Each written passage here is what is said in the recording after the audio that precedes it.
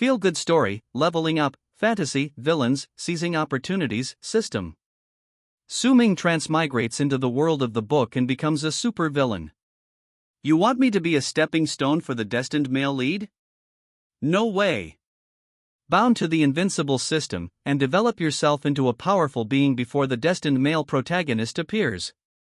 Marrying a wife, having children, and enjoying a carefree life is the true path to success. Chapter 1, Transmigrating into a Villain's Book, Taking a Concubine and Becoming Stronger as the Holy Sun. It's born. It's born. The divine child's wife has given birth. The divine child's wife has given birth to a son for the divine child. With a baby's cry from the delivery room, joy instantly filled the entire Holy Land. Although this young master was born to a concubine, he was still the divine child's son. The joy outside did not disturb Ming, who was meditating in his study. Ding! Congratulations to the host for successfully giving birth to your first child. Reward, 3,000 villain points, and successfully plundered 1,000 of the male lead's luck, which can be automatically converted into villain points. Ding! Detected that the host's child possesses the rare heavenly chaos spiritual body. Additional reward, 30 years of cultivation. Ming listened to the system's voice and was very satisfied with the system's rewards. He had been here for a full year, and finally, his first child had been born. That's right, the Ming before him was not from this world. He was a transmigrator. Back in the 21st century, he was a struggling author, writing a fantasy novel for a pittance. The protagonist, Lin Tian, was originally a cultivation failure, but was possessed by the great Emperor Lin Tian, after which his cultivation skyrocketed. To emphasize the protagonist's power, Ming, the author, maximized his overpowered aura. Besides the protagonist, every other man in the book served as a stepping stone for his cultivation surge, and all the beauties ultimately became his harem. Now, Ming has transmigrated into the world of his own creation, becoming a cannon fodder villain. He's finally feeling the sting of his own actions. How much of a chance does this cannon fodder villain have? Fortunately, upon transmigrating, Ming unexpectedly bound himself to a system called acquiring concubines and having children to become stronger. Acquiring concubines and children earns system points, which can be converted into villain points. Villain points can be exchanged for elixirs, cultivation techniques, and more within the system. Of course, plundering the male protagonist Lin Tian's luck also grants villain points. After thoroughly studying the system's instructions, Ming set his sights on Li Shui. Why? Because in the original story, Li Shui was Lin Tian's mother. In the original story, Ming's character possessed an impressive identity, being the divine son of the Holy Land. The male protagonist, Lin Tian, was the son of Ming's maid, Li Shui. However, the mother and son were separated due to unforeseen circumstances. With nowhere else to go, Li Shui settled in the Holy Land, becoming Ming's maid. Whenever she had the chance to go down the mountain, she inquired everywhere about her son's whereabouts. Her son, Lin Tian, was also searching for his mother. According to the timeline of Ming's transmigration, in 2 years, Lin Tian would come up the mountain to rescue his mother. Why rescue instead of search? From Lin Tian's perspective, his mother, Li Shui, was imprisoned by the Holy Land, and he even fought a fierce battle against the entire Holy Land to rescue her. Ming thought, since the system wanted him to plunder Lin Tian's fortune, wouldn't taking Li Shui as a concubine and having her bear him a child be the best way to plunder the male lead's fortune? With his status as a divine son, taking a maid as a concubine was quite simple for Ming. Taking a concubine and having a child could be accomplished within a year. Now that his mission was accomplished and he had won a great victory, wasn't that wonderful? Ming tallied up the system rewards, concealed his aura, and then headed towards the delivery room. The moment he appeared, the air was filled with the sounds of maids congratulating Ming on the birth of his son. Some maids even flirted with Ming, hoping to win his favor and become his concubine like Li Shui. Although Ming wasn't exactly a virtuous gentleman, these maids' cultivation levels were too low. Having a child with them would offer no benefit to his cultivation. Naturally, he looked down on these maids. Ming pushed open the door and entered the room. The midwife immediately rushed forward, placing the still in swaddling clothes of the infant into Su Ming's arms. Divine child, congratulations on the birth of your son. Excellent. Excellent. Today is a day of great joy for this divine child, all will be rewarded. Then, Su Ming sat down beside Li Shue's bed, holding the child. Li Shue, thank you for your hard work. Li Shue had just given birth, but her cultivation was already quite high, so childbirth didn't affect her much. She shook her head. To give birth to a son for the divine child is something I do willingly. Perhaps the divine child could name the child. This is my first child. How about Su Yuan? Su Yuan, what a wonderful name. Thank you, divine child. There's no need for such formalities between husband and wife. Lin Tian. You never expected this. By the time you come to the mountain to rescue your mother 2 years later, I'll already be your stepfather. Ha ha ha. On Su Yuan's 1-month birthday, Su Ming invited many sect leaders from other holy lands to a celebration. Because of Su Yuan's unique constitution, Su Jiewu expressed his intention to personally teach his precious grandson. Although Li Shue was reluctant to part with Su Yuan, she understood when she thought about the child's future cultivation prospects. In the blink of an eye.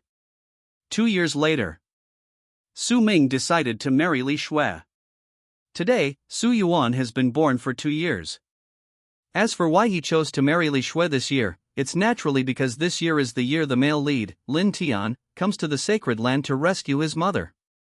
At that time, according to Su Ming's god, visually speaking, Lin Tian's every move was completely under his control. However, Su Ming had another underhanded trick up his sleeve to infuriate Lin Tian. That was Lin Tian's beautiful master, Zi Sun.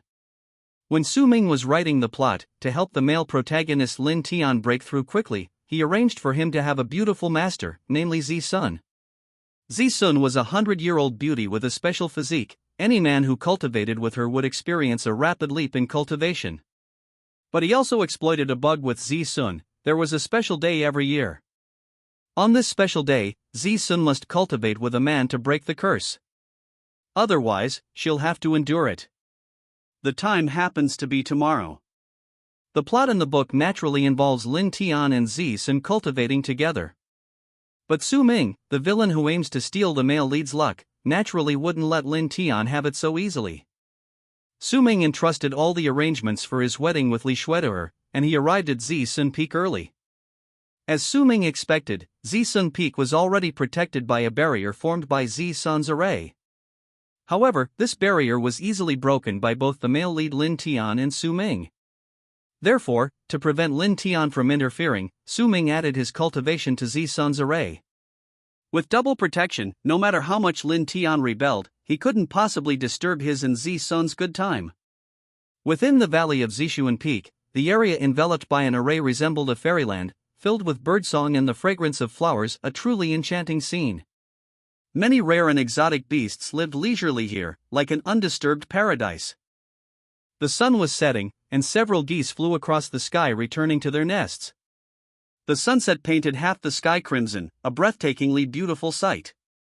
Su Ming had barely stepped inside when he was stunned by the beauty before him. In the center of the pool, amidst the swirling mist, a small, beautiful woman was meditating and regulating her breathing. But her face was covered in sweat. Su Ming could immediately tell that Zishuan's aphrodisiac had taken effect. For him, the opportunity had arrived. Without a word, Su Ming flew in. Zi Sun was startled by the commotion before her, then noticed a man had appeared in the pool. This man was extremely handsome. She recognized him. It was none other than the divine child, Su Ming. You lecherous rogue, you're asking for death. Although Zi Sun was experiencing a surge of lust, she still retained some semblance of rationality and was ready to fight at the slightest provocation. However, she knew she was completely naked, which made her somewhat restrained even in a fight. Su Ming, shameless, went straight for Zi Sun's vitals. Zi Sun was instantly captured by Su Ming, a soft moan escaping her lips. Damn you, you stinking man! Zi Sun wanted to resist, but she was powerless. Partly due to her own lustful urges, and partly due to Su Ming's superior skills. Zisun couldn't take it anymore and countered with a powerful thrust, knocking Su Ming. This battle lasted all day. Su Ming and Zisun fought for a whole day, both exhausted. Su Ming woke up first, gently helping Zisun up, stroking her long, black hair, and looking at the distant sunset. He couldn't help but exclaim, "Zisun, you're so beautiful." Zisun, still half asleep in his arms, hummed softly, frowning as she opened her eyes. When Zisun realized she was in the lake, feeling the gentle ripples caress her body, and saw a familiar face, her cheeks flushed red, her heart raced, and an unusual blush rose to her cheeks. Su Ming released her, and Zisun's first words were, "Su Ming, you're so mean." As she spoke, she lightly punched his chest with her small fist, the force so weak it was almost imperceptible, as if she couldn't bear to use any force. In the book, Zisun is Lin Tian's master, and even though she's over 100 years old, her appearance is still like that of a young girl. Moreover, she possessed a unique cultivation physique. Any intimate contact with a man could help him improve his cultivation, and then she would develop a strong affection for that person. The male protagonist, Lin Tian, was able to rapidly increase his cultivation level, and besides his comprehension of cultivation techniques, his daily joint cultivation with Zisun was also a key factor. Now that Su Ming had transmigrated into the book, this beauty with such a special physique naturally belonged to him. Seeing that the 100-year-old Zisun looked younger than the 36-year-old Li Shui, Su Ming found it amusing and wanted to tease her again. "What's wrong? Did I hurt you just now?" Zisun recalled how crazy she had been just now, chasing after Su Ming like a possessed octopus. "Ha ha." Seeing her too shy to speak, Su Ming hugged her tightly, helping her recover from her daze and shock. Suddenly looking up, Zisun met Su Ming's gaze. He was holding her tightly. At that moment, her heart pounded, and she felt incredibly uneasy. She wondered why her heart pounded so wildly and her head felt like it was on fire every time she saw Su Ming. Just as Zisun finished saying "no, not at all," she realized she'd let something slip, and her face instantly turned bright red. She lightly punched Su Ming, as if tickling him, and Su Ming chuckled. In fact, her action showed that she was truly satisfied with how she had felt. Through years of cultivation, Su Ming had not only made breakthroughs in his techniques, but his physical body was also nearly perfect. In a duel of techniques, he completely overwhelmed Zisun, surpassing her in both moves and routines. Although his cultivation level was slightly lower, he could feel a powerful force about to erupt within him. Once it did, not only would his cultivation level advance by leaps and bounds, but it would also shock the entire holy domain. Chapter 2. It was all preordained. Meanwhile, Lin Tian was outside the valley. He racked his brains trying to break the valley's ultimate formation, but to no avail. This formation combined Zisun's mastery of formations with the enhancement of the Su Ming system, making it impregnable, even approaching the defensive level of a sacred land, simply terrifying. Even the reborn great emperor Lin Tian found this formation extremely difficult. Even if he tried to force it open, it would take a considerable amount of time. Lin Tian had set off confidently at 7 or 8 in the morning, forgetting that his current cultivation level was far inferior to before. By the time he reached the outside of the valley, it was almost noon. He began attempting to break the formation. An hour, 2 hours passed, and he was drenched in sweat. What's going on? Why has this formation suddenly become so difficult? Although my cultivation level is not what it used to be, it shouldn't be this difficult. Although Lin Tian knew that Zisun would be his sooner or later, he was still unwilling to give up. He was only 18, in the prime of his life, his cultivation breakthrough just around the corner. How could he not be anxious? "Old Wu, young man, your talent for formations is mediocre. Want to become my disciple? If I were to take action, this formation would be done in a minute." "Lin Tian, shut up. You old geezer, who gave you a chance? I have my own methods." Lin Tian was full of confidence, but after struggling in front of the mountain protecting formation for 3 or 4 hours, he made no progress. Why? He had indeed learned formations from Elder Wu in his previous life, and after becoming a great emperor, his formation skills even surpassed Elder Wu's. But now, his cultivation level was insufficient, and the formation had changed, completely unlike what he remembered from his previous life, leaving him helpless. Even if Lin Tian was incredibly powerful, he couldn't break this formation in a short time. Setting up such a formation would take at least several months. Such a formation was naturally exceptionally powerful. Furthermore, Zisun's formation benefited from Su Ming's power. How could an ordinary person easily break it? Lin Tian was quite strong, but his cultivation level hadn't reached that height, and his divine sense was limited, restricting his observation range. Unless his cultivation level increased, he wouldn't be able to find a clue. Therefore, although Lin Tian was certain that Zisun was inside the formation, and his senses were very real, he was still somewhat anxious, even impulsive. Why wouldn't this damn formation open? A year had already nearly driven Lin Tian mad. If he couldn't break through now, was he supposed to endure another 10 years? Impossible. Absolutely not thinking this, Lin Tian decided to disregard everything and rush in first. Even if his strength was weakened and he couldn't use his full power, he had to take down his master, Zisun, first. Without hesitation, Lin Tian unleashed several emperor-level secret techniques: heaven opening, divine will covering the sun, limit-breaking emperor technique, soul burning. With each technique he used, his face grew paler. Even Elder Wu in the ring exclaimed in amazement, "This kid's resources are truly abundant, he's incredibly powerful." Elder Wu thought Lin Tian was breaking through an array, unaware that Lin Tian was burning his own potential. With each technique he used, Lin Tian coughed up blood, finally almost collapsing and spitting out a large mouthful. Elder Wu couldn't help but warn, "Kid, don't die here, I'm waiting to help you." Lin Tian cursed inwardly, "Shut up. I'm fine."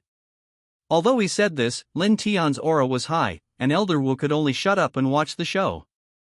Lin Tian's strength surged instantly, soaring from the late true transformation stage to the true person stage, and then to the mid-cave realm. His blood boiled, and he muttered to himself, "Power. Power I haven't seen in so long. Even if it's temporary, as long as I, Lin Tian, live, I will become stronger, 1,000 times stronger, until I become a great emperor again."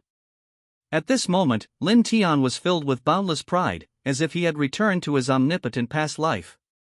However, an unexpected event occurred. The mountain protecting formation suddenly trembled, as if someone was about to emerge. Immediately afterward, the formation radiated light, dazzling golden brilliance, countless runes and ripples intertwined, the air seemed to freeze, and the world became eerily quiet. Two figures vaguely appeared within the formation. What's going on? Why are there two people? Lin Tian was stunned, his mind a complete blank. Then, he finally recognized the two people. One of them was his purpose, his master, Zisun. The other, however, utterly shocked him. How could it be him? Lin Tian felt a thunderous boom in his head, as if something rightfully his had been snatched away. Yes, that guy was Tianlong Su Ming. In the instant Lin Tian was shocked, Su Ming and Zisun also noticed Lin Tian outside the formation. Zisun's face was still damp with sweat, her cheeks flushed, as beautiful as the sunset. But Lin Tian had no time to look at any of that. Just seeing Zisun's eyes fixed on Su Ming filled him with rage, as if something inside him had shattered. He couldn't believe that he would harbor such deep resentment towards Su Ming. Lin Tian truly couldn't understand it. In his previous life, Su Ming, this divine son, was the one he had trampled underfoot. But in this life, he found such a discrepancy. Su Ming! Lin Tian roared. Question mark. Su Ming didn't respond, immediately recognizing Lin Tian outside. Lin Tian was so angry he felt like spitting blood. Zisun also noticed Lin Tian and asked him what he was doing, puzzled. Lin Tian nearly collapsed, making up an excuse that he was just passing by while gathering herbs. Zisun didn't think much of it and continued watching Su Ming. Lin Tian felt ignored, his heart aching even more, convinced that Zisun had fallen for someone else. Lin Tian remained outwardly calm, but inwardly he was cursing furiously. However, someone couldn't sit still any longer. Old Wu. Having been a great sage in his past life, what hadn't he seen? He immediately saw through Zisun's thoughts and couldn't help but tease Lin Tian. Lin Tian was extremely frustrated, but he could only endure it. Old Wu offered a few words of comfort, then sighed, "Young man, don't be too sad. Based on my many years of experience, your master, I'm afraid she's already. He spoke with a meaningful undertone. Lin Tian's face turned ashen, his fists clenched tightly. Old man, stop talking nonsense. Old Wu, however, persisted. What, did I say something wrong? Your master is definitely having an affair with that so-called divine child. I told you, being a simp never ends well. If you can't even protect the one you love, what else can you expect to do? Su Ming interjected, Brother Lin, don't be hasty. Your master does have something going on with me, but it's not safe in this desolate area. How about I escort you back? Lin Tian glared at Su Ming. You wish. You just want to take this opportunity to be intimate with Zi Sun, don't pretend to be a good person. Su Ming laughed heartily. Oh dear, you saw right through me. But didn't you just want to see me intimate with your master? Perfect, this will broaden your horizons. Lin Tian felt a tightness in his chest, almost as if he were about to vomit blood. Shut up, all of you. I'm warning you. Old Wu started rambling again. Young man, how about becoming my disciple? There are plenty of women like her, I guarantee I'll find you many better ones. Lin Tian closed his eyes, took a deep breath, his heart filled with mixed emotions. He hated, he was unwilling. His master, who had loved him madly in his previous life, had become Su Ming's plaything in this life. This humiliation was worse than death. He wanted to end it all, yet he also wanted to fight back desperately, to duel Su Ming to the very end. But reason told him that now was not the time. He was far from being Su Ming's match. As long as he survived, there would be a chance to rise again in the future. Baby, let's go. Su Ming called out affectionately to Zi Sun, his tone flippant. Baby, baby. Lin Tian murmured to himself, feeling dizzy. He understood now, behind the glory of his previous life lay only bitterness and helplessness. How much had he sacrificed to obtain those opportunities? Convinced Lin Tian wouldn't actually make a move, Su Ming grew bolder, directly taking Zi Sun's hand. Zi Sun's face flushed slightly, but she didn't pull away. Lin Tian felt as if his heart was being pierced by shards of glass, watching Su Ming and Zi Sun walk past him, chatting and laughing, as if he didn't exist. Old Wu asked again, this is the last time I'll ask you. Do you need my help, or to lend you some power? Lin Tian felt bitter inside, but outwardly pretended nothing was wrong and followed. Old Wu was startled, muttering, something's not right. Is this guy some kind of simp, a masochist, or even a cuckolded pervert? Old Wu wondered, otherwise how could he have tolerated Zi Sun being taken away like that? Old Wu wouldn't even dare to imagine such a thing. If it were him, he would have already used his strength to fight, no matter how powerful the other person was, he would have gone all out. But Lin Tian remained so calm, refusing Old Wu's help, and even followed the Minotaur without changing his expression. Old Wu had some ideas, but wasn't sure. Perhaps he'd figure it out next time. However, this made Old Wu admire Lin Tian even more. His woman was taken away by another man, and Lin Tian could still tolerate it. Truly a remarkable person. With such good talent, he has a high probability of becoming a strong person in the future. This made Old Wu look at him in a new light. Lin Tian walked behind, listening to Su Ming and Zi Sun chatting happily ahead, every word like a needle piercing his heart. Su Ming, look how quiet this valley is. Come play with me more often when you have time. Ha, as long as Sooner is happy. After walking for an unknown amount of time, Lin Tian felt completely weak, his eyes vacant. Suddenly, a voice came from ahead. Lin Tian, I'm taking Sooner back to the Holy Land. Do you want to come with me? Lin Tian was so angry he felt like he was going to vomit blood. Looking at Su Ming and Zi Sun, whose eyes were full of him, he was even more furious. Hearing Su Ming's good intentions, Lin Tian became even angrier. He wondered if he had been too confident, allowing the seemingly useless prodigy Su Ming to gain the upper hand. At this point, Lin Tian didn't want to think about it anymore. The more he thought about it, the more upset he became. Suddenly, Lin Tian felt a backlash from above, his vision went black, and he almost fell. He knew something was terribly wrong. He had used 4 different secret techniques that burned potential during the day to improve his cultivation, and now the aftereffects were kicking in. If it weren't for Su Ming, he probably would have been lying in this desolate wilderness for days. Although there were no wild beasts here, accidents could still happen. "Hey, Lin Tian, are you about to give up?" Su Ming feigned concern. When Lin Tian finally heard this in his dizzy state, he was furious. "It's all your fault. It was Master Zisun who was supposed to take me back to the sect." Unfortunately, Lin Tian would never hear those words again. Chapter 3: Surprise Attack. Su Ming found Lin Tian had collapsed, and quickly used his divine sense to confirm he was still alive before feeling relieved. Without much hesitation, Su Ming immediately piloted the flying boat towards the sect. On the way, he tossed the unconscious Lin Tian onto the deck, leaving him to the wind. After flying for a while, Su Ming grew bored. He glanced down at the unconscious Lin Tian, then at Zisun beside him, and a strange idea suddenly popped into his head. The more he thought about it, the more interesting it seemed, and he began to imagine Lin Tian's reaction upon waking. "Oh dear, Su Ming, isn't this a bit inappropriate? Lin Tian is still here." Zisun blushed, verbally objecting, but her body had already leaned closer. Su Ming smiled reassuringly. "I checked earlier. Lin Tian used some kind of secret technique to faint. He's fine. Besides, you're so beautiful, I couldn't resist." "Ah!" Zisun exclaimed softly, her face turning red.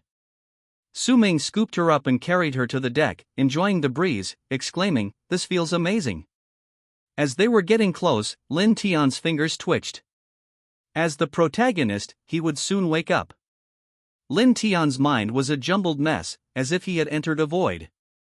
He seemed to hear some sounds, and a surge of excitement rose within him. Did he possess some hidden talent? Just as he frowned in thought, still groggy, Su Ming's voice suddenly became clear. Lin Tian finally understood the voice. The next instant, Lin Tian abruptly opened his eyes, his body ice cold. He saw a strange protective shield, its interior hazy, through which he could vaguely make out two figures pressed tightly together, seemingly engaged in something shameful. Lin Tian, a great emperor in his past life, how could he not understand what was happening? Recalling the events before and after his unconsciousness, he immediately flew into a rage. "Su Ming, who do you think you are? Stealing my wife is one thing, but daring to hug and cuddle in front of me. Do you even have any respect for me, Lin Tian?" Lin Tian's heart burned with fury, wishing he could rush up and teach this shameless couple a lesson. But the next moment, his body went limp, and he collapsed to the ground, utterly disheveled. This was a side effect of his potential unleashed. His entire body ached unbearably. Although somewhat relieved, the pain still tormented him, rendering him unable to move. "Ah!" Lin Tian roared in fury, but Su Ming and Zisun couldn't hear him at all. It turned out Su Ming had set up a protective shield, deliberately leaving a sliver of light to allow the sounds to escape. Lin Tian heard it all clearly, imagining the unspeakable scenes, and felt both angry and annoyed. He was 18 years old and had never even touched a woman. In the prime of his youth, these sounds were unsettling him. He felt ashamed and furious, yet powerless, forced to watch helplessly as intimate sounds emanated from the hazy magic circle. Old Wu inside the ring muttered to himself, "This kid isn't some weirdo who enjoys being cuckolded, is he? What an eye-opener." Old Wu added sarcastically, "Disciple, your master is quite the flirt." Lin Tian snapped, "Shut up, you old geezer. Do you think I can't do anything to you?" Old Wu laughed, Kid, you're getting bolder and bolder. Want to argue with me? But I understand. You're not exactly a normal person anyway. Do as you please." Old Wu was no pushover. Seeing Lin Tian's exasperated state, he deliberately provoked him, completely unfazed by his threats. Lin Tian lay on the ground, wanting only to close his eyes and rest, but the annoying sounds kept piercing his ears, making him restless and uneasy. His body was weak, he could do nothing, and he even felt the sky had turned green. At this moment, he longed to get drunk, to cry his heart out. The reborn Lin Tian knew that Zisun's constitution was special, able to help him quickly cultivate to godhood. To win the heart of this beauty, he had humbled himself before Zisun, all for the sake of one day achieving great success. But all of this was destroyed by his stepping stone from his previous life, the good-for-nothing Su Ming. Lin Tian wished he could die immediately, but as a man, he forced back his tears. Next time, he would work even harder. Su Ming, you just wait. As long as I live, your end is near. One day, I will make you pay. Lin Tian's eyes were bloodshot, filled with rage. His hatred for Su Ming was unparalleled. He suddenly understood the feelings of those he had exterminated. The way they looked at him was filled with hatred, a desire to devour him alive. Lin Tian finally understood the weight of hatred. The urge to tear them apart and eat them was excruciating. It hurts so much. He screamed inwardly, sinking into despair. Every intimate moment between Su Ming and Zisun felt like a mockery of Lin Tian's year of hard work and sacrifice. He had never imagined he would end up like this. He had intended to do something, but he had become Su Ming's stepping stone. Lin Tian's eyes were bloodshot as he stared blankly at the sky, his heart filled with a mixture of despair and rage. Time slowly passed, and the tormenting sounds finally ceased. Su Ming and Zisun, panting, dressed and dispelled the formation. Seeing Lin Tian lying motionless on the ground, they thought he was dead. Thankfully, he was still alive. He called out a few times before coming to his senses. Sooner, we're almost at the Holy Land. I have an idea. Su Ming asked. Go ahead. Zisun only cared about Su Ming's thoughts. I think Lin Tian's abilities in these two areas are average. I want to recommend something else to him. What do you think? Su Ming's meaning was clear. Zisun was his now, why should he teach her a disciple? It was best to keep Lin Tian far away, lest he lose his temper one day and use some underhanded methods to cuckold him. After all, Zisun Peak was only so big. Lin Tian was the protagonist, and his luck was good. Su Ming felt it was best to be cautious. If he were cuckolded by Lin Tian, wouldn't that be disgusting? Then let's do it this way. I'll go tell him. Su Ming said. Zisun shook her head. Although her heart and eyes were full of Su Ming, she knew what he meant. She vaguely remembered what happened before she broke her vows. Back then, she hated men.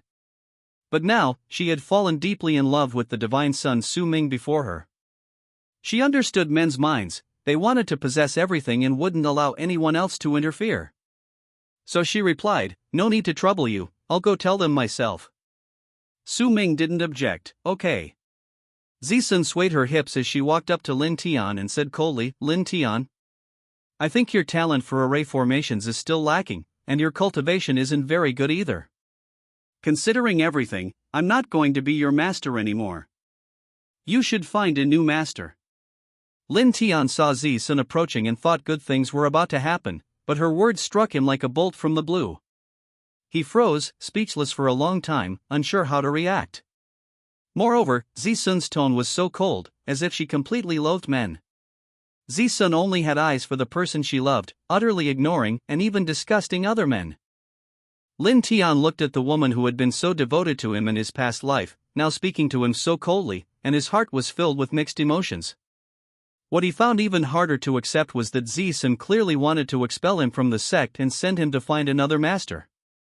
Lin Tian wanted to speak, wanted to move closer to Zisun, but his body swayed violently, almost losing his balance. He was devastated. Zisun. Lin Tian managed to utter those two words, his mind a complete mess. Then, everything went black, and he fainted, his body falling towards Zisun, as if he wanted to throw himself into her arms. However, Zisun's face was full of disgust upon seeing Lin Tian's weak state. She dodged Lin Tian. Bang! Lin Tian fell to the ground, unconscious once again. This time, Zisun's indifference had broken his heart, he felt like the sky was falling. Even Elder Wu in the ring sighed inwardly, boy, didn't I warn you long ago?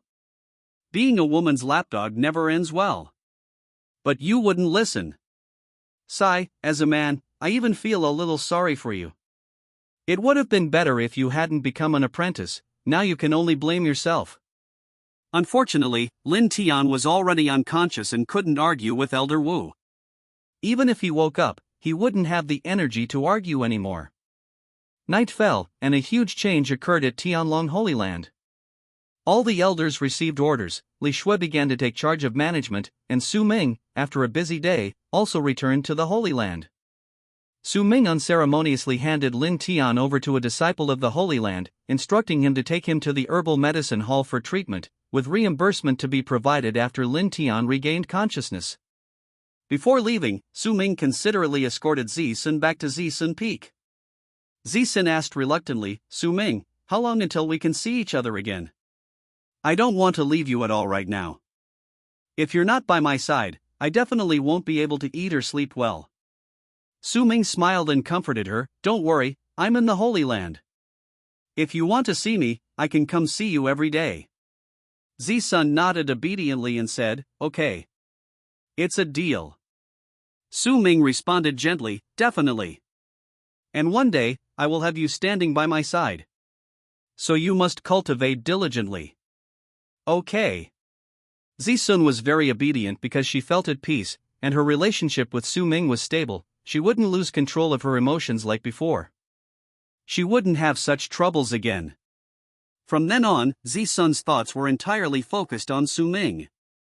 Not only that, her state of mind was perfected, and her strength quickly recovered to its original level, even advancing further. Her cultivation speed would also be much faster in the future. Su Ming and Li Shui's marriage was not yet over, so he naturally couldn't openly take Zisun as a concubine. When the time was right, he would naturally find a way to make Li Shui accept Zisun. Zisun's eyes were moist as she watched Su Ming's departing figure, her heart filled with reluctance. Su Ming stroked her hair, gently kissed her forehead, and turned to walk towards Tianlong Palace. In his view, though he might be seen as a villain by outsiders, his inner principles had never wavered. He never disregarded the feelings of others to achieve his goals. It was precisely because of this that Li Shui was able to have happiness, rather than becoming a cold tool. In this respect alone, Su Ming was no less than Lin Tian. Not long after, Su Ming returned to Tianlong Palace. The palace was brightly lit, filled with laughter and joy. The maids at the gate, seeing him, immediately cheered loudly, "Lady of the Divine Prince! The Divine Prince is back!" In the dining hall, Li Shui was busy preparing a meal. Afraid that Su Ming hadn't eaten yet, she had specially prepared a sumptuous dinner. Li Shui was a meticulous and diligent person, deeply aware of the hardships of life, and therefore cherished the happiness she had now. Despite her noble status, she never slacked off, only wishing to stay by Su Ming's side forever. Chapter 4 Encounter. The maid's voice filled Li Shui with joy. She hadn't seen Su Ming all day and felt a void in her life, wanting nothing more than to cling to him and be a dutiful wife. She quickly put down her work, lifted her skirt, and hurried out of the dining hall. Seeing Su Ming standing at the door, they smiled at each other. Su Ming spoke first, "Shui, I'm sorry to trouble you, working so late." He looked at her with tenderness. They had been together for 2 years, and Li Shui remained diligent, even more so than before. Besides cultivation, she continued to learn, striving to improve herself. Su Ming, on the other hand, only needed to focus on cultivation. Becoming stronger was his sole pursuit. "Husband, I'm not tired at all, nothing compared to your hard work," Li Shui said with a smile. Su Ming smiled and asked, "Shui, what delicious food did you make? It smells so good." "I haven't eaten yet," Li Shui happily replied. "My husband's return is just in time.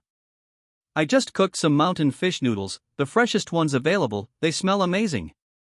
"I've been waiting for you, I haven't eaten yet." Su Ming smiled and stepped forward, ruffling her hair. She beamed, enjoying this warm moment.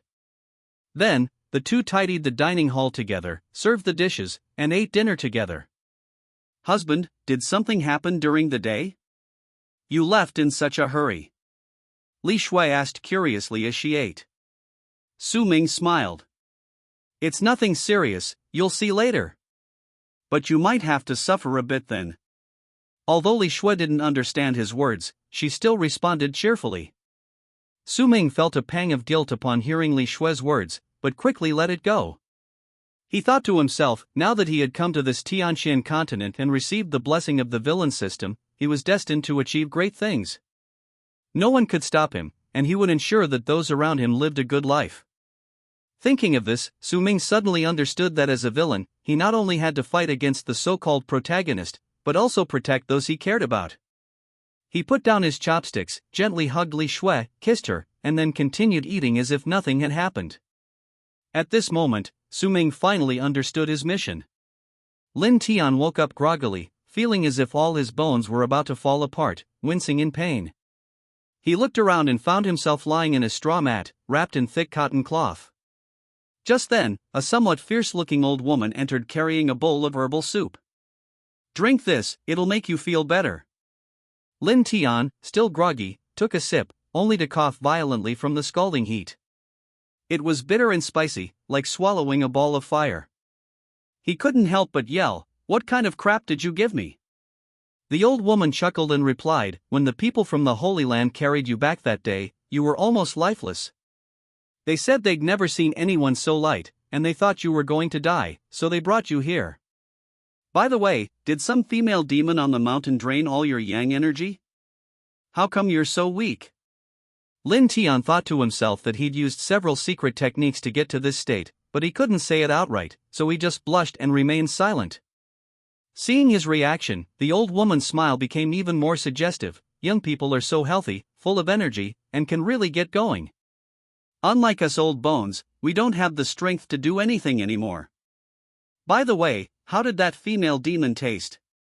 Lin Tian grew increasingly annoyed, his face turning increasingly pale. The old woman, assuming he was doing this out of desperation to survive, thought he was quite brave and continued to tease, "Oh dear, could it be that the female demon is powerful but not very attractive? TSK, you've got guts." Lin Tian was furious and shouted, "Nonsense! I want to go back." Lin Tian felt incredibly unlucky. Even while treating his injury, he had to endure gossip. He had no idea what a female demon tasted like. But thinking of his master, Zisun, his heart felt heavy and sorrowful. Thinking of Ming, he wanted nothing more than to rush up and fight him. "Ming, you just wait. When I get my revenge, I'll make you regret it." Lin Tian was filled with hatred, as if killing Ming would be the best thing that could happen to him. Unfortunately, he couldn't do it now. The slightest movement felt like his entire body was being torn apart, causing him to gasp in pain. Although he wasn't injured, he was too weak to muster any strength. "Drink it quickly, while it's hot. I still have to go save others. You'll be better tomorrow." The old woman, seeing through his condition, didn't bother with further explanation and simply lifted his head to pour the medicinal soup down his throat. Lin Tian trembled from the heat, almost fainting. Having barely survived this ordeal, Lin Tian glared fiercely at the old woman but said nothing more. For him, as long as it could nourish his body, he had to endure any bitterness. But he didn't want to go through that taste and experience again. The next morning, before the sun even rose, the old woman opened her door to collect spirit stones, making a hefty profit. When Lin Tian went outside, the whole world seemed gray. However, since his body was finally recovering, he didn't want to think too much. Dragging his injured leg, he found a small hillside to rest on, planning to find a new place to live once he was fully healed. Lin Tian felt he would never be able to return to Zisun Peak in his lifetime, a thought that made him want to cry. His resentment towards Ming deepened. He never imagined that the stone he used as a stepping stone in his past life would cause him such a devastating fall in this one, a pain that pierced his heart. Days passed, and Lin Tian's life became extremely difficult. He was withdrawn and had almost no friends in the Holy Land. Furthermore, due to last year's events, everyone generally believed he had risen through crooked means, so no one wanted to approach him. Even his senior brothers and sisters who wanted to care for him were deliberately avoided by him. Now, he had no one to care about him. He was so weak that he could barely hold a spatula while cooking. Occasionally, he would add too much salt or soy sauce, but he didn't have the strength to cook a new meal, and could only swallow the unpalatable food with tears in his eyes. Ming, you'll remember this. Lin Tian's suffering made Elder Wu shake his head and sigh. "If you had known it would turn out like this, why did you do it in the first place?" Lin Tian could only silently endure Elder Wu's sarcastic remarks and quietly try to recover. His mind was blank, he only hoped his body would recover quickly, and he could worry about everything else later. 2 months later, Lin Tian's body had almost fully recovered. Suddenly, he felt a loosening in his cultivation, an opportunity for a breakthrough. His spirits lifted, and he immediately sat cross-legged, focusing all his energy on breaking through to the new realm. Several hours later, a deafening roar erupted as the cave he was in collapsed. Lin Tian stood atop the mountain, looking up to the sky and roaring, "Today, I, Lin Tian, have finally broken through to the true person realm." He was so excited he almost cried. He had been stuck in the late stage of the true transformation realm, unable to advance any further. Now, he had finally succeeded. He had waited far too long for this moment. The feeling of breaking through is amazing. Finally, Lin Tian regained his confidence, feeling that his talent was still there. After experiencing a series of setbacks and grievances, he finally broke through to the true transformation realm. With his ability to fight beyond his level, he could now contend with late-stage experts. Although Lin Tian's breakthrough didn't cause a stir, it still attracted the attention of several surrounding mountain peaks. A person who was taking a walk and cultivating heard the sound, his eyes lit up, and he immediately hurried over. He arrived quickly. This person was Lu Jia. The Nine Heavens Holy Land was once a unified Great Holy Land, but it had long since disappeared from the Tianxian continent, leaving only an empty shell. Anywhere that imitated its practices would be jointly attacked by the so-called righteous Holy Lands, who claimed that those who imitate the Nine Heavens style are all insane, have committed countless evil deeds, and must be eliminated. Under this pretext, anyone who imitated the Nine Heavens behavior almost never lived more than 2 months. Everyone was just talking the talk. But having learned their lesson, the Nine Heavens Holy Land now focuses on doing good deeds. However, the other Holy Lands know in their hearts that these people are the reincarnations of the Nine Heavens. They haven't done anything wrong, and no one can find a legitimate reason to attack them. After all, they could also claim to be righteous and unite against others. The relationships between Holy Lands are actually quite complex, not as harmonious as they appear on the surface, with various struggles behind the scenes. These are either hatreds accumulated over generations or personal conflicts between certain godlords. But now, the Nine Heavens Holy Land is considered a powerful force, with considerable strength, comparable to the heavenly flourishing Holy Land. Furthermore, the Nine Heavens Godlord is not only highly skilled in martial arts but also very intelligent and adept at handling interpersonal relationships, so many people are willing to seek their help. Recently, the heavenly flourishing Holy Land's divine son is getting married, and other Holy Lands have sent people to offer their congratulations. The person who came was none other than the amiable second elder. After all, Zhang Huanyue, the goddess of the Nine Heavens Holy Land, became inexplicably infatuated with Su Ming of the heavenly flourishing Holy Land after meeting him, and publicly declared that she could only have him for life. However, the matter is actually quite simple. Su Ming has always been devoted to Wu Qingran and has never paid any attention to Zhang Huanyue. Although Zhang Huanyue was beautiful, rumored to be exceptionally charming, and remained single, Su Ming never even gave her a second glance. Years later, Su Ming lost to Lin Tian at the age of 18, and subsequently suffered a series of misfortunes, becoming a laughingstock throughout the Tianxian continent. The matter was gradually forgotten. However, Zhang Huanyue secretly tried her best to help Su Ming, but in the end, she suffered a tragic fate. The book recounts how Su Ming fought Lin Tian for Wu Qingran, only to be badly beaten. Zhang Huanyue, or rather, the so-called Nine Heavens Demoness, became Lin Tian's pawn in dealing with Su Ming. Later, Lin Tian left a mark on Zhang Huanyue's heart, one she could never escape, turning her into a puppet at his mercy, truly pitiful. Although Su Ming never had any feelings for Zhang Huanyue, he felt immense guilt every time she risked her life to save him. It wasn't until Zhang Huanyue became Lin Tian's complete plaything that Su Ming completely broke down and went insane. Even when Su Ming was writing the book, this character was heavily criticized by readers, who all felt sorry for her. But in this lifetime, Su Ming would never let such a thing happen again. The second elder stood outside the Nine Heavens Holy Land, looking at the magnificent buildings, not much inferior to the heavenly flourishing Holy Land. The atmosphere of the Nine Heavens Holy Land was domineering, anything but understated, giving off a very tough feeling. Whether it was the style of the architecture or the eyes of the cultivators inside, everything exuded a fierce intensity. However, all of this had been planned in advance. The heavenly flourishing Holy Land had specifically sent the mild-mannered second elder to deliver the invitation to avoid unnecessary trouble. If they had sent the hot-tempered first elder, there might actually have been a fight before he returned, which wouldn't have been good. After all, this was a joyous occasion. The second elder shook his whisk, patiently waiting for the gatekeeper of the Nine Heavens Holy Land to deliver the message. After quite a while, the message arrived. He had been invited in. As for whose intention it was? Of course, it was Zhang Huanyue, the goddess of the Nine Heavens. For no other reason than that, upon hearing it was the Heavenly Long Holy Land, and especially about things related to Heavenly Long, she immediately became interested and even personally went to the entrance of the Holy Land to greet her. Chapter 5: The Nine Heavens Goddess. Huan Yu greets the second elder. How are you still? Judging by her words alone, it's hard to imagine that this dignified and simply dressed woman is the legendary Nine Heavens Goddess. The second elder scrutinized her. Though she wore no extravagant attire, she exuded an indescribable, alluring charm. Even her voice carried a hint of seduction.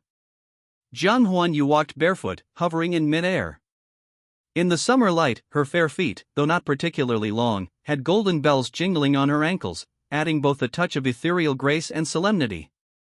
She appeared more like a pure and holy fairy than the Nine Heavens demoness of legend. In fact, this woman had cultivated an extremely profound art of seduction, already mastering it to perfection.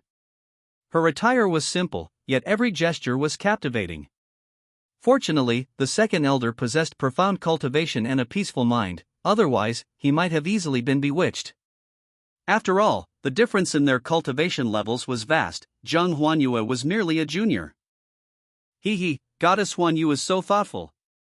I'm already this old, how could I possibly trouble you like this? The second elder chuckled and teased. Not at all, second elder, please have a seat. Zhang Huanyu returned the gesture with a hearty laugh. On the way, Zhang Huanyu chatted animatedly with the second elder, the atmosphere very harmonious. Not only was she impeccably polite, but she also seemed quite familiar with the old man. Whenever she needed to go to the Nine Heavens Holy Land, the second elder would always make the arrangements, and Zhang Huanyue would always seek him out for casual conversation, the topic invariably revolving around Su Ming. Whenever she heard that Su Ming was still persistent despite being rejected by Wu Qingran, she would cover her mouth and chuckle, clearly enjoying it. She found him both amusing and pitiful. Her room was even filled with portraits of Su Ming, showing how deeply she cared for him. The mission to the Nine Heavens Holy Land was actually initiated by the second elder. On one hand, it was to see Zhang Huanyue, this junior. On the other hand, the second elder already had a plan in mind. Before meeting Li Shui, he favored the pairing of Zhang Huanyue and Su Ming. As an elder, he could immediately see Zhang Huanyue's admiration for Su Ming and her genuine hope that he would accept her. This woman was completely unlike the wicked woman the outside world described. Instead, she resembled a bold and charming young woman. Second elder, how is my brother Su Ming's cultivation lately? Has he been slacking off again? Zhang Huanyue playfully stuck out her tongue, a cute gesture that, because of her aura, became exceptionally sexy. She was captivating. However, the second elder remained steadfast, completely unmoved, and replied with a beaming smile, "Ha ha. Goddess of joy, it seems you've guessed wrong this time. I've come to bring you some very good news." The second elder was a kind-hearted man, but his cunning was deeper than anyone else's. Li Shui's potential was a matter for the future, but if they could win over Zhang Huanyue, it would be a tremendous boon to the Tianlong Holy Land. Besides, it's common for men to have multiple wives. Such a wonderful girl, of course he wanted to help Su Ming arrange this marriage, even if he was only here to deliver an invitation and could also put in a good word for his brother. Zhang Huanyue raised an eyebrow, a hint of curiosity flashing in her eyes. Zhang Huanyue wondered to herself, could Su Ming have run into some trouble? The second elder chuckled and said, there are two good things, but one might not be so good for you. Which one do you want to hear first? Zhang Huanyue's eyes darted around, and she said with a grin, the good news, of course.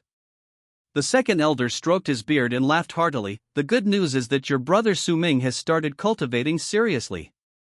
What realm do you think he's reached now? He deliberately teased her, staring at Zhang Huanyue with a smile. Zhang Huanyue thought for a moment. Su Ming hadn't made much progress in the mid-stage of the true transformation realm before, but in the past 2 years, if he had truly focused on cultivation, with his talent, he should at least have reached the early stage of the cave abode realm. Moreover, since the second elder said it was good news, it must be more than that, the progress must be considerable. So she tentatively asked, mid-stage cave abode realm? No, maybe late stage, or even perfect. The second elder laughed so hard he couldn't straighten up. Ha, you little brat, you've got guts. But you're still wrong, guess again. Zhang Huanyue covered her mouth in surprise. Heavens! Brother Su Ming is actually so powerful. Could he already be in the divine wheel realm? The second elder nodded, smiling, and said, that's right, your brother Su Ming has already entered the divine will realm. As for the specific level, I'm not quite sure, perhaps he's practiced some secret technique to hide his realm. In short, he's already far ahead of you. These words were like a thunderclap on calm water, causing turbulent waves to surge around them. Zhang Huanyue knew her cultivation level was only at the late stage of the cave abode realm, a breakthrough she had only recently made. Her aptitude was similar to Wu Qingran's, perhaps even slightly better. However, Wu Qingran's cultivation had improved considerably after experiencing the life and death secret realm, and with Su Ming's guidance, she was now close to reaching the divine will realm. Zhang Huanyue counted on her fingers, both astonished and impressed.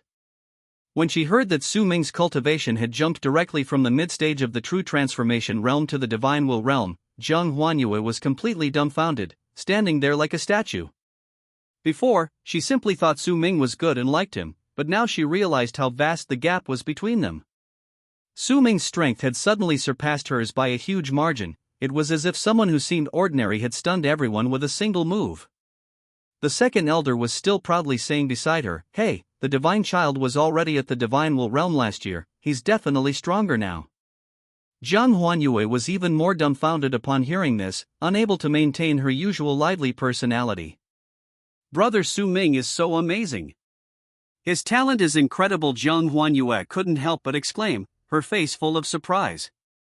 But she quickly clenched her fists, putting on a determined and hard-working expression. Regardless of how charming she usually was, Brother Su Ming is already so amazing, I have to work even harder. Otherwise, wouldn't it be embarrassing to see him like this, being so incompetent? Seeing her expression, the second elder smiled and encouraged her. It's good that Huanyue has this intention. There's also good news, it seems that the divine son doesn't like the divine daughter very much anymore. Upon hearing this, Zhang Huanyue was even more shocked than before. This was the first time she had been so surprised since she swore that she would only love Su Ming for the rest of her life. Because she loved Su Ming so much, she could sense his coldness towards her. She had visited Tianlong Holy Land to see Su Ming before, but each time he refused, citing reasons such as not wanting to see her. Over time, she went less often, but that didn't mean she didn't love Su Ming. On the contrary, she tried even harder, hoping to appear when he needed her. She never imagined Su Ming would suddenly change his mind and no longer like the Tianlong goddess. It was like those persistent simps suddenly stopping and turning into playboys. No one would believe it. After all, old habits die hard, and a leopard can't change its spots. Hearing the second elder's serious words, Zhang Huanyue was stunned, muttering, Brother Su Ming doesn't like Sister Wu Qingran anymore? Really not. She was shocked and disappointed, unable to understand why Su Ming suddenly disliked Wu Qingran. If it were her, asking her not to like Su Ming would be impossible, she couldn't do it. Liking someone is liking someone, it's a simple desire to like them, a desire to possess them, and she wouldn't easily let go. A single glance, and it was love at first sight, without any reason. Thinking of this, a hint of expectation flickered in her eyes as she looked at the second elder. Zhang Huanyue floated in midair, gently swinging her small, white feet, and asked shyly, Second elder, do you think Brother Su Ming will like me in the future? She had always hoped that Su Ming would accept her, but she had never truly dared to hope that this moment would come. Although she was usually cheerful and lively, in front of the person she liked, she was like a simple little girl. She didn't care about the gossip from the outside world, she only cared about Su Ming. The second elder was silent for a moment. In the past 2 years, he had noticed that since Su Ming started spending time with Li Shui, he had never taken the initiative to contact his junior sister, the goddess, as if he had completely let go of the past. There were rumors that once, the goddess took the initiative to seek out Su Ming, but he only calmly instructed her in cultivation, without any other expression. It seemed that Su Ming had let go of the past and started a new life. The Su Ming of today is no longer the carefree and irresponsible person he once was. He cultivates diligently, possesses a cheerful and sunny personality, and a gentle heart perfectly suited to Tianlong's status. The second elder felt that Zhang Huanyue was not only beautiful, but her personality and character were also very suitable for Su Ming. If she became the Divine Sun's concubine, she would be a great help to Su Ming in the future. He planned to do his best to encourage Su Ming to accept her. After all, the second elder had known Zhang Huanyue for so long and thought she was quite suitable. The second elder had an idea in mind and said, "Yes. The Divine Sun might actually accept you." In his opinion, Su Ming's temperament was much gentler now, and he wasn't too calculating. If this matter was beneficial to the Holy Land, and Zhang Huanyue genuinely liked Su Ming, it wasn't impossible to bring it up a few more times. The second elder felt that after living for so many years, he understood matters of the heart. Compared to love at first sight, cultivating feelings slowly was more likely to succeed. As long as Zhang Huanyue spent more time with Su Ming, things might naturally fall into place. After all, Zhang Huanyue was beautiful and had a great presence, 9 out of 10 men would be attracted to her. Hearing this, Zhang Huanyue jumped up excitedly. "Oh, that's great." She didn't act like an ordinary girl at all, she was more like the girl next door, but that was only when she was dealing with Su Ming. Once Zhang Huanyue calmed down, the second elder cleared his throat, preparing to continue. "Ahem, little girl, are you mentally prepared for bad news?" The second elder stared at Zhang Huanyue strangely. Zhang Huanyue looked puzzled, wondering, what's wrong with the second elder today? Is there something wrong with me? But she didn't dwell on it for long, and started joking with a smile. "Ha ha ha. You fat old man, hurry up and speak. If you're too slow, I'll kick you." As long as brother Su Ming doesn't abandon sister Wu Qingran and run off to become a monk, that's fine. The second elder's face turned cold when he saw Zhang Huanyue joking so easily. "Humph, how could my divine son become a monk? Even if he wanted to, we wouldn't agree, we'd force him to have more children. But you, little girl, you're still young, if the Divine Sun asked you to have children in the future, would you agree?" He. The second elder was no pushover, Zhang Huanyue was far from being able to outsmart him. However, they had a good relationship, like old friends. Zhang Huanyue blushed slightly. Seeing the second elder's frivolous behavior, she pouted in anger, patted her chest, and said loudly, "Ha! Why not? I'll go all out then. Who am I afraid of? Besides, brother Su Ming is so outstanding, I won't be at a disadvantage. Although I'm 16 now in 2 more years, I'll be all grown up." Chapter 6 Tianlong Holy Land. Seeing Zhang Huanyue's courage, the second elder didn't laugh at her. Instead, he thought such a girl was rare. He'd have to make Su Ming pay more attention to her in the future. Besides, this little devil was quite interesting. Bringing her to Tianlong Holy Land would make things easier for Su Ming, he wouldn't be cooped up in his cultivation room all day. He should go out and explore more. "Fat old man, hurry up and tell me. What bad news is it? I'm listening. Don't hold back. I can handle it." Zhang Huanyue was in a great mood, feeling that as long as Su Ming accepted her, nothing else mattered. What bad news could there be? Could it be that brother Su Ming broke his leg and couldn't cultivate anymore? If that were the case, fat old man, you wouldn't be laughing. That's definitely not a big deal. Thinking of this, Zhang Huanyue waited expectantly for the second elder to continue. Seeing Zhang Huanyue's confident look, as if she wasn't afraid at all, the second elder laughed, a hearty laugh. "Hey! I have something to tell you, our divine son Su Ming is getting married. And the bride is your Su Ming brother. The two looked at each other, their eyes clashing. Getting married? What? Really getting married? Jiang Huanyue was stunned, momentarily speechless. Oh dear. Something's not right. Su Ming brother is only 19 years old. We cultivators can live for tens of thousands of years without a problem. Why is he in such a hurry to get married? Jiang Huanyue's emotions surged, and she rattled off a string of questions. Who's the bride? Didn't you say he and Wu Qingran weren't meant to be? How come they're getting married now? Why?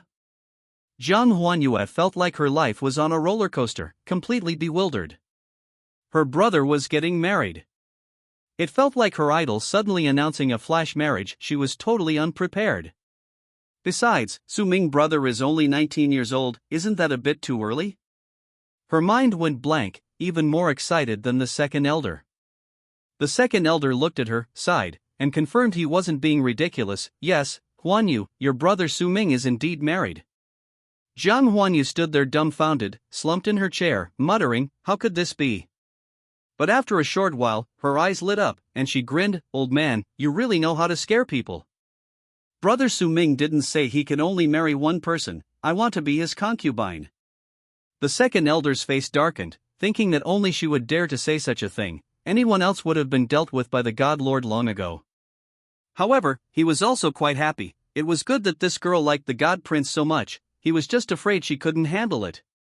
He continued, yes, Huanyu, you have a chance, because brother Su Ming didn't marry the goddess junior sister, but a woman named Li Shui.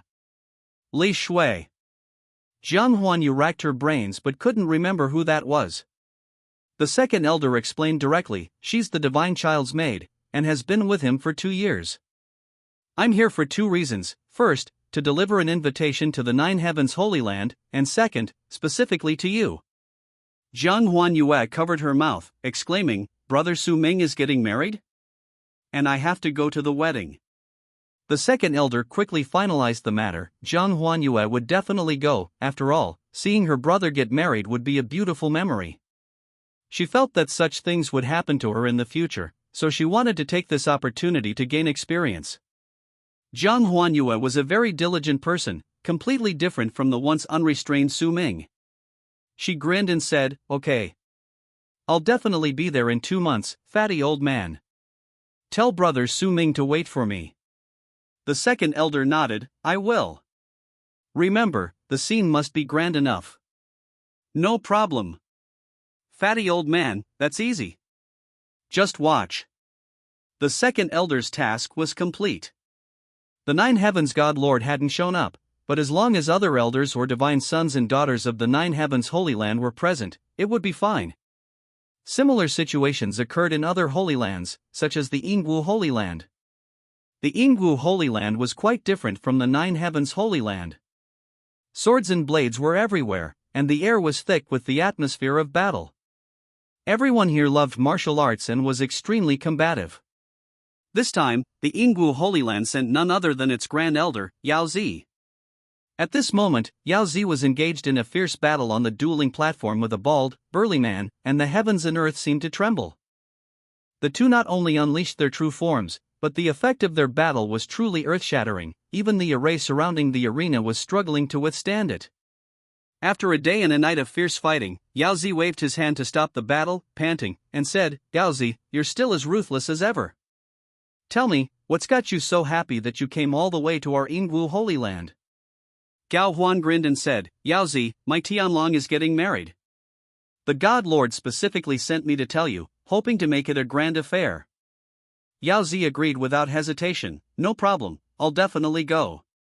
Gao Huan and Yao Zi had adventured together on the Tianxian continent in their youth, sharing life and death experiences, and their bond was very deep. Therefore, as soon as Yao Zi heard it was about Gao Huan, he immediately agreed. Meanwhile, the 6th elder of the Antarctic Holy Land traveled for over a month, finally arriving at the far south by flying boat. This place was perpetually covered in ice and snow, a vast expanse of white, seemingly unsuitable for human habitation. However, there is a colossal ice city here, its walls adorned with incredibly lifelike carvings, covering an area spanning hundreds of thousands of miles. While the outside is desolate, the ice city is bustling with activity. Everyone is robust and dressed ruggedly, seemingly impervious to the cold. In the Elders' Hall of the Antarctic Holy Land, the elders are arguing heatedly, their faces flushed red. The second elder angrily said, "Brother, that old man from Tianlong Holy Land is utterly wicked. Don't believe a word he says. He said the same thing last time, and he swindled us out of our extreme cold gem." The first elder calmly replied, "Second brother, stop arguing. A bet is a bet. If sixth brother is capable, the prize will naturally belong to him." The sixth elder watched from the side, waiting for the elders to calm down before speaking. "Thank you all for your hard work, brothers. This is a joyous occasion, the wedding of my divine son. The Divine Lord specifically sent me to invite you all to attend. Sixth brother thanks you all." After speaking, he took out some strange and unusual items and local specialties from his robes as gifts for everyone. The elders immediately fell silent, exchanging glances. Finally, one of the more shameless elders stepped forward and took the treasures from the sixth elder. The Grand Elder of the Antarctic Holy Land pretended not to notice and said, "Sixth brother, you're too kind. The wedding of the divine child of the Tianlong Holy Land is a major event, we will definitely attend. Don't worry, we know the rules and will certainly give you the honor." The sixth elder had previously hinted that the Tianlong Divine Lord requested a grand wedding, and the elders of the Antarctic Holy Land understood what to do. After the matter was settled, the sixth elder left. Similar things were happening elsewhere. The Tianlong Divine Lord and the elders arranged everything meticulously, sending suitable people to persuade the various Holy Lands. Before long, all the places that received invitations agreed. The elders each had their own methods, some relied on connections, some on cunning, and things went smoothly. Now they just waited for the wedding day. 4 months later, the Tianlong Holy Land was filled with joy. Every household was adorned with red paper and couplets, and red lanterns hung along the roads and on buildings. Every so often, there were pavilions for guests from afar to rest. Children laughed and played incessantly. Many cultivators had brought their relatives to attend Su Ming's wedding. This wedding, proposed by Li Shui at the elders' meeting, had been in preparation for 6 months. It was exceptionally well prepared. Famous sects, renowned cultivators, and even some lesser-known rogue cultivators from within a radius of hundreds of thousands of miles were invited. Everyone had to show respect to the top holy sects, no one dared to be absent, and those who did attend were expected to bring gifts and enough guests. The reputation of Tianlong Holy Land rested entirely on their own shoulders. Su Ming and Li Shui were quite satisfied with this.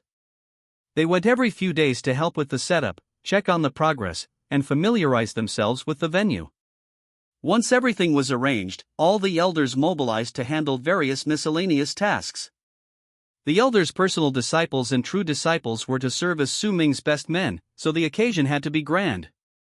Elite disciples were responsible for maintaining order, as large groups could easily lead to chaos, and someone needed to direct them.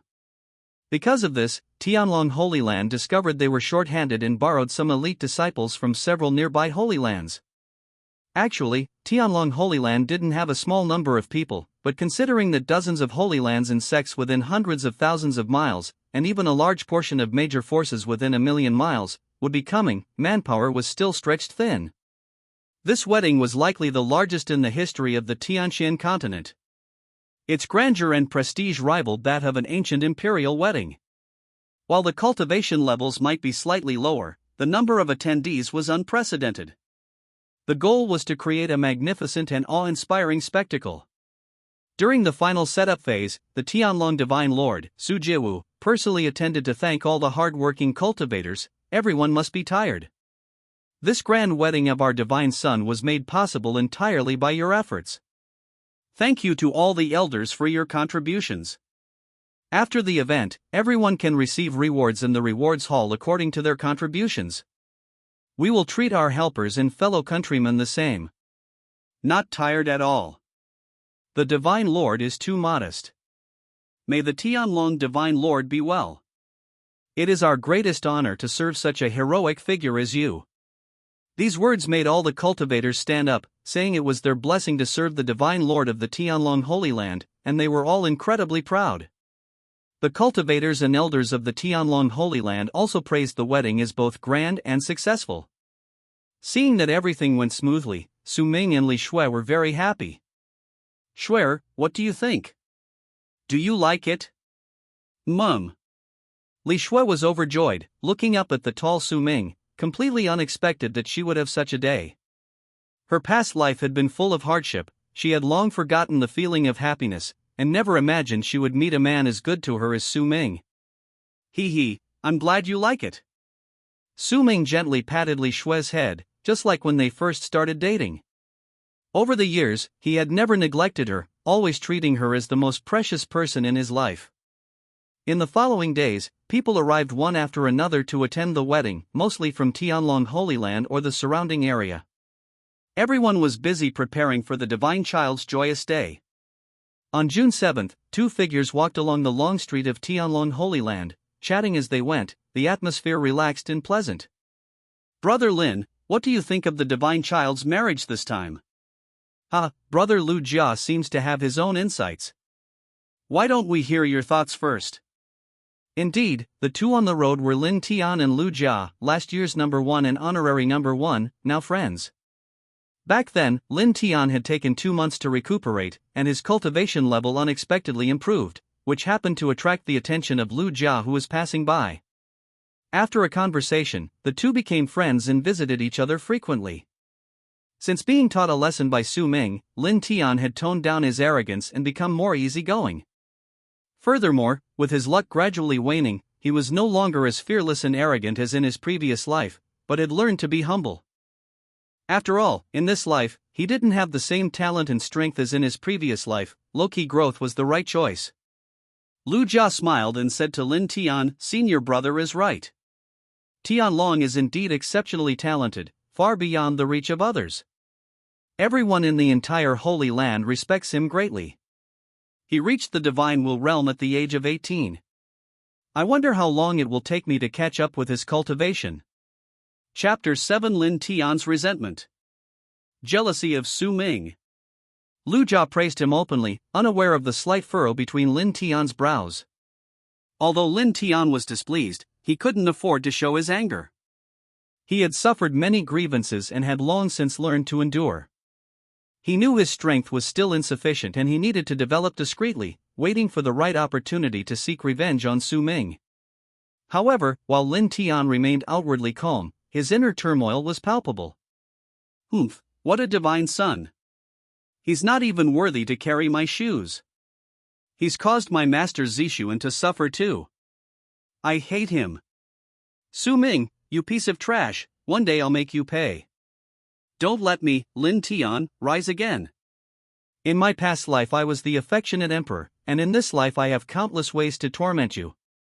Lin Tian cursed inwardly, but still forced a smile. Senior brother Lu Jia is right, the realm of a divine son is unfathomable. Last year he reached the Divine Will realm, and now he's indescribably powerful. Lu Jia seemed to have found a topic, saying happily, Brother Lin Tian, you also like divine sons? I never expected that. Me too. I always thought you were unloved growing up, and the whole Holy Land said you were aloof. It seems rumors aren't always true. Brother Lin Tian is actually quite cheerful. Having a goal is a good thing, it's also a motivation for cultivation. A strange feeling filled the air, like someone clenching a fist and then slowly releasing it. Lin Tian forced a smile. Senior brother Lu Jia, please don't say that. I'm just an ordinary cultivator, how could I dare to look up to someone like Tianlong? His cultivation level made me not even dare to have a thought of resistance. Sigh, let's not talk about it. Lin Tian changed the subject, asking, however, I'm quite curious, senior brother Lu Jia, do you know who's been spreading rumors about me in the Holy Land, saying that I was an orphan since childhood and no one raised me? I've never told anyone about this before, it's really baffling. Lu Jia looked at Lin Tian's furrowed brow with a puzzled expression, assuming he had remembered something strange, so he stopped hiding it. I thought junior brother Lin Tian already knew. It said that last year, the divine child called a meeting, saying it was to unite everyone in the Holy Land, and specifically mentioned a male cultivator who had a close relationship with the goddess, saying he had very high talent. Later, everyone discovered that you also had good talent, so they subconsciously thought the divine child was referring to you. The divine child even said in public that you were neglected since childhood, and your personality might be a bit arrogant. Lu Jia spoke with great enthusiasm, but Lin Tian didn't hear a word he said.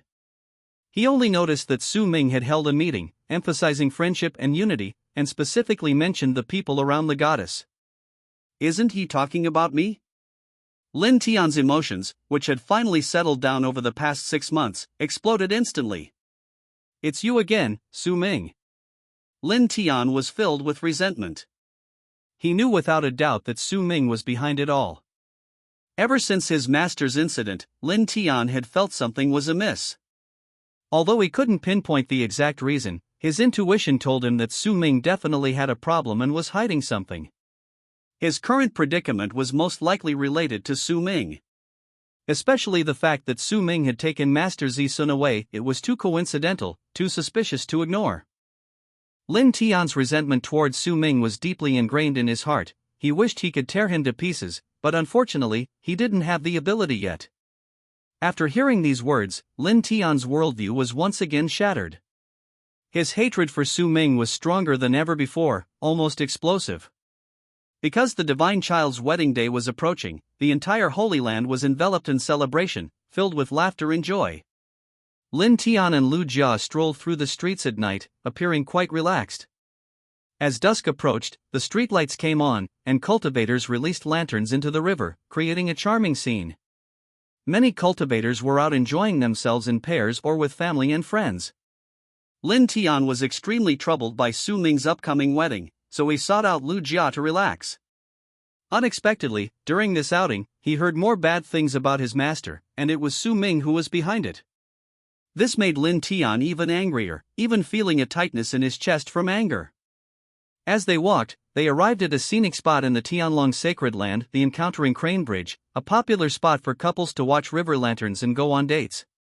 Just then, Lu Jia suddenly grabbed Lin Tian's arm, pointed ahead, and said, "Hey, junior brother Lin Tian, look at that person up ahead, doesn't that look like the divine child?" Lin Tian looked in that direction, puzzled. No one around had noticed, only Lu Jia recognized the two figures on the crane bridge. Lu Jia was a die-hard fan of Su Ming, and immediately recognized the person on the left as Su Ming, and the one on the right as Su Ming's wife.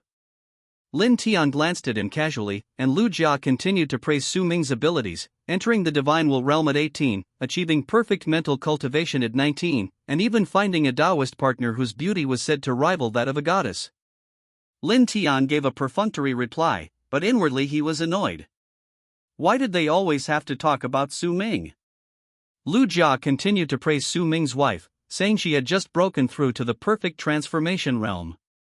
Lin Tian sneered inwardly, thinking that after his rebirth, Su Ming had become a womanizing good-for-nothing due to certain changes, even marrying a woman who had just broken through to the next level and publicly inviting the Holy Land to witness the ceremony, truly shameless.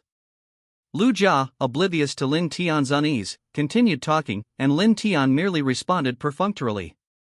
Even recognizing the divine child, they couldn't approach him and could only leave. As they left, Lin Tian cursed Su Ming in his heart. He harbored a deep resentment towards Su Ming for stealing his woman, Zisun, and vowed revenge, turning all of Su Ming's women into human puppets, especially the one he had now married. Remembering the day he was awakened by the wind on the flying boat and saw Su Ming playing in the water with Zisun right in front of him, Lin Tian's hatred deepened. That day, Lin Tian was particularly angry. He couldn't see anything, but his ears seemed to have eyes, hearing everything clearly. From that moment on, he planned to find an opportunity to teach Su Ming a lesson. After cursing Su Ming thoroughly in his mind, Lin Tian finally felt better and walked with renewed energy. Just as Lin Tian and Lu Jia passed by, Su Ming's cultivation level was so high that he could perceive everything around him. He glanced at them briefly and knew what they were whispering about. Su Ming had a sudden inspiration and hugged Li Shui, saying, "Shuer, after we get married, your husband has a huge surprise for you." Immersed in happiness, Li Shui was stunned for a moment. A surprise? What surprise? She was a little confused, but also very curious. You'll understand when the time comes. Su Ming deliberately kept them in suspense. The next morning, Su Ming rushed to the wedding backstage and gave instructions to several attendants. These were all elites, specifically responsible for arranging seating. "Oh, last year there was a guy named Lin Tian. I personally awarded him first place, do you remember?" Reporting to the Divine Child, "Yes, we remember. But we heard he got first place by cheating, and you even specifically praised him." The man glanced at Su Ming. Su Ming smiled. "Well, let bygones be bygones. I've called you here to arrange for Lin Tian to be seated near the front desk when he comes, preferably in the VIP section." "But Divine Child, is that all right? That area is usually for important people." "It's fine, do as I say. If anyone objects, just say it was my order." "Yes, Divine Child." In the end, the elite could only obey, noting Lin Tian's name, preparing for special treatment. June 13th. Tianlong Holy Land. Red lanterns hung everywhere, a festive atmosphere prevailed. The scenery along the way was breathtaking, the weather was perfect, the sunlight was soft and not glaring, and the temperature was comfortable. A gentle breeze caressed our faces, feeling incredibly pleasant. Qinglan Holy Land has arrived. At the entrance of the Holy Land, a megaphone array activated, and several professionally trained individuals shouted in unison, their voices echoing throughout the entire Holy Land. A massive gap, dozens of miles long, had now opened at the gates of Tianlong Holy Land, facilitating the entry and exit of guests. The arrival was a grand affair, with hundreds of vehicles in the motorcade alone, followed by a large group of cultivators, exuding an imposing aura. Wherever they went, their voices shook the heavens, even attracting the wild beasts of the mountains, and mortals knelt in worship as if they were seeing gods. Each spirit-bred carriage was extremely luxurious, engraved with patterns of divine birds and cranes, dragons and phoenixes in flight. The entire procession flew directly through the air towards the reception desk of Tianlong Holy Land, where elders and staff provided guidance. Clearly, the arriving individuals were of extraordinary status, adorned with jewels and surrounded by spiritual energy. Their vehicles exuded a serene and tranquil aura. The vehicles flying through the air bore a particularly beautiful emblem, representing the Qinglan Holy Land. This procession didn't end there. Over the next few days, the same scene played out repeatedly. Yinggu Holy Land has arrived. Songfeng Holy Land has arrived. We've arrived, Antarctic Holy Land. At each Holy Land, strange phenomena occurred. Attendants scattered spiritual flowers along the way, like deities descending, creating a grand spectacle. Each Holy Land was different. Some were blooming with flowers amidst ice and snow, while others instantly brought spring to the land, making the roadside flora and fauna more vibrant, each displaying a unique local character. Spiritual energy permeated the surroundings, and various wondrous sights appeared along the way. Cultivators on land could feel the aura and power emanating from them. Moreover, every person from the Holy Land was greeted by an elder, and someone would personally deliver an invitation. When Gao Huan, the Grand Elder of the Tianlong Holy Land, saw Yaozi arrive, he smiled and said, "Oh, Yaozi, you finally arrived. I've been itching for a match. Let's go to the dueling arena and have a friendly spar, and let the guests have some fun." Elder Yaozi of Yingwu laughed heartily, "Good. Let's go, Gaozi, I didn't expect to run into you so soon. I've made some progress recently, I'll show you my skills in a moment." The two walked side by side towards the dueling platform. One was tall and thin, the other a bald, burly man. Their appearances were strikingly different, making it hard to believe they were elders of the same Holy Land. They looked more like seasoned veterans of the martial world. The sixth elder of Tianlong Holy Land warmly greeted everyone, "Brothers, you've arrived. Please follow me, I've prepared tea." Sixth brother, you're too kind. The scenery here is truly beautiful, unlike where we are, where it snows all year round, and you can't even see a bird. The sixth elder was surrounded by several bare-chested burly men, his face beaming with smiles, clearly treating his guests well. Similar scenes unfolded among the elders of various holy lands. Behind their carriages, the accompanying servants and others had already been arranged for accommodations by the elites and staff of Tianlong Holy Land. The wedding had been in preparation for a long time and was very grand. It wouldn't start immediately, guests were expected to arrive about 2 weeks in advance. The wedding ceremony would officially begin only after everyone had arrived, a grand and lavish affair. Early arrivals were served daily by dedicated staff who introduced the sacred land scenery, local specialties, and attractions, acting as tour guides to lead these out-of-town guests. Young people got to know each other and socialized, geniuses mingled, and ordinary people joined together, each finding their own enjoyment. Unlike in novels where fights and arguments were everywhere. After all, everyone understood that they were here to offer congratulations, not to cause trouble. There was only one protagonist, Lin Tian. Even troublemakers like Lin Tian were being thoroughly suppressed by Su Ming. Their cultivation levels weren't high enough to cause trouble here. In Tianlong Palace, Su Ming embraced Li Shui, gazing out the window. Little Su Yuan had also been brought back. Su Jiewu would also be present for such a momentous occasion as Su Ming's wedding. Little Su Yuan, of course, wanted to see his empress at her most beautiful. Chapter 8, The Wedding is Imminent. Schwerer, what do you think? This was a joint effort with the Holy Land, isn't it grand enough? Li Shui looked out the window at the bustling scene, the city below the mountain teeming with people and cars, her eyes filled with emotion and anticipation. She had been waiting for this day for a long time. Finally, she could be officially recognized. Although she felt a little disappointed, knowing she was only a concubine, she believed that one day, through her own abilities, she could become the principal wife. Senior brother Lin is really quite the star. I've always wondered how he had such a smooth journey. It turns out it's because of his good relationship with the Divine Child.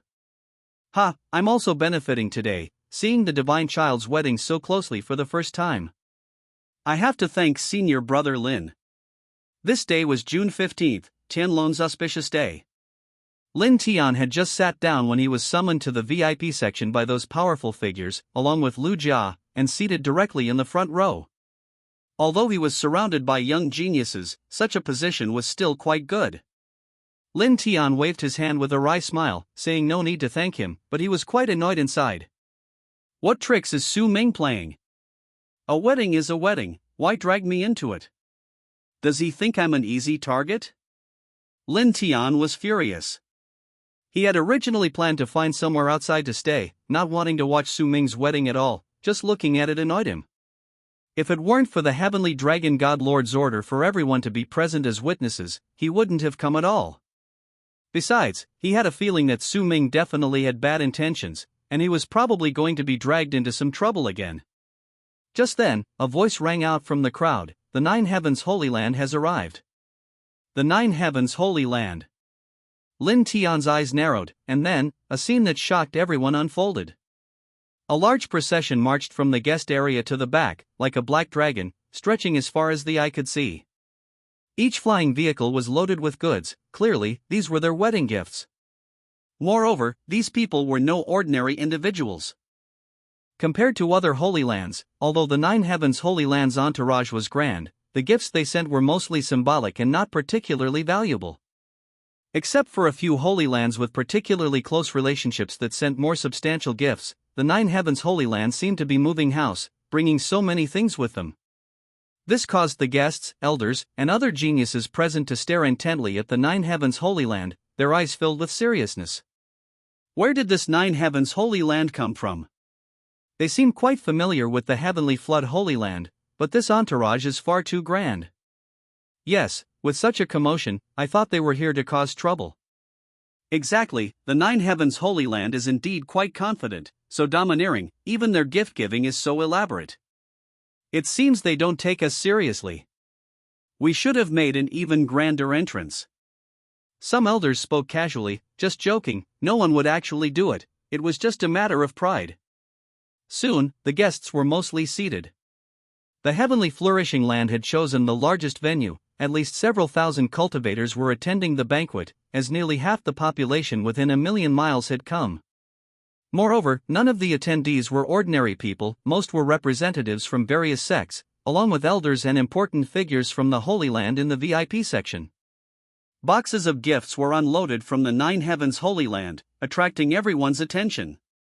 Lu Qian, the second elder of the heavenly flourishing Holy Land, quickly rose to greet the arrival of the Nine Heavens Holy Land representatives.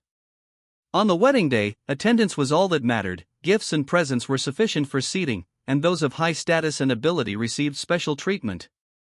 The Nine Heavens Holy Land's procession was quite long. A girl of about 17 or 18 years old jumped out of the most luxurious flying car at the front. She was petite and adorable, her eyes sparkling like stars. She wore a long, inkwash-colored dress, the hem embroidered with white flowers and adorned with patterns of rare and exotic beasts, a beauty that was breathtaking. Second elder of the heavenly flourishing Holy Land, welcome to the Nine Heavens Goddess. Lu Qian greeted her warmly with a beaming smile. This goddess was someone he had personally invited. Yes. Greetings, second elder. I want to sit closest to brother Su Ming. The young woman finished speaking with a cheerful smile, then turned and instructed her servants to put down the gifts she had brought, all for her brother Su Ming.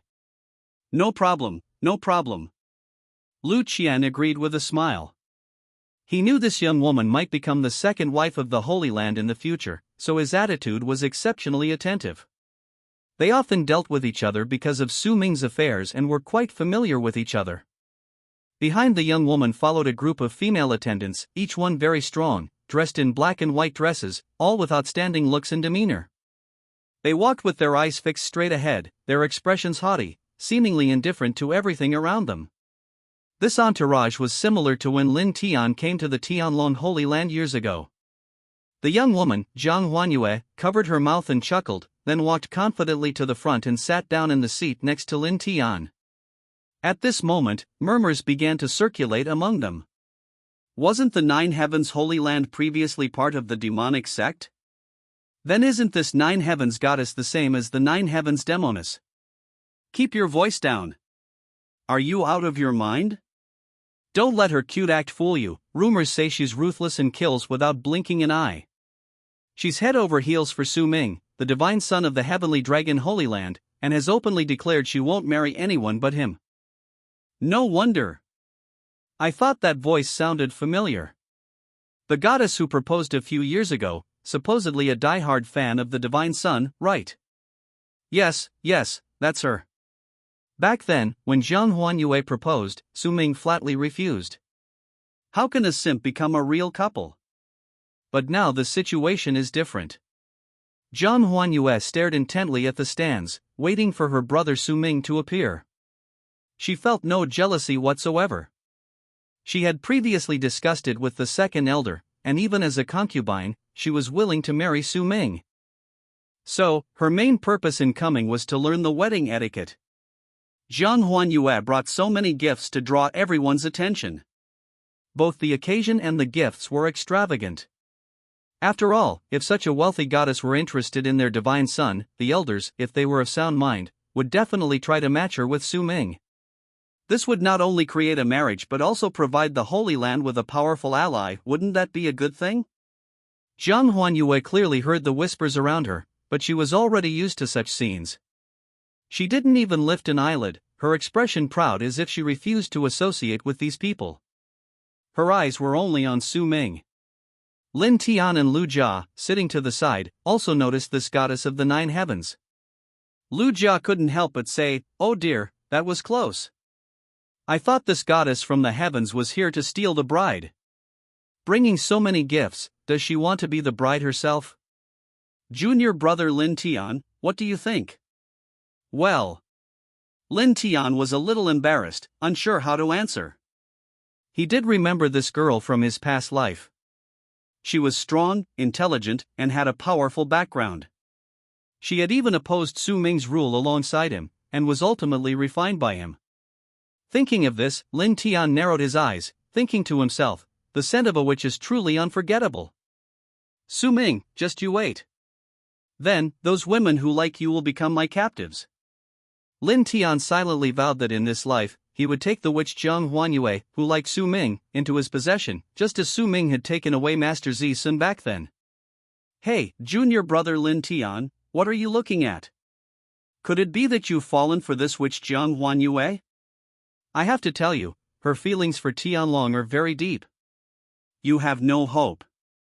Lu Jia joked. Fellow Taoist Lu Jia is joking. I, Lin Tian, am not considering marriage right now. Lin Tian responded calmly. Yes, that's for the best. I'm just reminding you, our current cultivation and strength are nowhere near that of a genius like the goddess. Lu Jia said. That's true.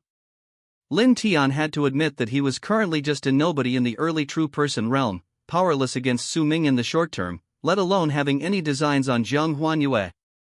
Just then, a loud shout came from the amplification array, echoing throughout the entire Holy Land, "Please welcome the bride and groom." The sound quickly drew everyone's attention, and everyone looked towards the main stage. Some astute spectators immediately exclaimed, "He's here!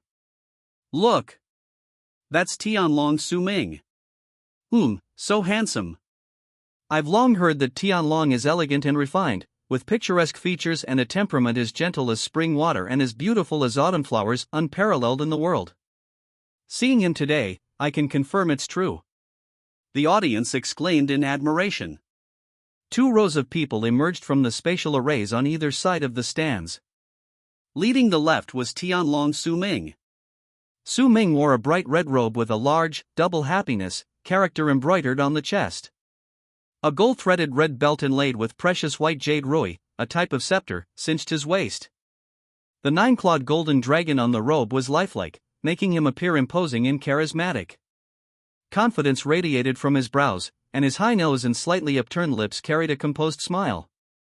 Behind him followed 8 distinguished groomsmen, arranged in 4 rows of 2, each with a serious expression but now wearing a smile, their gazes fixed ahead. A group of female cultivators approached from the opposite direction. The woman at the head of the group wore a red veil, her figure upright and her bearing exceptional. She wore a long red dress, her steps elegant, her hand on her hip, and slowly approached Su Ming. The 8 female cultivators following behind her were all beautiful, their eyes fixed intently on Su Ming. The groomsmen stopped, releasing their spiritual energy to create various dazzling halos of spiritual energy that swirled around the newlyweds, then watched silently. Su Ming slowly stepped forward, gently taking the bride Li Shue's hand, and the 2 walked forward together. Seated ahead were the heavenly dragon god Lord Su Jiwu, 2 grand elders, and the wedding officiant. Although there were only 4 people present, the atmosphere was solemn. The 2 walked forward in silence. Su Ming noticed that Li Shue's palms were sweating, clearly showing her nervousness. He smiled slightly and squeezed her hand to help her relax. Li Shui gradually calmed down. Although she couldn't see his face, after 2 years together, their images were deeply etched in her heart. They passed through a red curtain, symbolizing eternal happiness, then they crossed an obstacle symbolizing a threshold. With Su Ming's help, Li Shui crossed it like an ordinary person, signifying that no matter how difficult the future might be, the couple would face it together. Afterwards, they walked through a scene filled with floating white cotton, symbolizing growing old together. Finally, they arrived before their parents and elders. Su Jiwu sat in the parents' seats, while the 2 elders sat in the grandfather's seats, as they were of the same generation as the founding patriarch, the sage Tianlong, and had watched Su Ming grow up. The wedding MC announced loudly, "Please, bride and groom, bow to heaven and earth." Su Ming took Li Shue's hand, gesturing for her to follow his rhythm. Li Shui and the other woman worked in perfect harmony. They turned around, their backs to the God Lord and the Grand Elder, facing the path they had come from, the direction of heaven and earth. Then, they bowed deeply, knelt, and swore an oath to heaven and earth, vowing to be husband and wife forever united, never to be separated. Suddenly, a thunderous sound echoed from the sky. Auspicious clouds churned across the heavens, the sky was cloudless, and spiritual energy gathered. Unbeknownst to them, celestial music began to play, and within a radius of hundreds of thousands of miles, auspicious beasts such as the Qilin, the divine tortoise, and the black tortoise roamed the land, seemingly celebrating this joyous day. Chapter 9. The ceremony is completed. The MC spoke again, "Please, bride and groom, pay respects to your parents." Su Ming and Li Shui turned simultaneously, looking towards Su Jiwu, the ancestral master's uncle. Throughout the entire process, no one except the MC uttered a sound, and the audience below held their breath, watching the wedding intently. Without hesitation, the two knelt heavily, prostrating themselves on the ground and kowtowing 3 times. Su Ming wore a smile, saying nothing. Please, bride and groom, bow to each other. This moment had finally arrived. Su Ming was even a little breathless. After all, he had never been married in his previous life, and he hadn't expected to find a partner so quickly in this one. He took a deep breath. Li Shue's hand, holding his, was a little stiff, but she quietly waited for Su Ming to catch his breath. Then, their eyes met. Although separated by a red veil, the burning emotion in their eyes remained undiminished. No words were needed, everything was understood without them. Husband and wife salute. Su Ming and Li Shue bowed in unison, slowly kowtowing to each other. The atmosphere at the ceremony gradually became lively. The MC then announced, "Please, groom, serve tea to the elders." Without a word, Su Ming took the hot tea offered by the MC, walked step by step to Su Jiewu, and respectfully said, "Uncle, please have some tea." "Ha ha. Good. Good."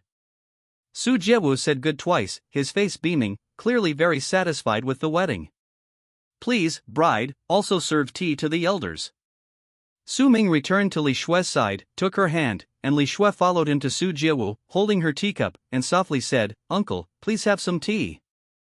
Su Jiewu's expression was serious as he took the teacup, saying earnestly, "Xiaoxue is a good girl, Su Ming, you must treat her well." "Yes." Su Ming nodded in response.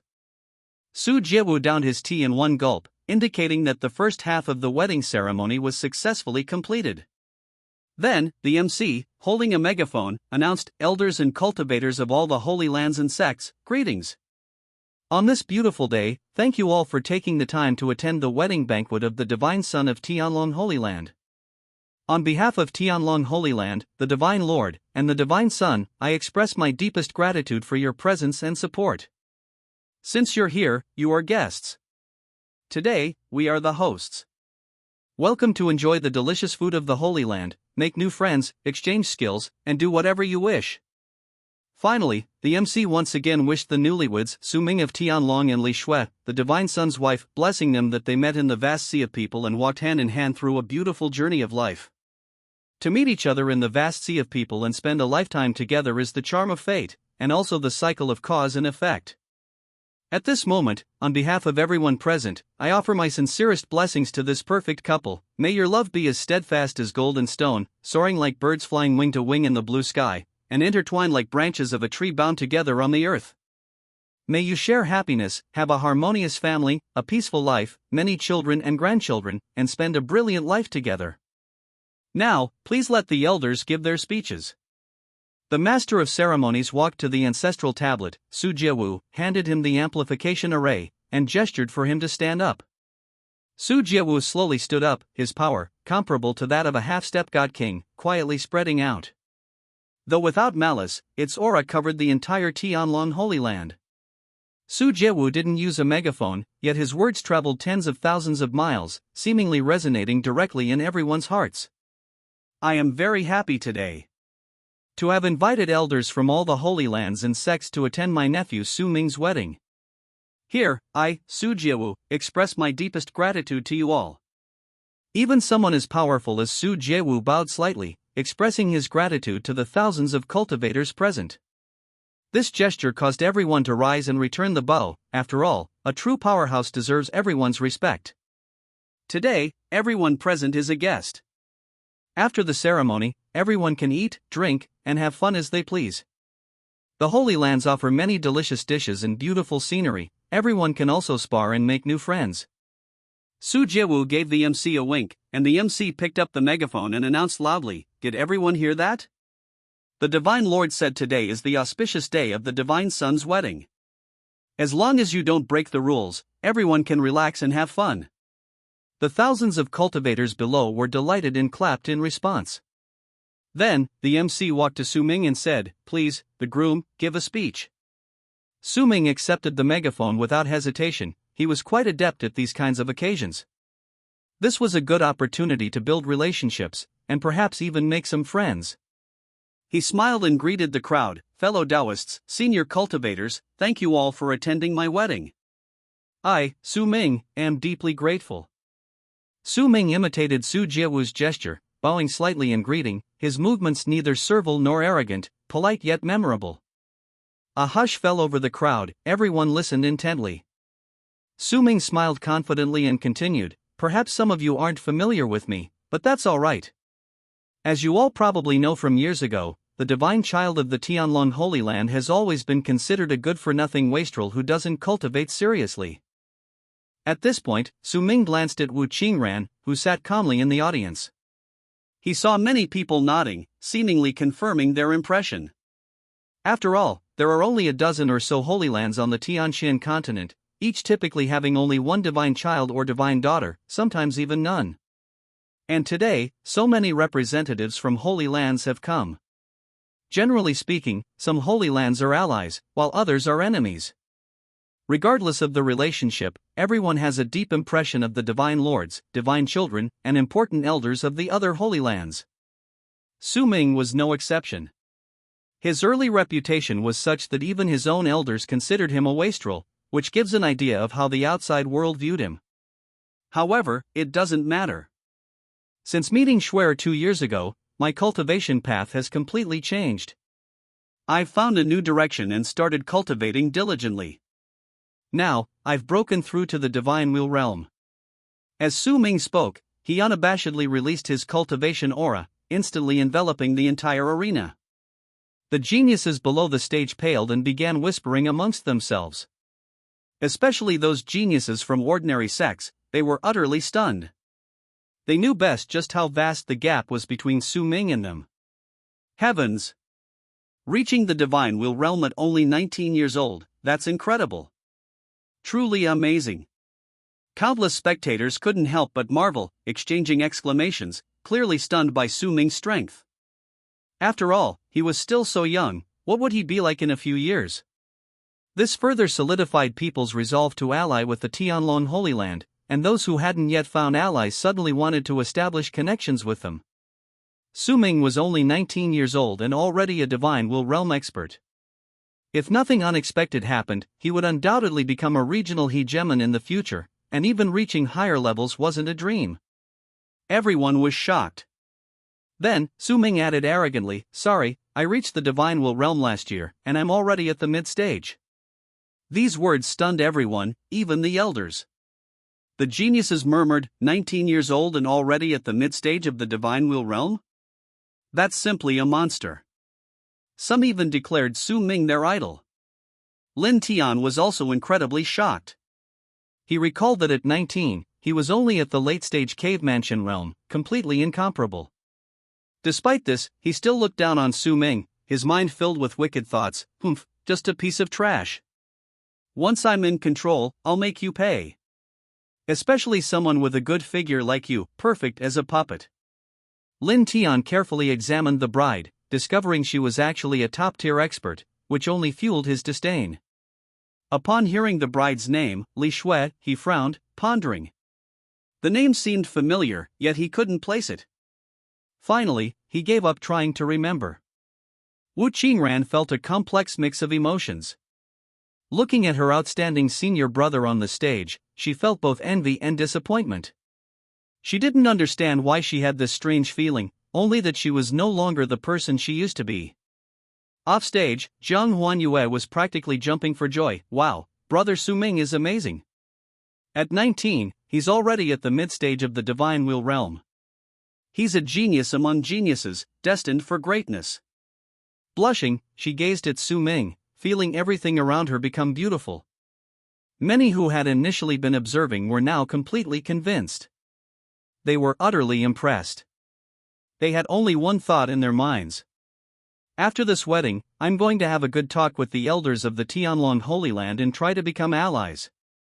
Even the Tianlong Divine Lord and his 2 elders couldn't help but sigh. Our divine child has finally grown up. He actually knows how to seek benefits for the Holy Land. Not bad, not bad. Indeed, only women can help men cultivate better. Thinking of this, the 3 of them suddenly felt a little tempted. Should they also try finding a partner? After all, their current cultivation level was improving too slowly. If they could also find a partner like divine child Su Ming, achieving a more fulfilling state of mind and a rapid increase in strength, how wonderful that would be. However, they quickly shook their heads. At their level, fate and cultivation level improvement were matters of fate, things that couldn't be forced. Thinking of this, their eyes looked at Su Ming and Li Shui with even greater satisfaction. On stage, Su Ming concluded by saying, "Friends have come from afar, how delightful. Today, in this sacred place, let us all enjoy ourselves to the fullest." Having finished speaking, Su Ming handed the megaphone to the MC.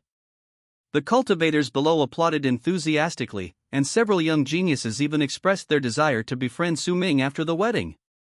Su Ming nodded in response to each one, clearly quite accustomed to such occasions. The MC was also surprised by Su Ming's talent and cultivation, but his professionalism was impeccable. He quickly composed himself and announced, "Please, groom, lift the bride's veil, and then the bride will speak." The MC's voice was loud and clear. Su Ming saw countless eyes fixed on him and took a deep breath. He knew the most crucial moment had arrived. Soon, someone might break down. But it didn't matter, he had expected this day. Thinking this, Su Ming turned to look at Lin Tian below the stage. Lin Tian was startled. "Ha? Why would that good-for-nothing Su Ming look at me? There's definitely something fishy going on." But Lin Tian wasn't one to be trifled with. He didn't believe Su Ming would dare cause trouble in front of everyone at his wedding. There must be another reason. But Lin Tian was used to all sorts of things and wasn't flustered at all. Even if he were surrounded, he knew how to escape. At this moment, Jiang Huanyue, standing beside him, also noticed Su Ming's gaze and assumed he was looking at her. She felt a surge of secret delight. Wow! Brother Su Ming just looked at me. He must be interested in me. The old man was right, Brother Su Ming even stole a glance at me while giving his vows to the bride, how annoying. Jiang Huanyue laughed so hard she almost fell over, completely unaware that Su Ming was actually looking at Lin Tian. The next second, everyone's attention was drawn to him. Everyone was curious about what kind of woman the exceptionally talented Su Ming would marry. Chapter 10 Lin Tian disrupts the wedding. Although her figure was indeed striking, most men understood what was going on. Su Ming didn't hesitate to lift the bride's veil, and Li Shui's appearance was immediately revealed to everyone. Sure enough, as most people expected, she was breathtakingly beautiful. Even with prior preparation, everyone couldn't help but marvel. Just as Li Shui was about to use the megaphone to begin her vows, someone suddenly couldn't contain himself, slamming his hand on the table and standing up, startling even Lu Jia beside him. This action immediately attracted everyone's attention. Lin Tian's face was flushed red with anger, as if his entire body was about to burst into flames. "Mother! What are you doing here?" Lin Tian shouted loudly from the front row. At this moment, the surrounding area was filled with young geniuses and elders from holy sections. Everyone was drawn by his shout and turned to look at him. What's going on? What's this guy shouting? Why is he calling Tianlong's wife mother? Yeah, what's he up to? Is it because Shensi is so talented that he wants to recognize him as his godfather? This is outrageous. I was watching, is this guy out of his mind? Indeed, this friend is right, I think this guy is being rude. Even if he wants to recognize Shensi as his godfather, he shouldn't call Shensi's wife mother, right? Wouldn't it be better to just call her father? Also, shouldn't this kind of thing be resolved privately? This guy seems like some kind of idiot who just popped up out of nowhere. Exactly. Does he think he's the protagonist of a novel? He doesn't even know where he is. His level of understanding is so low, yet he dares to be so presumptuous. The surrounding audience was speechless. They were watching Tianlong's wedding, and suddenly this lunatic appeared? Does he think he's the protagonist and wants to humiliate Tianlong? Besides, how can this guy's level of understanding be so low? At this moment, the self-proclaimed geniuses around him felt a pang of helplessness, their expressions complex, clearly eager to see what would happen next. Lin Tian, hearing the surrounding laughter, assumed someone was really going to publicly acknowledge Su Ming as their godfather. He clenched his fists, his heart filled with rage. At this moment, he could no longer hide his emotions and completely erupted. "Shut up! A bunch of trash! Try calling your mother." Lin Tian was furious, his face flushed red, and he began to curse at those around him. The onlookers, who had been watching the spectacle, were instantly stunned. Did they say something wrong? It was just a few teasing words. Why was this guy so agitated? Lin Tian's powerful aura immediately intimidated those around him, and then he leaped onto the platform. The groomsmen and bridesmaids were also in a state of panic. "I didn't expect things to develop like this. What should we do?" They looked at each other, completely unsure how to react, even wondering if they should take action against this inexplicable person. Just then, before Su Ming could react, Li Shui recognized Lin Tian. She had never imagined this day would come. Although she hadn't spent much time with Lin Tian when he was little, as his child, she remembered everything about him. Even though Lin Tian had grown up and his appearance had changed, she recognized him at a glance. "Tian-er, how have you grown so much?" At this moment, Li Shui was overwhelmed with mixed emotions, speechless. But then she thought again, something was very wrong. "Oh no! Why did you insist on claiming a mother here? Isn't this making a fool of yourself?" Li Shui felt that if this got out, the entire Holy Land would be disgraced. She made a firm decision, intending to pretend she didn't know Lin Tian for the time being and explain things to him later. But before she could even speak, someone below had already made a move. The sixth elder, seeing that things were going wrong, inwardly groaned, but at this point, he could only bite the bullet and try to salvage the situation. If he could just grab Lin Tian and say he was insane, he could at least cover things up somewhat. The sixth elder's shout immediately alerted the elite disciples on the platform. While they were still hesitating, upon hearing the sixth elder's order, they immediately drew their magical weapons and rushed towards Lin Tian. Where did this brat come from? Daring to disrupt the divine child's wedding. I'll teach you a lesson today.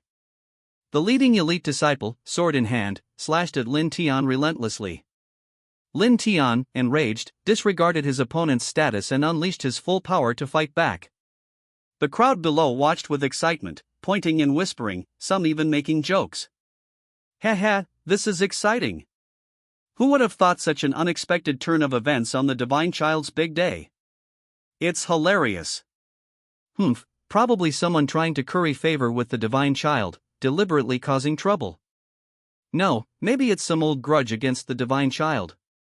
The crowd buzzed with discussion, everyone waiting to see what would happen next. Lin Tian, at this moment, was like a war god, purple flames surging in his palms, locked in a fierce and evenly matched battle with his opponent.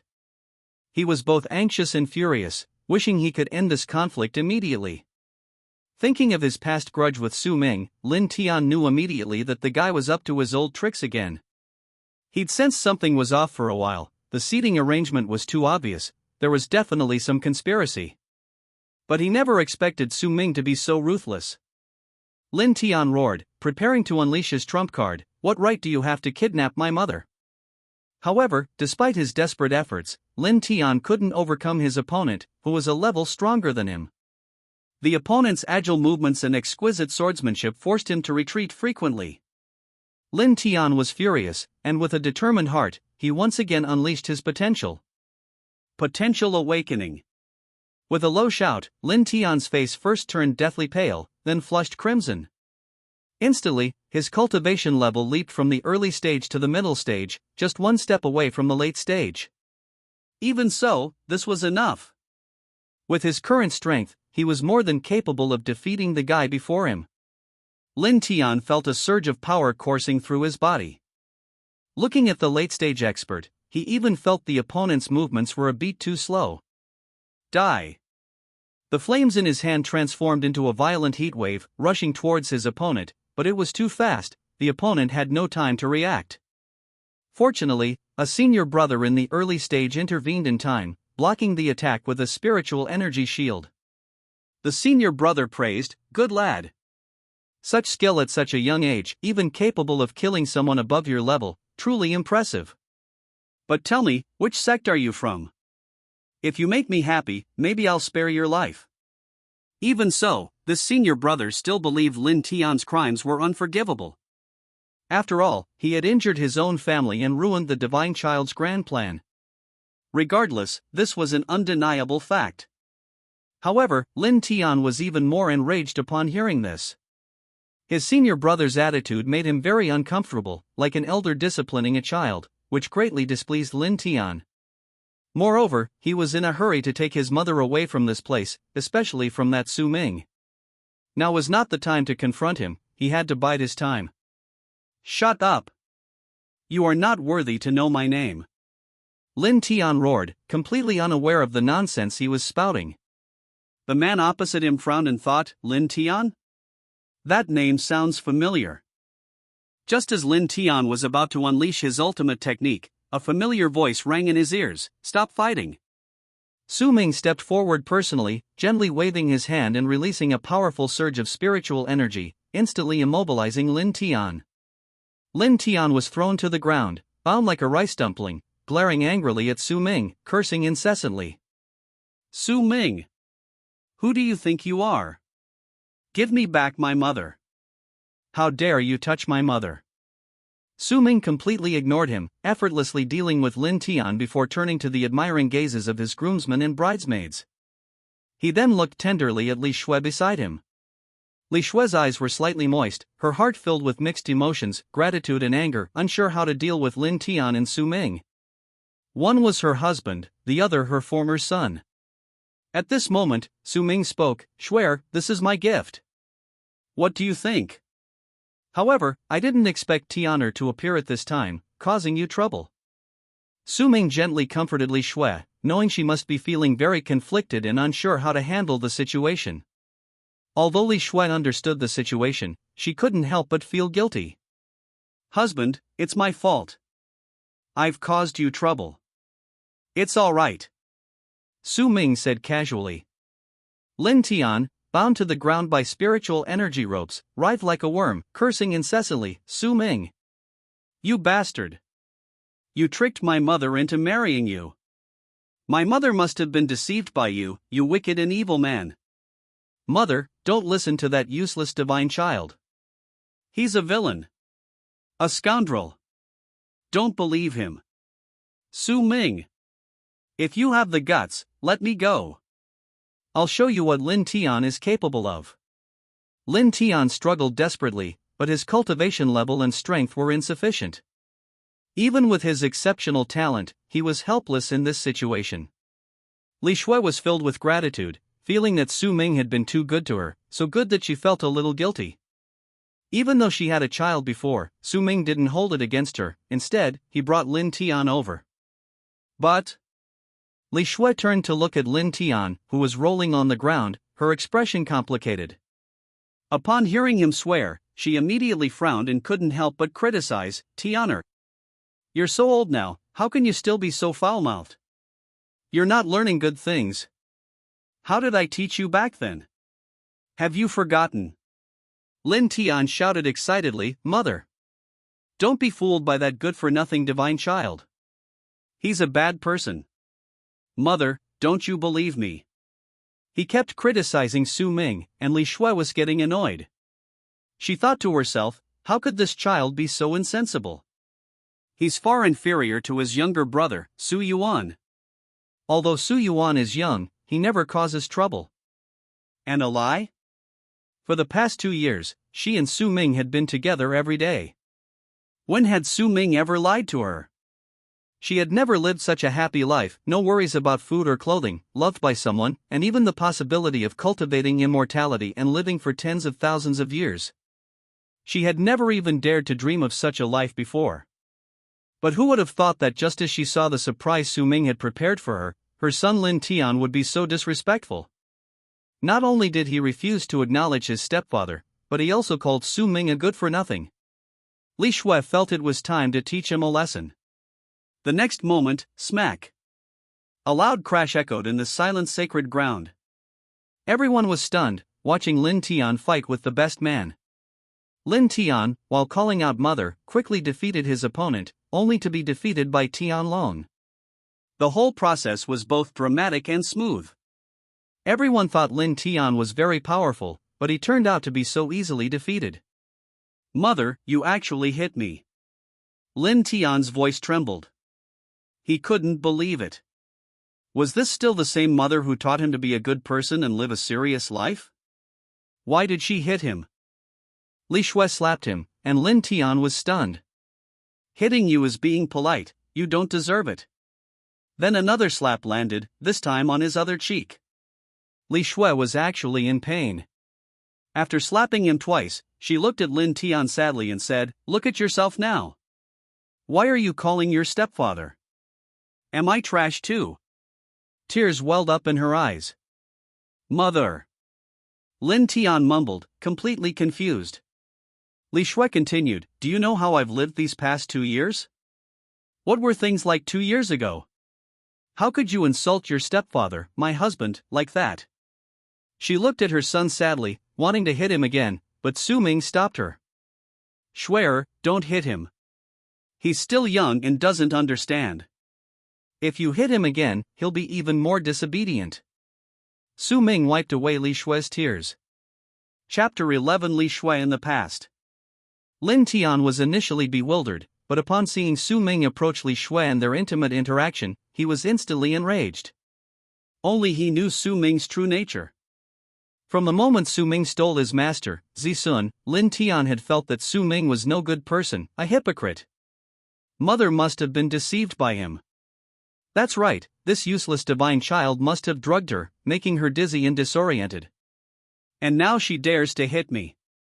The more Lin Tian thought about it, the more convinced he became that he was right, his mother had indeed been drugged.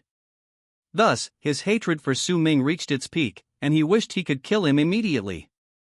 "Su Ming! You piece of trash! Just wait, as long as I live, one day I will make you wish you were dead, and even in death you won't find peace. Living will be worse than being in hell." Lin Tian cursed Su Ming viciously, uttering profanities. Li Shui, listening from the side, was stunned and about to attack again, but Su Ming held her tightly, his eyes filled with rage. "Shui'er, don't be like this, listen to me. Hitting him is wrong, he'll understand our good intentions." "But, husband, I don't like seeing him scold you like that. Not even Tianer. He's so outrageous." Li Shui was touched by Su Ming's concern for her, but her eyes were filled with disappointment when she looked at Lin Tian. "Mother, don't believe him. He's lying to you. You've definitely been deceived by him. Mother, you don't even recognize Tianer anymore." "Shut up." Li Shui couldn't bear it any longer and wanted to fight, but Su Ming held her back. She tried to speak but was kissed, only able to whimper, and it took her a while to calm down. Su Ming released her and said seriously, "Shui'er, let me handle this." "Calm down, I'm here." Li Shui looked worried. Her life had been comfortable and happy before, but since Lin Tian appeared, everything had been in chaos. She didn't even dare to look at the eyes of the cultivators in the audience below, especially concerned about Su Ming's feelings and what others thought of him. If people talk about Tianlong in the future, will they say, "Yes, that's the Tianlong who married a woman who had a child? I heard he even had a grand wedding, huh?" Li Shui lowered her head, her heart filled with bitterness. Lin Tian was so angry his face turned red, cursing incessantly both aloud and in his mind. Su Ming didn't bother with him at all, simply setting up a soundproof array to shield him, so no matter how much Lin Tian shouted, it was useless. Su Ming picked up the megaphone and said to the crowd below, "I'm truly sorry for making a scene. I am Tianlong, and I bow to apologize to everyone." After speaking, he politely bowed. Although it was his own affair, apologizing first would make others think he was a good person. In the future, when people mention him, they might say that Tianlong had good character. The crowd below was silent, no one spoke. Su Ming continued, "Everyone saw what happened just now. It was my fault for not explaining things clearly beforehand. However, from today onwards, this is my son, Lin Tian, my stepson. He is my wife's child from a previous marriage. My wife raised her children alone in her early years, and we have known each other for 2 years." When he mentioned stepson, Lin Tian, who was inside the formation, heard it clearly. His body trembled uncontrollably, and his eyes were bloodshot. He was clearly blinded by rage. Su Ming continued, "What's done is done. I hope everyone can give us some face." After the wedding, all cultivators can go to the viewing hall to receive a true essence fruit. Young cultivators will find it very helpful for their cultivation, and older cultivators can take it back for their descendants, which will greatly benefit their future cultivation. Under Li Shui's distressed gaze, Su Ming gracefully waved his hand, using the true essence fruit to salvage the situation. The cultivators below the stage exclaimed in surprise, "True essence fruit! This is a rare treasure. Tianlong is so generous, one for each person. Tianlong is so kind, let bygones be bygones." Yes, Tianlong has such a fine temperament, his cultivation path will surely be smooth. The geniuses from various sects echoed this sentiment, indicating that the true essence fruit Su Ming gave away was of extraordinary value. Seeing the positive effect, Su Ming smiled with satisfaction. "Alright, thank you everyone. Let's continue the wedding." Su Ming gestured for the MC to take over. The MC, seeing Su Ming nod, put away the megaphone and began the ceremony. "On this bright and beautiful day, Tianlong and Lady Shenxi are happily united in marriage, walking together into the wedding hall. Next, we will proceed with the final item of the wedding, 3 questions for the parents and elders. The first question is for Lord Tianlong. Do you take Li Shui as your daughter-in-law and treat her as your own daughter?" The MC handed the megaphone to Su Jiewu, but he didn't take it. Instead, he declared his intentions clearly, "I do. Xiao Xue is a good wife. She and my nephew Su Ming are deeply in love and deserve to spend their lives together. I am very happy to see them married." Hearing Su Jiewu's words, the MC smiled, picked up the megaphone, and continued the ceremony. "Excellent. Lord Tianlong has agreed, allowing Li Shui and Tianlong Su Ming to be partners and spend the rest of their lives together. The second question is, are you both willing to enter into marriage and become a loving and harmonious couple?" The master of ceremonies handed the megaphone to Su Ming. Su Ming took it and began to speak. Looking at Li Shui with tender eyes, he slowly said, "Shui, I've known you for 2 years, and you've changed so much. At first, I thought you were just an ordinary maid, but these past 2 years, you've cultivated diligently, and your strength is almost catching up with that of a true disciple. Not only that, you've also been working hard to be a good wife and a good woman, staying by my side and learning many things that even the wife of a divine son doesn't have to learn. Your diligence impresses me. Now, as the divine son of the Tianlong Holy Land, and also in my personal capacity, I ask you, Li Shui, are you willing to marry me?" Su Ming's eyes were full of tenderness, and his heart raced. This was the first time he had encountered such a situation. Although thousands of cultivators were watching, he remained composed, his question both sincere and tinged with nostalgia. Su Ming handed the megaphone to Li Shui. Li Shui stared intently at Su Ming, as if trying to memorize his face forever. But someone else couldn't sit still. Lin Tian, trapped within the formation. His eyes were bloodshot, his anger almost explosive. If anyone understood his gaze, they would know what he was thinking. "Mother, don't marry him. He has other women. He's a liar. Mother, you'll ruin yourself.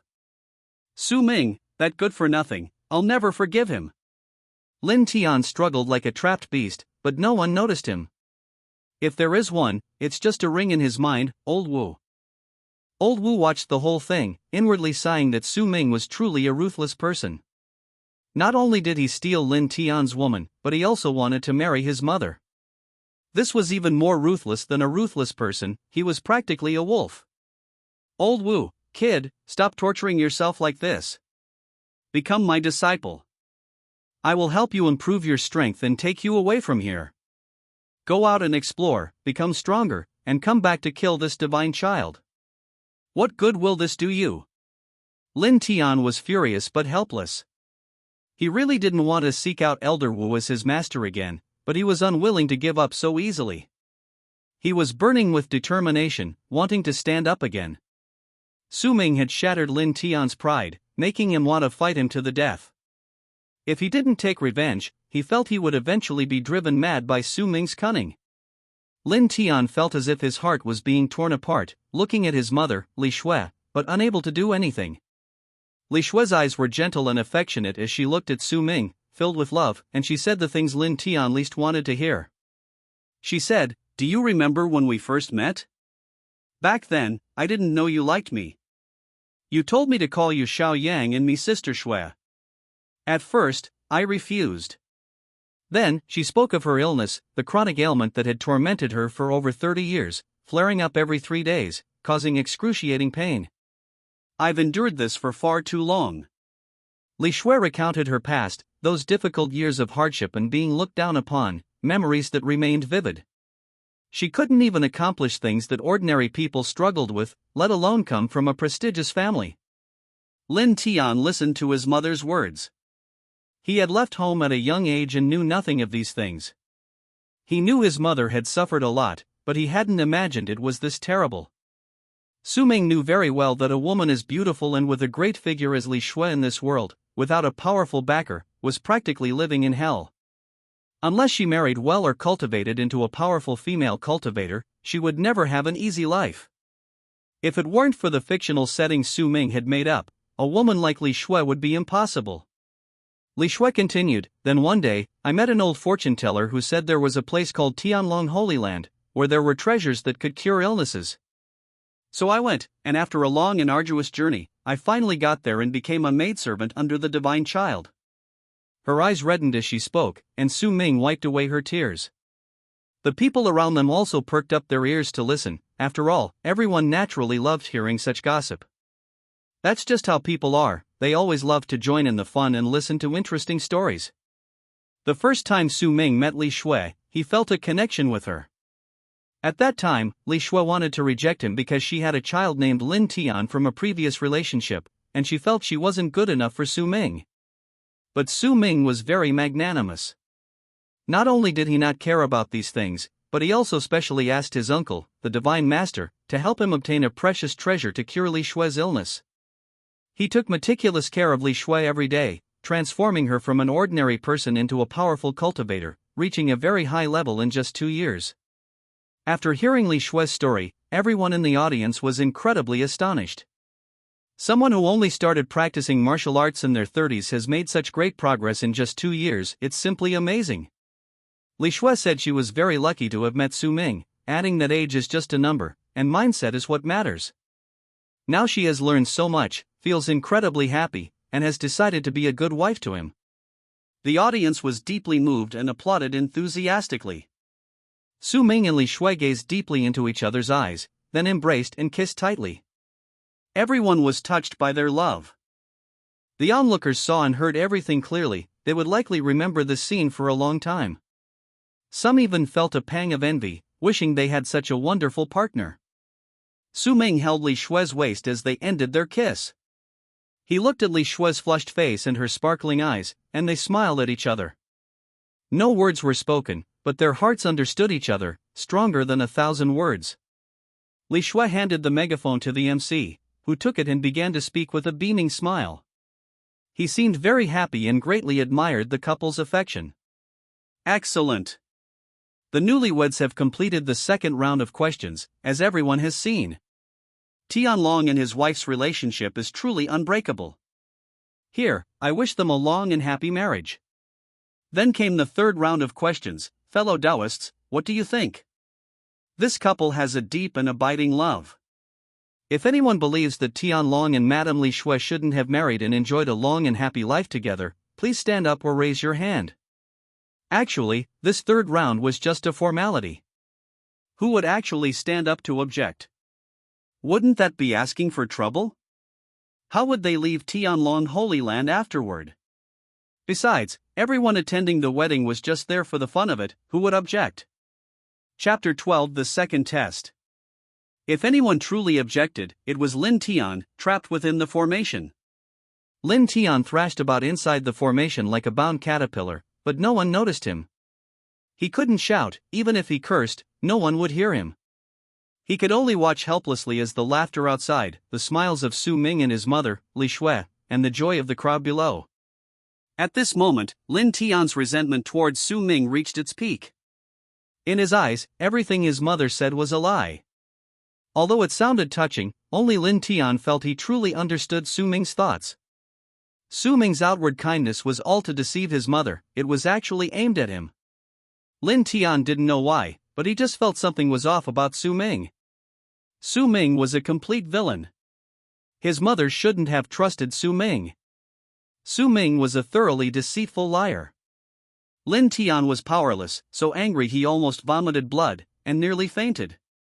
The MC waited about 20 seconds, and seeing that everyone was silent and watching with smiles, he happily announced, "Good. No objections to the third round of questions. On behalf of everyone, the Tianlong Holy Land, and all the fellow Taoists present, I hereby declare that from this day forward, Tianlong Su Ming and his wife Li Shui are officially husband and wife, their love sweet and their hearts truly in love, a bond witnessed by heaven and earth. May they live happily ever after, weathering life's storms together. The wedding is now adjourned. Waiters, please serve the food." With that, the MC put away the megaphone, and a group of elite waiters began tidying up the wedding venue. Su Ming and the elders took their seats at the central table, awaiting the banquet. After all this commotion, everyone could finally relax, enjoy the food, appreciate this touching love story, and witness this grand wedding. It was a wedding of a handsome man and a beautiful woman, absolutely perfect, incredibly beautiful. Su Jiewu's speech was particularly important and was fully displayed. However, Lin Tian on the stage was almost completely ignored by everyone. He shouted and screamed within the formation, but to no avail. He could only watch helplessly as his empress, Li Shui, and his enemy, Su Ming, embraced, their faces beaming with happiness, clearly satisfied with the wedding. "Damn it! I won't allow it. You worthless Su Ming. One day I'll kill you." Lin was furious, about to explode, but utterly powerless, he could only watch. "Wow, Your Majesty, what a feast! This dish." After the dishes were served, Li Shui sat at the large table, with little Su Yuan beside her.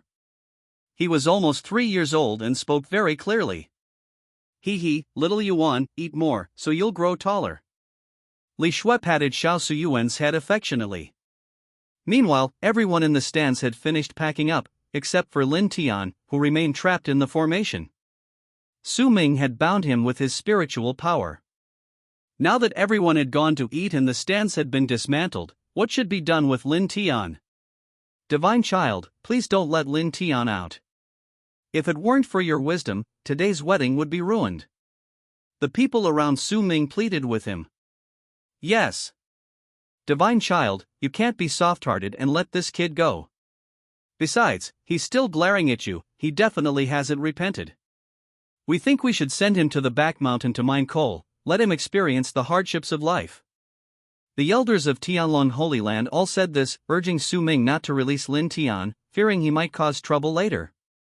Su Ming smiled bitterly to himself. These people really didn't understand. As the protagonist, how could he survive without causing trouble? How could he become stronger without causing trouble? Absolutely not. The protagonist is like a cockroach, constantly struggling, constantly fighting for survival in desperate situations, only then can he become a big shot. Besides, which elder came up with this terrible idea, wanting Lin Tian to go to the back mountain to mine coal? Su Ming's heart skipped a beat. Lin Tian was the protagonist. He was being suppressed by him now because he was constantly watching Lin Tian, stealing his opportunities. Otherwise, how could today's wedding have gone so smoothly? It would probably have been ruined by Lin Tian long ago. So those elders' words were completely nonsense. Sending Lin Tian to mine coal was like sending him off a cliff to find treasure. What if he actually found treasure while digging? Release Lin Tian. Su Ming spoke, but the elders strongly objected. "But Your Highness, this boy." "Stop talking. From today onwards, Lin Tian is my son, Su Ming's son. No one can be disrespectful to him anymore." Alright then, Your Highness." The elders looked helpless. They hadn't expected Su Ming to be so biased towards Lin Tian, and could only stare blankly, powerless to do anything about it. Lin Tian, who was initially furious, couldn't help but laugh when he saw the elders' reactions. Ha ha ha.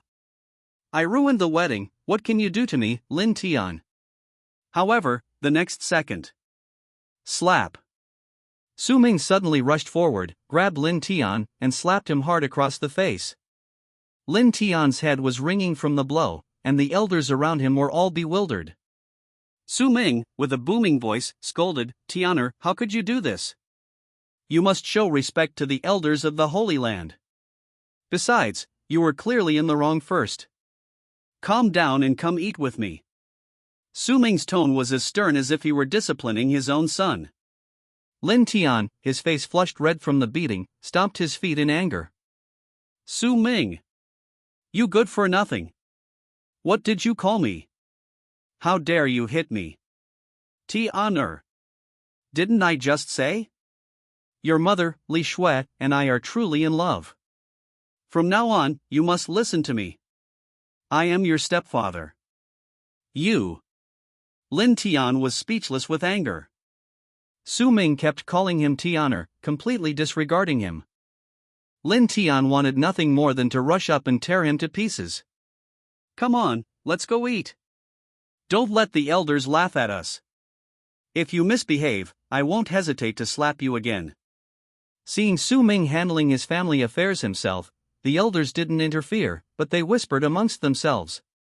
"The divine child is truly magnanimous. He can even tolerate Lin Tian insulting his stepson like that.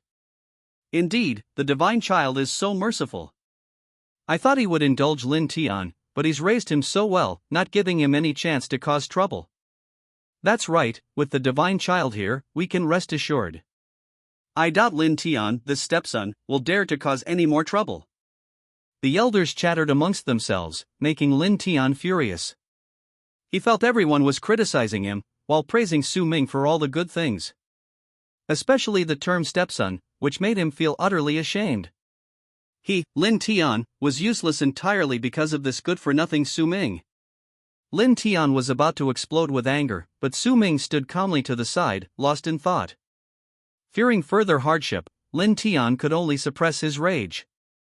And so, whether intentionally or unintentionally, Su Ming dragged Lin Tian to Li Shui and Xiao Suyuan's side, pulling him along the ground. Su Ming, completely unconcerned about Lin Tian's disheveled state, said, "Xiao Yuan, this is your brother, Lin Tian. Shuier, I'm here. I brought Tianer over." After saying this, Su Ming seemed to remember something, apologetically appearing on his face, and released Lin Tian, who was still on the ground. Lin Tian was absolutely furious. From childhood to adulthood, even in his past life, he had never suffered such humiliation. In front of his mother, Li Shui, Su Ming had dragged him over like trash, treating him like he was nothing. However, Lin Tian was quickly drawn to something else. The boy Su Ming had mentioned earlier, sitting next to Li Shui. Xiao Yuan. Lin Tian's heart skipped a beat, as if he had realized something, but he dared not think further, afraid he couldn't bear it. His voice trembled as he looked at Li Shui, pointed at little Su Yuan who was drinking milk, and stammered, "Mother, this." Little Su Yuan tilted his head, revealing a row of small white teeth, and grinned, "Hee, brother Lin Tian, what's wrong?" "Mother, brother Lin Tian looks so ugly, his face is all dusty." These words made Lin Tian want to bang his head against the wall. His disheveled appearance was all his father's fault. Hearing little Su Yuan call Li Shui mother, Lin Tian immediately understood this was Li Shui and Su Ming's child, and he'd grown so much. It seemed that 2 years ago, Su Ming and Li Shui had gotten involved. Lin Tian felt a lump in his throat, unable to say a word, sitting there blankly, utterly dejected. The others at the table were busy eating, and no one paid him any attention. The table was laden with food, 18 dishes, each with its own unique flavor, beautifully presented, fragrant, and delicious, making everyone's mouths water. Su Ming secretly gave the chef a thumbs up. 3-flower clear dragon. Primarily light and delicate, the dish features 3 flower-shaped pieces of green, white, and blue paired with translucent dragon meat that melts in your mouth. Crispy shrimp. Crispy on the outside and tender on the inside, almost burnt, the flavor is exquisite. Su Ming took a bite, it felt like chewing volcanic rock, crispy yet chewy, the meat springy and delicious. The spirit pork was tender and juicy, and the goose leg was fatty but not greasy, leaving one wanting more. Crispy chicken, golden dragon fish, spare ribs, green vegetables, soup, every dish was a top-tier delicacy. Even cultivators who occasionally wanted to try such food had to consider whether their wallets were thick enough. Such delicacies were rarely seen, especially since the chef's skills were among the best in the Tianxian continent, the taste far surpassing ordinary dishes. Just as Lin Tian was lost in thought, he heard Elder Wu's provocative voice from his ring. Old Wu stared at Lin Tian, unable to hold back his words. "Boy, it's painful to watch you like this." "Lin Tian, are you even a man?" A real man should confront Su Ming directly. "Why don't you become my disciple, Wu Tian, great sage? I'll teach you cultivation, and I guarantee you'll catch up to that divine child soon." Lin Tian lowered his head, remaining silent. Old Wu continued to persuade him, "Don't be so stubborn. Look at your mother, Li Shui, how happily and intimately she's chatting with Su Ming. You're Li Shui's first child, can you accept this fact?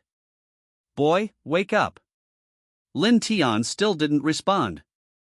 Lin Tian stood there, stunned, unsure what to do. Su Ming and Li Shui chatted animatedly, sharing food, their affection so strong it was enviable. Little Su Yuan ate his meal quietly, occasionally sipping milk. He was clearly satisfied with the delicious food on the table and didn't even want to talk. Old Wu grew anxious. "Boy, wake up! You haven't been driven mad by that useless divine child, have you? If I die, who will resurrect my body, boy?" Old Wu continued rambling. "Do you want to be suffocated by Su Ming forever?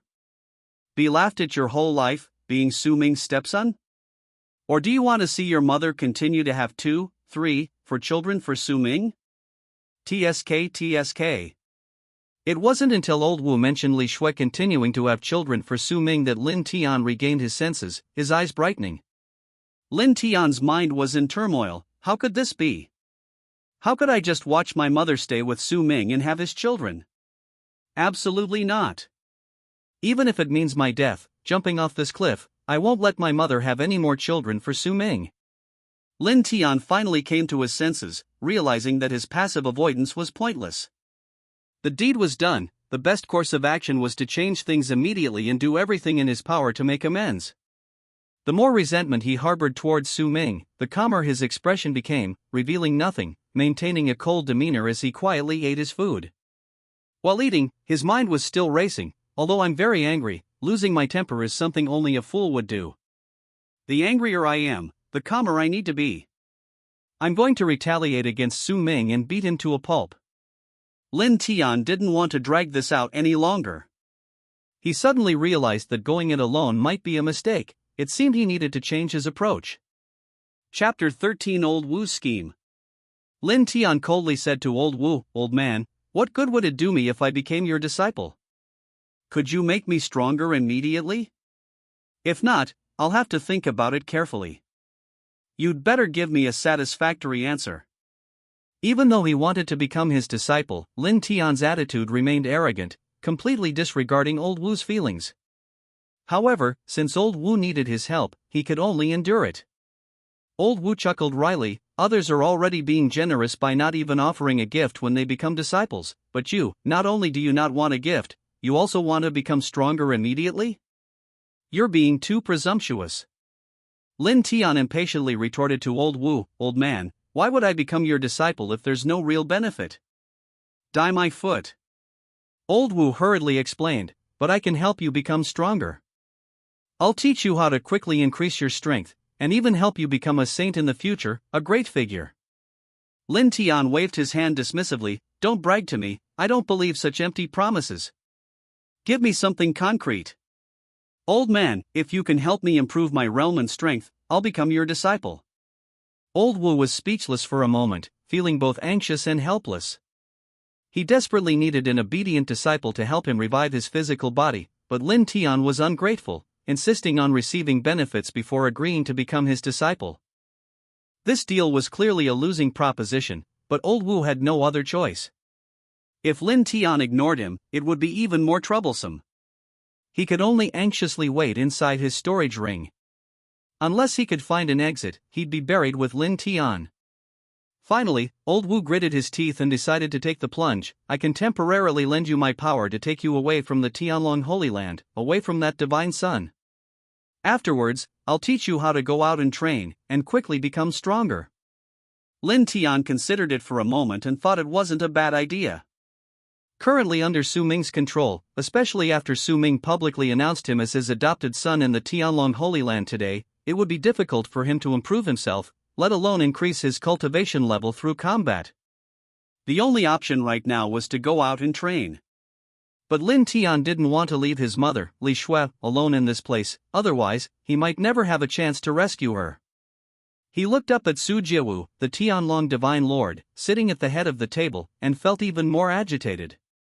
Even if old Wu was incredibly powerful, he probably wouldn't have been a match for this God Lord when he was alive. Lin Tian felt a surge of frustration and couldn't help but curse inwardly, damn it. Taking mom is no good, but I want to run away without her. Su Ming, why are you always picking on me? What deep-seated grudge do we have? If Su Ming heard this, he would probably scoff. It's not that I have a grudge against you, it's just that we're destined to be rivals. You're the protagonist, so as long as you're alive, you have to deal with me first. That's the rule of this fantasy world, no one can escape it. Just then, the atmosphere at the dinner table, which had calmed down, suddenly changed when Li Shui spoke up, her tone reproachful. Tianer, the God Prince is very good to you, so why don't you like him? Are you hiding something from your mother? Upon hearing this, Lin Tian's anger flared up, and he blurted out, "Good my foot." But he regretted it as soon as the words left his mouth. Even his mother Li Shui and Xiao Su Yuan at the table were no less powerful, and the others were far stronger than him. Lin Tian couldn't force himself to be defiant. Su Jiewu, sitting in the main seat, had a dark expression. He had just heard that his nephew, Su Ming, had married a divorced woman, which made him feel utterly humiliated. However, upon reflection, he thought Li Shui's character was decent, and the two had a deep relationship, so he couldn't say anything more, though he felt a little uncomfortable. Now, Lin Tian was causing a ruckus, making Su Jiewu want to rush over and slap him. Unconsciously, a powerful sense of oppression rose around the table, directly targeting Lin Tian. In Su Jiewu's view, regardless of anything else, Lin Tian was superfluous. After all, Lin Tian had no blood relation to them, and Li Shui's previous child had absolutely no connection to Su Ming. However, when the bride, Li Shui, spoke, Su Jiewu immediately suppressed his aura, lowered his head, and silently ate his food, refusing to speak again. The first elder remained expressionless, while the second elder smiled and picked up some food, also remaining silent. "Are you hiding something from your mother?" Li Shui asked. Lin Tian's face twisted in anger, but he dared not say anything more, only suppressing his rage. He had already cursed Su Ming's ancestors to the 18th generation in his heart, but this did nothing to solve the problem. Li Shui put down her chopsticks, deciding to take advantage of the meal to properly educate her son. This was the custom in the Tianxian continent, disciplining children during meals, because everyone was busy with their own lives and rarely had time to get together. This was also to teach Xiao Suyuan right from wrong. "Tianer, when you were little, your mother said you were clever, quick-witted, sensible, obedient, and diligent. You never used foul language. How come you've changed so much since you grew up? Look at the state you've become." After Li Shui finished speaking, she took out an exquisitely carved mirror from her storage ring and looked at Lin Tian's face. Lin Tian knew how pathetic he looked, but being exposed by his mother still made him look in the mirror. The person in the mirror was no longer the dashing and handsome young man, but a disheveled, sallow-faced, and decadent old man. Neither young nor old, that was him. Lin Tian stared at himself in the mirror, his fingers trembling slightly. In his previous life, he was a great emperor, living a comfortable life, with a ruddy complexion and a strong body. But in this life, before even starting to struggle, he was already worse off than a dog. Li Shui put the mirror away, noticing Lin Tian's bewildered expression, and continued to lecture him. "Look at yourself, always doing nothing productive, what future do you expect? Are you unhappy that I'm doing well?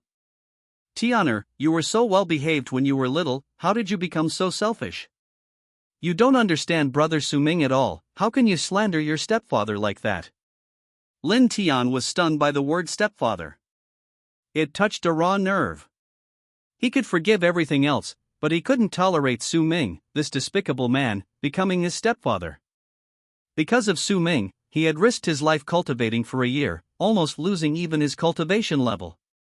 His beloved master Zi Sun, whom he had painstakingly supported, had actually become Su Ming's woman. This made him want to vomit blood on the spot.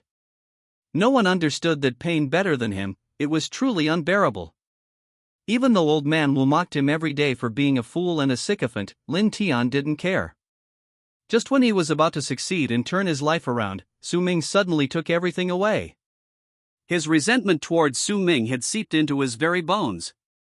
Now, Li Shui, as his mother, should have supported him, but she was unaware of the hardships Lin Tian had endured in the Holy Land. Li Shui only felt that Lin Tian's immediate attack on her husband clearly indicated he didn't want her to remarry. But she had her own freedom. As a child, Lin Tian should have understood his parents' feelings, so why was he being so immature? Li Shui became increasingly heartbroken, which is why she scolded Lin Tian. However, Lin Tian became even angrier. I don't understand that good-for-nothing Su Ming, and I don't understand you, mother. How could you be with such a bad person? Mother, why don't you believe me? Lin Tian was still making a last-ditch effort, even though he knew it was futile. At this moment, Lin Tian was desperate. Even facing a powerful figure like Su Jiawu, he loudly denounced Su Ming's faults. But even if he said it, what difference would it make? Those grievances and secrets he suffered could never be told to anyone. Even if he did, no one would believe him. They'd just think Lin Tian was crazy. You. Li Shui kindly tried to persuade him, but Lin Tian dared to talk back. She was so angry she raised her hand to hit him, but Lin Tian just stared at her, seemingly fearless. Shuer, don't be hasty. Don't hit Tianer so easily. He's still young and doesn't understand. You should be more tolerant. Su Jiawu advised. But, husband, Tianer is already 18, and he'll be 19 soon. How can he still be young? Li Shui retorted defiantly. Shuer, you don't understand. Tianer hasn't received your care since he was little, so his personality is inevitably a bit strange. But it's okay, I'm here. Shuer, don't get too agitated, leave it to me. Su Ming stepped forward. Li Shui looked worried, unsure what to do, and could only leave it to Su Ming's discretion. Su Ming didn't mince words, directly and sternly reprimanding Lin Tian. Tianer, look at you now. What kind of person are you? You're such a grown man, yet so rebellious. You don't care at all about how hard your mother, Shuer, has suffered. Are you even human? Su Ming's serious expression drew sidelong glances from everyone present. Lin Tian was furious, his mind filled with thoughts of Su Ming's mischief. How could his mother have been so infatuated? It was all Su Ming's fault. You good for nothing. Su Ming. Go ahead and kill me if you dare. Who knows you better than me, Lin Tian? Stop pretending. Lin Tian's mouth opened like a machine gun. Li Shui, standing to the side, was dumbfounded. She had never known Lin Tian had such a violent side. His face was horribly contorted, and his insults sounded like those of a seasoned veteran. Li Shui trembled with anger, really wanting to slap him. But before she could act, Su Ming grabbed her. Su Ming advised, Shuer, calm down. Tianer is being immature, it's not his fault, it's my fault for not teaching him well. I didn't expect our first meeting to be so awkward. Let's eat first, while it's hot. Seeing Lin Tian's posture, Su Ming knew he was on the verge of exploding, and further provocation would only make things worse. If things escalated, the marriage would be ruined. Su Ming had his own methods. He picked up a few pieces of fatty, juicy meat, clearly something that would make you gain weight, and put them directly into Lin Tian's bowl.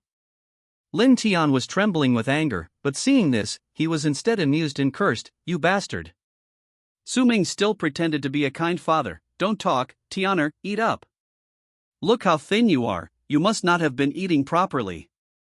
It's okay, you'll eat well when you're cultivating, eat more. Then, he added more greasy meat, hard vegetable stalks, duck bones, the most bony parts of fish to Lin Tian's bowl, and even some strangely flavored wild animal meat. Upon closer inspection, Lin Tian's bowl was full of hellish ingredients, a stark contrast to the delicacies on the other table. Su Ming picked out the unpalatable food for Lin Tian while picking out the tenderest and most delicious pieces for himself, all the while feigning comfort. Tianer, you've suffered these past years. Your mother just got married to me, she's a bit emotional, don't take it to heart. Eat up. Lin Tian, who could cook, couldn't resist seeing this. The contents of the bowl were utterly outrageous.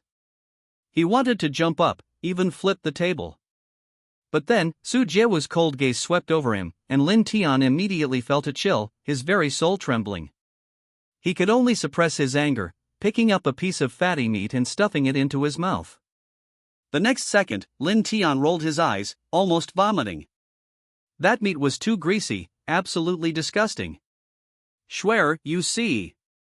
Tianer isn't unreasonable, she's just starved for love. It's wrong of you to keep hitting him. As the old saying goes, spare the rod and spoil the child. Tianer must have suffered a lot. You should try to understand him more, just like you did back then. After saying this, Su Ming put several more of Li Shui's favorite dishes into her bowl, picking out the tenderest parts. Li Shui's eyes welled up with tears. She said softly, yes, my husband is still the best to me. You should eat too. She then put some food on Su Ming's plate, and the two chatted happily, the atmosphere particularly warm. Lin Tian, watching from the side, felt a surge of anger. He thought to himself, what is this? His own mother is actually favoring an outsider. It feels like she was adopted. Chapter 14. Jiang Huanyue's heart secretly belongs to her. Okay, Su Ming agreed, and everyone began to eat happily. Su Ming occasionally teased little Su Yuan, putting food on his plate, and of course, he didn't forget to take care of Lin Tian. Lin Tian had no appetite at all. The worst food was piled into his bowl, and he didn't dare to protest, for fear of being accused of being disobedient. Su Ming's actions made Lin Tian's stomach ache, and he remained silent throughout the meal, not even allowed a drink, only water. Su Ming even had the audacity to say, Tianer hasn't had a good life these past few years, he needs to take care of his health. Look at him now, so thin, like a bamboo pole, he must have eaten too much junk food. Drinking more water is good for your health. Here, Tianer, I poured you a cup of hot water, drink it while it's hot. Lin Tian looked at the steaming water in the cup, then at the greasy, smelly food in his bowl, his expression truly priceless. Just then, a figure slowly approached, a lively and adorable young girl, walking lightly as if floating in the air. It was none other than the Nine Heavens demoness, Jiang Huanyue. I am Jiang Huanyue, the goddess of the Nine Heavens Holy Land. I heard of Tianlong's wedding and came to offer my toast. Could you please find me a seat, divine son? Su Ming was enjoying his meal when he looked up and saw this beautiful woman standing shyly before him, her face flushed, seemingly embarrassed. Su Ming recalled events from his past memories, combined with plot points from his previous life's novel, and his expression became quite interesting. Initially, when Su Ming heard about the Nine Heavens Holy Land's grand display, he hadn't paid much attention, only vaguely recognizing her but unable to immediately recall who she was. Now he finally remembered. Oh, isn't this the little devil from the novel who was often criticized by readers? In his previous life, she was Su Ming's die-hard fan, helping Su Ming and Lin Tian fight their enemies. Although her ending was tragic, she became Lin Tian's puppet, losing her own will and completely obeying his orders. Her loyalty and ability to Su Ming were undeniable. In Su Ming's memory, 3 years ago, Jiang Huanyue brought their Holy Land's Grand Elder to propose marriage, and the object of her affections was Su Ming. However, Su Ming didn't even meet her then, directly refusing. No matter how beautiful or powerful your highness the goddess is, my heart only belongs to my junior sister, Wu Qingran. Nine Heavens goddess, please return. Su Ming was very proud at the time. Actually, that's just how a simp is, a particularly double standard. They're incredibly obedient to those they like, but completely indifferent to those they don't, utterly cold-blooded. This personality trait was perfectly embodied in Su Ming.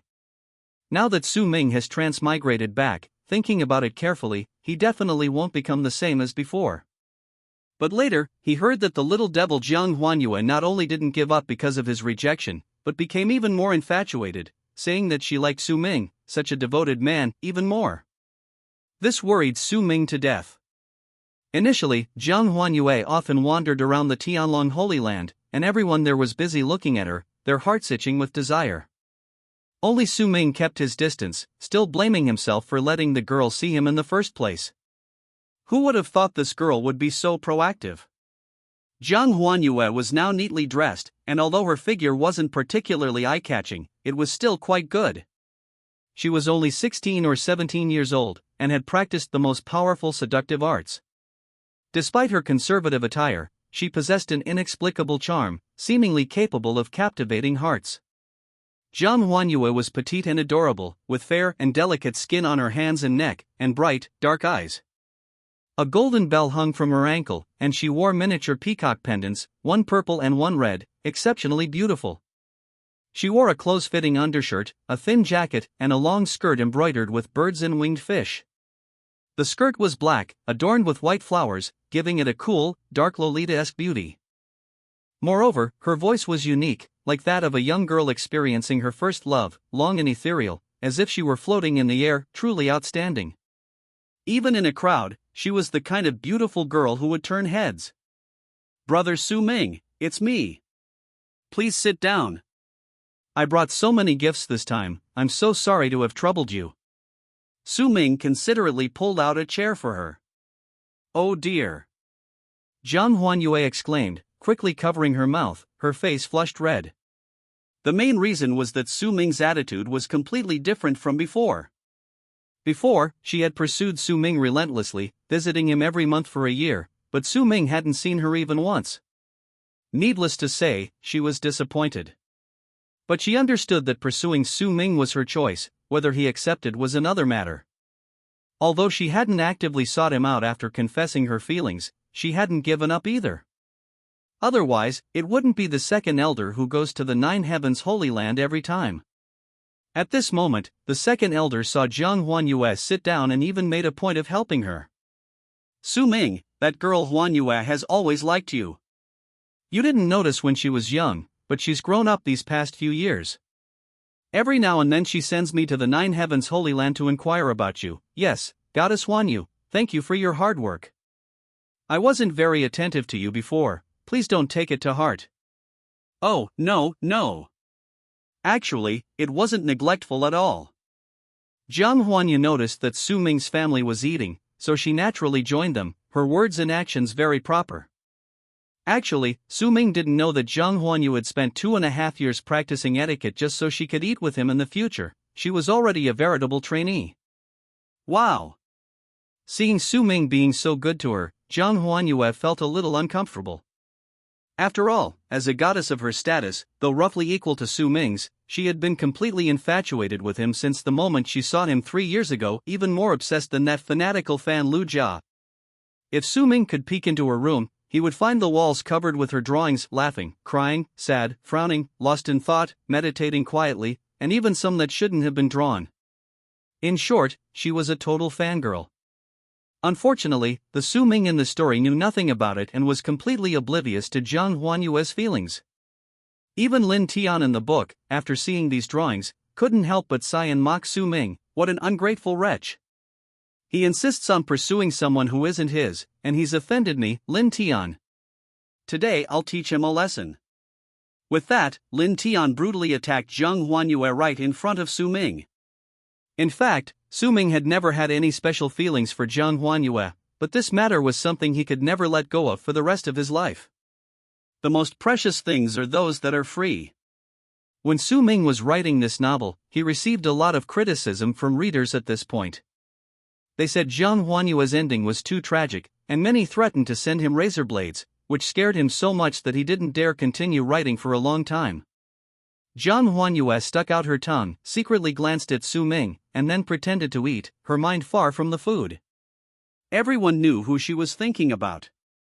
Su Ming was already quite strong, and he had noticed the little girl stealing glances at him several times, but she was too shy to say anything. Her face was flushed, and it was hard to tell what she was thinking. Su Ming didn't stand on ceremony. He directly put some of the food he had just eaten into her bowl, smiling and saying, "Miss Huanyu, is it all right if I call you that? Eat more, you're a bit short." Su Ming's half-joking act of putting food in her bowl made Zhang Huanyu's face turn bright red to her ears, feeling extremely embarrassed. She hadn't expected Su Ming to be so bold. Zhang Huanyu felt a little conflicted. She didn't usually like getting too close to men, especially in her private areas, and she rarely spoke to them. She knew her beauty captivated many men, but this wasn't the feeling she wanted. But then she thought of Su Ming, and perhaps it wasn't entirely unacceptable. Before, she liked Su Ming, finding him cheerful and straightforward in his words and actions, but that was just a superficial impression. Now, this was the first time she'd been so close to a man, and it was Su Ming no less. She could even smell the faint fragrance emanating from him. What did Su Ming just say? Zhang Huanyue was a little unhappy. Small? Not small at all. Although not as large as Li Shui's, it was still quite good. She looked down at herself. She was indeed alright, just not quite as tall as Li Shui. However, Su Ming was referring to her overall petite and cute figure, probably just over 1.6 meters tall. Li Shui stood beside her, saying nothing. From the moment Zhang Huanyue appeared, she felt something was off.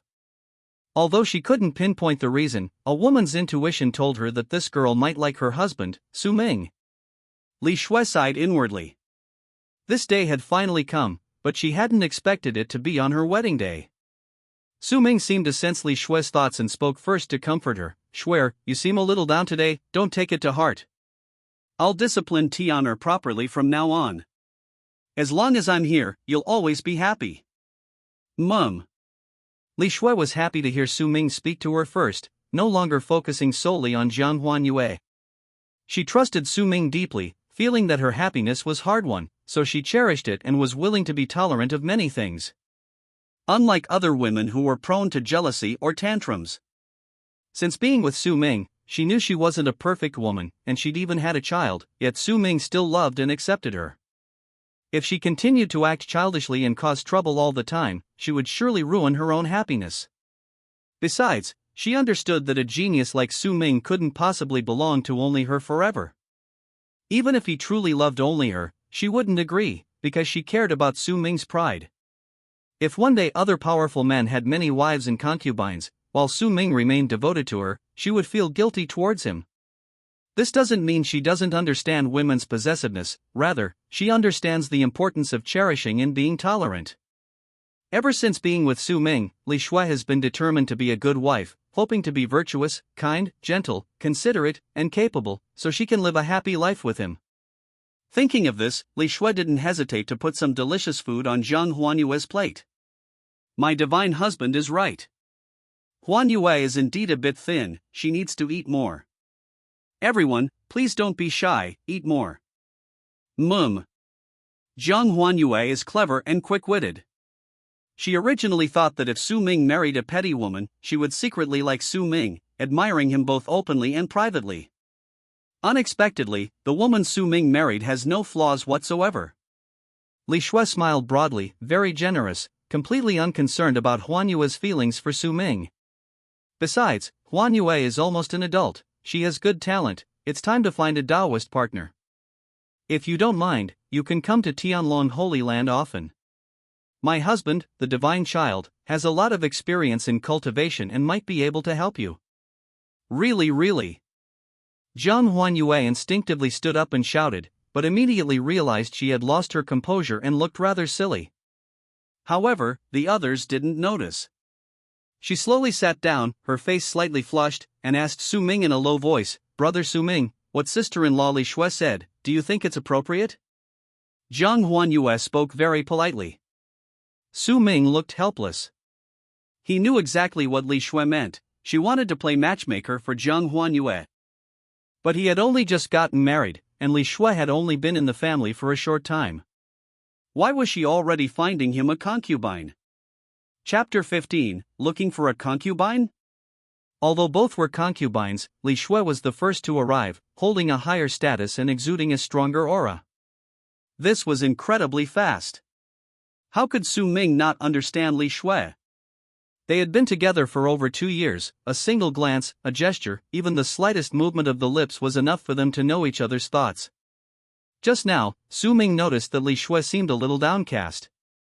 It's alright, Miss Huanyu, please feel free to visit Tianlong Holy Land often. If you don't mind, I can teach you about cultivation, or if you have any questions, feel free to come to me anytime. Besides, the gift you gave this time was too valuable, I was even thinking of returning part of it after dinner. Your kindness is too much, I feel embarrassed. Su Ming politely explained his thoughts.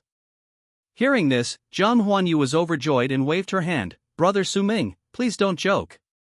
My family has nothing, but we have more spirit stones and secret techniques than we can use. Just ask, Brother Su Ming, and I'll give you anything. The people at the table gave her strange looks. Brother Su Ming. TSK. Even Su Jiawu, the head of the gang, couldn't help but cough twice. Ahem, Su Ming, I'm full. I've made some new discoveries in my cultivation recently, so I might be a bit busy. You guys chat. Although Gao Huan loved fighting, he wasn't stupid, otherwise he would have been dead long ago. He chimed in. Su Ming, the first elder isn't very hungry today. He's full after eating a little and needs to hurry back to discuss cultivation with his friends. You guys continue eating. Next came the second elder. He was very clever and bold, and had already seen through Zhang Huanyue's thoughts. Su Ming, the second elder, heard that goddess Huanyue has been having problems with her cultivation. Seeing that your cultivation is so high, and that you've even taught the junior sisters before, she wants you to help her more. She might really need your guidance. Su Ming was taken aback. Good grief, these guys were teaming up to push him.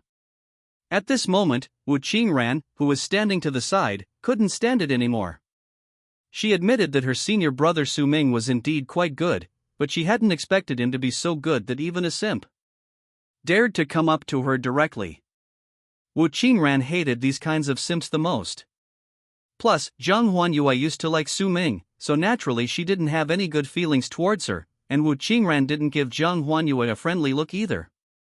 Sitting at this table, watching them chat so enthusiastically, Wu Qingran, who was usually aloof and didn't like to talk, ate quickly, unwilling to continue watching the drama unfold. Her feelings for Su Ming were conflicted. She liked him a little, but couldn't quite put her finger on it.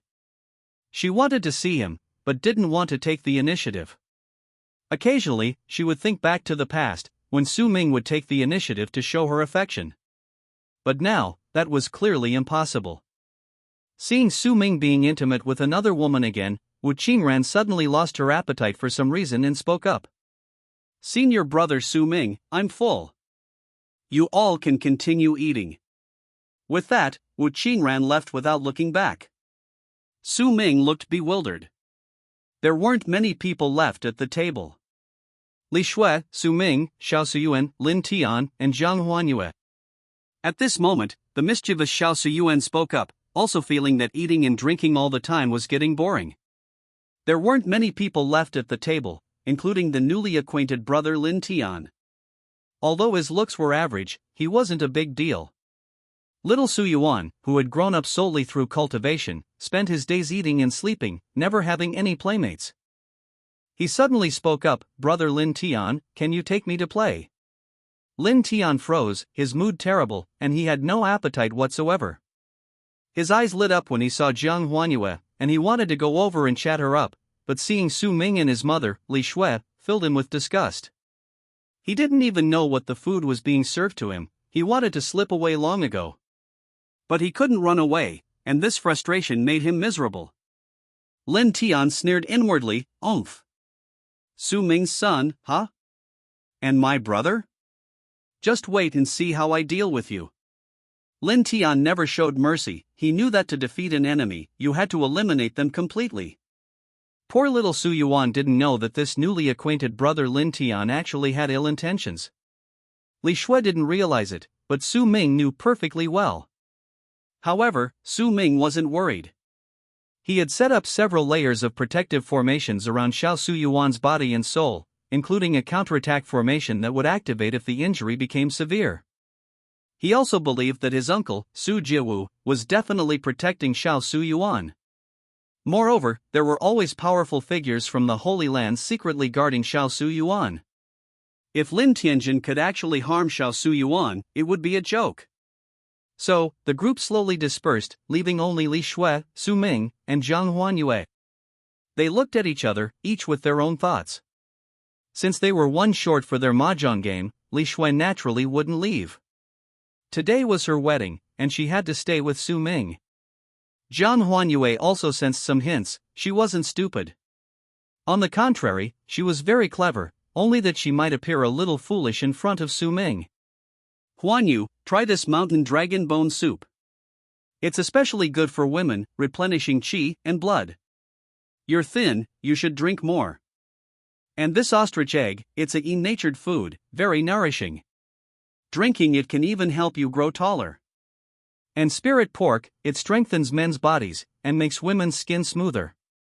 Li Shui kept piling food into Zhang Huanyu's bowl, even explaining the effects of each dish.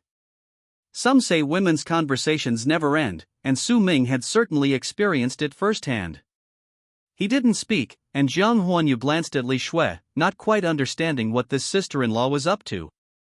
If she had malicious intent, it didn't seem so. If she had good intentions, she was being too enthusiastic.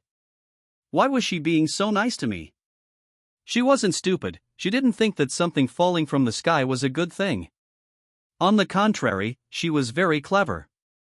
That's why she always managed to help Su Ming deal with Lin Tian in the novel. Sister-in-law Li Shui is too hospitable, it's a little uncomfortable. Zhang Huanyue still pretended to be a little reserved. After all, being a guest at someone else's wedding and always being taken care of made her feel a bit embarrassed. So, she also tried to put some food on Li Shui's plate. After Li Shui finished eating, she smiled happily and said, "Huanyue, you're so thoughtful. I'm just an ordinary woman. If it weren't for the care of Shensi and his wife, I probably wouldn't have made it. When I was sick, I might not even be able to survive." Zhang Huanyue glanced at Li Shui, thinking to herself, "You call yourself ordinary? What's so ordinary about you? Among women, you're exceptionally outstanding, the type men like best." Looking at herself, though she was quite proud, she was far inferior to her, and a sense of loss inevitably crept in. So she quickly ate a few more bites of food, then said, "I appreciate your kindness, sister-in-law, but this is a problem inherited from my ancestors. My body's age has remained fixed here, but it's all right." Li Shui felt a pang of sadness upon hearing this. She came from the countryside and believed that women who could do hard labor were the good women. Seeing Zhang Huanyue, so petite and delicate, she always felt like she was looking at her own daughter or younger sister. Zhang Huanyue noticed Li Shui's gaze, helplessly stuck out her tongue, and boldly put food into Su Ming's bowl. "Brother Su Ming, eat more." Seeing that neither of them refused, Zhang Huanyue gradually relaxed. She was naturally outgoing and not afraid of strangers. She had been preparing for this day for 2.5 years as a trainee. Su Ming smiled and responded generously, "Well, Huanyu, I admit I wasn't very polite to you before. If you have any questions or concerns about cultivation, I can share my thoughts. If there's anything I can do to help, please let me know."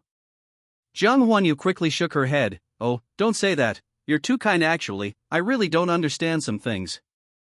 That's how simps are, the more aloof someone is, the more enthusiastically they fawn over them. Once the other person responds warmly, they become shy and withdrawn, instinctively avoiding you. But Zhang Huanyu's mind worked quickly. She asked directly, "Actually, it's nothing serious, it's just that, Brother Su Ming, could you teach me about cultivation? Your cultivation has progressed so quickly, I'm really curious what realm you've reached." Zhang Huanyue lowered her head, twirling her long hair with her little finger, looking incredibly shy, truly like a girl next door. However, she was indeed the divine maiden junior sister of the Holy Land next door. In terms of seniority, she should indeed call Su Ming senior brother, and calling him brother wouldn't be wrong either. Su Ming replied, Probably the mid-stage of the divine will realm." Zhang Huanyue was shocked. Last year, Su Ming was only at the early stage of the divine will realm. How could he have improved so quickly this year? This breakthrough speed was like a rocket. It takes others several years to advance a realm. Only top geniuses, especially those who love training or have fortuitous encounters, can possibly do it faster. Even for others, even with secluded cultivation, a few years is normal. Su Ming actually had many things he didn't say. If he did, it would definitely shock everyone. He obtained the extremely important Yuan Yin from Elder Zisun, causing his strength to increase rapidly, far exceeding his limits. Su Ming already had a good foundation, and with the system's assistance, his progress was nothing short of phenomenal. Even Li Shui, standing beside him, was speechless with shock. Although she didn't scream like Zhang Huanyu, she was still quite frightened. Since Li Shui began cultivating, she had gained some understanding of the process. "Husband, you're amazing," Li Shui stammered. "Well, maybe it's because I have good talent, so I'm progressing faster. Don't worry, you'll catch up eventually. I'll always be with you." Su Ming smiled and ruffled Li Shui's hair. Li Shui wore a sweet expression, while Zhang Huanyue's eyes were glazed over with envy. Li Shui noticed Zhang Huanyue's expression and glared at Su Ming, as if blaming him.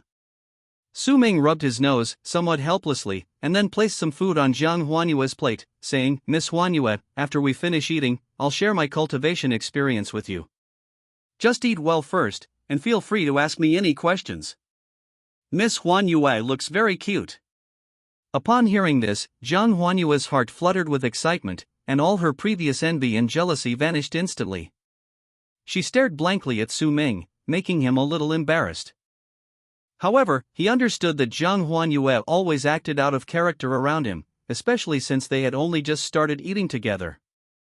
Zhang Huanyue's overly familiar manner was debatable, but since there were no outsiders at the table, it didn't matter. Li Shui had already seen through Zhang Huanyue's thoughts and didn't care at all. Women do what they want and don't do what they don't want, unlike men who are so conflicted. Zhang Huanyue quickly recovered and didn't feel embarrassed. Compared to Su Ming's words, nothing else mattered. She smiled sweetly and said, "Okay. Brother Su Ming, you have to teach me cultivation well. I've been working really hard. Alright, let's eat." Su Ming put some more food on their plates. If someone didn't know better, they might think these two were Su Ming's wife or concubine, but only they knew they weren't officially married yet. It was only a matter of time. As for Su Ming, he didn't think much of it. But Zhang Huanyue was indeed different. She possessed a unique charm, a captivating, alluring quality. The meal was quite enjoyable, perhaps because Li Shui had been alone for a long time and wanted some company.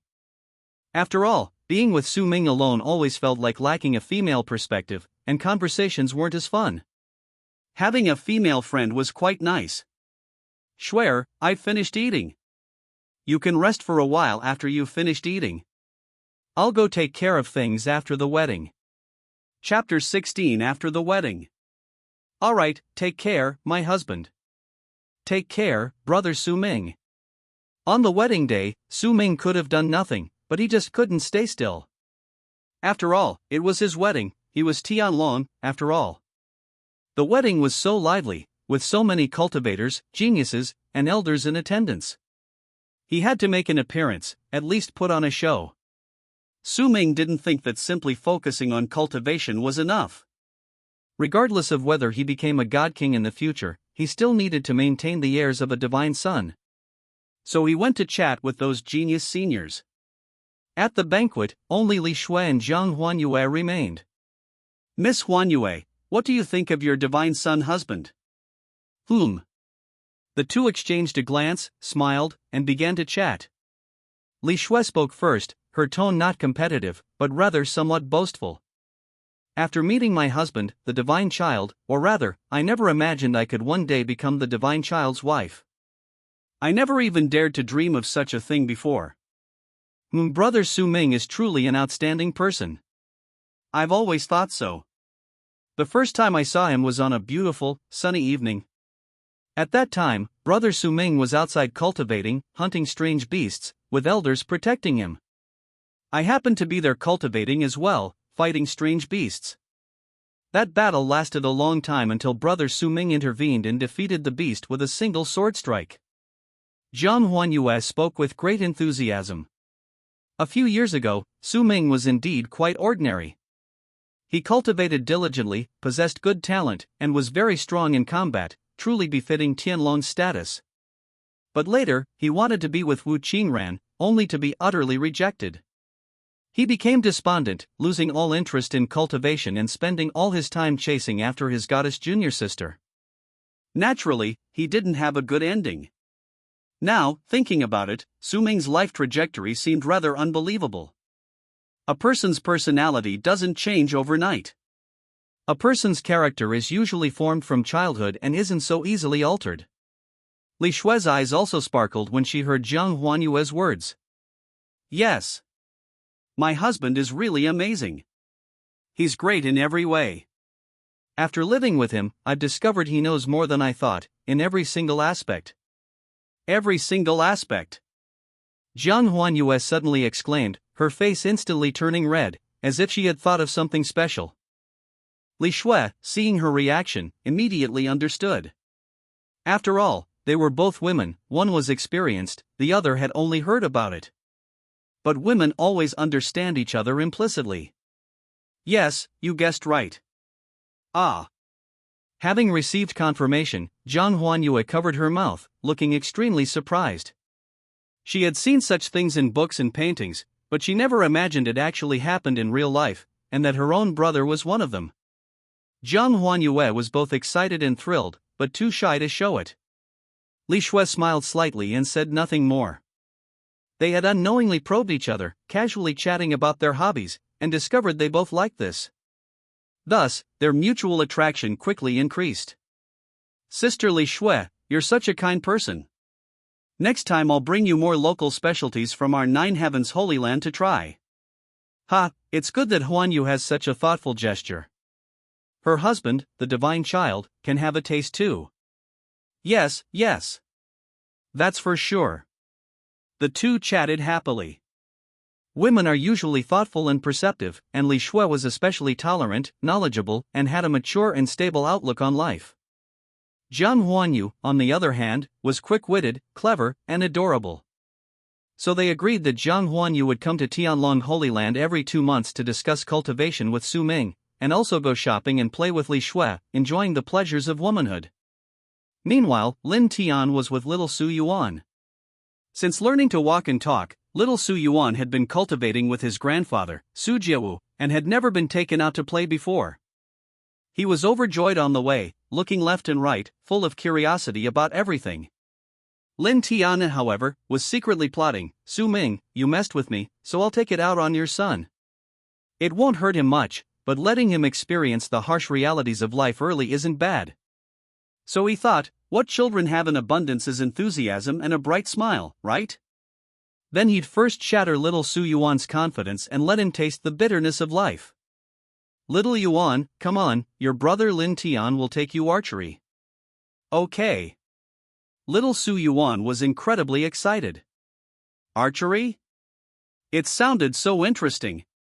Lin Tian looked at his innocent face and sneered inwardly, soon he'd be crying.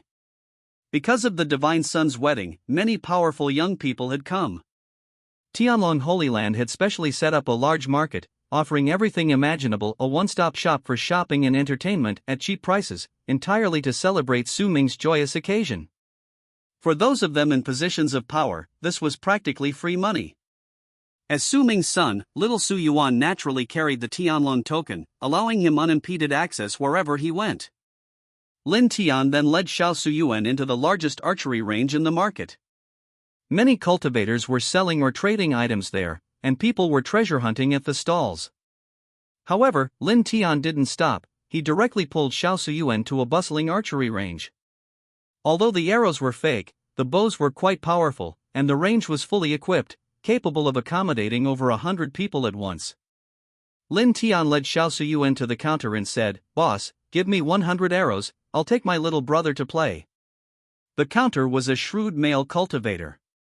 He glanced around but didn't see Xiao Suyuan. It turned out that Xiao Suyuan was too young and was standing under the table, unnoticed for a moment. Lin Tian pointed, and Xiao Suyuan jumped around a couple of times before the counter noticed him. The receptionist's expression changed drastically upon seeing Xiao Suyuan, and she almost blurted out, "Such a small child, he can't even reach the bow. Isn't he just causing trouble?" But seeing Lin Tian's serious expression, she still took out 100 arrows of different sizes and handed over 2 bows. "Friend, these 50 are for children, the rest are for adults. Let your little brother try the children's bow. If it doesn't work, we don't have any smaller ones here." "Okay, that's fine." Lin Tian inwardly wanted to curse the receptionist. Why bring such a small bow? If only they had given him a bigger one. Xiao Suyuan definitely couldn't handle it, it was infuriating. But on the surface, he maintained the appearance of a good older brother, smiling and saying, "Come on, Xiao Yuan, let's go teach you archery." After saying this, Lin Tian suddenly paused. If he let Xiao Yuan call him Brother Tian, wouldn't that be tacitly acknowledging him as Su Ming's stepson? "Hello, Brother Tian." Xiao Suyuan responded happily. Lin Tian suppressed the urge to curse. "Just call me Lin Tian from now on, don't call me Brother Tian." "Oh, Brother Tian." Xiao Suyuan still didn't change his address. Veins bulged on Lin Tian's forehead, but he ultimately held back, thinking, why bother talking to a little brat like this? It's exhausting. He's slowly gotten used to this kind of thing now, otherwise he would have been furious long ago. Ignoring the receptionist's nagging, Lin Tian pulled Xiao Suyuan into the archery room. "Xiao Yuan, see that target? Take your bow and draw it tight, like this, shoot it. The closer you are to the bullseye, the higher your score. Let's have a contest, 50 arrows, let's see who scores more." "Okay, Brother Tian." Xiao Suyuan answered excitedly. Lin Tian's eyelids twitched. He wondered if the kid was doing it on purpose. He'd been told not to call him Brother Tian, but the kid insisted. Lin Tian, too lazy to say anything more, picked up his large bow and started shooting, not even bothering to teach Xiao Suyuan. Xiao Suyuan looked completely confused, but didn't ask any questions, just watching Lin Tian draw the bow, aim, and shoot. Although his small bow was about the same height as him, or even a little taller. Xiao Suyuan tried to draw the bow like Lin Tian, but his arms were too short, and he couldn't draw it fully, frowning in frustration. Lin Tian watched from the side, secretly amused, thinking, "Su Ming, you good for nothing, you want to mess with me? Today I'll make your son look bad." He was particularly looking forward to seeing Xiao Suyuan fail. But the next second, Lin Tian was dumbfounded. Xiao Suyuan suddenly had an idea, striking a strange pose, like Neza from the TV show. He supported himself on one foot, the other bracing the bow, his entire body almost in a straight line, the bow tip pointing upwards. Little Suyuan pulled the bowstring taut with his right hand, drawing it to a full moon, then quickly released it, aiming intently at the target. Whoosh! The arrow flew out. Lin Tian's eyelids twitched. He thought, this kid's got some skill, he's got a good attitude. If you didn't know better, you'd think he'd trained. But the next second, Lin Tian burst into laughter, almost laughing until tears streamed down his face. "Ha ha! Little Yuan, that's not how you shoot an arrow. You have to aim for the bullseye to score." Lin Tian was smug, his tone full of sarcasm. It turned out that although little Suyuan had drawn the bowstring taut and possessed considerable strength, the arrow had missed, embedding itself directly in the wall. Lin Tian laughed uncontrollably, finally feeling a sense of victory over Su Ming, extremely pleased with himself. Ignoring Lin Tian's mockery, Xiao Suyuan focused intently on preparing for another round. Again. Wait. Lin Tian suddenly stopped him, a mischievous smile on his face. "Xiao Yuan, let's play a game, otherwise it's too boring." Xiao Suyuan's eyes widened, looking at him with confusion. "Brother Tian, what do you say? How about this, whoever scores less has to let the other slap them in the face, how about that?" Xiao Suyuan was a little bewildered, thinking, this game involves physical violence. Is this how adults play games? But he wasn't afraid. Since he was here, he was just looking for fun, so he'd play along with Lin Tian. Besides, he figured Lin Tian wouldn't dare to actually fight, and even if he lost, it wouldn't be a big deal. The two were good friends, playing something exciting would be more fun. Thinking this, Xiao Suyuan grinned. "Okay, Brother Tian. It's settled then. Let's begin then, I'm getting serious," Lin Tian said smugly. Xiao Suyuan didn't reply, focusing intently on aiming and shooting the arrow, his expression very serious. Whoosh, missed. Whoosh, missed again. The third shot finally hit, though only grazed the target, but it still counted as a point. Looking at Lin Tian's side, almost every arrow was aimed straight for the bullseye, his score far ahead. This target has 10 rings, from 1 to 10. Lin Tian's arrows consistently scored around 7 or 8 points, sometimes even hitting the bullseye for a perfect 10. Seeing that Xiao Suyuan ignored him, Lin Tian curled his lip contemptuously, muttering to himself, "A piece of trash, just like your father, I'll crush you under my feet sooner or later." The two remained silent, an adult and a child, quietly competing in archery. The arrows whizzed past incessantly. Just as he was halfway through, a bystander exclaimed, "Look!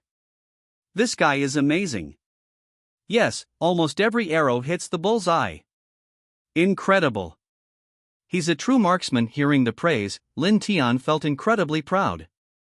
He felt many eyes on him, and indeed, his accuracy was exceptionally high.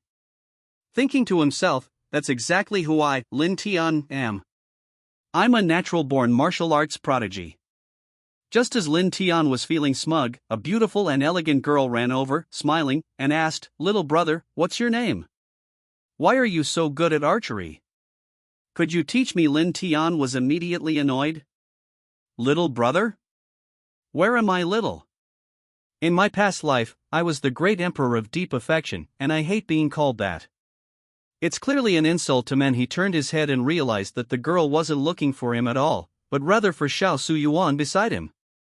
It turned out that the two of them were so focused on the competition that they hadn't noticed the commotion around them.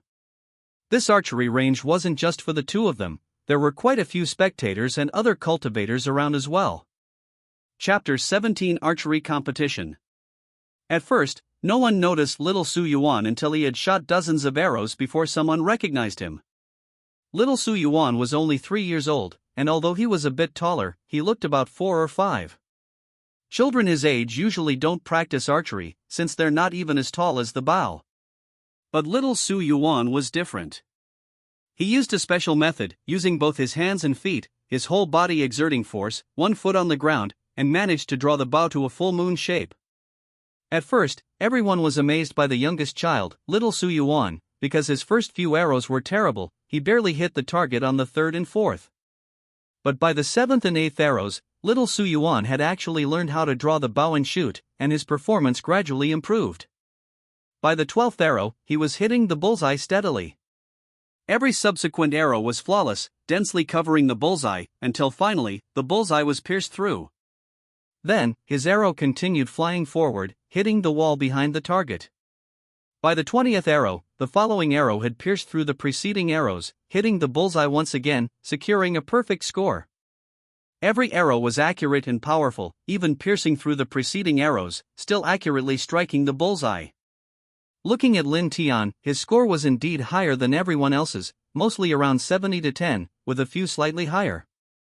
Although his score was good, no one paid much attention to him, at most glancing at him a few more times. But Xiao Suyuan's performance stunned everyone. Every arrow was incredibly precise, piercing through all the arrows on the bullseye. His score was simply astonishing. Coupled with his small stature, perfect archery posture, focused and serious expression, and such a good score, he immediately attracted a crowd of onlookers. Lin Tian, seeing this, panicked. He had said before that whoever lost would get a slap. Thinking of this, he quickly took a deep breath, trying to calm himself down, no longer letting his surroundings affect him, focusing solely on archery. He couldn't believe that he, a dignified reincarnation of an emperor with such high talent, could lose to a child. The more he thought about it, the angrier he became. Unconsciously, Lin Tian's focus wavered, and he missed several shots, failing to even score 7 points, ultimately only managing 4 or 5. Now Lin Tian was even more nervous. He looked back and saw that Xiao Suyuan was still completely focused, hitting the bullseye almost every time. A bad premonition suddenly filled Lin Tian's heart. After a while, Lin Tian finally stopped. Everyone around him stared at him. Xiao Suyuan grinned, revealing his white teeth, and looked at him with a sly smile. "Brother Tian, you lost. It's time to slap you." Before Lin Tian could recover, a burly middle-aged cultivator walked over with a sinister grin, grabbed his collar, and began slapping him across the face. This cultivator had been standing next to Lin Tian and Xiao Suyuan shooting arrows, and of course had heard their conversation and the rules of the game. He had found it strange at the time, thinking that this young man was shameless in trying to bully a child. Little Suyuan was unaware of these things. After hitting all the bullseye, the cultivator came over to chat with him. "Little friend, why are you playing this? If you lose, I think your friend is just making excuses to bully you." Little Suyuan innocently replied, I don't know. Brother Tian said he wanted to play, and I thought it looked fun, so I joined. The cultivator was a little helpless, but still hesitated before asking, "How about this? I think you'll win. You hit the bullseye every time, so he'll definitely lose. How about I help you whip him later?" Little Suyuan thought for a moment, then gave a sweet smile that made the male cultivator next to her feel a little smug.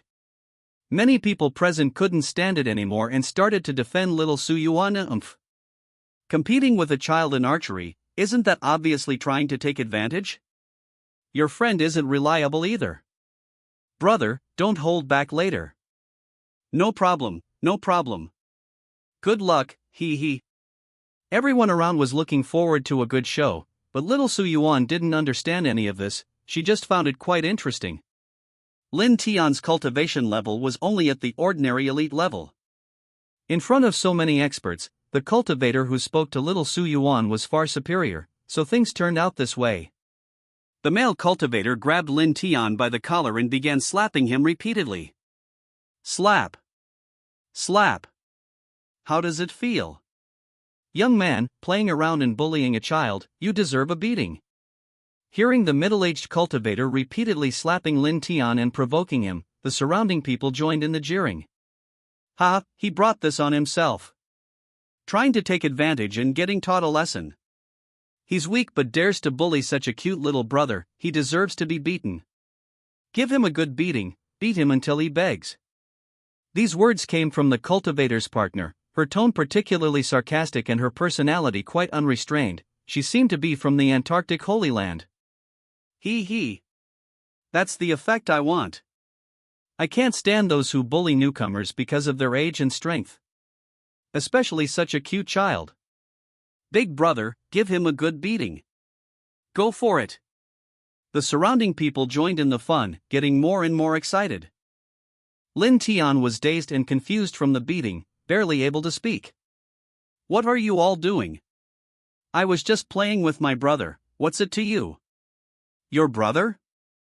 Hey, what older brother hits his own younger brother? I think you're just pretending, you've never seen anything like this before. Give him a few more hits. Xiao Suyuan, seeing Lin Tian's mouth full of blood and several teeth knocked out, found it hilarious. Wow, this is so much fun. Keep it up, keep going. Xiao Suyuan joined in the shouts of the crowd. Everyone was excited, except for Lin Tian, who harbored a deep resentment. You son of a bitch. You dare hit me. Do you know who I am? You've got some nerve. Unable to bear the beating any longer, Lin Tian finally shouted. The people around him froze, instinctively scrutinizing Lin Tian's appearance. Ha! The male cultivator was puzzled. This guy, whose face was swollen like a pig's head, seemed vaguely familiar when he attacked, but he just couldn't remember who he was. Suddenly, a spectator exclaimed in surprise, drawing everyone's attention. Oh! I know who he is. I know who he is. Who is he? Tell me. I also feel a vague resemblance, but I just can't remember. Everyone should remember the day of Tianlong's wedding, right? That guy who rushed onto the stage to cause trouble, fought with the elites even though he was several levels above them, and was ultimately defeated by Tianlong in one move? He even claimed to be Tianlong's son. Yes, you're talking about him. So it was him, no wonder he was so arrogant. I knew it. Daring to call the bride mother at the wedding and claim a godfather, his character is just too awful. Exactly. How can there still be people like that these days? It's ridiculous, their thinking is messed up. Lin Tian listened to the surrounding discussions, his face darkening instantly, his fists clenching tightly, wishing he could wipe them all out immediately. But after thinking about it, he restrained himself. It wasn't worth it for these guys. His only real opponent was Su Ming. He still remembered Su Ming's scheme against him clearly. Without eliminating Su Ming, everything else was just empty talk. At this moment, the cultivator recognized Lin Tian's identity, released his grip, patted him on the shoulder, his face full of surprise and apology. "Oh, I'm so sorry, so sorry. I never expected you to be Tianlong's son. I apologize for my rudeness." The cultivator said this, but his expression lacked any sincerity, it was purely a perfunctory response. In his view, adults who bullied children were all useless, and he was only being polite to Tianlong. Lin Tian's lips twitched, and he roared, suppressing his anger, "Who the hell is Tianlong's son? Watch your mouth." The cultivator was even more confused upon hearing this. "Wait, my memory is always excellent. Are you mistaken? Could it be a grandson?" He was still muttering to himself. Lin Tian was almost out of control. He feared that if he stayed any longer, he would completely lose his temper, which would do him no good. While Su Ming was alive, he had to endure it and wait for the opportunity for revenge. At this moment, Lin Tian's face was bruised and purple, his eyes were red and swollen, and his nose was bleeding profusely. He looked utterly wretched. Clearly, the cultivator hadn't held back and had given him a severe beating. Lin Tian felt dizzy and was about to faint. He knew his body was extremely weak and he couldn't hold on much longer. Lin Tian was so angry he wanted to cry. He only wanted to bully Su Ming's child, so why did fate have to be so cruel to him, making him like this? And why was little Su Yuan's archery so amazing? At first, he couldn't even hit the target, but later he hit the bullseye every time. It disgusted him.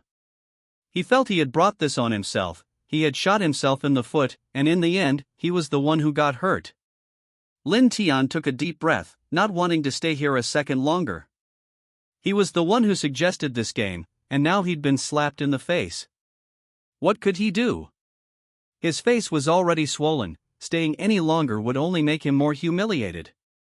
His eyes were filled with killing intent as he stared at Xiao Su Yuan, but he knew in his heart that he couldn't kill him.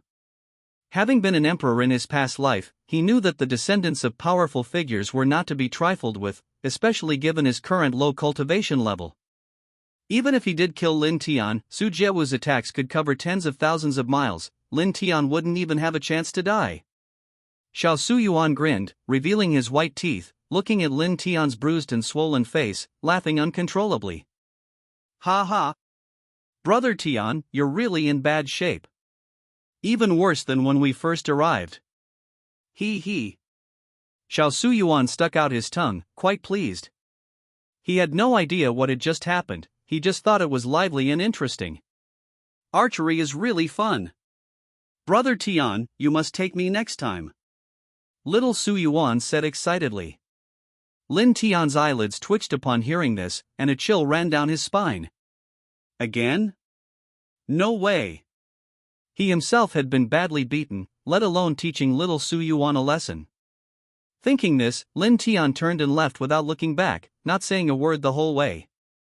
"Hey, wait, Brother Tian, wait for me." "Where did you go?" "Wait for Xiao Yuan." Little Su Yuan tried to chase after him. But Lin Tian had vanished in the blink of an eye. He felt dizzy. How could he admit that he had played with a child and ended up getting beaten up like this? Too embarrassing. Besides, he had no desire to stay any longer, he just wanted to find a place to heal his wounds. Before leaving, Lin Tian felt extremely distressed. Damn it! Su Ming! Su Yuan! Just you wait. The day I, Lin Tian, rise again, I'll make you taste what pain and despair truly mean. Lin Tian's expression was contorted. He'd even suffered a loss against Su Ming's son, he was truly plagued by bad luck. He vowed that one day. After Lin Tian returned to recuperate, an elder immediately came to Su Yuan's side and took him back to Tianlong Palace. "Little Yuan, did you have fun today?" the elder asked. "Ha ha! That Lin Tian brother got beaten up like a pig's head, saying the loser had to get slapped. It was hilarious. Then an uncle beat Lin Tian brother even worse. Little Su Yuan recounted excitedly. Hee hee, little Yuan, don't treat Lin Tian brother like that in the future. He's still your brother after all. The elder said with a smile. Okay. He's just too stupid. Little Su Yuan replied nonchalantly. Chapter 18 A Real Couple. Back home, Xiao Suyuan told Su Ming and Li Shui everything. Su Ming feigned surprise, but in reality, he had already known everything by observing the array. Li Shui was somewhat angry. Xiao Tian is such a worry. He even tried to bully Xiao Yuan. Husband, I'm so sad, how could I have given birth to such a child? Li Shui seemed heartbroken, and Su Ming comforted her. Don't think like that, it's alright, I'm here, Xiao Tian will grow up eventually. Su Ming said gently. Actually, Su Ming was very happy. Su Ming chuckled and teased, disobedient, aren't you? Tianer, I'll teach you a lesson you won't tolerate.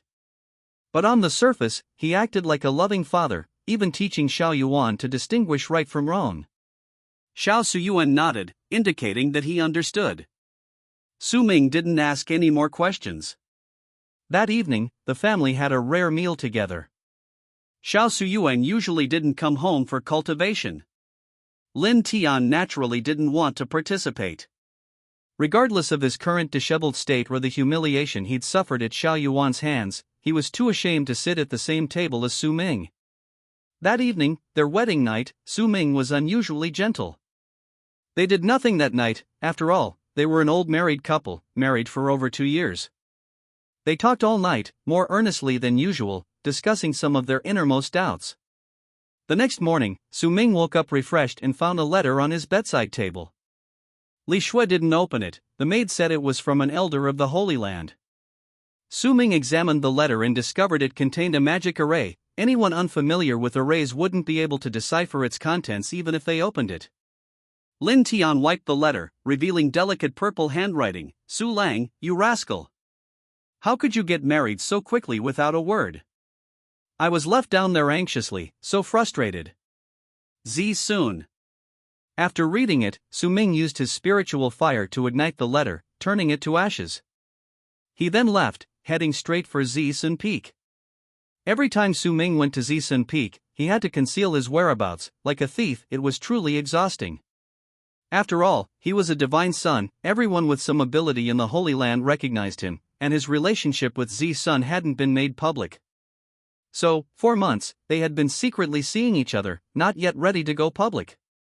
Su Ming had been looking for an opportunity to get Li Shui to accept Zi Sun. Last night, Zhang Huanyue unexpectedly came along, a pleasant surprise, but Su Ming understood that everything takes time. Besides, with his long lifespan, rushing things wouldn't be good, he could enjoy the process more slowly. Faced with Zhang Huanyue's overly eager advances, Li Shui's attitude was tolerant, a fact Su Ming understood from her eyes and interactions. She seemed to accept anything as long as it wasn't too outrageous. However, Su Ming still wanted to consider her feelings, and everyone else's. Zi Sun also expressed her understanding. Upon arriving at Zi Sun Peak, Su Ming flicked his finger, and the protective array around the mountain flashed, allowing him to enter. Su Ming didn't bother to admire the scenery, heading straight for Zi Sun Palace at the summit. Zi Sun, I'm here. Su Ming gently knocked on the door, feeling like he was secretly needing a beautiful young lady. No one answered the first knock, but Su Ming wasn't in a hurry, knocking again after a while. Knock knock. The door opened quickly, revealing a pair of beautiful purple eyes, their gaze somewhat strange. Su Ming teased, Sooner, what are you looking at? Zi Sun stared at Su Ming for a long time before slowly opening the door a crack, but still blocking the entrance so he couldn't see what was inside. When she spoke, her voice was filled with resentment, like a wronged young wife. Su Ming, why are you only showing up now? Look at you, you haven't shown your face for half a month because of the wedding preparations. I've been going crazy with worry. Su Ming chuckled and patted her shoulder, comforting someone was too easy for him. Sooner, I'm busy handling things. TCH.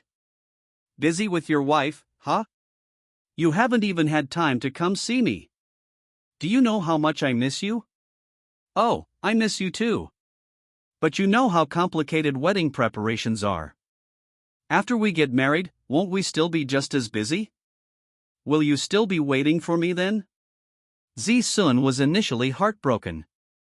She hadn't seen Su-ming for half a month, missing him terribly and unable to eat or sleep, her heart aching with bitterness and resentment. But upon hearing Su-ming's words, her eyes lit up instantly, filled with anticipation. Really? You've been thinking about me too? Of course.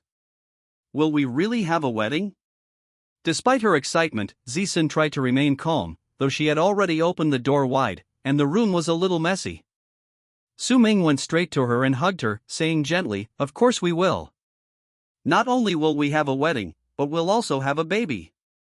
Do you like that?" Ugh. Don't even mention it, it's too cheesy. Let's talk about it at our wedding. Ji-sun gave a soft hum, her eyes returning to normal, but her face was flushed, clearly very happy. Su-ming smiled slightly. He understood the personalities of every girl and knew how to make them happy. Furthermore, his 2.5 years of experience with Li Shui had made him adept at it. Sooner, the room is such a mess, let's tidy it up together. Have you been eating well these days? No. I've been missing you so much I can't eat, I've been taking fasting pills. Oh dear, it breaks my heart. Su-ming gently ruffled her messy hair, had her sit in front of the mirror, and after tidying it up, he styled it into a pretty bun. Then, the two began tidying up Ji-sun's small room. Despite Ji-sun's formidable strength, she had never been in a relationship, was only 100 years old, and was considered a top-tier expert among the younger generation in the cultivation world. She devoted all her energy to cultivation, appearing like a young girl. Aside from cultivation, her feelings for Su-ming were simple, perhaps not as clever as Jiang Huanyue's. At this moment, her heart was entirely devoted to Su-ming. Every girl has her own characteristics. Ji-sun's strength was that she listened to Su-ming in everything, and Su-ming was very tolerant of her, sometimes even teaching her life skills. For example, right now, they had tidied up Ji-sun's messy living space together. The two started cooking. The relationship between husband and wife is nothing more than the mundane things like food, drink, and fun. Su-ming wasn't the kind of person who only knew how to enjoy life. He understood a principle, like farming, only by taking good care of the land can one reap a bountiful harvest year after year. If he only took, his relationships with these women would definitely suffer. Therefore, after gaining their affections, Su-ming also proactively took on the responsibility of caring for them. Although cultivators lack nothing, spiritual sustenance is still very important, it's the driving force behind their cultivation. The two cooked, practiced, and chatted together, doing things they enjoyed. Ji-sun gradually brightened up, finally waving goodbye to Su-ming as he left. As he left, Su-ming promised, "Sooner, wait for me. Soon we'll be together forever." Mum. Ji-sun nodded with a smile, the blush on her face slowly fading, replaced by an even more content expression. On a desolate mountaintop, rarely visited by humans, not even a ghost was seen, let alone a cultivator. They dug a cave here to use as a shelter, with only a sign at the entrance bearing the word heaven. A wooden board with words written on it. This is Lin Tian's current home. Compared to his previous place on Zishuan Peak, a place brimming with spiritual energy and exuding grandeur, this place is incredibly shabby. The only source of spiritual energy is a small patch of space in the cave where he sits cross-legged. He set up a small spirit gathering array, which, although costing a considerable amount of spirit stones, is barely enough to sustain him. Lin Tian said to the soul Elder Wu in the ring, "Elder Wu, what do you say? If you help me improve my cultivation, I'll become your disciple. I'll do whatever I can for you." Lin Tian had a firm grasp on Elder Wu's intentions. Old Wu was conflicted and hesitant. It wasn't that there was no solution, but he had to extract the ice heaven purple flame from Lin Tian's body and fuse it with his own. He possessed a technique called the flame technique, specifically designed for fusing heavenly flames. Moreover, those who practiced this technique would see their cultivation level rise once they fused with a powerful heavenly flame. Lin Tian was currently in the mid-stage of the true person realm. If he fused with the ice heaven purple flame, ranked 68th, he could quickly reach the cave abode realm, perhaps even approaching the divine will realm. In the blink of an eye, he could catch up to Su Ming's level from back then. Old Wu hesitated for two reasons. First, he felt Lin Tian was too ruthless and of poor character, giving him heavenly flames would be a waste, a one-way trip. Second, heavenly flames were incredibly precious. The higher the ranking of a heavenly flame, the more powerful and rarer it was. This ice heaven purple flame, ranked 68th, was extremely rare and valuable. Old Wu himself only possessed one such flame within his body. He was a saint back then. Even saints had so few heavenly flames, ordinary cultivators had even less. Seeing that Elder Wu remained silent, Lin Tian wasn't in a hurry. He slowly said, "Oh dear, I really wish I had a master. Even Zi-sun ignores me now, it's so sad." Elder Wu. Lin Tian sighed and muttered to himself, "Sigh, cultivating alone is too slow. If only I had a master with a high cultivation level who also dotes on his disciples." Unfortunately, such masters are so hard to find. Elder Wu remained silent beside him. Lin Tian muttered again, "I was thinking that if I met a nice, pretty auntie, maybe I could even find a master's wife." Old Wu couldn't take it anymore and waved his hand, saying, all right, stop nagging. I'm going crazy listening to you ramble on. That's enough." Lin Tian's eyes suddenly lit up, and he quickly said, "So, you agree? Then hurry up and help me improve my strength. What do you need? I'll do it right away." Old Wu sighed helplessly, thinking, why wasn't this guy this clever before? He's suddenly learned to flatter me. Has the sun risen in the west? In truth, Elder Wu could understand Lin Tian's feelings. After all, ever since Lin Tian stepped into the Holy Land, he had been constantly tormented by an unseen force. Anyone would find it unbearable. From the moment Lin Tian entered the Holy Land, he had been seething with anger. From being called an orphan, to being accused of cheating, to Su Ming stealing his wife and mother, humiliating him in front of everyone, even subduing him with a single move and dragging him to dinner like a dead dog, deliberately ignoring him and giving him uneaten food. Even at Xiao Su Yuan's place, he had suffered quite a bit. Who knows what Lin Tian had gone through in the past 2 years? In any case, he was much more composed than before, no longer as arrogant and conceited, and had instead learned humility. Since returning, Lin Tian had been constantly asking himself, what exactly did he do wrong? Why was Su Ming always targeting him? Although he himself didn't know, from the first moment he saw Su Ming, he felt an intense dislike for him, even wanting to kill him. He had been enduring it, but this useless divine son not only didn't restrain himself, but also actively sought trouble. Lin Tian could no longer tolerate it. He had worked so hard for so long, the dignity of the great emperor of deep affection couldn't be lost like this.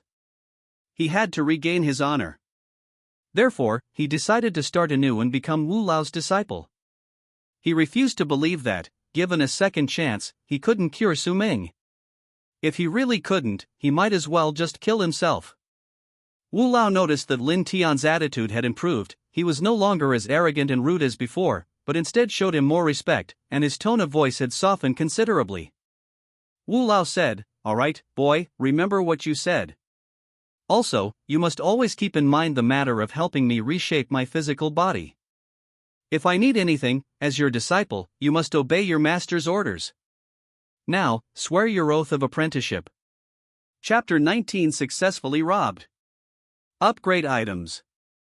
Hearing Elder Wu's words, Lin Tian responded without hesitation, for he had already prepared himself, and further hesitation would be a waste of time. Heaven and earth bear witness, the sun and moon are my witness, today I, Lin Tian, humbly submit to the great sage Wu Tian, the divine son, as my master. A master for a day is a father for life, this vow will never change, not even for 1,000 years. I earnestly request the divine son Wu to accept me, Lin Tian, as his disciple. In the Tianxian continent, the oath of apprenticeship is an extremely solemn vow. Once made, the master-disciple relationship must be upheld, and no one may act against common sense.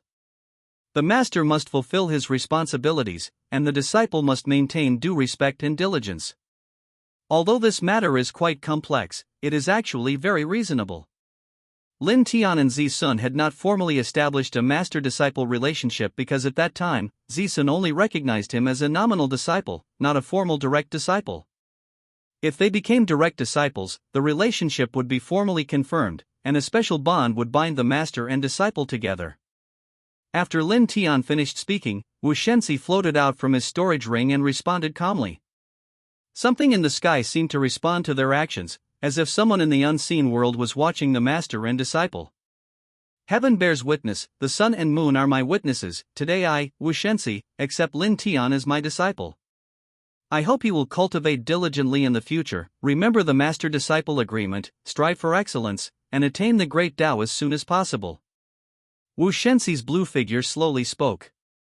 After speaking, they looked at each other, and suddenly it was as if they heard thunder rumbling, a reaction from the heavenly Tao sensing their oath.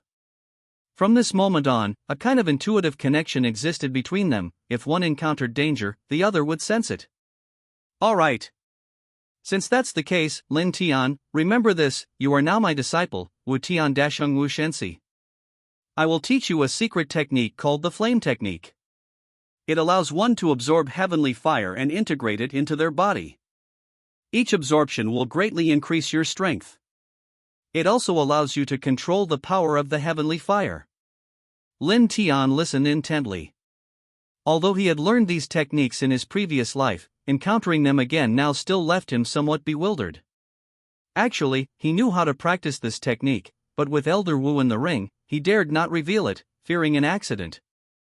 Now that their master-disciple relationship was officially established, there was no need to hide anything. Lin Tian began to diligently cultivate the flame technique. Elder Wu continued, you promised to help you cultivate, and since I promised, I will definitely do it. Once you master this technique, I will give you a portion of my ice heaven purple flame, greatly increasing your strength. At that time, your realm might reach the divine will realm. Coupled with your ability to fight beyond your level, I doubt many geniuses could stop you. All right. Lin Tian nodded seriously after listening, taking a deep breath. In the end, he still had to walk this path. Sure enough, even a reborn great emperor couldn't escape the unexpected. However, Lin Tian wasn't indecisive, he would accept what came. A few days later, Lin Tian said, Elder Wu, come out. I've grasped the key to the flame technique. So fast.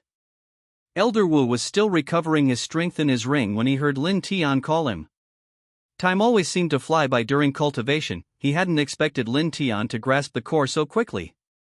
Elder Wu was secretly astonished. Old Wu was secretly astonished, this kid's talent is beyond heaven. Back when my soul was weakened, I specifically sought out talented people to rely on, and I immediately recognized his extraordinary abilities. But I never expected Lin Tian to master the flame technique in such a short time, a technique I only grasped in months. He's truly a once-in-a-century genius. Old Wu sighed, then acted without hesitation. He let out a low shout, and a purple glint gradually appeared in his soul's phantom. Lin Tian also sensed a strange, chilling flame rising within the cave. Despite being flames, the temperature in the cave plummeted by dozens of degrees, with frost forming in many places. However, Lin Tian's eyes burned even brighter, his heart filled with immense excitement. Finally, this moment has arrived. I never imagined I could fuse with the old man's heavenly fire so quickly in my lifetime. It's a cruel twist of fate. Su Ming, you piece of trash, you just wait and see. One day, I'll make you taste despair. Lin Tian's previously beaming face instantly turned ruthless. He was convinced that the pain and hatred he had suppressed for so long would one day be repaid 100-fold to his enemies. The separation of the heavenly flame lasted 2 days. Finally, Elder Wu's soul was so weak it was almost transparent. He weakly said, all right, kid. I need to rest. You can walk the rest of the road yourself. The stronger you become, the sooner I can recover my physical body. Lin Tian nodded in agreement, carefully controlling the purple flames floating in the air. The closer he got, the stronger the chill emanating from his hands became, as if it could penetrate his bones, making him tremble uncontrollably. But he felt no fear, only extreme excitement.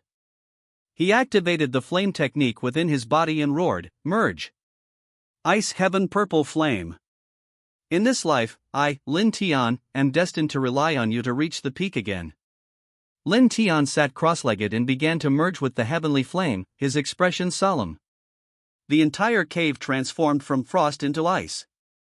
The ground, walls, small water tank, even his hair, eyebrows, sideburns, and lips turned purple and frosted over. If it weren't called heavenly fire, one would truly mistake it for some kind of ice-type treasure. This process took a full 6 months. Actually, fusing with heavenly fire is quite quick, perhaps only a few days. But Lin Tian was not only fusing with heavenly fire, but also using the ice heaven purple fire to heal his injuries. Combined with the potential he had previously unleashed, various factors prolonged the process. If cultivators from the heavenly long Holy Land were to pass by this desolate hill, they would see willow-like objects falling from the sky. Only upon closer inspection would they realize that it was frost and snow. 6 months later, Lin Tian finally completed the fusion. The cave, inside and out, was covered by a thick layer of ice, the entire mountain resembling a giant ice sculpture. Time quietly passed, and Lin Tian slowly opened his eyes. Lin Tian's face was first calm, then he smiled, and finally, he laughed uncontrollably. He was about to yell at Su Ming, you bastard, you'll get your comeuppance someday. However, he found himself unable to utter a sound, his entire body stiff and powerless. Lin Tian's heart tightened, he sensed something was wrong. He had already fused with the ice heaven purple flame and could still sense everything around him. After half a year of hard work, his injuries had mostly healed, and his cultivation had jumped from the mid-stage of the true person realm to the late stage of the cave realm, almost on par with the goddess. Adding to this his ability to fight beyond his level, he felt his entire body brimming with power. But why can't he even speak now, and why is his body completely out of his control? Completely puzzled, Lin Tian hurriedly asked Elder Wu, what's wrong? Didn't my cultivation level increase? My body is stronger too, so why do I feel weaker? Hearing Lin Tian speak, Elder Wu knew he had regained consciousness and snapped out of his meditation to carefully assess Lin Tian's condition. Upon examining him, Elder Wu was shocked. Lin Tian, what's wrong with you? I only told you to fuse with the ice heaven purple flame, not to directly implant it into your body. Your cultivation level is so low, and your body is so fragile. Forcibly using the heavenly flame to increase your cultivation is dangerous enough, and you actually used it to heal injuries and cure illnesses. Lin Tian, I really don't know what to say to you. Lin Tian was stunned. He remembered that doing this in his previous life had never been a problem. Elder Wu continued to explain, Lin Tian, are you just unlucky or too arrogant? I forgot to warn you from the start that your cultivation level is too low, fusing with heavenly flame is far too risky. I didn't expect you to be so blinded by anger, acting so recklessly. Now the ice heaven purple flame has spread to every corner of your body. The reason heavenly flame is so precious is because it has no consciousness, but you've turned half your body into its form, so it's normal for your strength to have decreased. Although your cultivation level has increased, I estimate you can't even unleash 40% of its power. Lin Tian panicked, regretting his impulsiveness. He had planned and prepared meticulously, but he never expected to stumble on this matter. His cultivation level had increased, but because his body was stiff, his combat power was greatly reduced. This was not the result he wanted. Old Wu shook his head, there's really nothing I can do with you. It seems there are only 2 paths left. Either you advance to the earth-shaking realm or the heaven-opening realm, or you find another heavenly flame and fuse it into your body, allowing the 2 heavenly flames to counterbalance each other and help you regain control of your body. Otherwise, although your cultivation will gradually improve, your strength will always be limited. Old Wu added, however, while becoming stronger, you might lose control of your body and become a puppet of the ice heaven purple flame. Lin Tian's eyes widened, what? Exclamation point. On the other side, in Tianlong Palace, Su Ming was carefully tending to his beloved mooncore flower. The mooncore is a peculiar flower, resembling a small tree with slender branches, yet laden with buds. Su Ming particularly loved this flower because it sprouted new buds every 6 days, culminating in a grand finale where all the buds bloomed simultaneously. That night, the entire palace was filled with its fragrance, the scent carrying for hundreds of meters. This was a rare flower that Su Ming often admired when chatting with Li Shui under the moonlight. This flower was seldom seen in the ordinary world, only cultivators could cultivate it. When the flower bloomed, though lacking the vibrant colors of roses and tulips, it was even more beautiful. Its color was clear and refreshing, like a blue jellyfish in a night sea, with shimmering specks of light floating on its petals, creating a serene and beautiful scene that calmed the mind. Su Ming suddenly sensed something was about to happen. A smile played on his lips as he put away the watering cans and went to sit in the pavilion in the courtyard, his eyes fixed on the blue frame that had appeared in his mind. Congratulations, Master, for capturing Zi Sun's heart and body. Congratulations, Master, for winning over the male lead's mother, Li Shui. You've taken a total of 500 luck points from the male lead, Lin Tian, which have automatically been converted into villain points. Master, go check it out. Ding! Congratulations, Master, for completing a target mission and capturing a portion of the male lead's luck points. The Supreme Lottery function is now available. 500 villain points per draw. Current Master villain points, 600. You can choose single draws, 5 draws, or 10 draws. 5 draws or more guarantee a prize, and 10 draws are even better. Master, would you like to give it a try? Su Ming smiled slightly, he had finally waited for this moment. He stretched, feeling incredibly good. He had been wondering why, after stealing Zi Sun and marrying Li Shui, the system hadn't reacted at all. Was it broken? Now he realized it probably only reacted after completing a few missions. But this feeling was really great, he had suddenly become rich, gaining 500 villain points. System, I'll do a 5-pull. Su Ming glanced at the Supreme 5-pull option and selected it without hesitation. Why not a 10-pull? Because there are still many good items to exchange for in the shop. Furthermore, at crucial moments, he could spend 1,000 points to buy a Grandmaster level formation experience, just like last time, instantly activating invincibility mode and preemptively seizing Zi Sun. Therefore, the cautious Su Ming decided to do a 5-draw, saving 300 points to see if there were any good items in the shop, or opportunities related to the male protagonist Lin Tian. Perhaps he could even find tools to deal with him in the shop. Ding! Congratulations, Master, for choosing the Supreme 5-draw. Obtained Item 1, Heavenly Fire Fusion Treasure. Can be used in Heavenly Fire Fusion attempts ranked 30th or lower, allowing for direct and rapid absorption of Heavenly Fire without loss. Su Ming made a fortune this time. He obtained quite a few super powerful items, a bottle of experience potion that could jump directly from the Lake Divine Will stage to the earth-shaking realm, a saint-level magic weapon, the Absolute Victory Sword, and a Chaos Spiritual Technique specifically for the Heavenly Chaos Spiritual Body. Chapter 20 Empress Tianyan? Although only the first half of the book is available, there's also a god-tier item, the Heavenly Sun Empress Memory Tampering Device. The Heavenly Sun Empress was one of the most powerful companions in the male protagonist Lin Tian's previous life, possessing formidable strength and knowing many cultivation methods of heavenly fire. Seeing these rewards, Su Ming gasped, thinking to himself, this lottery is amazing. Although some items aren't immediately useful, they're all quite useful. Unlike last time, when I drew my junior sister Wu Qingran's underwear, even though I've kept it carefully, it's only good as a collectible. He quickly put these treasures into the villain system space, to use later. Su Ming thought, since hiding them isn't very interesting, he might as well show off his strength. He said to the system, hey, give me a bottle of earth-shaking realm experience potion. As soon as he finished speaking, the system told him, congratulations, Master, you've successfully used it and begun fusing your realm. Before anyone could react, Su Ming suddenly soared into the air, directly ascending to the very top of the heavenly flourishing Holy Land. He manifested a Dharma form over 1,000 meters tall, resembling a gigantic Su Ming, his entire body radiating a milky white light, his aura suffocating. Thinking of the Great Sun Emperor technique he had obtained from the system, he immediately triggered a cataclysmic change in the heavens and earth. Dark clouds gathered, thunder roared, and lightning bolts lashed out, the thunderclaps like giant dragons weaving through the air, the dark clouds like a churning sea of ink. The cultivators in the Holy Land were all captivated by this scene, craning their necks to look up at the sky. Look. What is that? It seems to be a Dharma form. why does it feel so familiar? Oh, I remember now, isn't that our divine child? Everyone instantly understood. Su Ming was about to undergo tribulation. It seemed he was about to break through to the earth-shaking realm.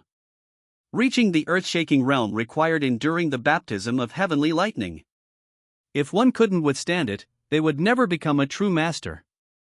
Many geniuses fell because of this, while those who succeeded later became renowned figures. Su Ming noticed the dark clouds in the sky slowly turning purple, and the lightning also changed from white to purple. His heart sank. Purple heaven, divine lightning? He knew this tribulation would be extremely difficult, but he was prepared to face the challenge. In an instant, a thick bolt of purple lightning struck down from the sky, its target aimed directly at his Dharma form. Boom! The thunder roared deafeningly. Su Ming felt the intense shock and destructive power emanating from his Dharma image, and his heart tightened slightly. This lightning is powerful. Although this purple heaven divine lightning was strong, it was only one strike, far from enough to shake even 1% of Su Ming's strength. After all, he was a boss-level character with a protagonist's halo, possessing an astonishingly thick health bar. No, to be precise, Su Ming himself was a formidable boss-level figure, with even greater secrets waiting to be revealed. With a casual wave of his hand, a golden longsword appeared in his grasp. This sword was a top-tier treasure he had just obtained through a 5-draw supreme technique. Perfect for testing the system's output. Engraved on the golden hilt were the words, "System-made, guaranteed top quality." Su Ming's gaze locked onto the churning purple thunderclouds. He swung the sword, and a flash of golden light streaked across the sky, heading straight for the descending purple heaven lightning. Immediately afterward, the two powerful forces collided, unleashing a deafening surge of energy. Boom! Before Su Ming could recover, several more bolts of lightning struck down from the thunderclouds. Well done! Heaven-slaying sword technique. Su Ming unleashed a powerful sword technique, his arm sweeping out countless sword shadows that seemed to tear through space as they hurtled towards the lightning. Crack! Crack! Crack! The continuous clashes of lightning and sword energy were deafening, blocking out the sunlight from the heavenly flood sacred land, causing the world to flicker between light and shadow. The spectators below wore solemn expressions, silently praying. Divine child, you must survive this tribulation. Everyone is hoping you'll become the overlord of the younger generation. Yes. Divine child, you must hold on. Once you pass this hurdle, you won't be an ordinary cultivator anymore, you'll become a top expert. This purple heaven tribulation is terrifying. Divine child, you're truly amazing. When will we ever reach that level? With my talent, it seems hopeless. Divine child is incredible. At only 19, you've already reached the peak of the divine will realm and are now attempting to break through to the earth-shaking realm. That's right. Divine child, keep going. I'm your biggest fan, you must succeed. Many people below the stage looked anxious. Even Li Shui stood outside the Tianlong Palace, looking up at Su Ming standing high in the sky, her heart pounding with tension. She was both proud of Su Ming and worried for him. This feeling was shared by many who were close to Su Ming, including his brothers. Go, divine child. Some shouted encouragement, others clapped and cheered. Su Ming stood at the very top of the heavenly flourishing Holy Land, his head enveloped in purple light. The lightning bolts had long since vanished, leaving only scattered purple lightning in the air. In truth, this place had become a lightning field. Even Su Ming himself felt a tingling sensation throughout his body, as if he were about to lose control. Great Sun Emperor technique. Break! Su Ming shouted in a low voice. Several scorch marks were visible on his arms. He had just clashed head-on with the purple heaven lightning using his golden victory sword. Not only that, his body had been repeatedly tempered by the lightning, feeling a dull ache every moment. But this pain was not fatal, instead, it made Su Ming even stronger. Come on. Let's continue. Su Ming's eyes held a hint of disdain as he stared up at the purple heaven divine lightning overhead. The lightning seemed to sense his provocation, shaking violently, clearly not expecting a mortal cultivator to dare challenge the might of heaven. A devastating bolt of lightning crashed down. Whoosh! A soft sound followed, which Su Ming realized was because the sound was so loud it had ruptured his eardrums, making it impossible to hear clearly. In the sky, a circle was closing. Su Ming's gaze turned serious. He thought, it's here. This is the legendary Eye of the Tribulation. In the ancient books of the Tianxian continent, only peerless geniuses can trigger the purple heaven divine lightning, yet I've actually summoned the Eye of the Tribulation. How powerful is that? Su Ming knew very well that he had already unleashed countless sword strikes, and the final moment had finally arrived. He became completely focused, without a moment's relaxation. Previously, he hadn't felt much pressure, mainly because the system directly boosted his cultivation level, and with his excellent talent and the system's rewards, he had saved a lot of time, allowing him to dedicate almost all of it to cultivation. Therefore, his strength was immense. As a celestial saint body, Su Ming's physical attributes were top tier. While not comparable to the millennia-old heavenly chaos spiritual body of Xiao Su Yuan, he was still a legendary figure.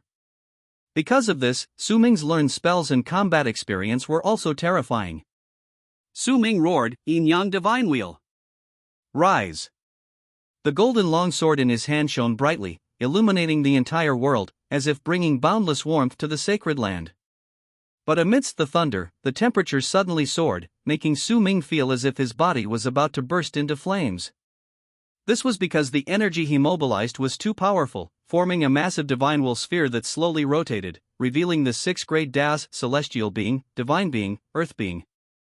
Countless life forces flowed, from disappearance to death, from death to rebirth, from rebirth to reincarnation, endlessly cycling. Su Ming gripped his long sword tightly and swung it fiercely. The sword light, like a second sun, shot straight towards the Eye of the Tribulation lightning, the place where the purple heaven divine lightning was about to strike. With a deafening roar, the world lost its color. Whether on the ground watching or flying beasts, everything instantly lost its luster and crashed to the ground. Su Ming felt as if he were surrounded by fire, or being roasted alive, then suddenly chilled to the bone. Extreme sensations assaulted him, threatening to destroy his senses. This was the shockwave from a direct collision of energy. Su Ming was also affected by this power and immediately plunged into excruciating pain. He couldn't help but scream, his entire body feeling as if it were being torn apart, his bones feeling like they were about to break one by one. In the blink of an eye, everything went black, and he fainted. Just as he collapsed, the Eye of the Tribulation lightning in the sky trembled, then turned to dust and vanished. However, a purple life energy descended from the sky, enveloping Su Ming and slowly transporting him back to the courtyard of the Tianlong Palace.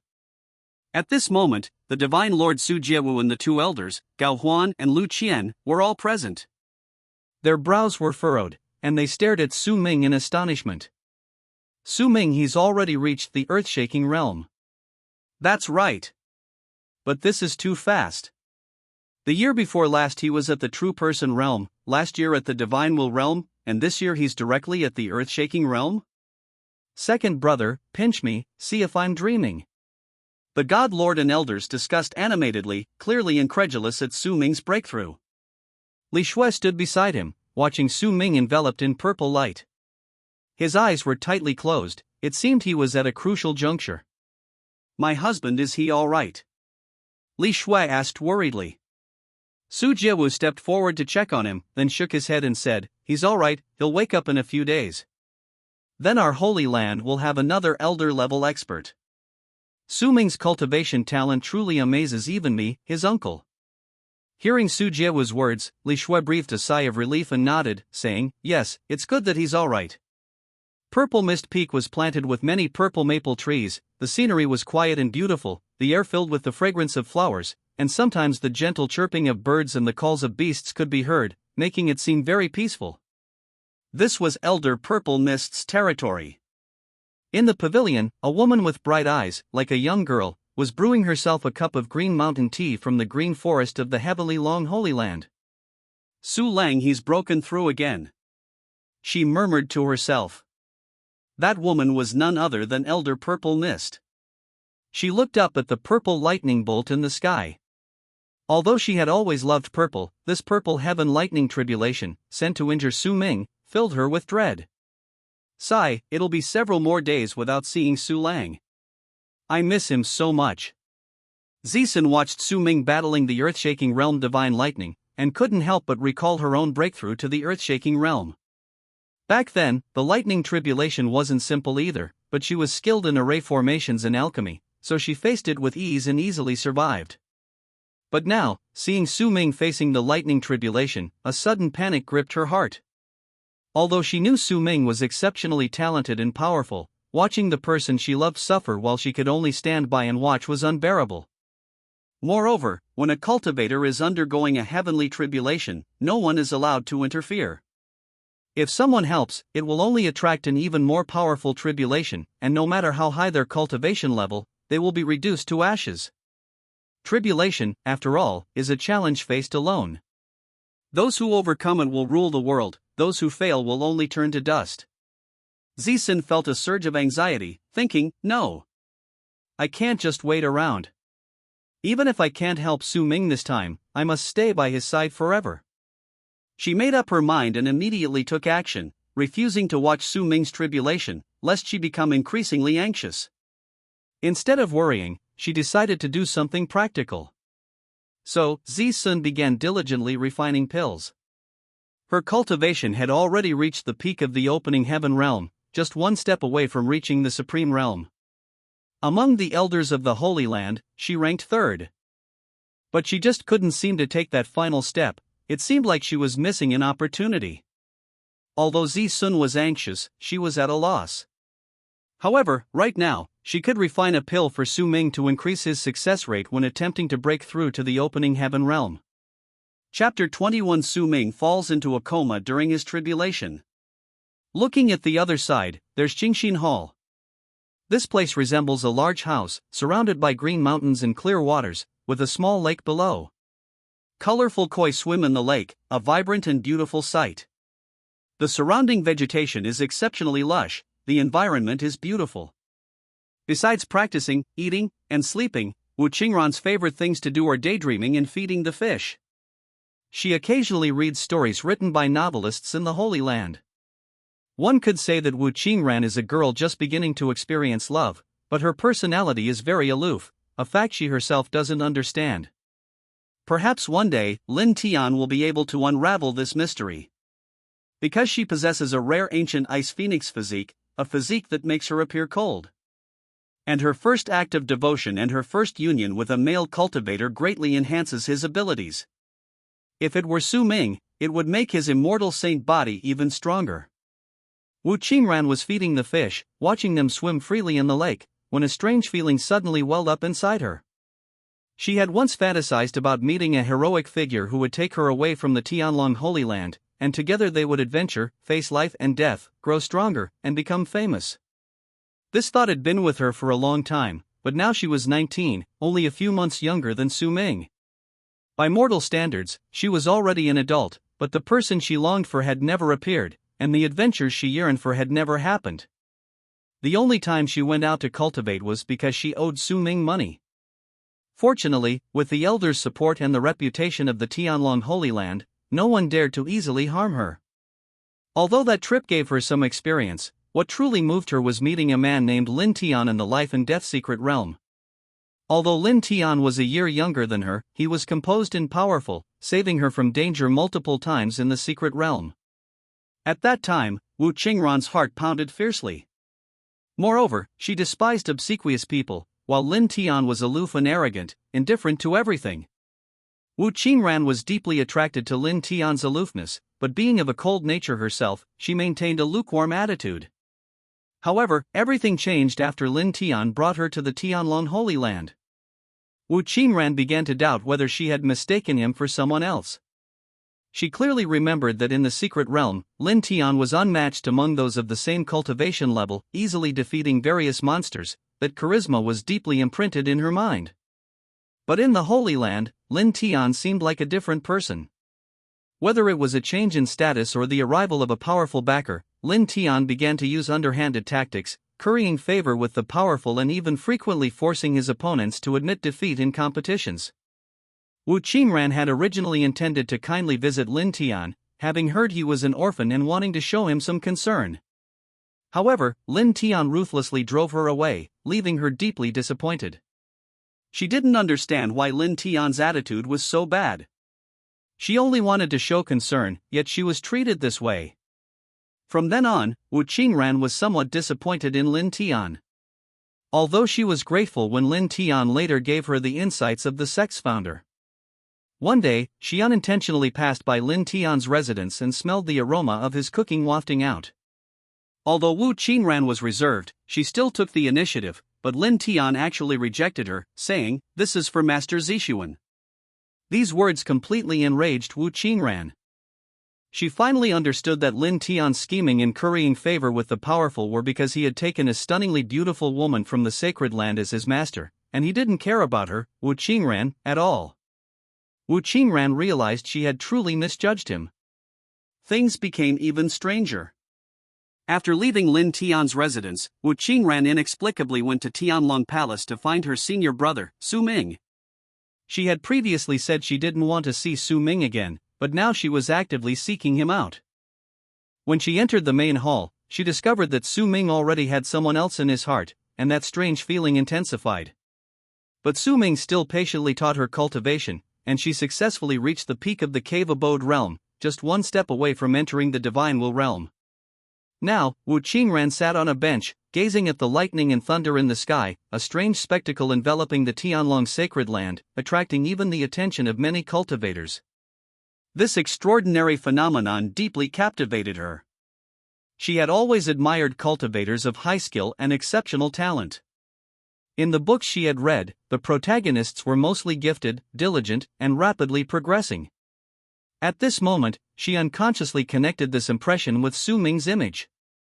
Senior brother's cultivation has improved again. Wu Qingran murmured softly, gazing at the purple sky, the strange feeling in her heart growing stronger. She didn't know what her true feelings were towards Su Ming. She used to hate him intensely, wishing she could never see him again. But later, her opinion of him changed.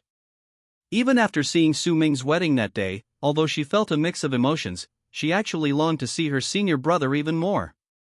His profound cultivation, gentle demeanor, tolerant heart, and handsome appearance all stirred up a tangled mess in her heart. When Su Ming stopped being as obedient to Wu Qingran as before, she suddenly realized that among all the men she had ever met, Su Ming possessed the best talent and appearance. Unfortunately, she knew everything could never go back to the way it was, and she couldn't accept the Su Ming who used to obey her every command. However, now she felt a pang of sadness. Senior brother's progress is too fast. Last year he was still in the cave abode realm, the year before he reached the divine will realm, and this year he's actually reached the earth-shaking realm. It's like a giant leap every year. He's a true prodigy. Wu Qingran had to admit that she was still stuck at the peak of the cave abode realm, unable to break through to the divine will realm, while Su Ming had already far surpassed her. She remembered saying to herself by the heavenly pool in the heavenly dragon holy land that she admired those with high cultivation talent. Now Su Ming had indeed achieved that, but his heart was no longer with her.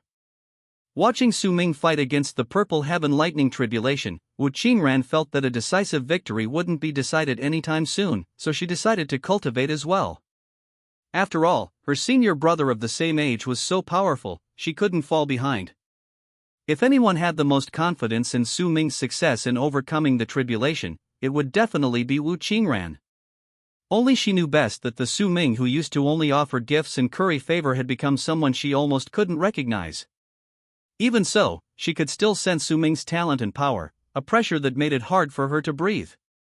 Su Ming's breakthrough was a huge event, the phenomena shaking the entire Tianlong Holy Land. In an instant, countless girls idolized him, becoming his loyal fans. Someone praised, reaching the earth-shaking realm at only 19 years old, his talent is truly unparalleled. Who else could it be but the divine son of our Tianlong Holy Land? A chorus of exclamations erupted around them. Even the elders couldn't help but feel proud, finding Su Ming truly a source of joy. This news quickly spread to the Nine Heavens Holy Land. When Zhang Huanyue heard that Su Ming had broken through to the earth-shaking realm and had even successfully survived the tribulation, she was utterly shocked. Especially when she heard that he was currently absorbing the energy of the purple heaven divine lightning, she found it even more unbelievable. Heavens! My brother Su Ming is actually so amazing. Reaching the earth-shaking realm at 19-inch. Her eyes widened, and she kept rubbing her eyes and ears, afraid she had misheard. Are you kidding me? Otherwise, I really might break your legs. The subordinate hurriedly replied, Goddess, rest assured, it's absolutely true. The purple heaven divine lightning has been appearing frequently in the Tianlong Holy Land these past few days. Everyone is witnessing the divine child's breakthrough. Quickly prepare my horse. I must go see him myself and properly congratulate him. Yes, Goddess. Although the subordinates were a little afraid of her, this news made them both happy and worried. After all, the Nine Heavens Holy Land used to be the main altar, rich and powerful, practically overflowing with wealth. Whether it's bringing good news or delivering news, everyone will be rewarded. Jiang Huanyue gave instructions while hurriedly changing her clothes, even taking out bonuses to distribute to everyone. For her, hearing news of Su Ming was already great news, especially since he had broken through his cultivation level. It was double the joy. She happily hummed a little tune, changing into a beautiful black short skirt. She usually liked this dark style. She looked adorable and charming in the mirror, increasingly satisfied with herself, thinking, Brother Su Ming, I'm coming to be with you right away. She dressed meticulously, as if attending a wedding. Two maids helped her with her hair and makeup, making her look every bit the part of someone going to meet her future husband. She wore an exquisite dress, black silk bows, rib decorations, and a puffy skirt, predominantly black with white floral patterns. Two peacock-shaped hair clips adorned her hair, making her look like a little girl who would never grow up. However, she was already 17, almost 18, and the new year was approaching. Because of her cultivation, although her figure was small, her pale red eyes were exceptionally captivating, possessing a unique allure. Black Egg, a beast as black as coal except for its glowing eyes, was completely baffled as to why its master was so happy. If it could understand human speech, it would surely be startled. Its master had actually fallen for someone? Jiang Huanyue sat in the car, her face slightly flushed, her mind filled with Su Ming. The more she thought about it, the more lost she became, even recalling her conversation with Li Shui. Those words made her feel both shy and curious, even a little eager to try. But she restrained herself.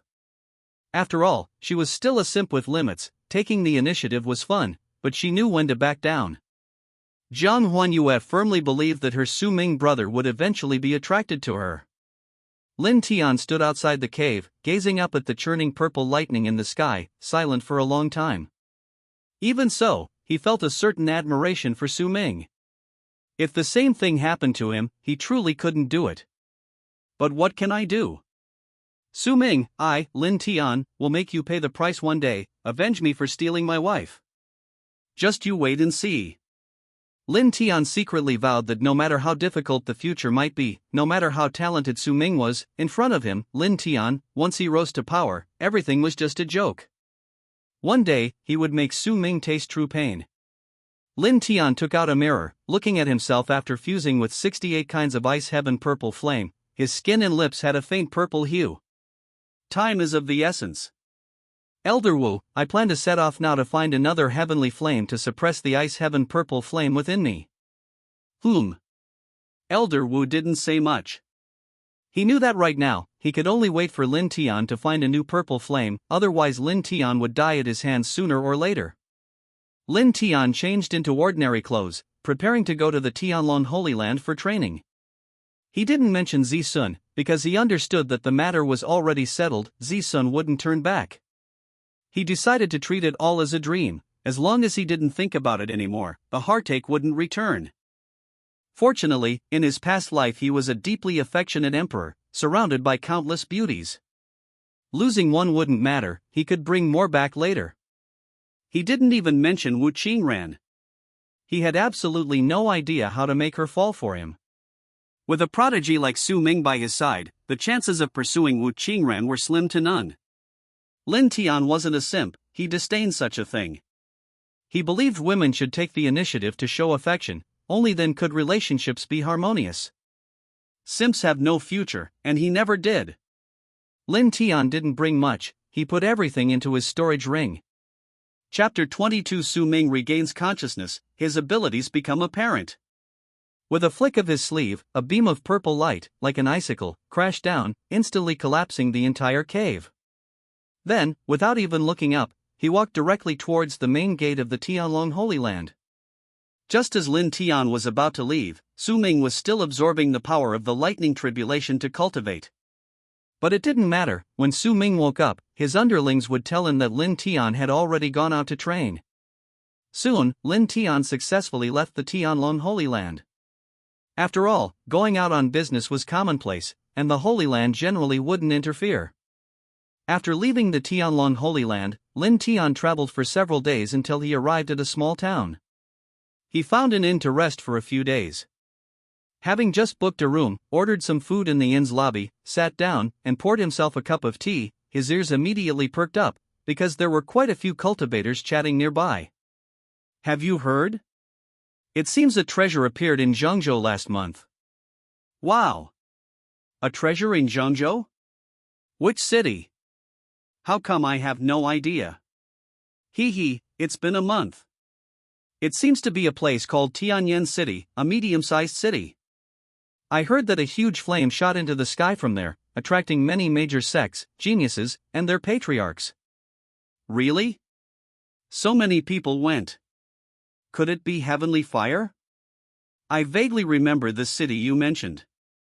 I heard someone sensed heavenly fire there before, but couldn't find it and eventually gave up. Now that you mention it, it seems like heavenly fire too. Sigh, I wanted to rush over and snatch it, but my cultivation is too weak. I don't know if it's heavenly fire or not, but it's definitely something valuable. I heard there's an age limit, only those under 200 years old at the Divine Will realm can try to snatch it. I don't know if that's true. Who knows? Maybe it's a scam to lure out-of-towners away, telling us not to get involved. Maybe there's no limit at all, whoever has the ability can take it. I don't understand." Lin Tian sat to the side, slowly sipping tea while holding a menu, pondering the conversation among these cultivators. Heavenly fire treasure. If I'm not mistaken, it should be the infamous 48 azure lotus sword flames from my past life. I remember it was around this time in my past life, right after I left the Heavenly Flood Holy Land, right in the middle of that heavenly fire competition. Moreover, the age restriction is real. The minimum is the early stage of the Divine Will realm. But going there is just about gaining experience. You won't get anything good. If you're lucky, you might find some scraps or gold ore, but apart from the azure lotus sword flames, everything else is trash. After leaving the Tianlong Holy Land, Lin Tian felt exceptionally refreshed. Although his strength was not what it used to be, it didn't matter. He vaguely felt he had regained his confidence. Indeed, the place without Su Ming was Lin Tian's true stage. Lin Tian was completely unaware that he was actually starting to avoid Su Ming. This was a taboo for cultivators, easily leading to inner demons. Just then, the voice of Elder Wu, the soul within the ring, rang in his ears. "Old man, did you hear that? A treasure has appeared in Tianyan City of Zhengzhou, most likely heavenly fire. For news from this far away to reach here, it must be something extraordinary. Even if it's not heavenly fire, making the trip won't be a loss. Seeing how you've been suppressing the purple fire disease within you these past few years with the medicine I specially prepared, you should be fine. Besides, heavenly fire isn't something you can get your hands on so easily. So much time has passed, I doubt anyone has managed to get their hands on it yet." Lin Tian nodded and said, "All right, now that I know this, I'll check out of the hotel after a good night's sleep, and we'll set off for Zhengzhou tomorrow." Old Wu chuckled and said, "Young man, as my last disciple, Wu Tian the great sage, perform well while you're out here, don't embarrass me. Go, I believe you can do it." That night, Lin Tian slept soundly, and set off early the next morning. Having been reborn, he was already fully aware of all this information and the situation, and he was quite confident, not in a hurry at all. He knew that although heavenly fire had already appeared for quite some time when he arrived, no one had been able to deal with it yet. In that secret realm, besides various dangers, there were also some maze-like areas where many cultivators were trapped and forced to fight strange beasts, resulting in the deaths of many talented young people. In the cultivation world, anyone under 200 years old is considered a young genius. Back then, even early-stage Divine Will Realm experts were almost all gone, and mid-stage Divine Will Realm cultivators were sidelined. Only cultivators at the late stage and perfect Divine Will Realm could compete for the Azure Lotus Sword Flame. However, at that time, not a single cultivator under 200 years old could reach the earth-shaking realm. Therefore, in his previous life, Lin Tian, relying on his late-stage Divine Will Realm strength and ability to defeat monsters of higher levels, was practically invincible. Back then, he also had Wu Qingren helping him. But now, even without her, even without that level of strength, Lin Tian was still confident he could obtain the Azure Lotus Sword Flame.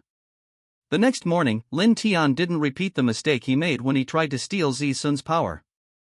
That time, he overslept and miscalculated his cultivation speed, allowing Su Ming to gain the upper hand. Now, he gets up earlier than the chickens every day. He opens his eyes briefly at 4 o'clock, then dozes off for a while, and gets up precisely at almost 6 o'clock. This made him cultivate with extraordinary diligence, practically a self-proclaimed ascetic. Whenever he felt exhausted, Lin Tian would curse Su Ming in his heart, "Damn Su Ming, if it weren't for you, I, Lin Tian, wouldn't be in such a miserable state." To become stronger, Lin Tian truly endured a great deal of hardship. After cursing, he quickly washed up and headed straight for Tianyan City in Zhengzhou. Shortly after Lin Tian left, Su Ming also woke up. He had just absorbed the purple heaven divine lightning energy of the earth-shaking realm cultivator and felt that his talent seemed to have improved somewhat. His body was filled with explosive power, and he felt that he could shatter his former self with a single punch. That's how cultivation is, hardship and opportunity always coexist. Why is the gap between stronger cultivators and ordinary cultivators so large? They can even fight across realms. Like this tribulation, Su Ming survived not only because the energy of the purple heaven divine lightning replenished his essence, energy, and spirit, but also because it improved his physical attributes and spiritual root talent. Although the changes weren't significant, it was better than nothing. Furthermore, his cultivation level had improved, resulting in a dramatic increase in his strength. As soon as Su Ming regained consciousness, Li Shui excitedly called out to him. A makeshift shed had been set up in the courtyard, with a table, chairs, and food inside. Li Shui said the food was ready and told him to eat it while it was hot. Although she looked a little tired, she was overjoyed that Su Ming was awake. Su Ming was touched by Li Shui's thoughtfulness. Over the past 2 years, he had discovered that Li Shui was truly a good wife, both considerate and thoughtful. Seeing the slight dimness in her eyes, he knew she had been waiting for him to wake up. Su Ming knew that Li Shui had been cooking for him these past few days, worried that he would be hungry when he woke up. Even though he hadn't woken up, she hadn't given up. Su Ming gratefully hugged her, gently stroking her hair, and softly said, "Thank you for your hard work, let's eat together." Actually, he knew he didn't need to eat in his condition, but he didn't want to disappoint Li Shui. After the meal, Su Ming told Li Shui to go and rest. Just as he finished speaking, someone outside announced that the goddess of the 9 heavens Holy Land had arrived. Su Ming and Li Shui were both startled, but Li Shui, understandingly, told her to rest first. Su Ming nodded and went to the main hall. There sat a stunningly beautiful young woman, dressed in a black dress, with a unique aura. When Su Ming offered her tea, the little devil Zhang Huanyue kept staring at him. Before she could even settle in, Su Ming felt uncomfortable and asked her what was wrong. Zhang Huanyue sighed and said, "Brother Su Ming, I haven't visited you in so long because of my cultivation, it feels so unfamiliar." "You didn't call me that last time." Su Ming understood and smiled, calling her Xiao Huanyue. Zhang Huanyue was stunned, not expecting Su Ming to be so affectionate. Seeing her expression, Su Ming secretly chuckled to himself. As the old saying goes, the first time is awkward, the second time is familiar. I was indeed neglectful of Zhang Huanyue last time, the environment wasn't quite right. But now the situation is different. I absolutely must win Zhang Huanyue over, I can't keep dragging this out every time. Zhang Huanyue's feelings were clearly stated in the book, she definitely had feelings for me all along, it was just a matter of whether I had the courage to act. Su Ming was naturally perfectly aware of Zhang Huanyue's thoughts. He had personally designed this character in his past life, so who could be better at flattering her than Su Ming? And she was flattering him, the feeling was simply wonderful. Su Ming was in a great mood. Jiang Huanyue quickly recovered, her initial shocked and stunned expression turning into one of shy blush, her face as red as an apple. Su Ming watched with great interest. Brother Su Ming, what did you just call me? Little Huanyue, what's wrong? Su Ming answered with a smile, as if it were just a small matter, which made Jiang Huanyue feel both strange and unaccustomed. But she didn't want to refuse, because she genuinely liked this feeling.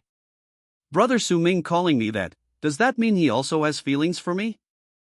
At the banquet last time, Jiang Huanyue noticed that Su Ming's attitude was merely polite and helpful, not this intimate.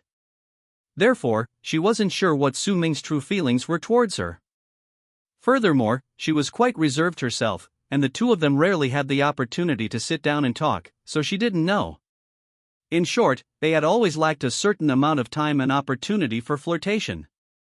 But this time, alone with him, Su Ming's bold address left Jiang Huanyue completely bewildered, giving her a strange and indescribable feeling. Ah! Jiang Huanyue let out a soft gasp, realizing her reaction was too much. Usually carefree, she hadn't been able to help but cry out.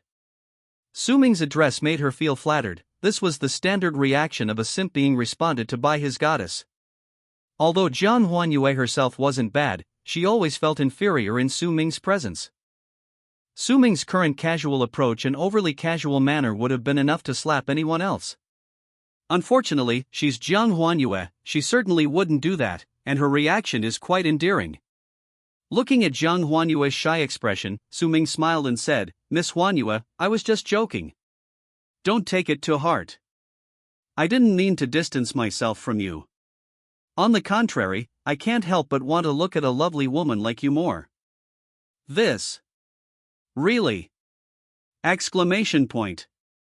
Jiang Huanyue covered her mouth, looking surprised but trying hard to hide her excitement. Seeing her struggling to contain herself, Su Ming stopped teasing her. Yes, it's true. Miss Huanyue, you must have come today for something, right? It's nothing really. Seeing Su Ming's serious attitude, Jiang Huanyue also toned down her girlish manner. After all, she couldn't keep embarrassing herself in front of her brother. She'd save the happy things for when they got back. Firstly, I wanted to congratulate brother Su Ming on reaching the earth-shaking realm at such a young age, so I came to the Holy Land to present a token of my appreciation. Someone, bring the gifts here. As soon as she finished speaking, the servants of the Nine Heavens Holy Land immediately surrounded her. They were all mature and beautiful women, each with a curvaceous figure, dressed quite daringly, their faces and figures more striking than the last, clearly carefully selected. Su Ming already had someone he loved and was with Li Shui, showing no interest in these women whatsoever. Each woman held a treasure in her hands. There were exquisitely crafted boxes, intricately carved, looking extremely valuable, and beautiful swords, suitable as decorations. As divine beings, ordinary magical artifacts were no longer a rarity for them. They possessed only the finest items from the sacred land and were protected by elders. They had no need for a plethora of miscellaneous magical treasures, a few powerful ones sufficed. Therefore, they preferred collecting items, admiring them daily with endless delight. In addition, they possessed elixirs, formations, and even some rare exotic beast eggs. Chapter 23 Ambiguous? I don't know what brother Su Ming likes. I don't have anything special at home, just these odds and ends. I hope brother Su Ming will accept them. Jiang Huanyue was a little embarrassed, her face slightly flushed. Actually, she didn't know what to give as a gift. Giving so much at once made it seem like she was proposing marriage. Su Ming, of course, wouldn't refuse her kindness. Although the book said Jiang Huanyue came from a prominent family with a large fortune, considered a top-tier rich girl in the Tianxian continent, he was still stunned for a moment when he saw the jewelry she was wearing. He himself wasn't lacking in resources, but seeing Jiang Huanyue's generosity, he took a deep breath to calm himself down. I like them all. Huanyue is so cute, I like you too. Ah! Jiang Huanyue suddenly felt her feet were light on the ground, as if she was about to fall. Her cultivation technique allows her to float in midair while walking, without shoes, making her exceptionally graceful. If she were to actually fall, she'd probably land barefoot. Soon, she experienced this successful idol-chasing experience. Snapping out of his reverie, he said seriously, "Brother Su-ming, there's actually something else." "Okay, go ahead." "Our Nine Heavens Holy Land has heard that a heavenly flame might appear in the central continent, so I came here this time to ask Brother Su-ming to go and search for it." Upon hearing this, Su-ming joked, "Miss Huan Yu is so generous. There's usually only one heavenly flame. If the two of us go together, how will we divide it?" He deliberately sighed, and Jiang Huanyu hurriedly explained, "Brother Su-ming, don't worry, my cultivation technique doesn't require such a treasure as a heavenly flame at all. Actually, I wanted to help Tianlong, that is, you, find the heavenly flame." Jiang Huanyu blurted out her thoughts, essentially wanting Su-ming to accompany her on her outing and, if possible, give him the treasure. Thank you for your kindness. If I get the heavenly fire, I'll definitely thank you properly." Su-ming and Jiang Huanyu stared at each other. Jiang Huanyu blushed upon seeing Su-ming, clearly remembering the explicit things she'd said to Li Shui earlier. She wanted to appear dignified in front of Su-ming, but she felt incredibly awkward. Su-ming was momentarily speechless. The two remained silent, the atmosphere growing increasingly tense, when a voice announced from outside, "Your Highness, the goddess has arrived." This broke the delicate tension between them. "Let her in," Su-ming said calmly. Soon, a servant pushed open the door, and a stunningly beautiful woman entered. She was very pretty, with a good figure, while not particularly striking in any particular way. Her overall appearance was harmonious. She resembled a proud goddess, possessing both the allure of a mature woman and a touch of girlish naivete, making her seem somewhat unapproachable. She wore a light-colored long dress with beautiful patterns, the weather was pleasant, and her attire was impeccable. 2 strings of pearls shimmered in the sunlight. "Senior brother." "Yes, junior sister, it's been a long time. Please sit down and pour her a cup of tea." Seeing it was Wu Qingran, Su-ming stood up to greet her, gesturing for her to sit and ordering tea. Wu Qingran noticed Li Shui was absent, then noticed Jiang Huanyu glancing at her. Jiang Huanyu, however, glared at Wu Qingran, clearly in a bad mood. She and Su-ming had just run out of things to say, preparing for a more intimate and daring conversation, when Wu Qingran interrupted her. How could she not be angry? Ignoring Jiang Huanyu's displeased gaze, Wu Qingran said to Su-ming, "Senior brother, you've improved again in just a few days. Junior sister came especially to congratulate you on breaking through to the earth-shaking realm. This is my congratulatory gift." Wu Qingran gave Su-ming some precious pills. Although not as luxurious as Jiang Huanyu's gift, they were still hard-earned, and Su-ming gladly accepted them. "By the way, senior brother, I recently heard that a treasure has appeared in Zhangzhou, possibly heavenly fire. Our Tianlong Holy Land will benefit greatly from absorbing heavenly fire, so I plan to go to Zhangzhou. Would you like to come with me, senior brother?" Oh. Su-ming was taken aback. He had already received quite a few gifts today, and now another beautiful woman was inviting him to go on a training trip. What should he do? Sister Wu Qingran, Huanyue already invited brother Su-ming. Jiang Huanyue, standing nearby, was unhappy and interrupted, saying that she had already invited Su-ming. Wu Qingran glanced at Jiang Huanyue, her brows furrowing slightly. "What business is it of yours, Nine Heavens Goddess, that I'm talking to senior brother Divine Child?" "What senior brother Divine Child? It's clearly my Su-ming brother." "Su-ming brother, isn't that right?" The dignified Nine Heavens Goddess, so shameless, calling him senior brother in public. Did he even agree to it? "I will call him that, what can you do about it?" "Su-ming brother, don't go to Zhangzhou with her, come with me, Huanyue. My family has the fastest flying boat, and there are experts protecting us on the way. We'll have plenty of food and drink." Su-ming frowned, thinking, thank goodness it's not the harem, otherwise I couldn't live like this. Schwerer, you're the most sensible." He suddenly remembered that Li Shui was still resting in her room, and felt that compared to the two of them, Li Shui was much more composed. The icy Wu Qingran was actually arguing with Jiang Huanyue. Su Ming had no idea who to advise, and couldn't take sides. Brother Su Ming. Senior brother. Finally, Su Ming snapped out of his daze and realized both of them were looking at him, waiting for his decision. He sighed and said, "Then let's rest for a day and set off together tomorrow."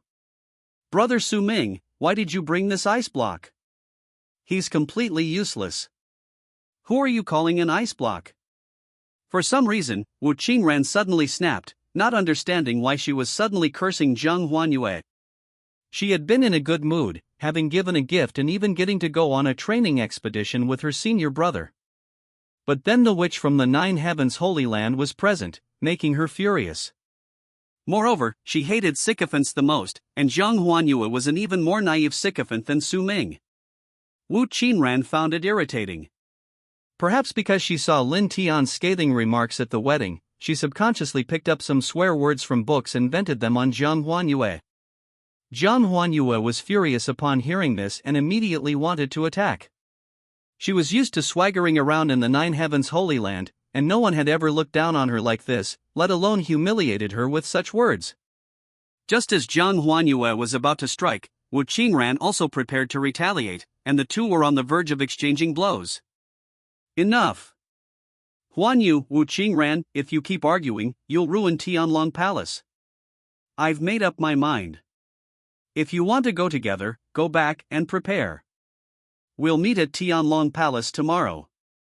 But, Brother Su Ming, she bullied me. Zhang Huanyu looked at Su Ming with a wronged expression.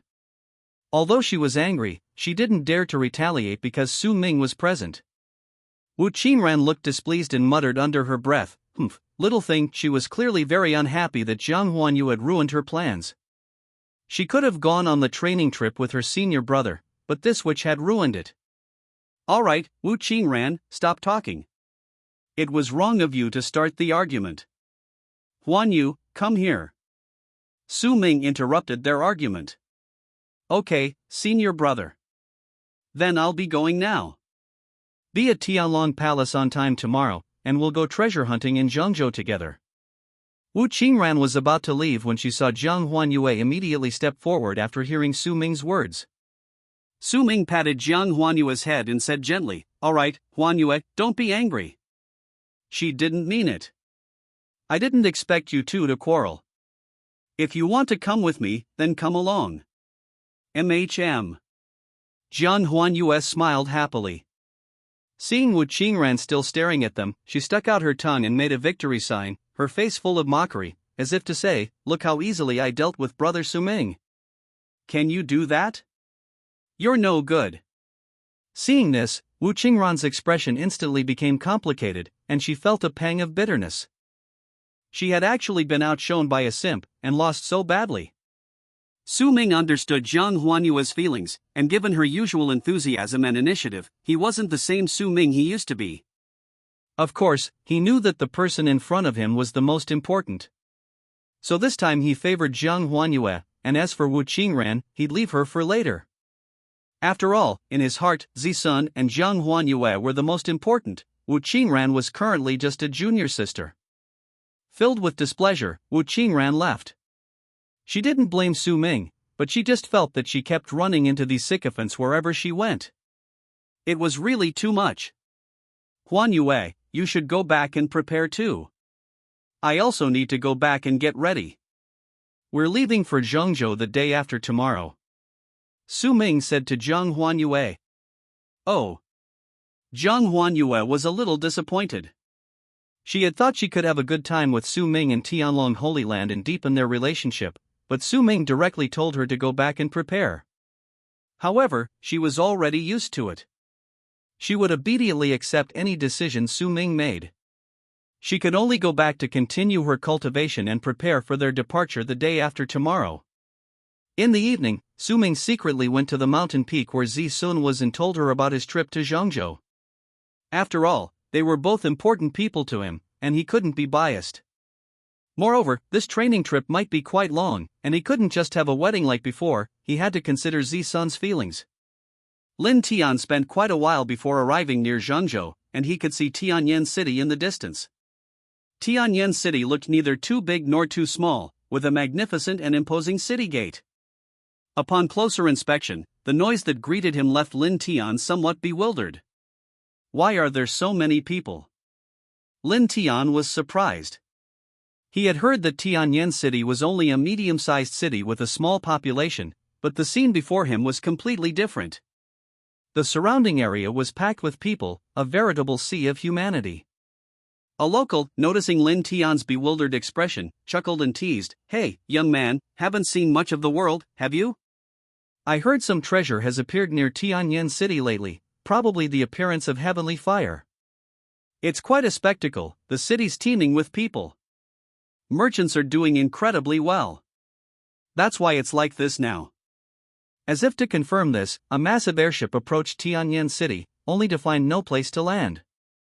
It had to disembark first, stopping on a flat area atop a hill. As the group of young men disembarking from the airship passed Lin Tian, they couldn't help but mutter, "TSK TSK, where did this country bumpkin come from? Dressed like a beggar. Are all the people in Tianyan City this poor?" Lin Tian had traveled all the way here, not by airship, but by spending a fortune to use the teleportation array. He hadn't even had a good night's sleep, hadn't changed his clothes, and was completely disheveled, looking exactly like a beggar. The smell of him could waft from afar. Those privileged youths, seeing Lin Tian's appearance, naturally kept their distance. Lin Tian was furious and almost lost his temper, but quickly suppressed it. "Damn it, I won't stoop to the level of these trash. I came here for the heavenly fire, I can't afford any complications. I need to get moving." Influenced by Su Ming, Lin Tian had become exceptionally cautious. If it were before, he would have already rushed up and dealt with those people. But in this life, his cultivation level was low, and his combat power after fusing with the ice heaven purple flame was far inferior to before. Coupled with Su Ming's various methods, Lin Tian had become indifferent to these taunts and sarcastic remarks. Just as Lin Tian finally lined up to enter the city, the soldiers guarding the city stopped him. "What are you doing here?" "I am Lin Tian from the Tianlong Holy Land. I've come here to search for rare treasures." Chapter 24 Treasure Hunt in Flame City. The soldier's eyes were full of suspicion as he pointed his spear at Lin Tian, almost stabbing him. Lin Tian struggled to suppress his anger. The soldier sneered, "Looking like you call yourself from the Tianlong Holy Land? Do you have any proof? You look like a beggar. This kind of trash thinks you can sneak into our Tianyan City." Lin Tian was so angry he wanted to fight, but Old Wu in his ring held him back. Old Wu said to Lin Tian, "Kid, you look perfectly normal right now. Don't get entangled with these small fry. Go find that rare treasure, I sense the aura of the heavenly fire." Lin Tian nodded in agreement, a flash of murderous intent in his eyes. He almost killed the soldiers on the spot. However, in the end, he produced his proof of identity from the Tianlong Holy Land. The soldiers looked him over suspiciously for a long time, and only after confirming there were no problems did they let him into the city. As Lin Tian passed by them, he overheard them gossiping, "Everyone says the people of Tianlong Holy Land are all impeccably dressed, but this kid's so slovenly. Is something wrong with him?" Lin Tian suppressed his anger and entered the city, spitting on the ground and cursing, "Pa! What kind of trash dares to block my way, Lin Tian? How come I'm getting more and more unlucky?" Despite his anger, Lin Tian continued his mission, heading towards the place where the extraordinary treasure had appeared. The news had already spread, and Lin Tian quickly found out the exact location. Behind the city, in the mountains, was a wasteland where towering flames were rising from the ground. Ordinary people couldn't even get close, only those with considerable skill could enter.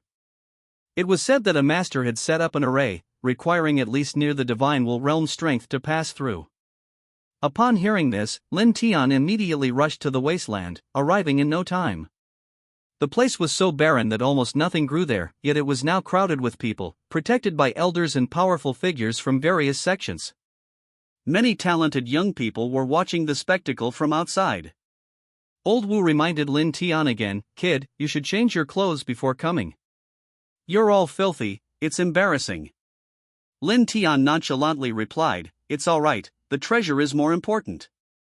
Without another word, he walked forward, the people blocking his way being shoved aside by the stench of his unwashed clothes. Old Wu was speechless, but Lin Tian was quite pleased with himself.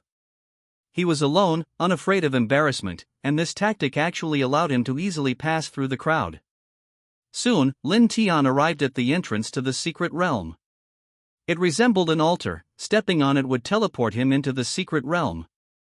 Several cultivators stood guard nearby, preventing unauthorized personnel from approaching. What are you doing? Unauthorized personnel, get lost. Ugh, who hasn't bathed in days? You stink.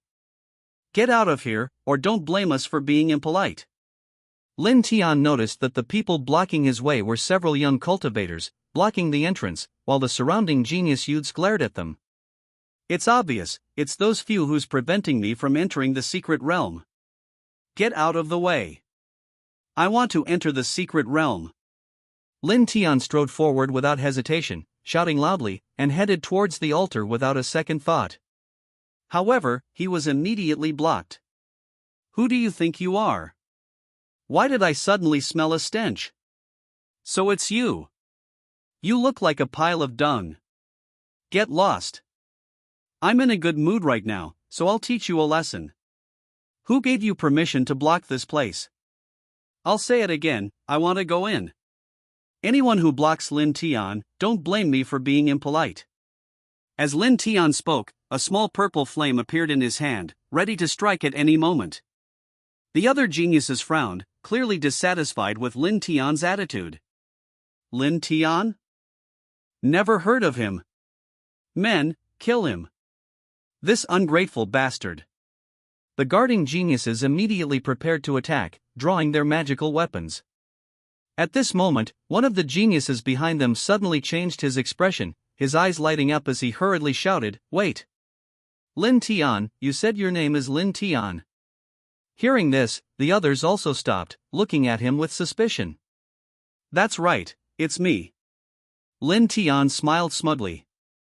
Although he didn't know how his name had spread, being recognized at least meant he had some fame. Oh. I remember now.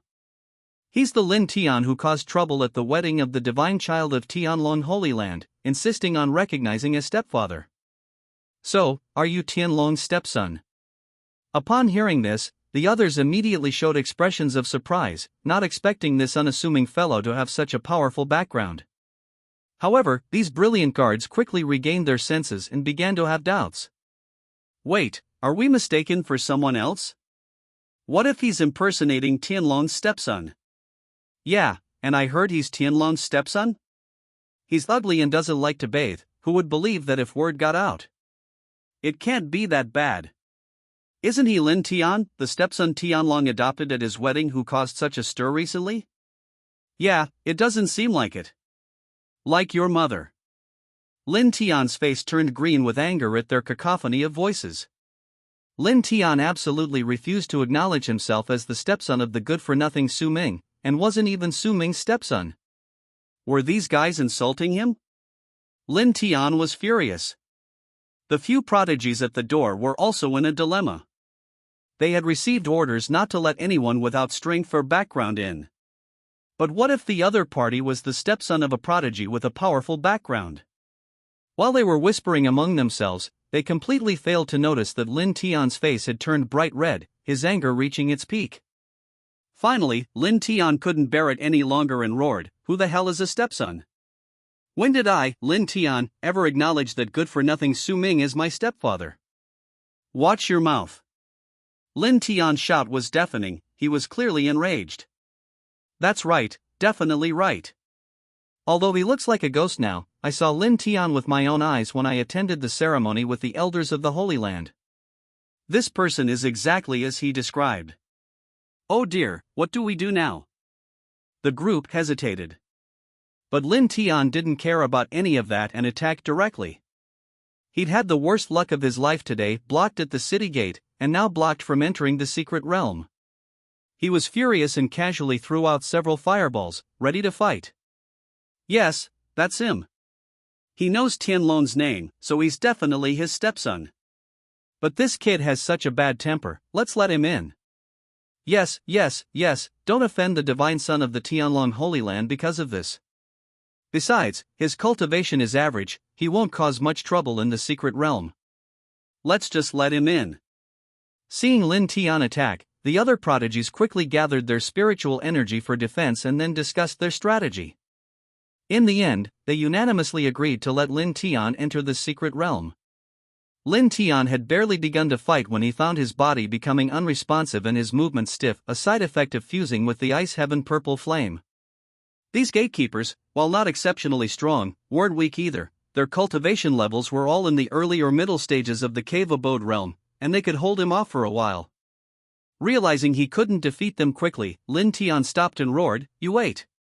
You look down on me, Lin Tian, don't you? Wait until I find the treasure, and see how you die." After confirming Lin Tian's identity, their attitude immediately changed, infuriating Lin Tian to the point of almost vomiting blood, yet he was powerless to do anything about it. Knowing he was Tianlong's adopted son, these people instantly became his lapdogs, fawning over him in every way. "Yes, yes, yes. Lin Tian, your stepson, hurry up and go in. If you're any later, the treasure will be snatched away." "Yes, yes. Lin Tian, you stepson, hurry up. Look, we're not stopping you anymore. Don't dawdle here and waste time, we still have to guard the gate." What a bunch of useless trash. They're infuriating. Lin Tian could tell at a glance that these people were cowards, powerful but spineless. In the end, he could only walk towards the entrance of the secret realm with a belly full of helplessness and anger. The geniuses waiting to enter looked at him with smiles and waved to welcome him, as if they couldn't wait for him to go in. This made Lin Tian want to spit blood on the spot. It was as if he, just because he was Tianlong's son, had the right to act recklessly and be served. When Lin Tian reached the entrance of the secret realm, he felt fortunate that he had already reached the late stage of the cave abode realm. There seemed to be an invisible rule here: if one's cultivation level was insufficient, or one was over 200 years old, or one's cultivation was above the opening heaven realm, one simply couldn't enter. He took a deep breath, suppressing his anger. Lin Tian activated the teleportation array. Everything went black, and when he opened his eyes again, everything around him had changed. There was no sun or moon in the sky, and the light was dim, but he could still barely make out things. The surroundings were shrouded in mist, and the vegetation looked strange, as if it had lost its vitality. However, Lin Tian didn't dwell on it and walked directly towards the center, because the ancient and magnificent palace in the distance had attracted everyone's attention. Everyone could see that the treasure was definitely hidden there.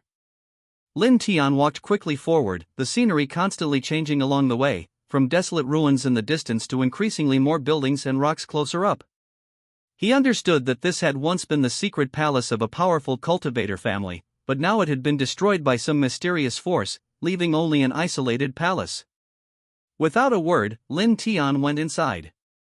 As soon as he entered the palace, Lin Tian was stunned by the sight before him. Many geniuses were locked in fierce combat, a spectacular scene showcasing their formidable strength. The weakest were at the late stage of the cave realm, with some even reaching the divine will realm. Lin Tian joined the battle without hesitation. He knew that to seize the opportunities within the secret realm, he first needed to improve his strength. The secret realm often contained rare treasures; obtaining them would significantly enhance his cultivation, preparing him for future battles for the heavenly fire. Lin Tian quickly arrived at a location he knew intimately, having visited it in his previous life. He found several pills and other treasures, deciding to break through to the divine will realm here. After all, he still possessed a significant amount of unabsorbed heavenly firepower, enough to propel him to an even higher realm. Is this the heart-piercing pill? Lin Tian was pleasantly surprised to find 2 pills, which could increase the success rate of breaking through to the divine will realm by 40%. Although the second pill would be less effective, it would still be enough. Lin Tian immediately sat cross-legged, preparing for his breakthrough. But then, Elder Wu's voice rang in his ears, tinged with worry. "Kid, you're pushing yourself too hard, you're likely to run into trouble. You were already struggling enough absorbing the ice heaven purple flame, now you're going to swallow pills and absorb the purple flame's power again. I'm afraid even if you manage to break through, your combat strength will drop significantly. Never mind that. How can you compete for things without improving your cultivation level? Elder Wu, I can sense the heavenly flame's aura, it's definitely true. Alright, as long as you get that ball of heavenly flame, everything else can be taken care of. With your talent, your strength will return in no time. Lin Tian didn't hesitate any longer and immediately got to work. In just half a day, he jumped from almost reaching the late stage of the cave abode realm to the early stage of the divine will realm. Although he barely reached the divine will realm thanks to the heavenly fire, he was still a master. Lin Tian laughed loudly. I, Lin Tian, have finally stepped into the divine will realm. Su Ming, just you wait, one day I will dominate and crush you in the dust. Lin Tian's mind was filled with Su Ming. The moment he regained his confidence, he wanted to kill him. Old Wu shook his head beside him, thinking, can this disciple not be so stupid? Lin Tian's smile faded, and he calmed down. In his previous life, he found a secret passage deep within the maze and obtained the Azure Lotus sword flame faster than anyone else. He didn't know if he would have that same luck in this life, but regardless, he had to get his hands on the sword flame. He strode forward. He encountered 2 henchmen along the way, whom he killed in the blink of an eye. Chapter 25 Treasure Hunt in Flame City, Part 2. Although their cultivation levels were similar, once Lin Tian unleashed his potential, coupled with the power of the heavenly fire, those guys wouldn't stand a chance. Deep within the palace, they finally encountered a formidable opponent. The other party coldly asked, which sect's divine son are you? State your name. Lin Tian scoffed, are you worthy? If you want to fight, then fight. Enough with the nonsense. The young prodigy opposite him was handsome and dashing, his equipment imposing, but Lin Tian was equally unyielding. Furthermore, his disheveled appearance, unwashed for days, created a stark contrast between the two. Lin Tian hated hearing divine son. Divine daughter. These words immediately reminded him of Su Ming. Moreover, he couldn't win Wu Qingran's heart and was even ridiculed by others, making him hate these titles even more. Hearing his reply, the arrogant man's face darkened, and he sneered, I've seen people pretend, but I've never seen anyone pretend like you. Since you want to die, then I'll send you on your way. Take this. The male cultivator had a noble appearance, his long hair flowing in the wind, and he wielded his azure sword with fierce power. Lin Tian's eyes turned serious. Early stage of the divine will realm? Perfect for testing my strength. Ice heaven purple fire. Lin Tian summoned his purple flame armor and wielded a strangely shaped longsword to clash with his opponent. But the moment he made a move, he knew he was terribly wrong. Damn it, why am I so weak? Lin Tian realized the problem almost instantly. Lin Tian suffered a great loss in the very first exchange, being thrown back over 100 meters, crashing into a wall and making a hole in it, coughing up blood, and feeling dizzy and disoriented. The prodigy opposite him was stunned for a moment, then realized, something's wrong, something's really wrong. I know my own limitations, I couldn't possibly have blasted an opponent of the same level away in one go. Looks like you're just a piece of trash, relying on pills to get by. Your strength is completely unworthy of your level. You can insult me, but don't use profanity. Lin Tian was so enraged by the sarcasm that he almost vomited blood again. Even Elder Wu couldn't help but add insult to injury, your disciple is becoming more and more of a headache. Elder Wu sneered, boy, didn't I tell you already? Your power boost from absorbing heavenly fire is all an illusion. Lin Tian didn't speak, took a deep breath, and unleashed his trump card. In an instant, his entire body was enveloped in purple flames, and that world-destroying aura erupted. Hellfire blaze. Lin Tian roared, his voice like a demon's howl, shaking the entire arena. He wore purple armor, wielding a strange sword in one hand and clutching a large fireball in the other, his aura menacing. The opposing prodigy was also startled, immediately adopting a defensive stance, intending to counter with his ultimate technique. After all, he arrived later and was more confident in his strength. Azure Lotus Sword Tomb. The prodigy swung his sword energy transforming into a dragon, sweeping across the heavens and earth, countless azure sword intents floating in the air. Lin Tian transformed into a purple azura, wielding a sword and holding fire, his aura unstoppable. Fortunately, the area was large enough that their fight was unrestricted. Boom! The two forces collided, a deafening roar. But soon, Lin Tian felt his stamina completely exhausted, vomiting blood, almost interrupting his attack. He had forcibly used overwhelming power, and now his body was barely able to withstand it. The backlash made him extremely uncomfortable. Seeing this, his opponent's eyes lit up. The opportunity has arrived. He immediately launched a fierce attack, sword energy surging towards Lin Tian like a flood. Lin Tian felt incredibly frustrated, thinking he was about to collapse. He cursed inwardly, "You're letting me down at the crucial moment. If it weren't for Su Ming, would I be in this state?" He struggled to maintain his stance, but the backlash from his body caused him excruciating pain, almost making him faint. However, Lin Tian was the protagonist, possessing powerful combat talent and endurance, and he persevered. Even so, he barely managed to avoid his opponent's fatal blow, only to be sent flying by the sword energy, crashing heavily to the ground a distance away. "You forced me to this," Lin Tian roared. Apart from Su Ming, he had never been humiliated like this. Today's consecutive defeats made it seem like everyone looked down on him. A fire burned within Lin Tian, his anger about to explode. He decided to go all out. "I'll give it my life." He unleashed all his strength, intending to fight to the death. The powerful figure opposite him sneered, mercilessly mocking, "You think you can rewrite the ending by risking your life? You're too naive. Someone like you dares to compare yourself to me? You're far from it. If it were my turn, I'd crush you in a second. Stop pretending. Go and die." Hearing these familiar words, Lin Tian felt as if he had traveled back in time. Those he had once looked down on but couldn't defeat seemed to have come full circle, returning to settle scores with him. Lin Tian trembled with anger. "Die!" A crimson energy surged from his body, burning his life force as he charged forward. Wearing purple armor, he became even more ferocious. Feeling his body brimming with power, Lin Tian roared and charged straight at his opponent. The prodigy's expression turned serious upon seeing this. Although he mocked him verbally, he dared not let his guard down. The two fought fiercely, and after more than 10 rounds, Lin Tian was incredibly frustrated, unable to win and exhausted. Just as they were locked in their intense battle, a towering flame suddenly erupted from the depths of the palace. The two glared at each other, their expressions grim. The prodigy retreated with his men, sneering, "I'll deal with you, you piece of trash, later. If there's a treasure, and you don't want to fight over it, we can keep playing. Just you wait, if I run into you again, I'll kill you. The outcome is still uncertain. If it weren't for the treasure, you'd be finished today. Damn it."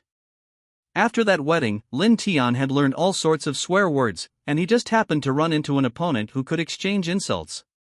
The two not only fought but also exchanged insults. Lin Tian was so angry he almost vomited blood. Since that incident, he had become a stupid and foul-mouthed brat, his swearing skills comparable to a pro player from the Zon Kingdom. He desperately wanted to fight again, but the voice of Elder Wu in his mind urgently reminded him, "Boy, don't get entangled here. The heavenly fire is important. If you keep fighting, someone else will steal it.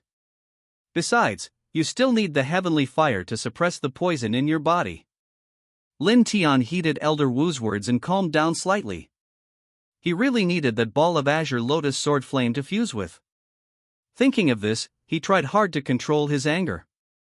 The prodigy opposite him looked at him with disdain, then turned and flew towards the depths of the palace. Lin Tian was not to be outdone and followed closely behind. Clearly, they all knew their purpose in coming here more than a life-or-death battle. When Lin Tian finally arrived at the depths of the palace, many prodigies had already gathered there, each engaged in a fierce battle. Lin Tian's eyes lit up as he spotted two familiar faces. Strangely, they were fighting. Lin Tian looked over and saw it was none other than the heavenly goddess Wu Qingran and the 9 heavens demonist Jiang Huanyue. "You haven't settled the score for harming my senior brother yet. Today, having met you, I'll make you suffer." TSK, Sister Wu Qingran, are you jealous? I didn't steal your senior brother, he's clearly my Su Ming brother. You call him so affectionately, but I don't see anything special about him. Could it be that you're like Huan Yue, liking Su Ming brother but too embarrassed to admit it? What kind of decent woman is that? You people from the Nine Heavens Holy Land, all you do is talk. Taste my sword. Hee, the entire Tianshan continent knows that Huan Yue likes Su Ming brother. Why get angry, Sister Wu Qingran? Could it be that you're worried your senior brother will take a second wife? How narrow-minded. You. Wu Qingran's face flushed with anger. She wasn't good at arguing, most of what she said was from Lin Tian's wedding or from books. How could she compare to the eloquent Zhang Huan Yue? Zhang Huan Yue floated barefoot in midair, laughing hysterically. Although she wasn't tall, she had cultivated powerful seductive arts and had a beautiful figure. Every movement exuded femininity. Wu Qingran couldn't win the argument and grew angrier, so she swung her sword at her.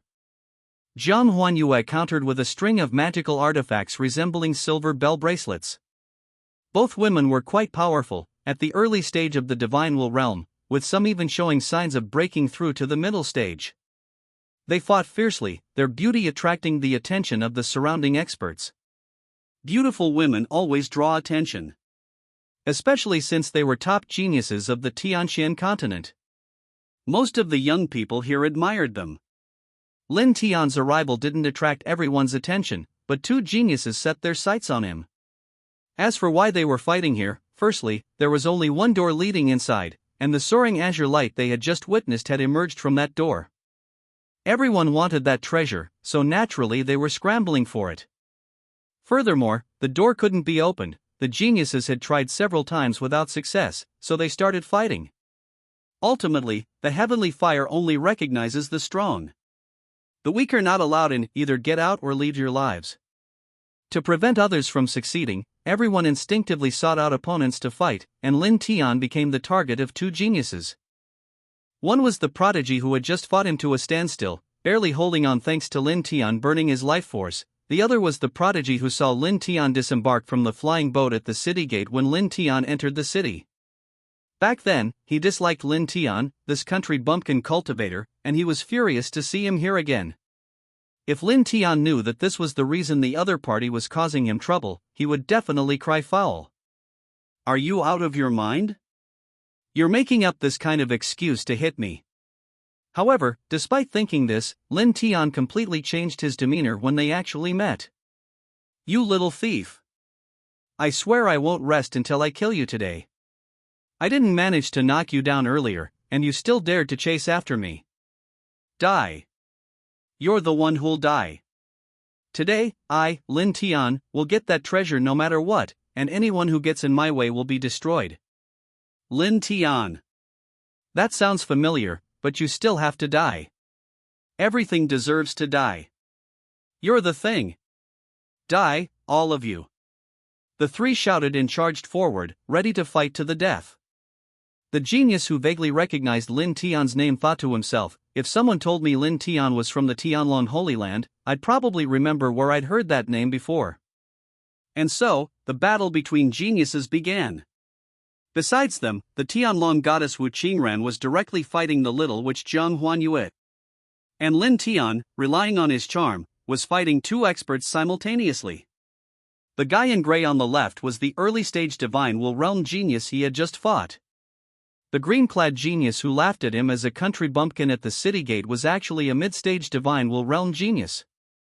Seeing that these two guys were of such high cultivation levels and were attacking him from both sides, Lin Tian immediately stopped holding back and unleashed all his ultimate moves. Hellfire Blaze, Ice Heaven Purple Flame. Potential unleashed. Lin Tian wasn't stupid. If he held back now, even if he was incredibly powerful, he'd be finished soon. Meanwhile, inside the ring, Old Wu looked worried. He was still waiting for Lin Tian to help him rebuild his physical body. Why does this kid always cause trouble? First, he angered Tianlong for some reason, and now two geniuses from the Holy Lands are ganging up on him. Sigh. Old Wu sighed. What could he do? He had no choice but to accept it. Besides, Lin Tian was very proud. Even if Old Wu could help him, he certainly wouldn't accept it now. Lin Tian wouldn't use his trump cards unless it was a matter of life and death. And old Wu didn't want to waste his energy on Lin Tian dealing with someone his own age.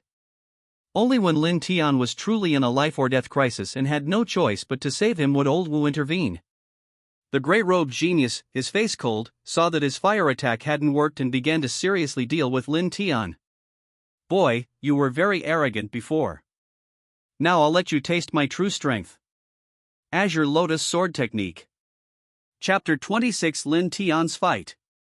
Haha, you're Lin Tian? What kind of wretched place did you come from, cultivator? You've offended my eyes. Behold my Dao Heaven Sword. Suddenly, a gigantic lotus flower bloomed in the sky, radiating strange light. The surrounding sword energy fluctuated violently, its target aimed directly at Lin Tian below. The green-robed genius, however, was arrogant and his cultivation level was far superior. He swung a sword inscribed with runes, pointing it directly at Lin Tian. The sword, in midair, transformed into a gigantic Dharma image hundreds of meters tall, hurtling towards Lin Tian with unparalleled power. Lin Tian transformed into a purple hellish golem, clad in armor, wielding the ice heaven purple flame in one hand and a strange sword in the other, fighting his two opponents to a standstill. Boom! Again! After another exchange, blood trickled from the corner of Lin Tian's mouth, purple, clearly indicating that the ice heaven purple flame had invaded his body. Even so, Lin Tian remained stubborn, continuing to persevere. In his past life, he was an emperor-level expert, possessing the secret technique of burning life force. This power was formidable, temporarily suppressing the hidden dangers within his body, allowing him to fight two geniuses to the death. Thunder and lightning crackled in the sky, fire and sword energy clashed, and occasionally a rays flashed, all created by him. In his past life, he was an emperor-level array master, and now, in order to fight beyond his realm, he was unleashing all his abilities. Even Elder Wu, inside the ring, couldn't help but say, "Alas, I'm truly getting old. This kid has such talent. In my youth, he would have been a top genius. It's a pity he was born at the wrong time, in the same era as Su Ming of Tianlong." Speaking of Su Ming, Elder Wu was filled with respect. Even though he was once a saint, he was astonished by Su Ming's speed of progress and talent. The strong always inspire admiration. Suddenly, after a fierce battle, Lin Tian quickly retreated, secretly delighted. Could it be that my battle god body has awakened? Can I activate it now? Lin Tian discovered that his physique seemed to be awakening. As long as he fought fiercely, whether burning his life force or unleashing his potential, fighting to the death could actually awaken his physique. Thinking of this, Lin Tian's eyes lit up. "Su Ming, you piece of trash, just you wait. I, Lin Tian, will rise up one day, trample you under my feet, and take all your women, making them mine." Lin Tian's hatred for Su Ming was etched into his bones. The grudge of having his wife and mother stolen was irreconcilable. Once he discovered that his strength and potential had increased, Lin Tian felt ready again. The several geniuses opposite him were taken aback when Lin Tian suddenly retreated, then their hearts leaped with alarm. The opportunity has arrived. In a battle between experts, the higher the cultivation level, the greater the difference in a single moment. Even if Lin Tian were to be distracted for even a moment, they could immediately counterattack, unleashing their full power to try and kill him. Azure Lotus Sword Technique. Dao Heaven Sword. Two overwhelming attacks struck instantly. Although Lin Tian's reaction was a little slow, his face was filled with excitement, and he even shouted to the sky, "You're all trash. You're all trash. Die." Lin Tian felt his physique awakening and strengthening, regaining the invincible feeling he had in his previous life. He began to recall his past glories, and with Su Ming absent, he became arrogant. The terror of the battle god body can only be known by those who have experienced it. The more severely injured you are, the less likely you are to be killed. Facing the powerful attacks of two geniuses, Lin Tian didn't dodge and went straight for them. However, the next second, he was sent flying, spitting out blood. Seeing this, old Wu couldn't help but gasp and quickly reminded Lin Tian, "Kid, are you stupid? You were doing quite well just now, why did you have to fight head-on? Wouldn't the guerrilla tactics have been better?" Lin Tian, however, was unfazed and confidently said, "Old man, times have changed. Let me show you what Lin Tian is capable of.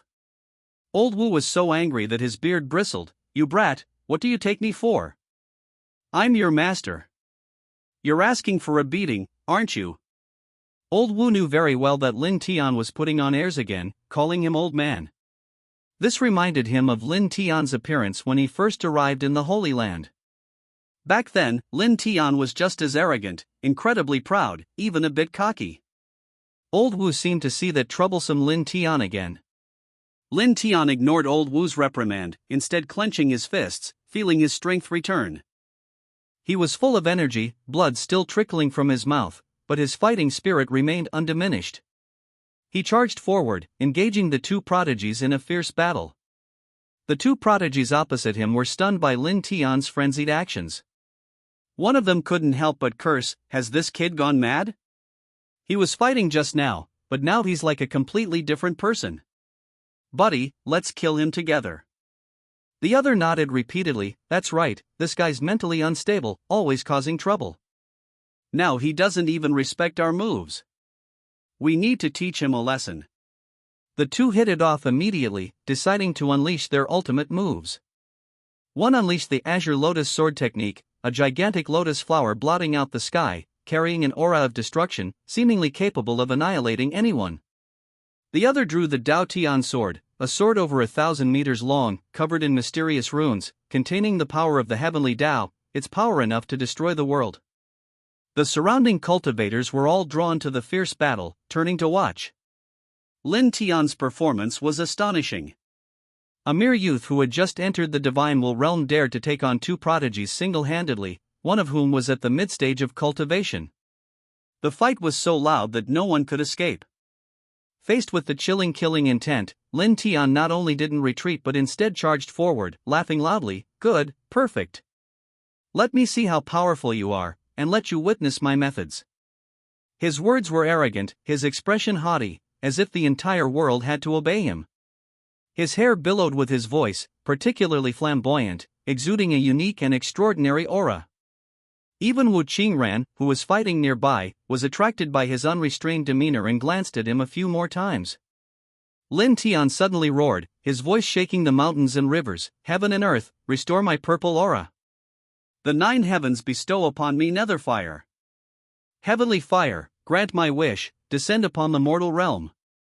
Sweep away all filth. His words were indistinct, yet everyone vaguely felt a nameless fear, as if something terrifying was about to descend. Clearly, Lin Tian's next move was no ordinary attack. Lin Tian was able to unleash such a powerful attack entirely thanks to his battle god body. This physique allowed him to grow stronger the more he fought, the more intense the battle, the stronger his fighting spirit and spiritual power became. Moreover, the more severely he was injured, the more ferocious his attacks became, making him practically indestructible. This is why Lin Tian dared to challenge his opponent so arrogantly. Lin Tian felt an immense surge of power within him, as if it were about to erupt at any moment. His secret technique was finally revealed. A crack appeared in the sky, as if a powerful being was about to descend, ready to deal with all enemies. The two geniuses opposite him turned serious upon seeing this. The gray-robed man immediately swallowed an unidentified pill, his face instantly turning red, clearly indicating that he had temporarily boosted his combat power with the pill. The green-robed genius chanted a spell softly, and faint sounds could be heard around him, indistinct yet persistent. As soon as they completed their actions, their auras surged dramatically. The gray-robed man jumped directly from the early stage to the middle stage, and the green-robed genius also advanced from the middle stage to the late stage. The gray-clad man said coldly, I intended to save this move for the battle for the heavenly flame, but I didn't expect to have to use it now. Lin Tian, I admit I underestimated you before, but now, you are doomed. Lin Tian smiled at them, his tone contemptuous. He possessed the battle god physique, fearless. He said coldly, today, you will all die. Lin Tian, filled with heroic spirit, shouted loudly, I, Lin Tian, will surely make a name for myself in the Central Plains, letting the geniuses here witness just who I am. At this moment, Lin Tian seemed to have returned to his peak form from his previous life, as if he had returned to the days when he was besieged while vying for the strange flame. Back then, Lin Tian single-handedly fought against numerous heroes, wreaking havoc on the world, with even Wu Qingran only able to silently support him from the sidelines.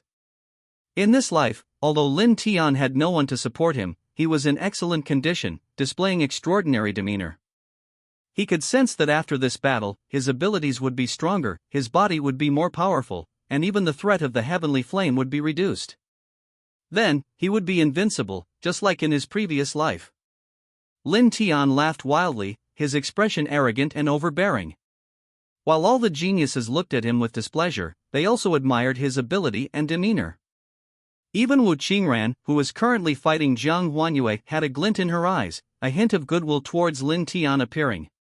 She herself didn't know why, perhaps it was because she admired heroes with extraordinary talent, profound cultivation, and unrestrained fighting style, and Lin Tian was exactly that. However, Wu Qingran's feelings were only budding. She was inherently proud and wouldn't easily fall for someone. Once she did, it was for life. But comparing her to her senior brother was acceptable. If Lin Tian knew that Wu Qingran had changed because of his arrogant fighting style, he would be very happy, because he had finally regained her attention, paving the way for winning her over in the future. Just as everyone awaited the outcome of the battle, anticipating the spectacular clash between the two geniuses, witnessing Lin Tian's boldness and confidence, and seeing the solemn expressions of the two prodigies preparing for their duel, everyone involuntarily stopped fighting and gathered to watch. In the sky, the enormous lotus throne shone with dazzling light, seemingly capable of destroying everything in its path. The 1,000-meter-long Dao Heaven sword also exuded a sharp aura, soaring straight into the clouds. All eyes were drawn to it, as if the serious expressions of the two prodigies were deeply imprinted in their minds. Lin Tian's domineering laughter took root in the hearts of every prodigy. Regardless of the outcome, their fighting stances alone revealed their belief: this Lin Tian is not someone to be trifled with, we can only befriend him. His talent and strength are simply too formidable. Almost everyone acknowledged Lin Tian's power. In the sky, Lin Tian's secret technique materialized. A massive, pitch-black rift appeared, from which emerged a gigantic black claw, its surface adorned with bloodshot eyes, like a demon returned from hell. Dark energy churned, even the air itself seemed to carry an ominous scent. As the gigantic claw was about to collide with the attacks of the other two geniuses, some of the more timid ones closed their eyes, fearing the impact of its power. The sensation emanating from above was terrifying. At that moment, everyone held their breath, their eyes fixed intently on what lay ahead. From within the massive black rift, a pitch-black claw, glowing with a blood-red light, slowly extended, as if to tear everything apart. At the same time, the patterns on the giant's sword were clearly visible, and the azure lotus flower radiated light. The power of both sides surged and flowed, seemingly threatening to destroy heaven and earth. The next moment, a deafening roar echoed throughout the hall: "Who dares to harm my child?" This voice was like divine punishment, causing all the geniuses to sway, and a strong sense of oppression immediately gripped their hearts. This person's strength was too great, even suffocating them. That's right, the one who shouted these words was Su Ming. After a day of intimacy with Zisun, Su Ming, along with two goddesses, several elders, and attendants, traveled to Zhongzhou in the best airship. They arrived in just 5 days. Meanwhile, Lin Tian was still traveling, constantly battling strange beasts. Chapter 27: Heavenly Fire Fusion Treasure. On the airship, Su Ming wasn't idle either. He opened the shop in the villain system and found a very useful item: the male protagonist detector. This item could track Lin Tian's location at any time, like a live stream. It lasted for 3 days and could be used 3 times, costing 200 villain points. Without hesitation, Su Ming used 200 of his remaining 300 villain points to buy it and immediately used it for the first time. Through the detection, he discovered that Lin Tian was still on his way. Calculating his speed, he determined that Lin Tian wouldn't reach the Heavenly Fire secret realm anytime soon. Then, he took the two goddesses and entered the secret realm to explore. Su Ming and the others dispersed as soon as they entered the secret realm, which suited Su Ming perfectly. Because he remembered that in the story he wrote in his previous life, Lin Tian had first arrived at the azure lotus sword flame and successfully fused with it. Su Ming searched for the secret passage for a day and a half but found nothing. He could only sigh, feeling that even as a villain, his luck was inferior to that of the male protagonist. So he opened the villain's shop again and searched high and low, finally finding something good.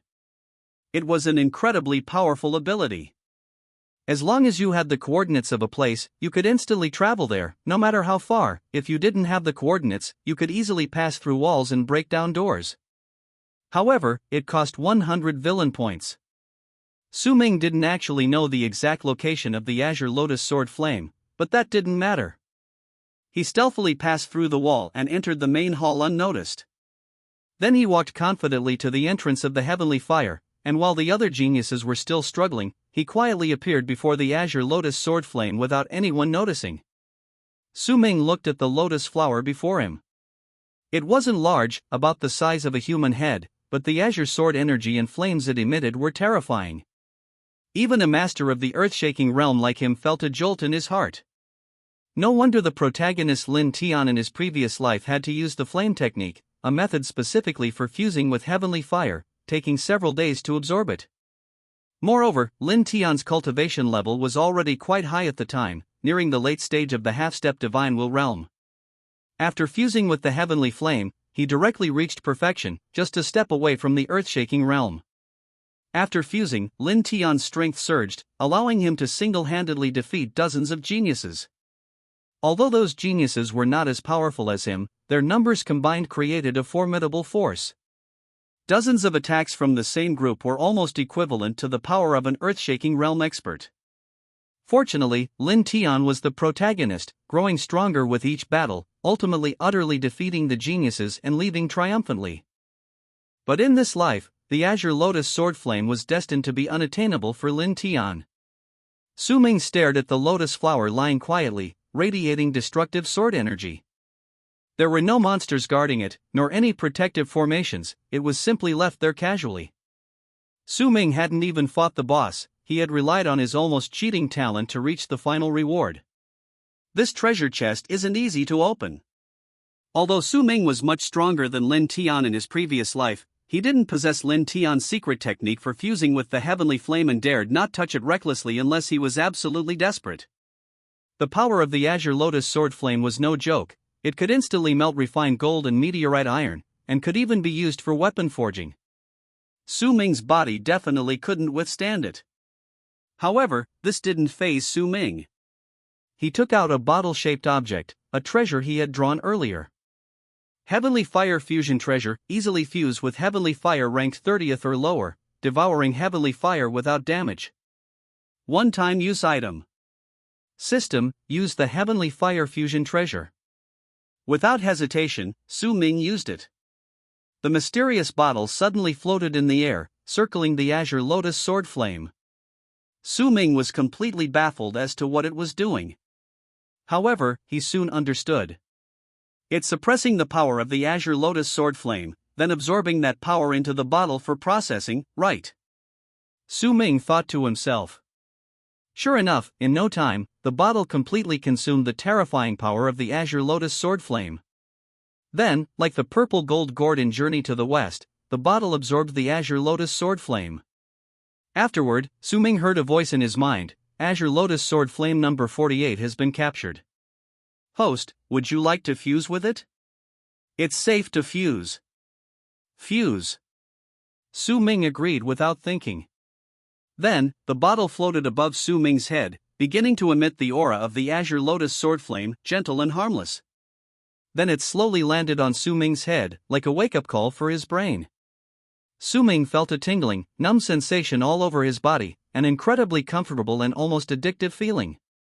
After about 10 minutes, the bottle's power gradually weakened, finally disappearing in a golden light. Ming clenched his fist, somewhat puzzled, that's it. He felt no change in his body, but upon closer inspection, he discovered that his resistance to flames had increased, and the spiritual energy within his body had also changed. The golden spiritual energy was his immortal saint body, something he could counteract. The cyan spiritual energy was the Azure Lotus Sword Flame, flowing sharply like sword energy. Ming tried punching it, and surprisingly, he managed to cut a large hole in the palace wall, startling even himself. The power of this Azure Lotus Sword Flame is truly formidable, no wonder it's heavenly fire. He knew that before, even with all his strength, he could only create a small hole. Su Ming was very satisfied with the result, and then looked around the main hall. This place was like a primeval underground world, surrounded by magma and rare minerals, its value no less than that of the elixirs and panaceas outside. While Su Ming easily absorbed the azure lotus sword flame and obtained a pile of treasures, the geniuses outside were still running around frantically. They saw flashes of golden light occasionally appearing in the main hall, unaware that it was Su Ming absorbing the azure lotus sword flame. Not only that, the goddess Wu Qingran and the little witch Zheng Huanyue also made some gains. They had initially split up but unexpectedly came across a hot spring. Although separated by only a wall, they couldn't hear each other's voices. They were pleasantly surprised to find that the water could rapidly enhance their cultivation, so they immediately set up an array to seal the room, took off their clothes, and sat cross-legged in the hot spring to cultivate. While bathing, Zhang Huanyue and Wu Qingran both thought of the same man, Su Ming. Zhang Huanyue's mind was filled with Su Ming's image, she even fantasized about bathing with him, and her face immediately turned red. She had already planned that after growing up, she would frequently visit the Tianlong Holy Land to cultivate a relationship with Su Ming and find a suitable opportunity to confess her feelings to him again. If Su Ming agreed, she would propose marriage immediately. She felt her relationship with Su Ming was growing increasingly close, and Su Ming was exceptionally kind to her, even patting her head and tying her hair. She believed that as long as she took things one step at a time, she would definitely become Su Ming's wife. Although Wu Qingran appeared cold on the outside, she could never forget Su Ming. She recalled the time Su Ming pursued her, and a pang of regret gripped her heart. If she hadn't been so arrogant back then, perhaps she and Su Ming would be a perfect match in the Holy Land by now. Especially when Su Ming broke through to the earth-shaking realm and triggered the purple heaven divine lightning, her heart was deeply shaken. She even began to envy Su Ming's wife, Li Shui, finding her gentle and virtuous, a perfect match for Su Ming. Wu Qingran had to admit that, apart from cultivation, she was inferior to Li Shui in every other aspect. She finally understood that Su Ming had found a good wife, while she had missed her chance. Since the arrival of Xiao Su Yuan, Su Ming's image in Wu Qingran's heart had completely changed. The man she used to hate the most had now become someone she both liked and envied. She envied Su Ming's life now, no longer lonely, with someone by his side. She envied even more Li Shui, Su Ming's wife. However, Wu Qingran only thought these things silently, never uttering them aloud. She herself didn't understand why, but she always instinctively refused to express her feelings and was unwilling to accept the kindness of others. She hated those who fawned over her without any scruples, yet she couldn't find a man whose personality truly suited her. Wu Qingran realized that if things continued like this, she might truly become a perpetually single goddess. But she didn't want that, yet she couldn't bring herself to actively seek out Su Ming. In her eyes, anyone who actively showed affection was a shameless simp. So, when she saw Zhang Huanyue, she felt inexplicably annoyed. She didn't understand why any woman could be so shameless. Didn't she know Su Ming already had a wife? Actually, she didn't even realize that she was jealous, albeit a small one, but it had already begun to surface. In Wu Qingran's eyes, Zhang Huanyue's behavior was despicable, which was why she called her a little slut. And the image of Zhang Huanyue clinging to Su Ming and acting coquettishly kept lingering in Wu Qingran's mind. Just as the two goddesses or witches were quietly absorbing the energy of the spirit pool, lost in their own thoughts, they discovered that the pool had dried up. How could it be so fast? I only absorbed half the energy. They exclaimed in surprise almost simultaneously. What surprised them even more was that the wall in front of them suddenly collapsed. The two goddesses were now face to face, seeing each other's bodies. It turned out that this was originally a love pool, specially prepared for talented couples so they could absorb spiritual energy together, inevitably leading to them meeting. No one expected that two stunning beauties would appear today, and rivals at that. Zhang Huanyue hated women like Wu Qingran who pretended to like someone but made their senior brother a sycophant, while Wu Qingran despised Zhang Huanyue's shameless fawning behavior once she liked someone. Bad woman. It's you. You too. They spoke almost simultaneously, then quickly dressed and began to fight.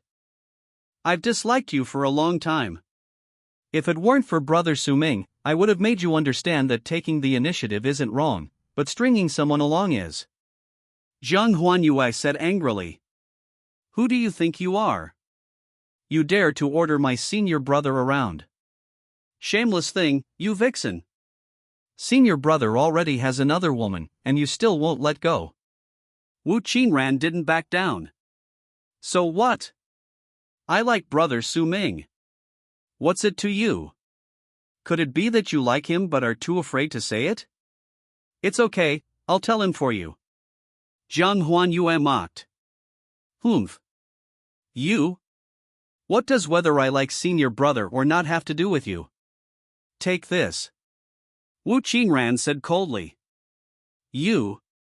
Zhang Huanyue cursed, and the two immediately began fighting. The two women finally realized that the other had taken half of their pool water. Fortunately, they had unknowingly absorbed all the energy in the pool, breaking through to the early stage of the divine will realm together. And so, they fought their way from the spirit transformation pool to the heavenly fire gate.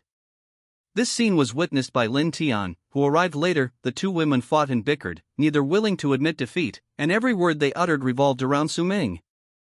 This caused the surrounding geniuses to sigh. What is it about us that we lack compared to Su Ming? Can't the fairies take a look at us too? Just then, a roar echoed throughout the hall, interrupting everyone's thoughts. Don't hurt my son. All eyes turned in that direction. A handsome man with an extraordinary aura rode a magical artifact brimming with spiritual energy, hovering above the hall. A dazzling golden sword flew from his ring, instantly transforming into a 100-meter-long greatsword, incomparably sharp and possessing immense power.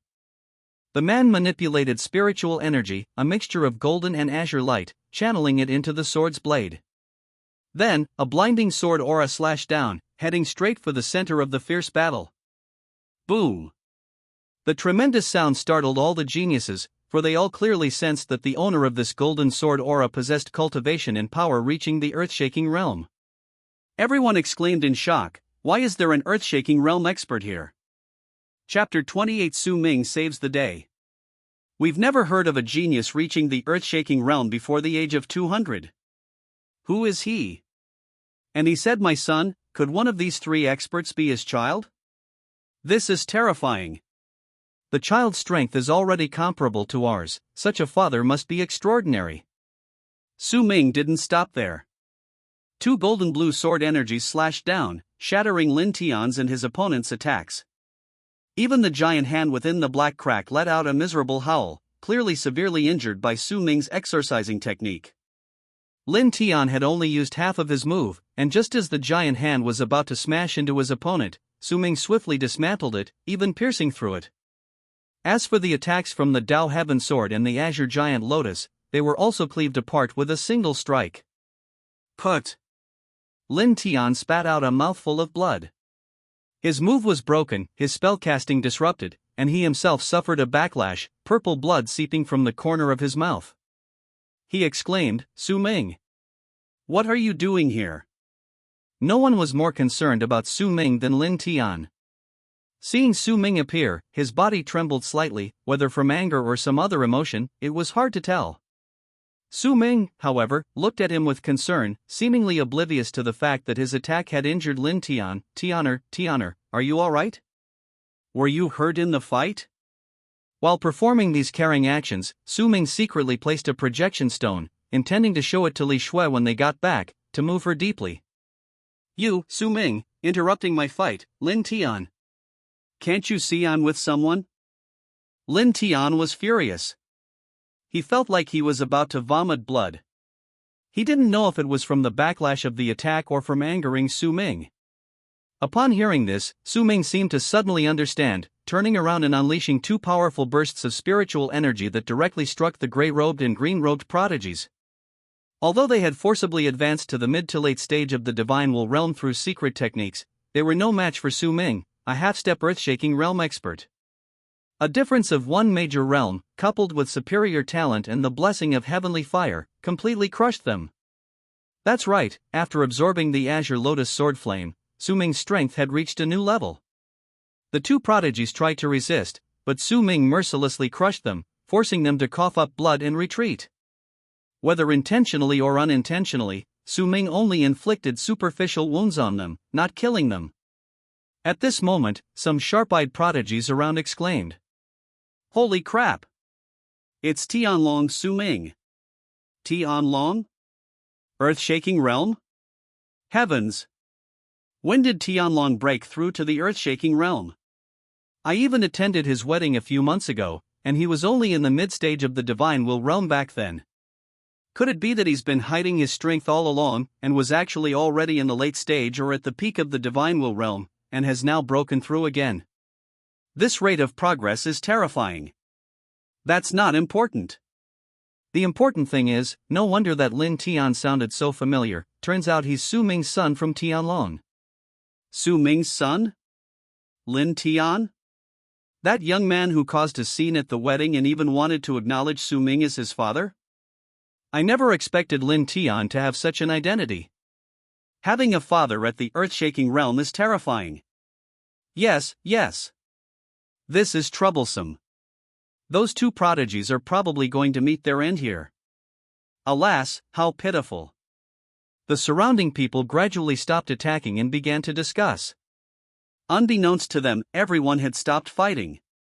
Though they didn't say it aloud, they all understood. Su Ming's cultivation was low, only at the divine will realm, no match for Su Ming, who was at the half-step earth-shaking realm, let alone any rare treasure, the heavenly flame. So everyone just watched the show. Su Ming casually slapped two prodigies away, then grabbed them and asked, "So it was you? You injured my son, Lin Tian." Lin Tian, standing behind, was furious, his face turning red. He roared, "Su Ming! You piece of trash! Who told you to call him Tianer? Who wants to acknowledge you as their father?"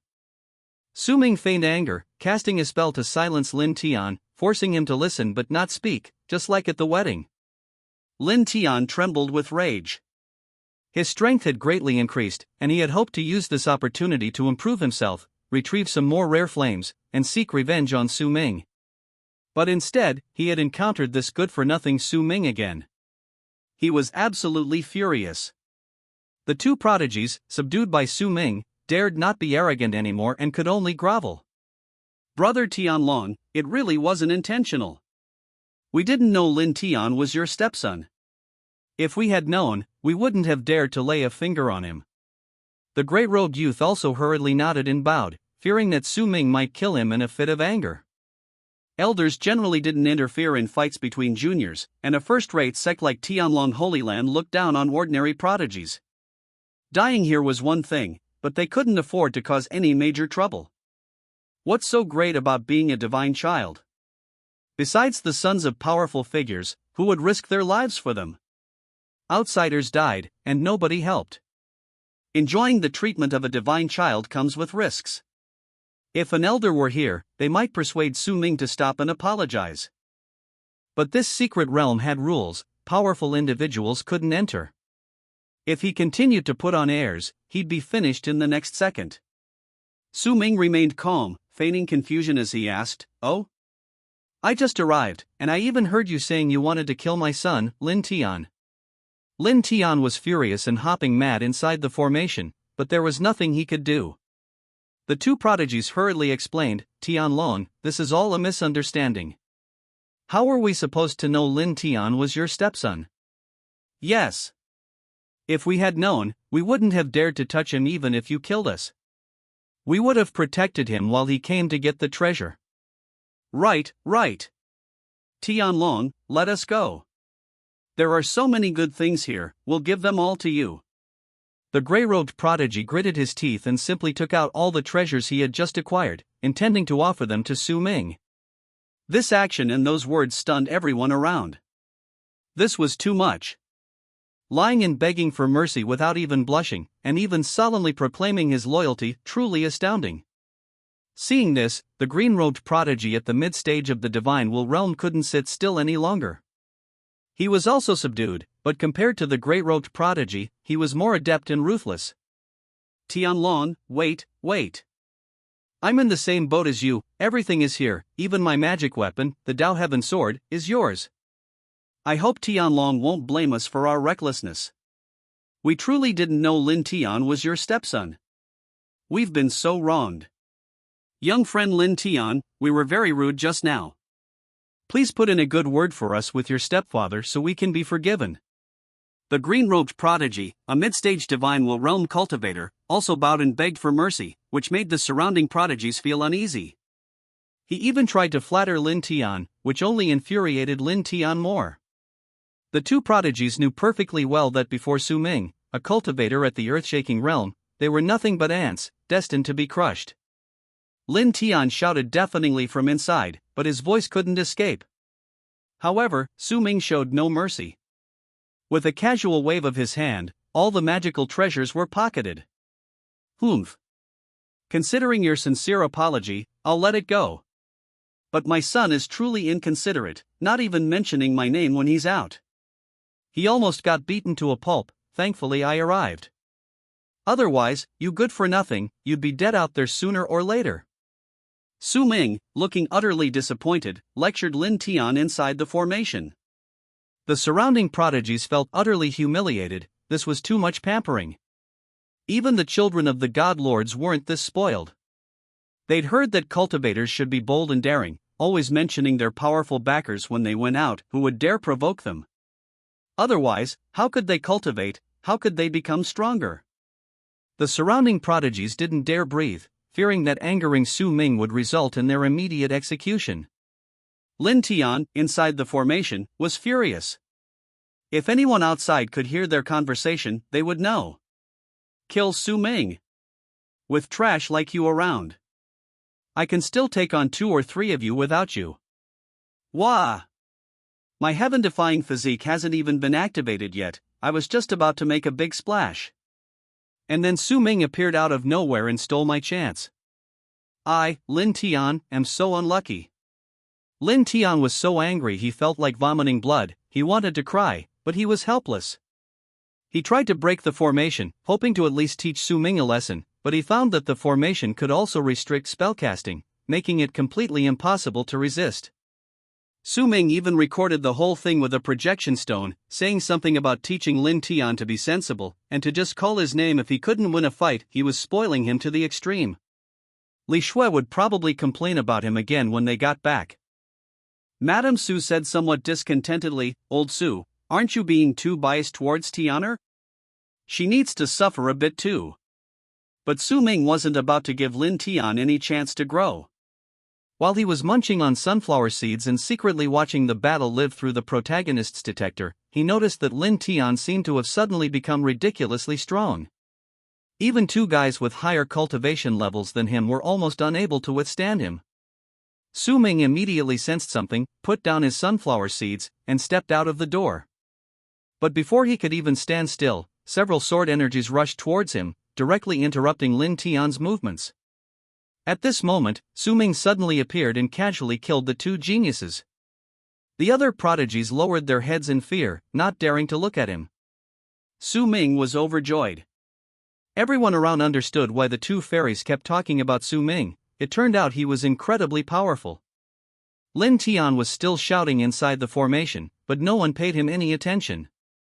The mischievous Jiang Huanyue floated up to Su Ming and whined, "Brother Su Ming, I missed you so much.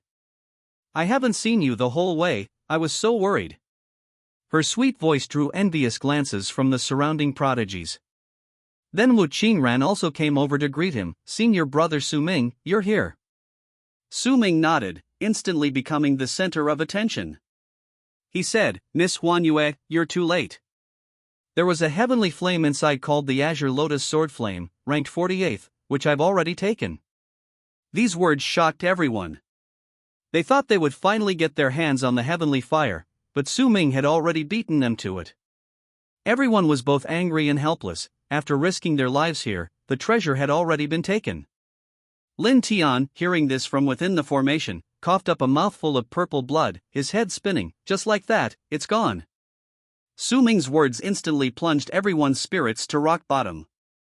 Their purposes for coming here were different, some for themselves, some for their families, and some wanted to exchange it for other treasures.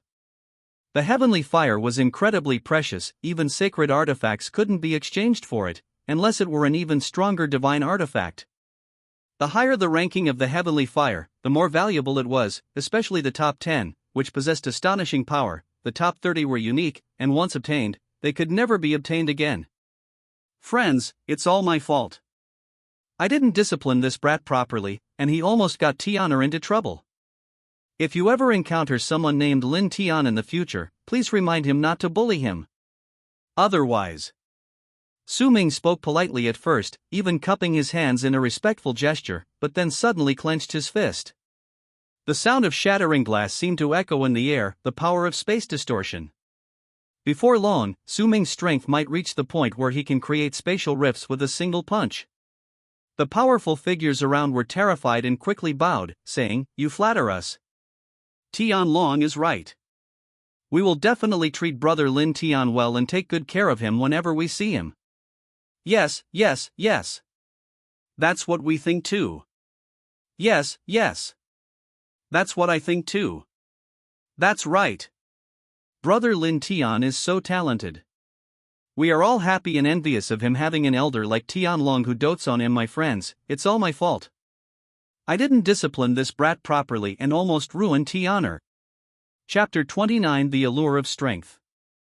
These powerful figures, under Su Ming's politeness and imposing presence, swore that from now on, they would treat Lin Tian as if he were their own son. That's right. From now on, when we see brother Lin Tian, we'll treat him like brother Tianlong. One of them was even more exaggerated, not only flattering Su Ming but also praising Lin Tian, making Su Ming feel quite comfortable. This is the charm of strength. Whether it's writing books in his past life or cultivating immortality now, as long as you're strong enough, you'll earn respect. Most importantly, Su Ming hadn't forgotten what happened in the Holy Land, making sure they remembered Lin Tian. He knew that before long, Lin Tian's name would spread throughout the Tianxian continent again, but this time the fame would be breaking news. Tianxian Continent Daily News. The newly emerged top genius, Tianlong Su Ming, has reached the half-step mid-stage earth-shaking realm at the age of 19. He's fiercely protective of his own, and has a stepson named Lin Tian, who at only 18 years old is already at the early stage of the divine will realm, with astonishing talent, capable of fighting two people of the same realm alone, and even fighting across realms is no problem. Moreover, the notice will likely feature portraits of Su Ming and Lin Tian, just like when Lin Tian bullied Su Ming before, only with a different protagonist. Su Ming believes that if anyone recognizes Lin Tian, or if any talented prodigy from a sect or Holy Land encounters him, they will seriously consider his abilities because of this powerful figure, Su Ming. Why? Reaching the mid-stage of the earth-shaking realm at 19 years old, doesn't that mean he'll be invincible at 100, and a supreme being at 300 to 500? In a few hundred years, the Tianxian continent might produce another formidable figure, or even a saint 1,000 years from now. Who would dare to mess with a future saint? That's suicide. Add to that the legendary Heavenly Glory Holy Land, a top-tier power, who would dare provoke them? Those geniuses who had fought Lin Tian were terrified at the thought of Su Ming's protective nature. How could they dare to fight freely? At that point, even a good, satisfying fight wouldn't be easy for Lin Tian. If the protagonist Lin Tian doesn't get enough training, will he ever amount to anything? The chance to break through at the critical moment of life and death might be gone. In short, Su Ming would definitely not let Lin Tian get away with it. If Su Ming hadn't intervened in time, Lin Tian's strength would probably have already caught up. Lin Tian has heaven-defying luck, coupled with his experience as a great emperor in his previous life. Becoming a powerful figure would be a piece of cake for him. Fortunately, Su Ming knew the plot and cut off Lin Tian's opportunity in advance. After finishing the matter, Su Ming no longer put on airs, but chatted with the geniuses who came to observe the ceremony. These geniuses were also uneasy, who dared to disrespect Su Ming. However, Su Ming's attitude was quite humble. He thanked them again for coming and hoped that they would come to support him if there were any good things happening in Tianlong Holy Land in the future. The geniuses present all bowed and agreed, promising to attend. Su Ming didn't make things difficult for them anymore. Brother Su Ming, let's go. Senior brother, let's go back to the Holy Land together. Su Ming nodded, somewhat helplessly. For some reason, the two girls suddenly became at odds, constantly urging Su Ming to go to Tianlong Holy Land with them, as if trying to force him to choose sides. Su Ming glanced to his left. Wu Qingran was wearing a white, sheer dress, her aura cold and noble, her beauty breathtaking. Aside from her aloof personality, she was flawless. Her attire was exquisite and elegant, even on Earth in his previous life, she wouldn't be out of place.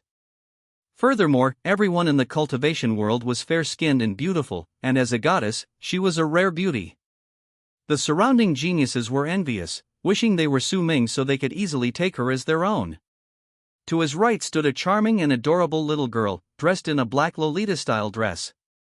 Her delicate face was both sweet and sexy, her blushing cheeks and sensual red lips making one want to get close, even kneel at her feet and call her queen.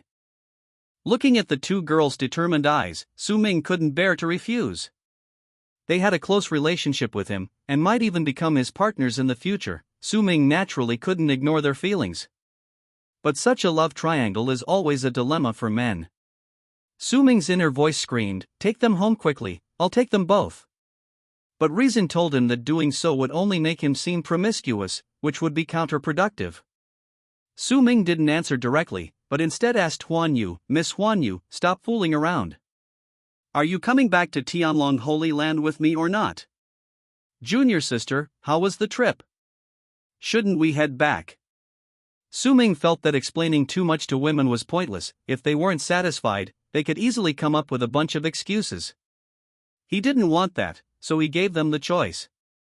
Zhang Huanyu immediately nodded, "Of course I'm going back with Brother Su Ming. I still want Brother Su Ming to show me around Tianlong Holy Land." Su Ming didn't refuse.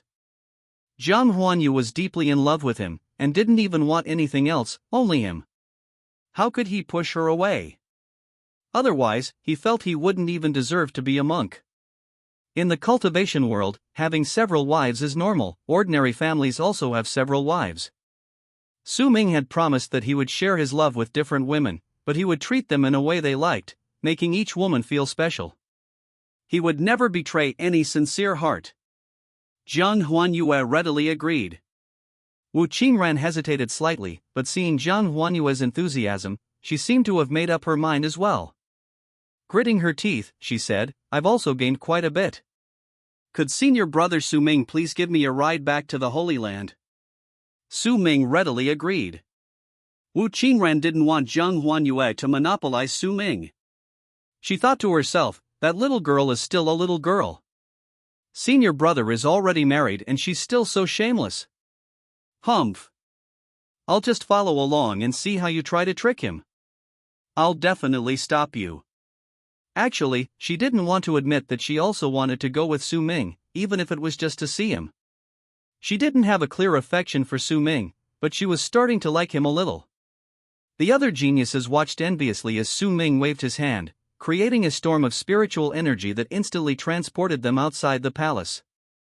Then, he used a quick secret technique, and in the blink of an eye, he brought everyone out of the secret realm. Outside, the elders of Tianlong Holy Land and Zhoutian Holy Land were already waiting. Seeing their divine son and daughter return safely, everyone breathed a sigh of relief.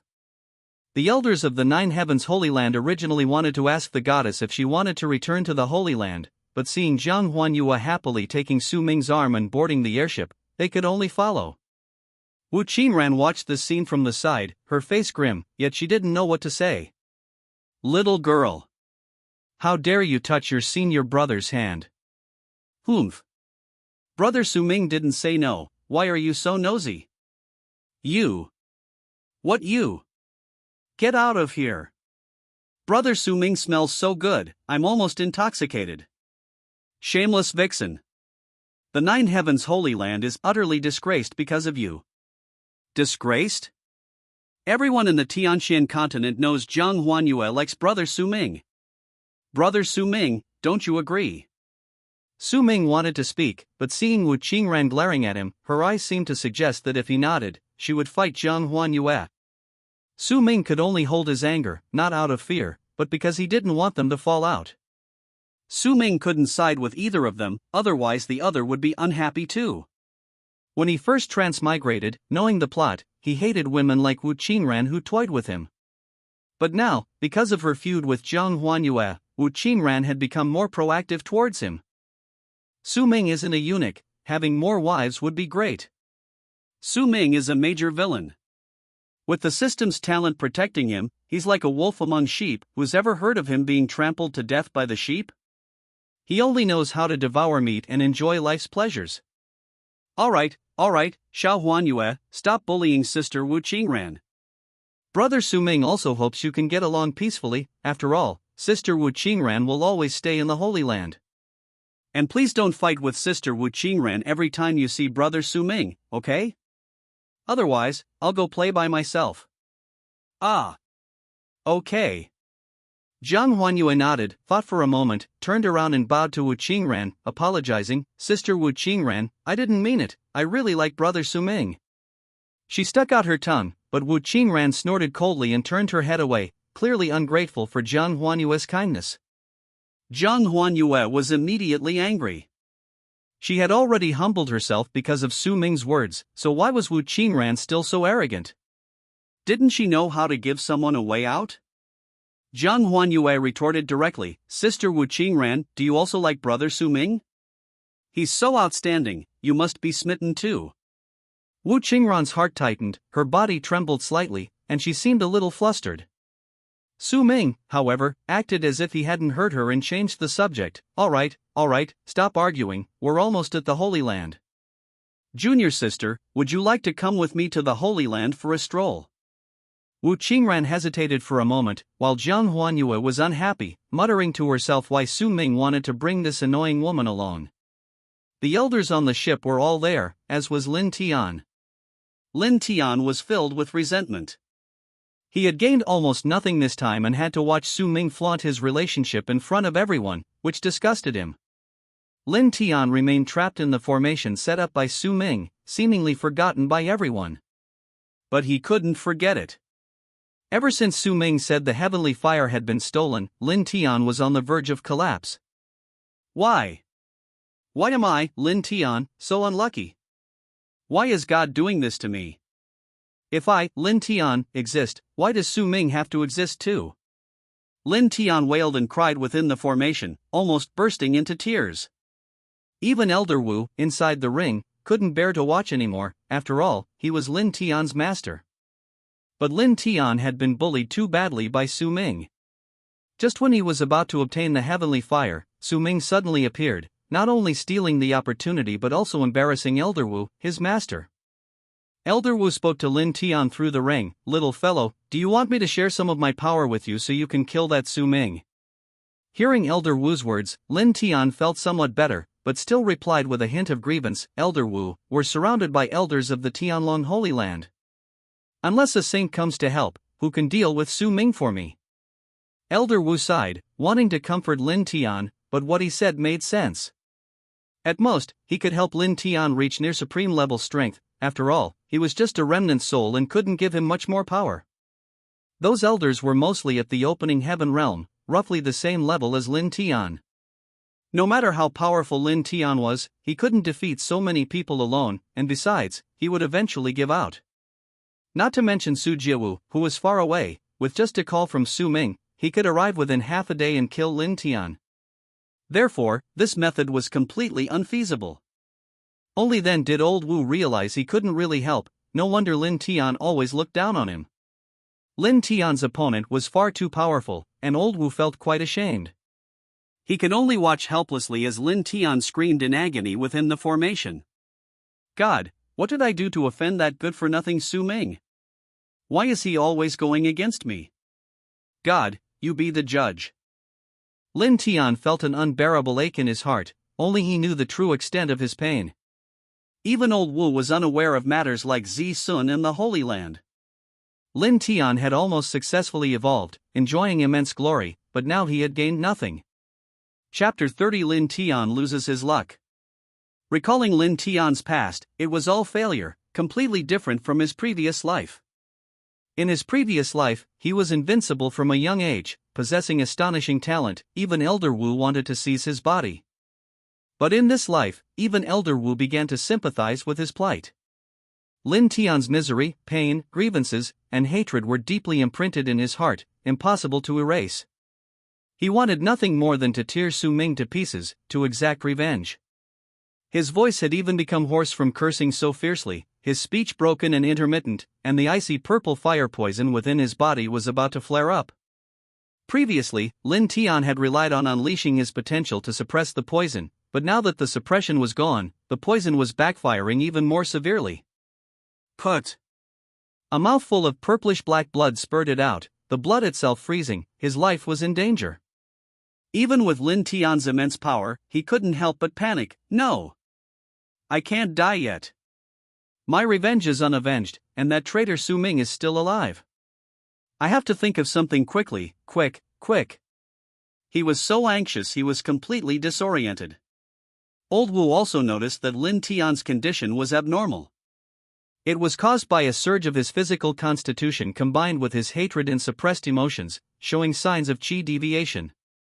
If a cultivator suffers qi deviation, the consequences are severe. They either go mad and become monsters, or they are killed. In short, there's no good outcome. Old Wu was about to remind Lin Tian to calm down, even considering using some method to put him to sleep, when suddenly, a pleasant and noble voice echoed in Lin Tian's mind. "Hey, kid, how did you end up in such a miserable life? Do you want me to lend you a hand?" This voice immediately calmed Lin Tian down, and the strange illness within him was brought under control. He was perfectly clear-headed, his voice carrying a cold arrogance. "Yes, I can't handle myself, but I have plenty of wives." The owner of this voice was one of Lin Tian's top confidants from his past life, and the only one who had already become a super powerful figure before he met her. This happened when Lin Tian had reached a very high level of cultivation. In the Tianshan continent, this level was considered the ceiling, but it might not be so elsewhere. Tianyang, also known as the Tianyang Empress from his past life, was one of Lin Tian's most important companions. She was the embodiment of the number one heavenly flame of the Tianshan continent, Sun Crimson Flame. Capable of controlling various flames, her strength was terrifying. Lin Tian only surpassed her realm by the end of the story. Who would have thought that the Tianyang Empress would proactively contact Lin Tian through a secret technique using her voice? Lin Tian couldn't help but wonder, could she have come too? "I wonder how she's doing now," he tried to respond, but the voice seemed to have vanished. Lin Tian called out several times, but finding no one responding, he had no choice but to give up. However, this gave him a new idea. "Since Su Ming is so troublesome, I need to find some help. Su Ming, you forced me into this." Lin Tian decided to go find the Heavenly Sun Empress, his most powerful partner from his previous life. If he could find her, dealing with Su Ming would be no problem at all. Old Wu, seeing Lin Tian suddenly looking confident and in better spirits, wondered what trick he had come up with. This guy, he was almost going crazy just now, how come he's all better now? These young people these days are really baffling. Old Wu was curious but didn't ask too many questions. After all, everyone has their privacy, and he knew some things were pointless to ask. So he suppressed his curiosity, while Lin Tian began to plot. He recalled where he had seen Empress Tianyang in his past life, and the places she had visited, hoping to find some clues. Lin Tian felt that something might have happened to Tianyang, otherwise even simple communication wouldn't have been so difficult, with the conversation ending so quickly. Especially since she only managed to utter a single sentence when he was almost dead. Lin Tian became extremely cautious. After what happened with Su Ming, he decided not to speak carelessly under any circumstances and to act more cautiously to avoid being targeted. Otherwise, that Su Ming is such a nuisance. Su Ming. You wait. Once I find Tianyang, I'll make sure you regret it. Lin Tian made up his mind. If all else failed, he'd rely on his wife's help. If he couldn't handle Su Ming himself, he'd have her step in. All of this was observed by Su Ming. Although he was happily chatting with two beautiful women on the airship deck, Lin Tian's every move was under his watchful eye. Lin Tian initially kept cursing, but after a while, he coughed up blood, appearing extremely weak and as if on the verge of collapse. However, not long after, he suddenly became energetic again, his condition returning to normal. This puzzled Su Ming, who secretly wondered, was Lin Tian up to some trick again, trying to turn the tide? I can't let that happen. I absolutely can't give him a chance to turn things around. I need to keep a close eye on his movements, not a single mistake can be made. Otherwise, the consequences will be too severe. Although Su Ming appeared outwardly triumphant, he knew in his heart that as long as Lin Tian was alive, there was still a possibility of a comeback. Being complacent was a major taboo for cultivators. Su Ming absolutely could not let his guard down. For some reason, Su Ming vaguely felt someone was watching him, seemingly from Lin Tian's direction, but he couldn't pinpoint exactly where. So he waved his hand, releasing the array binding Lin Tian. Lin Tian could finally breathe fresh air freely. He had almost suffocated. All the way, he could only watch helplessly as Su Ming chatted and laughed with two pretty girls, while he suffered terribly, every second feeling like torture. This time he was smarter. He didn't dare insult Su Ming in front of Li Shui, otherwise, Su Ming wouldn't be the only one getting beaten up later. Lin Tian glared coldly at Su Ming, but remained silent. Seeing this, Li Shui assumed he had been mistreated during his training and began to scold him. "Tianer, you're all grown up now. Don't always worry your mother. And let your stepfather, Su Ming, worry less. Look at you, sneaking off to train. If your stepfather hadn't arrived in time, would you still be standing here?" Although Lin Tian didn't respond, Li Shui had no intention of stopping. She sternly lectured Lin Tian, while Jiang Huanyue, standing beside him, suppressed a laugh, staring at him as if he were a fool. However, she didn't interrupt, simply watching quietly, knowing she would need this experience in the future. Jiang Huanyue already considered herself Su Ming's woman. Lin Tian blushed deeply at Li Shui's words, instinctively wanting to retort, but ultimately held back. After all, this was his own mother, one of the pitiful victims deceived by Su Ming, that swindler. If being bullied by Su Ming was a physical blow, then being disciplined by Li Shui was a devastating emotional blow, almost unbearable. While enduring the feeling of being wronged, he kept telling himself, "Lin Tian, don't be angry, you absolutely can't. Mother was just bewitched by Su Ming.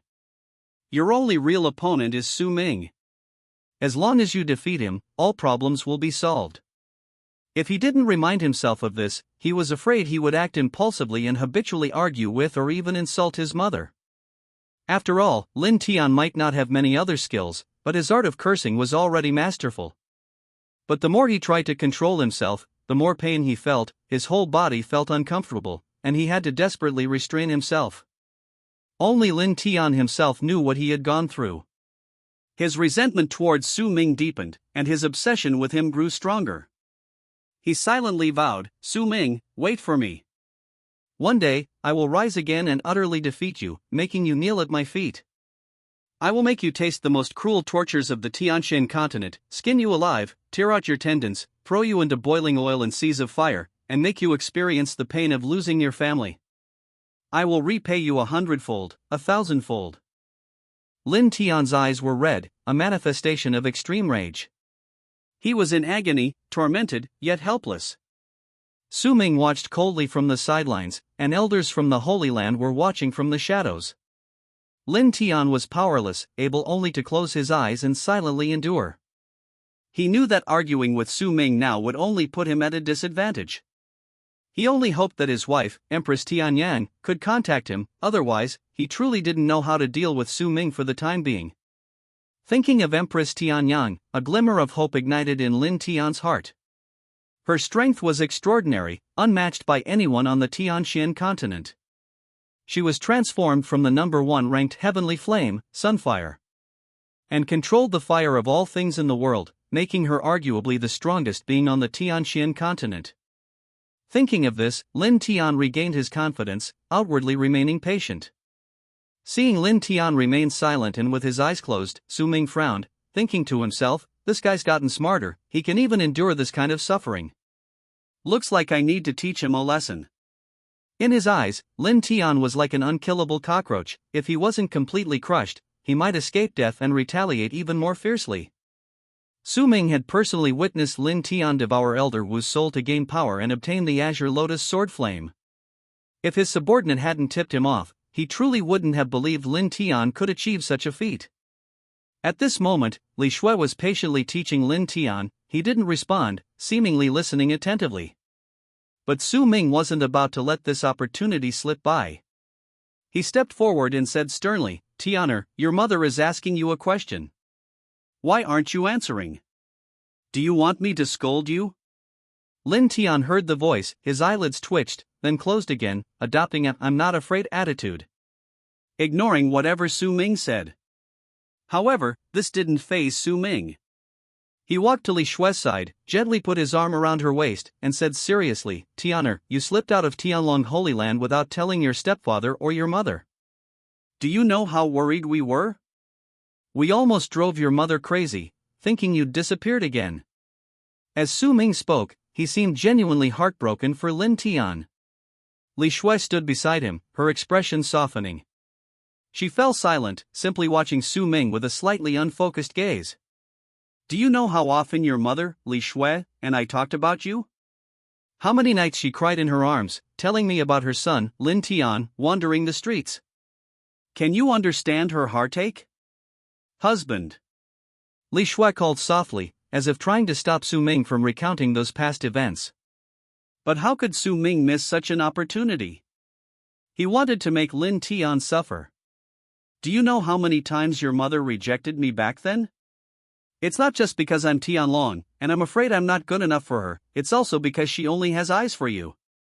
She said she's had children, how could she be worthy of me?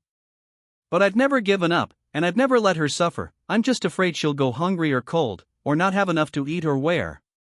But what about you, Tianer? How can you be so inconsiderate? When your mother asks you questions, you don't even answer a word. Don't you want to know these things? Swear, I'm so heartbroken, Tianer doesn't care about your feelings at all. Even I feel sorry for her. Su Ming pretended to treat Lin Tian like his own son, acting convincingly. He even held Li Shui in his arms, making her feel warm. Li Shui was moved by Su Ming's words and began to want to blame Lin Tian. But Lin Tian could no longer hold back. His anger surged within him. He didn't want to listen to Li Shui's nagging, and he couldn't stand Su Ming's pretense.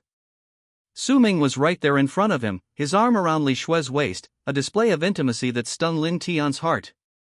What was even more infuriating was that Su Ming pretended to care about Lin Tian more than Li Shui did, repeatedly saying that Li Shui missed her son in his arms at night, clearly trying to make Lin Tian understand the hidden meaning in his words. Chapter 31 Revenge. Lin Tian, even your mother, Li Shui, is already mine. You still want to compete with me? And Zi Sun, humph. Lin Tian knew perfectly well that Su Ming was deliberately trying to provoke him. He was furious. The thought of Li Shui and Su Ming being so loving, coupled with the image of Zi Sun being taken away, was unbearable. Enough. Su Ming, you piece of trash, stop your nonsense. I've had enough of you. Lin Tian roared, but found he couldn't move. It turned out Su Ming had already set up a control array around him to prevent him from suddenly attacking. Lin Tian was about to explode with pent-up frustration. Seeing Lin Tian's menacing appearance, Li Shui was so frightened that she raised her hand to hit him. Luckily, Su Ming stopped her in time. Su Ming felt that Lin Tian was on the verge of collapse, so he decided to let him be. After all, Lin Tian was the protagonist, a great emperor-level being in his past life. Lin Tian cursed inwardly, thinking, this Su Ming is ruthless. He speaks so righteously on the surface, but in reality, he just wants to lock me up and have people watch over me, he's practically trying to drive me insane. Li Shui was still crying in Su Ming's arms, her face streaked with tears. Lin Tian looked at her, feeling both angry and helpless. He knew it was pointless to say anything, Li Shui would definitely side with Su Ming and blame him. Lin Tian was seething with anger, but had nowhere to vent it. Seeing Lin Tian's silence, Su Ming assumed he agreed and continued, Tianer, you need to understand, I did all this for your own good. You're all grown up now, it's time to be sensible. If I hadn't arrived in time, the consequences would have been severe. You can't be so impulsive again. Lin Tian was furious, but he knew that if he went against Su Ming now, he would suffer greatly. He took a deep breath, suppressed his anger, and said coldly, yes, I understand. Su Ming nodded in satisfaction and patted Lin Tian's shoulder. Good, since you understand, then go and do it well. Only those who can endure hardship can rise above others. Lin Tian held the divine child token, inwardly gloating.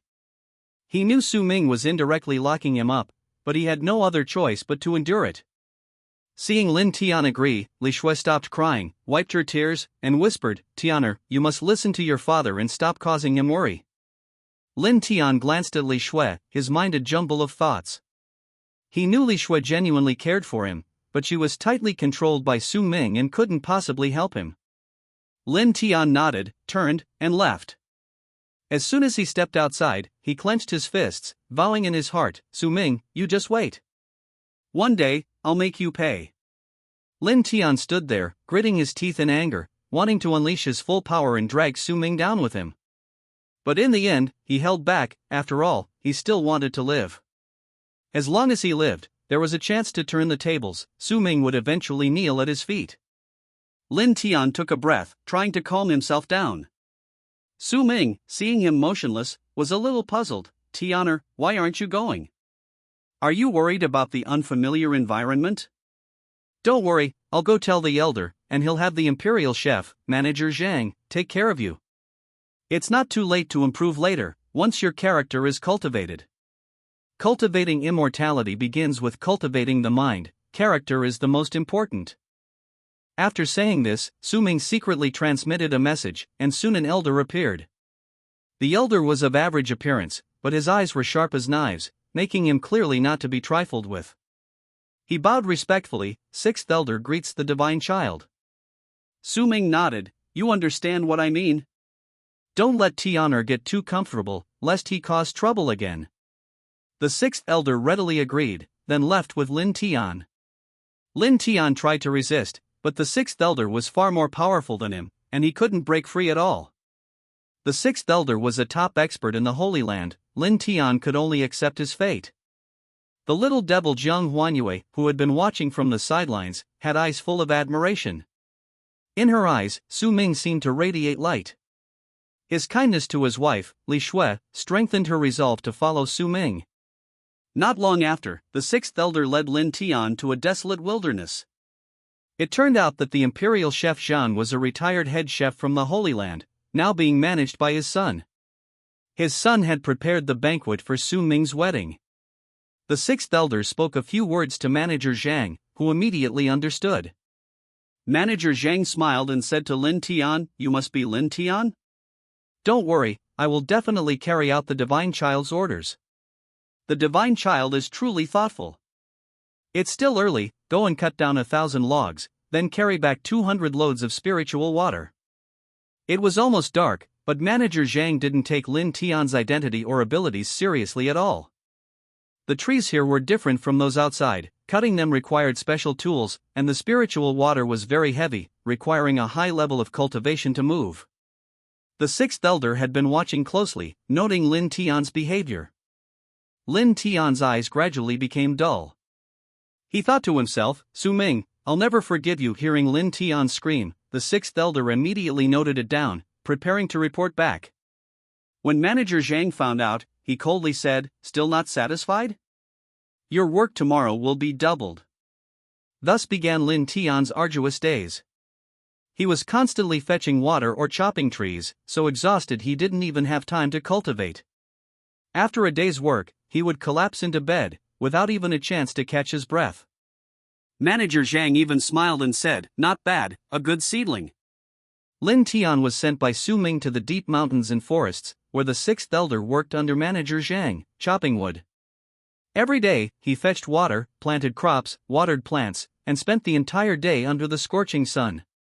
Within a few days, he was tanned dark. Lin Tian often saw his reflection in the water. The proud, arrogant, and elegant self of his past was gone, replaced by a man who looked like a farmer, even somewhat aged. Every night, Lin Tian would secretly cry under the covers, wondering when this ordeal would end. He wanted to seek help from his past life's Taoist partner, Empress Tianyang, to bring her to blackmail Su Ming and avenge his family. One day, that familiar, noble voice echoed in Lin Tian's mind again, like the peerless Empress speaking, "Your Majesty, don't come looking for me. We will meet again someday." Lin Tian woke with a start, thinking it was a dream, but he was certain he hadn't misheard. After the voice faded, there was no further response. Lin Tian understood that Empress Tianyang was likely trapped somewhere, unable to escape for the time being, and he couldn't find her either. Therefore, the Empress told him to wait patiently, they would meet again someday. Lin Tian believed that this time wouldn't be long. With her abilities, she would escape sooner or later, it was only a matter of time. The next day, Lin Tian was in a good mood. Carrying water and shopping would felt much easier, and he seemed to have more energy. However, Manager Zhang said, not bad. Little Tian has made great progress. In that case, double his workload. It's good for young people to endure hardship. Lin Tian. His cheerful mood vanished instantly. But Lin Tian knew that the future was more important than anything else. One day, with the help of Empress Tianyang, he would directly destroy Su Ming. So he couldn't rush things. What did a little hardship matter? Seeing Lin Tian remain silent, unlike his usual complaining, Manager Zhang raised an eyebrow, double Lin Tian's workload again. Young people these days are so energetic. Actually, Manager Zhang wasn't sure what Tianlong meant, because he only received one sentence. Tianer is still young and often makes mistakes that displease Madam, so you don't need to be lenient, as long as he's alive, that's enough. I hope Lin Tian will learn from his mistakes and gain more experience. Since Tianlong trusted Lin Tian so much, Manager Zhang naturally didn't hold back. Lin Tian's days were like being trapped in the deepest abyss. Aside from eating and sleeping, every spare moment was squeezed out. Lin Tian worked from dawn till dusk, starting full of energy and finishing only when utterly exhausted. He was practically always working, even eating, drinking, and relieving himself were work-related activities. Fortunately, he was the protagonist, incredibly resilient, and no matter how much he was tormented, he wouldn't die. Moreover, the more he worked, the more energetic he became, like an unkillable cockroach. Manager Zhang watched him diligently chopping wood and carrying water, quite pleased, thinking that in another year or two, he could probably send him back to the divine child. If Lin Tian knew Manager Zhang's thoughts, he'd probably want to die. Now, his only hope was waiting for the Heavenly Sun Empress to appear, then he would turn his life around. This little bit of hardship and exhaustion was nothing to him. A few months later, the entire Tianxian continent was in an uproar. Humans and beasts alike looked up at the sky. A gigantic object in the sky blocked the sunlight, sparking much discussion. In the sacred ground, a child asked the goddess, "Mother, what's that in the sky?" The goddess, also gazing at the sky, guessed, "Perhaps it's where the immortals live." Such conversations were happening everywhere, leaving everyone astonished and curious. In front of the pavilion in the courtyard, Su Ming, holding Li Shui, also looked up at the sky. Li Shui nestled in his arms, whispering, "Husband, what is that?" Su Ming didn't answer directly, but instead recited a poem from his past life, The Jade Palace in Heaven, 12 Towers, and 5 Cities. An immortal touched my head, and I received eternal life. Li Shui listened, her eyes filled with admiration, and asked again, "Husband, what does this poem mean?" Su Ming explained, "I think that Palace in Heaven is probably a tune prepared by some super expert for themselves. The things inside are extraordinary." Li Shui said in surprise, "Then what do we do?" Su Ming calmly said, "Don't worry, this kind of place isn't something ordinary people can take. We'll just wait, when the time comes, I'll naturally go." Li Shui nodded, but said with a touch of sadness, "Every time my husband goes on an adventure, I'm so worried. I blame myself for not being strong enough to accompany you." Su Ming stroked her shoulder and hair, comforting her, "Shui, don't be afraid, I'll be all right. Take good care of Tianlong Palace at home and cultivate diligently, you'll be able to help me in the future. I am a divine child, you must also pay close attention to the affairs of the Holy Land." Li Shui felt much more at ease after hearing this. Li Shui smiled slightly, a smile that made one's heart race. Su Ming's heart warmed, and he immediately picked her up and carried her to the bedroom. Li Shui's face instantly turned as red as a ripe apple, clearly understanding what was about to happen. Su Ming looked up at the sky and saw the magnificent palace. Zhang Huanyue also saw it and immediately skipped around, saying she wanted to go play at the Tianlong Holy Land. "Brother Su Ming, I'm here again." She came here almost every day, so Su Ming simply gave her a divine child token, allowing her to come and go as she pleased. The people of Tianlong Holy Land were used to her spaceship and knew she was Su Ming's friend. As Jiang Huanyue flew towards the Holy Land, Wu Qingran also looked up and saw the enormous object in the sky. She thought to herself, "This is a celestial abode, I must find my senior brother to go with me." A smile played on her lips as she thought about traveling and training with senior brother Su Ming, her heart filled with joy. Suddenly, an immeasurable palace appeared in the sky above the Tianxian continent, causing an uproar throughout the entire region. Countless dynasties, holy lands, and sects mobilized, and within a day, many forces had taken to the skies, vying for the grand palace that stretched for hundreds of thousands of miles. A plaque hung above the palace, inscribed with the words Tianyang Imperial Palace. These 4 characters ignited everyone's excitement. In the Tianxian continent, palaces bearing the word emperor were incredibly precious, possibly even having been inhabited by a great emperor, and containing countless treasures. Anything used by a great emperor, even an ordinary cup imbued with imperial aura, could grant longevity and increased blessings to mortals or cultivators who used it. Chapter 32 Tianyang Underground Palace. If it were any kind of Taoist magic, elixirs, or weapons, everything would be top tier, even holy weapons, divine weapons, or even legendary imperial weapons. Suddenly, everyone's eyes turned red, and they began a frenzy of scrambling. "I am the Overlord sect. Anyone who dares to come here is an enemy of us. From this day forward, this place belongs to the Overlord sect." A powerful sect that had been hiding for a long time stepped forward and shouted. Hearing this, the other cultivators began to whisper among themselves. "The Overlord sect?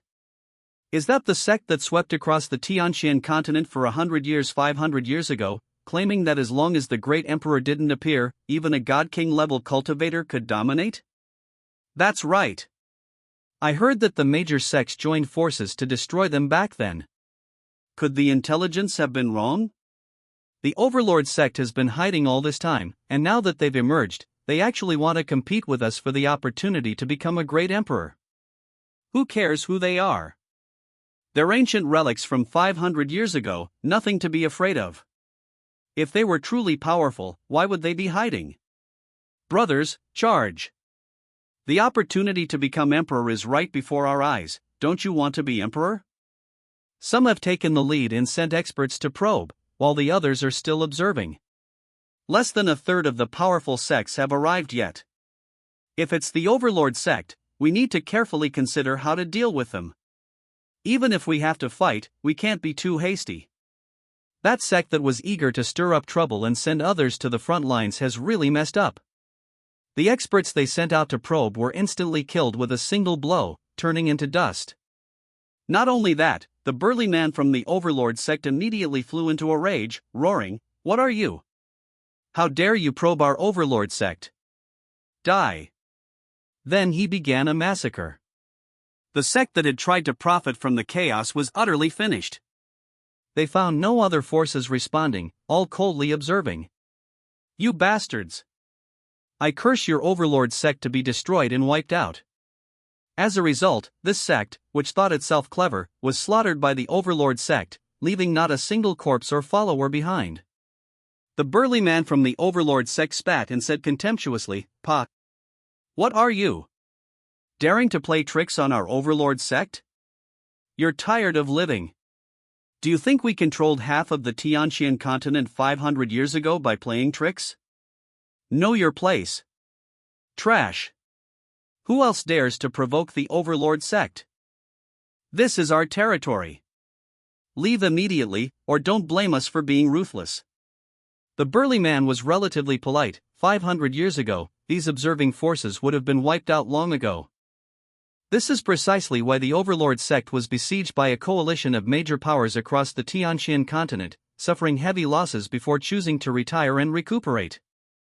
Upon hearing the burly man's words, some of the weaker forces quietly retreated to avoid attracting attention. They understood their own limitations and shouldn't risk their lives for something unattainable. The Overlord sect was very pleased with the actions of these smaller forces. However, seeing the other powerful forces remain unmoved, the burly man flew into a rage, intending to gather his sect's experts to wipe out all the cultivators present. But the powerful forces acted even faster than the Overlord sect. The Overlord sect. What a grand display! A remnant force from 500 years ago, still wanting to rule the Tianxian continent? Let my plum blossom sect teach you a lesson. Furthermore, if any of you dislike the Overlord sect, you are welcome to join us. If anyone is still not satisfied afterward, don't blame the plum blossom sect for showing no mercy. An elderly woman from a powerful faction stepped forward.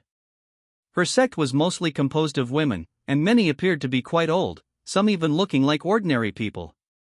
Although their cultivation was sufficient to maintain their youth, these elderly women deliberately went against the grain, cultivating to the point of appearing frail and aged, as if they might fall apart at any moment. However, the mere mention of Plum Blossom sect filled all the factions with terror, even fear. The legendary Plum Blossom sect? It's said they cultivate a secret technique that grants astonishing speed, but the price is premature aging and a halved lifespan. However, everyone in the sect is a master. This is one of the most powerful forces on the Tianxian continent in the last 300 years.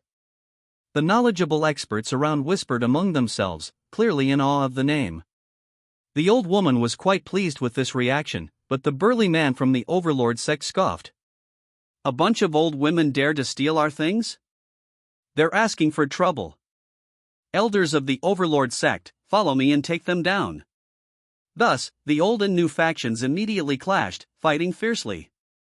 The surrounding forces, observing, each had their own plans. The Overlord sect, always arrogant and domineering, was long disliked. If the Plum Blossom sect couldn't hold out, these people planned to unite and take down the Overlord sect as well. However, things didn't go as expected. Both sides fought until exhausted and had to stop, clearly afraid of being taken advantage of by other forces. But the observing forces were unwilling to give up. Many of them were enemies of the Plum Blossom sect and the Overlord sect, and they rushed in to attack whenever they saw an opportunity. In the blink of an eye, the whole scene was in chaos. Those with grudges fought even more fiercely, their tempers flaring. Countless powerful figures suffered heavy casualties, because everyone knew that without subduing the others, it was impossible to monopolize the Emperor's legacy. Not long after, the once arrogant Badian sect was completely defeated. The Badian sect was too greedy and domineering, angering everyone, resulting in all forces uniting against them. In the end, the Badian sect was truly annihilated. This chaotic battle continued for several days. At this time, Ming was drinking tea in Tianlong Palace when a scout reported to him. He simply smiled. Hee, no rush, let them fight. It'll be fun when they're tired of fighting and realize they still can't get in. The various forces fought for about a week, ending in heavy casualties and numerous broken bodies. Just then, someone suddenly said something that made everyone realize something. This can't go on. So many top-tier forces on the Tianxian continent are already occupying their own territories, some still on their way. By the time they arrive, will we be left with nothing but scraps? That makes sense. So, all the forces ceased fighting. Although everyone had fought with great enthusiasm, attacking anyone they encountered, regardless of whether they were enemies or not, they were all exhausted after a while, and no one wanted to fight anymore. After all, their own strongmen were also at risk, and continuing to fight would bring no benefit. Finally, they came up with an idea: each would send out their elite troops and elders to try and break into the Tianyang Imperial Palace.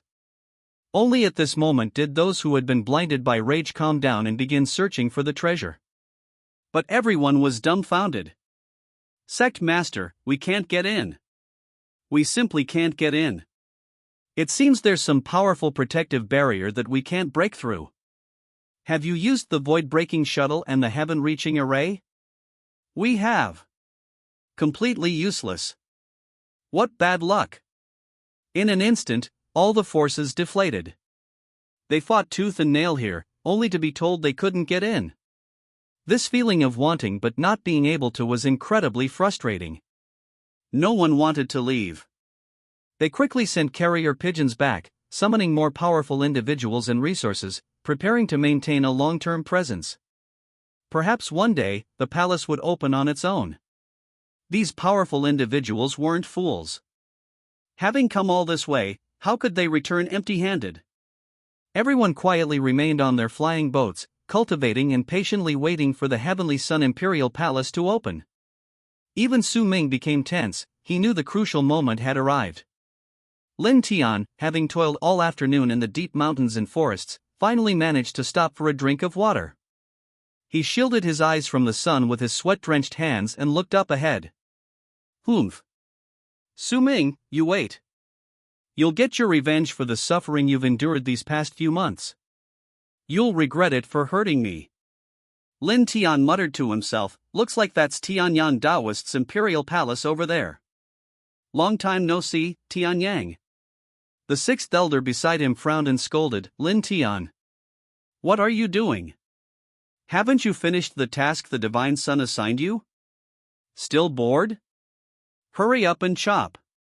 If you don't chop enough today, you won't get dinner tonight. Lin Tian rolled his eyes.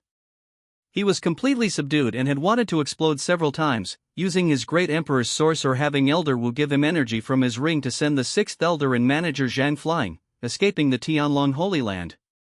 But each time the thought arose, he restrained himself. Lin Tian gritted his teeth, his anger barely contained. No. I have to fight Su Ming to the bitter end. I won't let this go until he's gone. Su Ming, you piece of trash, I'll make you pay for this sooner or later. He grew increasingly agitated, and his strength increased considerably as he chopped down the trees. The sixth elder nodded in satisfaction. Good job, Lin Tian. Keep it up. Chop down another 100, and we'll reach 5,000 today. The trees of Tianlong Holy Land are particularly strange, brimming with spiritual energy, making them impossible for ordinary people to cut down.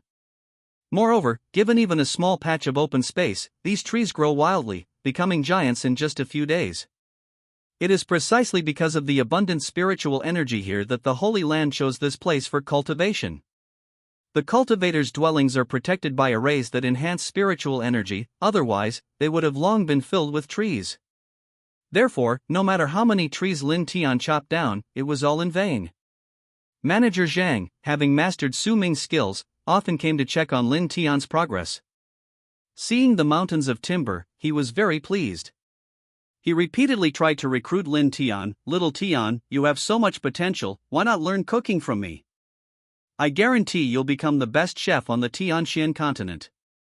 Manager Zhang was full of confidence, but Lin Tian refused without even thinking. What a joke! Let Lin Tian learn to cook? That's not his ambition. Besides, he's already a good cook, he doesn't need to learn at all.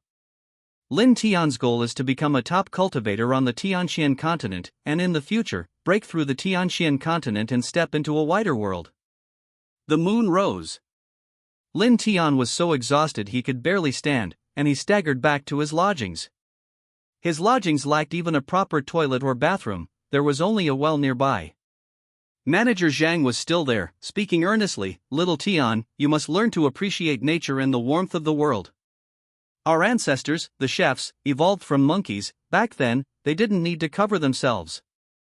Just go to the well, draw a bucket of water, wash up, and go to sleep. Lin Tian felt terrible, but remained silent. He could endure all this humiliation. What he couldn't bear was Manager Zhang's refusal to provide a toilet. Little Tian, what's that for? Our ancestors cherished flowers and plants. Lin Tian had no choice but to relieve himself in the nearby bushes. Finally, after washing up, Lin Tian returned to his room. What frustrated him most was the hole in the roof. It leaked when it rained. No one would believe it if I told them, but a cultivator at the Divine Will realm was living like a beggar. Lin Tian wanted to run away several times, but he held back in the end. The thought of Su Ming made him grit his teeth and persevere. He wouldn't rest until he got his revenge. And that hole in the roof had one advantage. Little Tian, do you know who our chefs first learned from? Wasn't it this hole in the roof? When thunder struck, the things covering it caught fire, and the meat was cooked. All right. I know. Lin Tian interrupted impatiently. Thinking about what he'd experienced in the past 6 months, he felt like he was living like a caveman, except for chopping trees, carrying water, and planting vegetables. Manager Zhang's meaning was simple, to get Lin Tian closer to nature. Chapter 33 Empress Tianyang. Enough is enough. Lin Tian grew angrier the more he thought about it. Just as he was about to fall asleep, a sudden, deafening roar jolted him awake, nearly causing him to fall out of bed. Boom, boom, boom. The sky exploded, countless lights flashing, illuminating the night sky of the Tianxian continent as bright as day. Lin Tian snapped his eyes open, his heart pounding with excitement. He knew his chance had come. He could finally turn the tables. Above, clouds swirled, birds swooped down, and all sorts of strange phenomena appeared one after another. First, the roars of dragons echoed across the land, waking everyone who was trying to sleep. Then came another tiger's roar, filled with murderous intent, like a true god descending, making it impossible to look directly at. Countless beings on the Tianxian continent knelt on the ground, bowing in worship to this wondrous phenomenon of light. The powerful figures wore solemn expressions, their gazes fixed on the celestial palace high in the sky, atop the clouds, under the moonlight, the Tianyang Imperial Palace.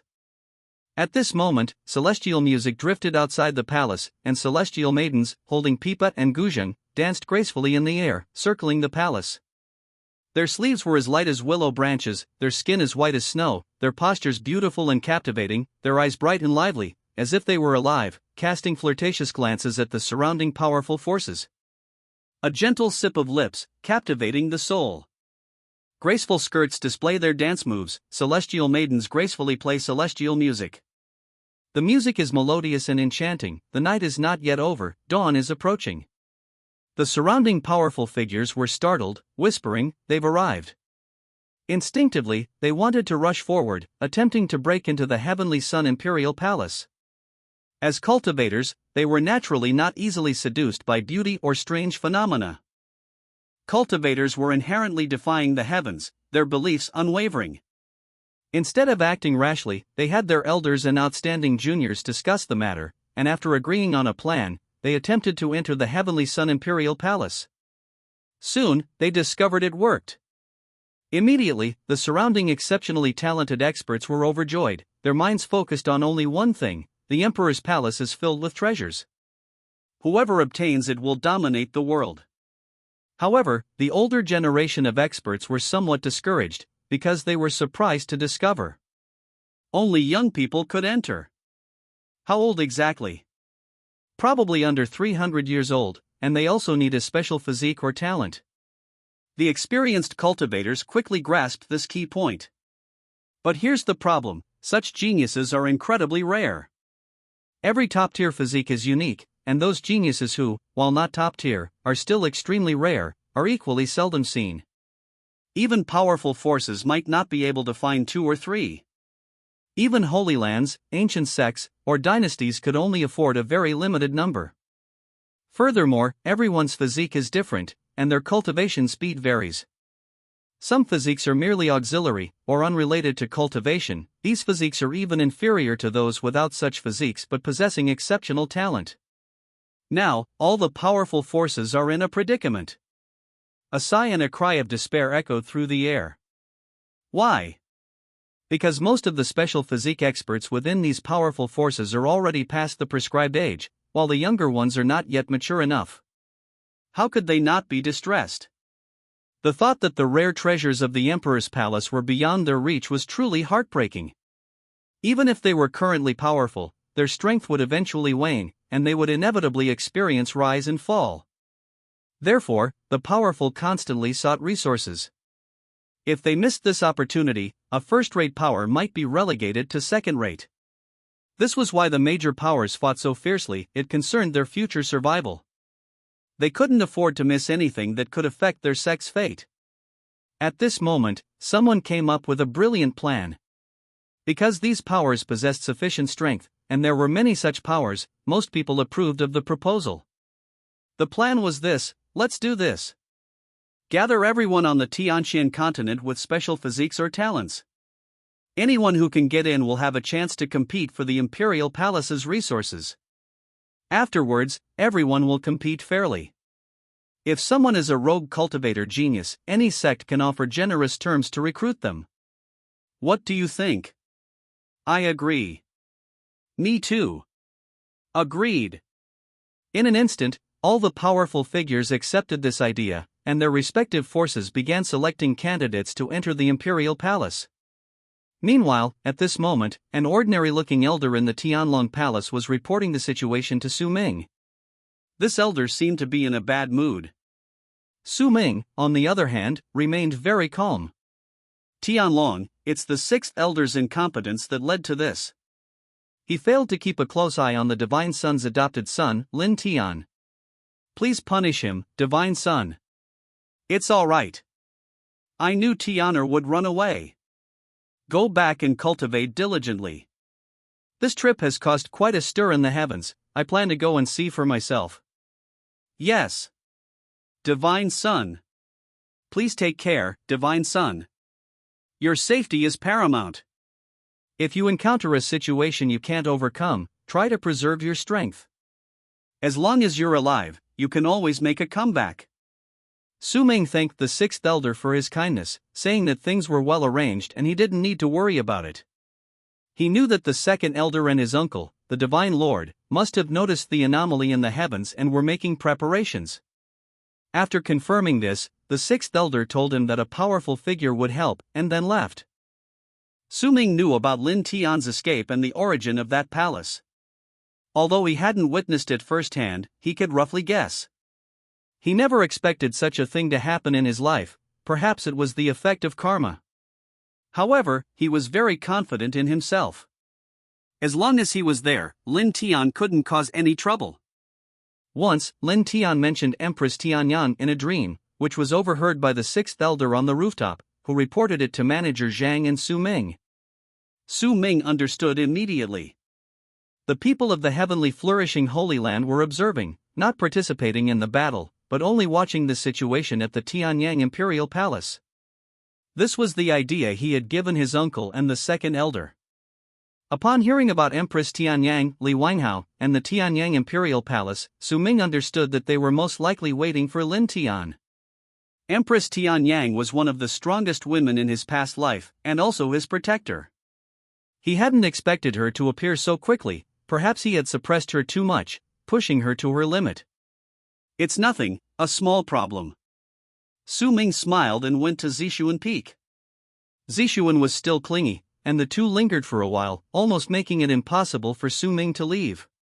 But he had important business to attend to, so after explaining, he left under Zishuan's resentful gaze. Zishuan secretly resolved that this time she would definitely help Su Ming. She knew the details of the celestial phenomenon and wanted to surprise him. Su Ming held the sleeping Li Shui in his arms, noticing the lingering blush on her face, and kissed her forehead. He noticed her eyelashes flutter slightly, knowing she had been awake for some time but was pretending. Because of Su Ming's upcoming adventures in the Imperial Palace, Li Shui hadn't slept well all night, spending the rest of the night staring at him blankly, her heart filled with a mix of emotions, nervousness, worry, and pride. With him around, she felt safe, so she was particularly concerned about his safety. Su Ming noticed Li Shui was awake and teased her, gently pinching her. Li Shui couldn't help but moan softly, tickled by Su Ming's touch, but still pretended to be asleep. She was afraid that if she opened her eyes, Su Ming would still be there, and she wouldn't be able to go with him, but would have to wait at home, which made her a little sad. Then Su Ming's actions became bolder, and Li Shui had no choice but to close her eyes and moan softly in response. But the smile on her lips betrayed her inner joy. She was clearly very happy. After half an hour, Su Ming felt he was almost ready. Just then, a maid's voice rang out from outside the door, "Divine Child, the goddess Tianlong and the goddess Jiutian have come to visit." Immediately afterward, a weak but panting voice came from behind, "Husband, shall we go out?" "Yes, Schwer, you stay home. I'll be back soon." Su Ming thought for a moment, then added, "Schwer, I'll always be by your side to protect you. Don't forget to work hard too." "Okay." Li Shui nodded gently in agreement. Su Ming didn't turn around, but simply turned to give these brief instructions, straightened his clothes, and headed towards the living room. Two young women were already waiting for him in the living room. The one on the left, dressed in snow-white robes, possessed a celestial beauty and an aloof, noble air, like the bright moon in winter. The one on the right, clad in a long black robe, was petite, her eyes gleaming with an unusual light, radiating an unsettling, sinister aura. Good morning, senior brother Su Ming. Good morning, brother Su Ming. Good morning. Su Ming replied casually. Yesterday, Su Ming heard through the 10,000-mile transmission stone that they were coming to Tianlong Palace to find him, and they had arranged to go to Tianyang Imperial Palace together today, as that was the source of the strange phenomenon. Su Ming guessed that Lin Tian should be almost at the Imperial Palace, or perhaps already inside. However, Su Ming wasn't panicked. He knew that such a powerful phenomenon couldn't possibly travel to any place so quickly. Even if Lin Tian were to search for his past life's Taoist partner, Empress Tianyang, it would take him considerable time. Furthermore, Su Ming sensed something amiss from this strange phenomenon. He felt that the palace in the sky was not benevolent and definitely harbored a dark secret. Otherwise, how could such a phenomenon appear at the highest point of the Tianxian continent, allowing all living beings to sense it? This is clearly a trap. Having grown up in a technologically advanced society, Su Ming had seen too many similar schemes and felt this was a willing victim approach. That's a trick.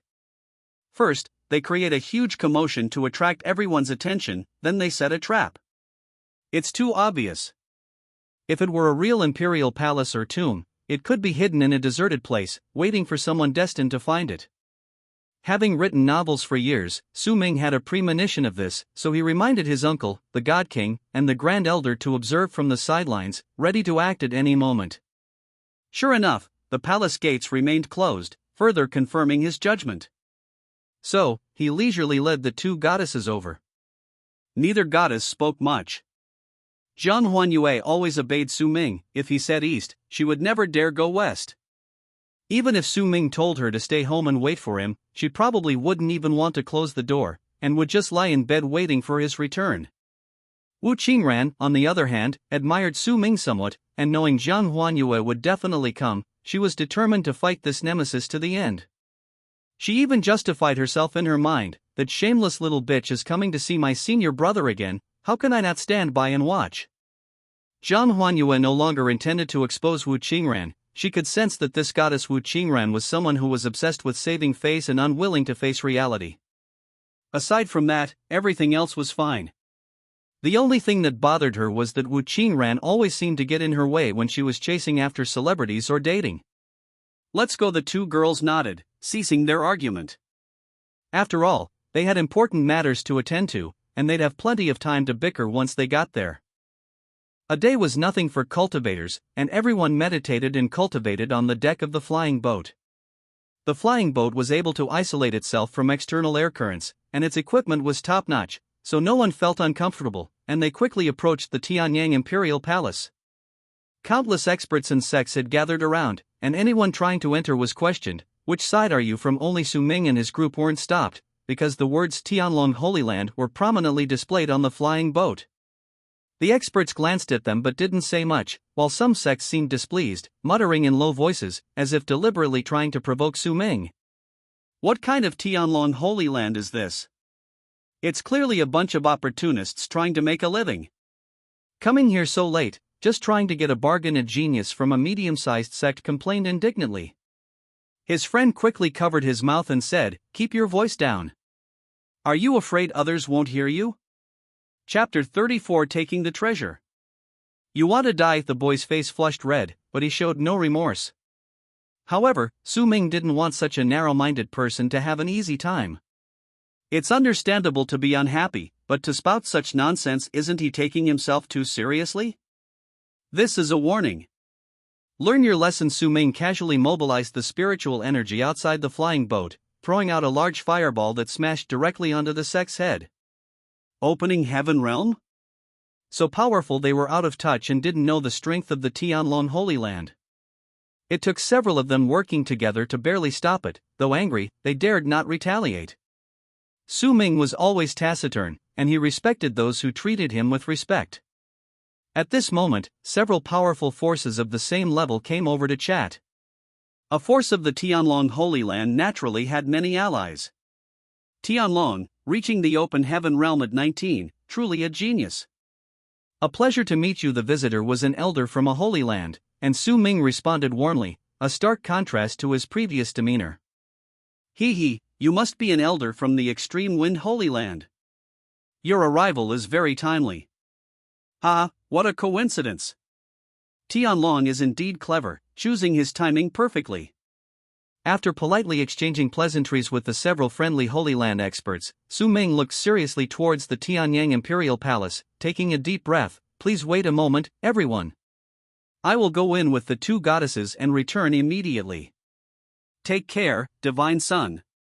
Take care, Goddess. Meanwhile, inside the Tianyang Imperial Palace, Lin Tian was engaged in fierce combat, his face flushed with excitement. He thought to himself, just as I predicted, Empress Tianyang will definitely lay many obstacles along the way. Lin Tian was brimming with confidence. No matter what Empress Tianyang encountered, he would find her and make her his woman again. Thinking of Empress Tianyang's unparalleled beauty and temperament, surpassing any woman he had ever seen, coupled with her awe-inspiring aura and formidable strength, Lin Tian's desire to conquer instantly erupted, his blood boiling in the battle. As long as Empress Tianyang was with him, Lin Tian had no fear of Su Ming, nor of the Tianlong Holy Land. In his eyes, with Empress Tianyang, all enemies were insignificant. Those so-called adversaries, that useless Su Ming, were utterly worthless. This filled him with confidence. Even if Empress Tianyang hadn't regained her memories, he had his own methods, using his abilities and the essence of the great emperor, to make her remember her past. It was practically a divine artifact bestowed upon him by the heavens. Lin Tian used to lament that without Empress Tianyang, he would have died countless times over. This made him believe more than once that he was destined to be a great figure, the kind of protagonist described in novels, with incredible luck. His fortune was among the best in the entire continent. Su Ming. This time, I'll show you that nothing matters before absolute power. Lin Tian was brimming with confidence, more certain than ever before. He vaguely felt that his day of triumph was approaching. Just thinking of Empress Tianyang's stunning beauty, her enviable figure, and her regal aura filled Lin Tian with fervor. He was 18, almost 19, but his life now was vastly different from his previous life. He was an insignificant nobody. But Lin Tian firmly believed this was only temporary. He would soon regain his status and power, becoming the strongest person on the Tianxian continent again, invincible from the moment he came of age. As Lin Tian was lost in his fantasies, two fiery giants, each hundreds of meters tall, suddenly appeared before him. He recognized them as the legendary lava giants, the manifestation of heavenly fire after it gained consciousness. Lin Tian was momentarily stunned, wondering, how could two such rare beings suddenly appear? But soon, he was overjoyed. The two giants represented two portions of heavenly fire, a once-in-a-lifetime opportunity. Old Wu in his mind was also incredibly excited, saying happily, "Kid, you're really lucky. These are giants manifested from heavenly fire, and there are two of them. This means they are two different kinds of heavenly fire, and they don't repel each other, making them easy for you to absorb. As long as you defeat them and attract them using a special method, your strength will increase dramatically, even approaching the earth-shaking realm. This is a once-in-a-century opportunity, don't let it slip by." On the surface, Lin Tian remained calm, but inwardly he was already calmly analyzing the situation. He knew that while heavenly fire was powerful, it required strength to control it. He smiled slightly, thinking, these two celestial flames are mine. In his past life, he was a great emperor who controlled all the flames under heaven, and had even been with his wife, an incarnation of celestial flames. These flames were nothing to him. Come, let me subdue you and make you my power. Su Ming, you're doomed this time. I'll make you taste pain and despair, just like you stole my wife and children back then. This score is settled. Lin Tian sneered, completely unconcerned about the two giants. His attitude enraged the two giants, who roared furiously, "Human, intruder, die!" Lin Tian carefully examined the two heavenly flames and was pleasantly surprised to find them quite powerful. One was the Crimson Heart Flame, ranked 58th, and the other was the Burning Heart Flame, ranked 66. The Crimson Heart Flame could strengthen the body, while the Burning Heart Flame could damage the soul, perfectly compensating for his weaknesses in combat power. Lin Tian was so happy he almost shouted. The power boost he had been seeking was finally coming. The Crimson Heart Flame would make his battle god body even more formidable and his recovery ability stronger, while the burning heart flame would help him compensate for his deficiencies in soul defense and attack. All of this filled Lin Tian with anticipation. Tian Yang's return had brought Lin Tian many good things, resulting in a comprehensive upgrade in his combat power. Lin Tian smiled sinisterly, a slight smirk playing on his lips, exuding confidence and arrogance. But old Wu inside the ring couldn't help but slap his own forehead, shaking his head inwardly. He felt that his disciple Lin Tian was a real headache, always rushing off to dangerous places and inexplicably attracting trouble, a complete negative example in the cultivation world. Other cultivators, no matter how powerful, all kept a low profile, avoiding trouble and focusing solely on secluded cultivation. But Lin Tian was different. He specifically liked to play the high difficulty mode, making his cultivation more challenging and causing trouble everywhere. Old Wu understood perfectly well that someone like Lin Tian had a high probability of becoming a powerful figure, but the risk of dying was also considerable. Yet Lin Tian was still alive, but his strength hadn't improved at all, leading old Wu to wonder if Lin Tian was one of those people with incredibly good luck but also terrible luck. Why did old Wu have this thought? Lin Tian's personality was too distinct: arrogant, confident, provocative, and contemptuous. He possessed it all. While other cultivators tried to stealthily kill their opponents in fights, Lin Tian was the complete opposite. His utterly disdainful attitude directly enraged the two lava giants, causing them to attack like madmen, yet he couldn't even scratch them. Lin Tian arrogantly beckoned with his finger, calling out to the lava giants, "My dear little heavenly fire cutie, come and merge with me, Lin Tian." The lava giants were thoroughly enraged by his words, roaring, "Human! You're courting death! Human! I'll tear your head off!" Their bodies instantly doubled in size, wreathed in red and black flames, exuding murderous intent. If other cultivators were present, they would surely be stunned by Lin Tian's actions. He was clearly asking for trouble. But Lin Tian didn't care at all. He particularly enjoyed this life-or-death battle. The exhilarating feeling was irresistible. With a roar, Lin Tian immediately launched into battle. The battle was devastating, even the palace shook. Fortunately, the place was incredibly sturdy and spacious, allowing Lin Tian and the lava giant to fight freely. Without hesitation, Lin Tian summoned his most powerful purple Azura armor, transforming into a 100-foot giant, and directly confronted the lava giant. A deafening roar followed, and the entire hall shook. The Heavenly Sun Imperial Palace had ample space, and the geniuses who had entered were scattered in different areas, so Lin Tian didn't need to worry about anyone suddenly trying to steal his belongings. Even if someone tried to steal it, the now confident Lin Tian would eliminate them all without hesitation. The battle continued, flames soaring into the sky, lightning crackling around them. The lava giant unleashed a massive fiery fist, aimed directly at Lin Tian's manifested Dharma form. The entire underground palace seemed to tremble. Roar! Lin Tian's roar echoed through the hall. He unleashed another powerful aura. His blood boiled, his skin flushed red, and he seemed enveloped in flames. "I feel it. The battle god body has awakened." Lin Tian was overjoyed, almost unable to control his emotions.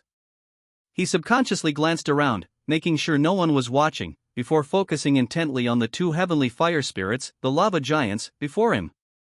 Lin Tian knew them all too well. Every time he awakened his physique, Su Ming would always appear and ruin everything. That feeling was worse than death. It was like being abruptly interrupted when you were about to succeed. The anger and helplessness almost made him vomit blood. But this time, without Su Ming's interference, Lin Tian could finally unleash his full potential. He was extremely excited. This was the moment he had longed for since his rebirth. The first thing he had done after his rebirth was to pursue this physique. Now he finally felt the power of the battle god physique. "Su Ming! You're a piece of trash. Just you wait. It won't be long before you're finished.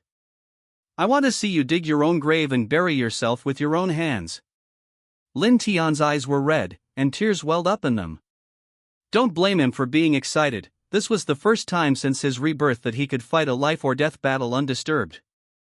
It was also the first time he truly experienced the exhilarating power of his battle god body. This is the feeling. Yes, this is it. Little heavenly fire, I'll use you as a sacrifice for my first victory since my rebirth." Lin Tian laughed heartily. Even old Wu inside the ring was sweating for him, thinking to himself, has this kid gone mad? Despite being knocked back and coughing up blood countless times by the lava giant, he fought with increasing vigor. Each time wiping the blood from his mouth, he recklessly lunged forward again. Old Wu couldn't help but think, this kid is a masochist, hopeless. Old Wu could only watch from the sidelines, hoping that Lin Tian could defeat the lava giant and not be killed by it. After being knocked back countless times, Lin Tian was covered in blood, like a demon returned from hell. He didn't know how many bones he had broken, his internal organs were mangled, but thanks to his powerful vitality, he quickly recovered and continued fighting. He laughed and shouted, "Die, all of you. After I kill you all, next up is Su Ming. Su Ming, you piece of trash. I will take my revenge sooner or later, and if I don't, I swear I'm not a man." Lin Tian roared, his fighting spirit soaring. His blood boiled instantly. His injuries were at their limit, he was on the verge of death, but he was incredibly excited because his power surged, far exceeding his usual strength by countless times. To be honest, although Lin Tian was only at the mid-stage of the Divine Will realm, he could almost single-handedly fight a master at the peak of the Divine Will realm. With a little more effort, he could challenge opponents of higher levels. This was not something ordinary cultivators could achieve. His current limit was similar to Su Ming's when he first broke through. Lin Tian had been waiting for this moment for a long time. The molten giant opposite him, transformed from the heavenly fire spirit, also sensed Lin Tian's change. Knowing this was the final battle, the next move would be either victory or death. Roar! Chapter 35 Lava Giant? Two enormous monsters roared deafeningly, charging straight at Lin Tian. An overwhelming pressure surged forth. Lin Tian's heart ached as if it were about to explode, his soul felt as if it were being torn apart. His skin began to peel away in pieces. This pain was not ordinary injury, but a torment from the very essence of life, seemingly pushing him into the abyss of despair and death. But Lin Tian clenched his fists, his fighting spirit soaring. Roar! Lin Tian's avatar also roared. This pain was negligible to him, less than half of what it was. This was the power of the battle god body. The closer one gets to death, the more near death one is, the stronger one's fighting power becomes. At the same time, his defense and mental resistance also increased dramatically. From this day forward, I, Lin Tian, have stood up. Lin Tian told himself this in his heart. From the moment he discovered his physical awakening, he knew this battle was inevitable. He, Lin Tian, was destined not to fail. The purple Azura armored giant, hundreds of feet tall, faced two enormous heavenly fire molten beasts head-on. Whoosh! Destructive flames shot into the sky, and the palace fell into deathly silence. For a moment, nothing could be seen or heard, only blurry light and shadow flashed before his eyes, beautiful like fireworks, yet carrying an indescribable poignant beauty and cruelty. When the two molten giants finally stood before Lin Tian, their bodies began to crumble, like large stones falling from their forms. Their dying words left Lin Tian completely bewildered. "Master, we have completed your mission." The giant's body collapsed with a deafening roar, scattering into countless fragments. Lin Tian slowly stood up. If any cultivators nearby had witnessed this, they would have been utterly astonished. The scars on Lin Tian's face and the wounds on his body were healing rapidly, a speed beyond the comprehension of ordinary mortals. He smiled smugly. This is the power of the battle god body? So exhilarating.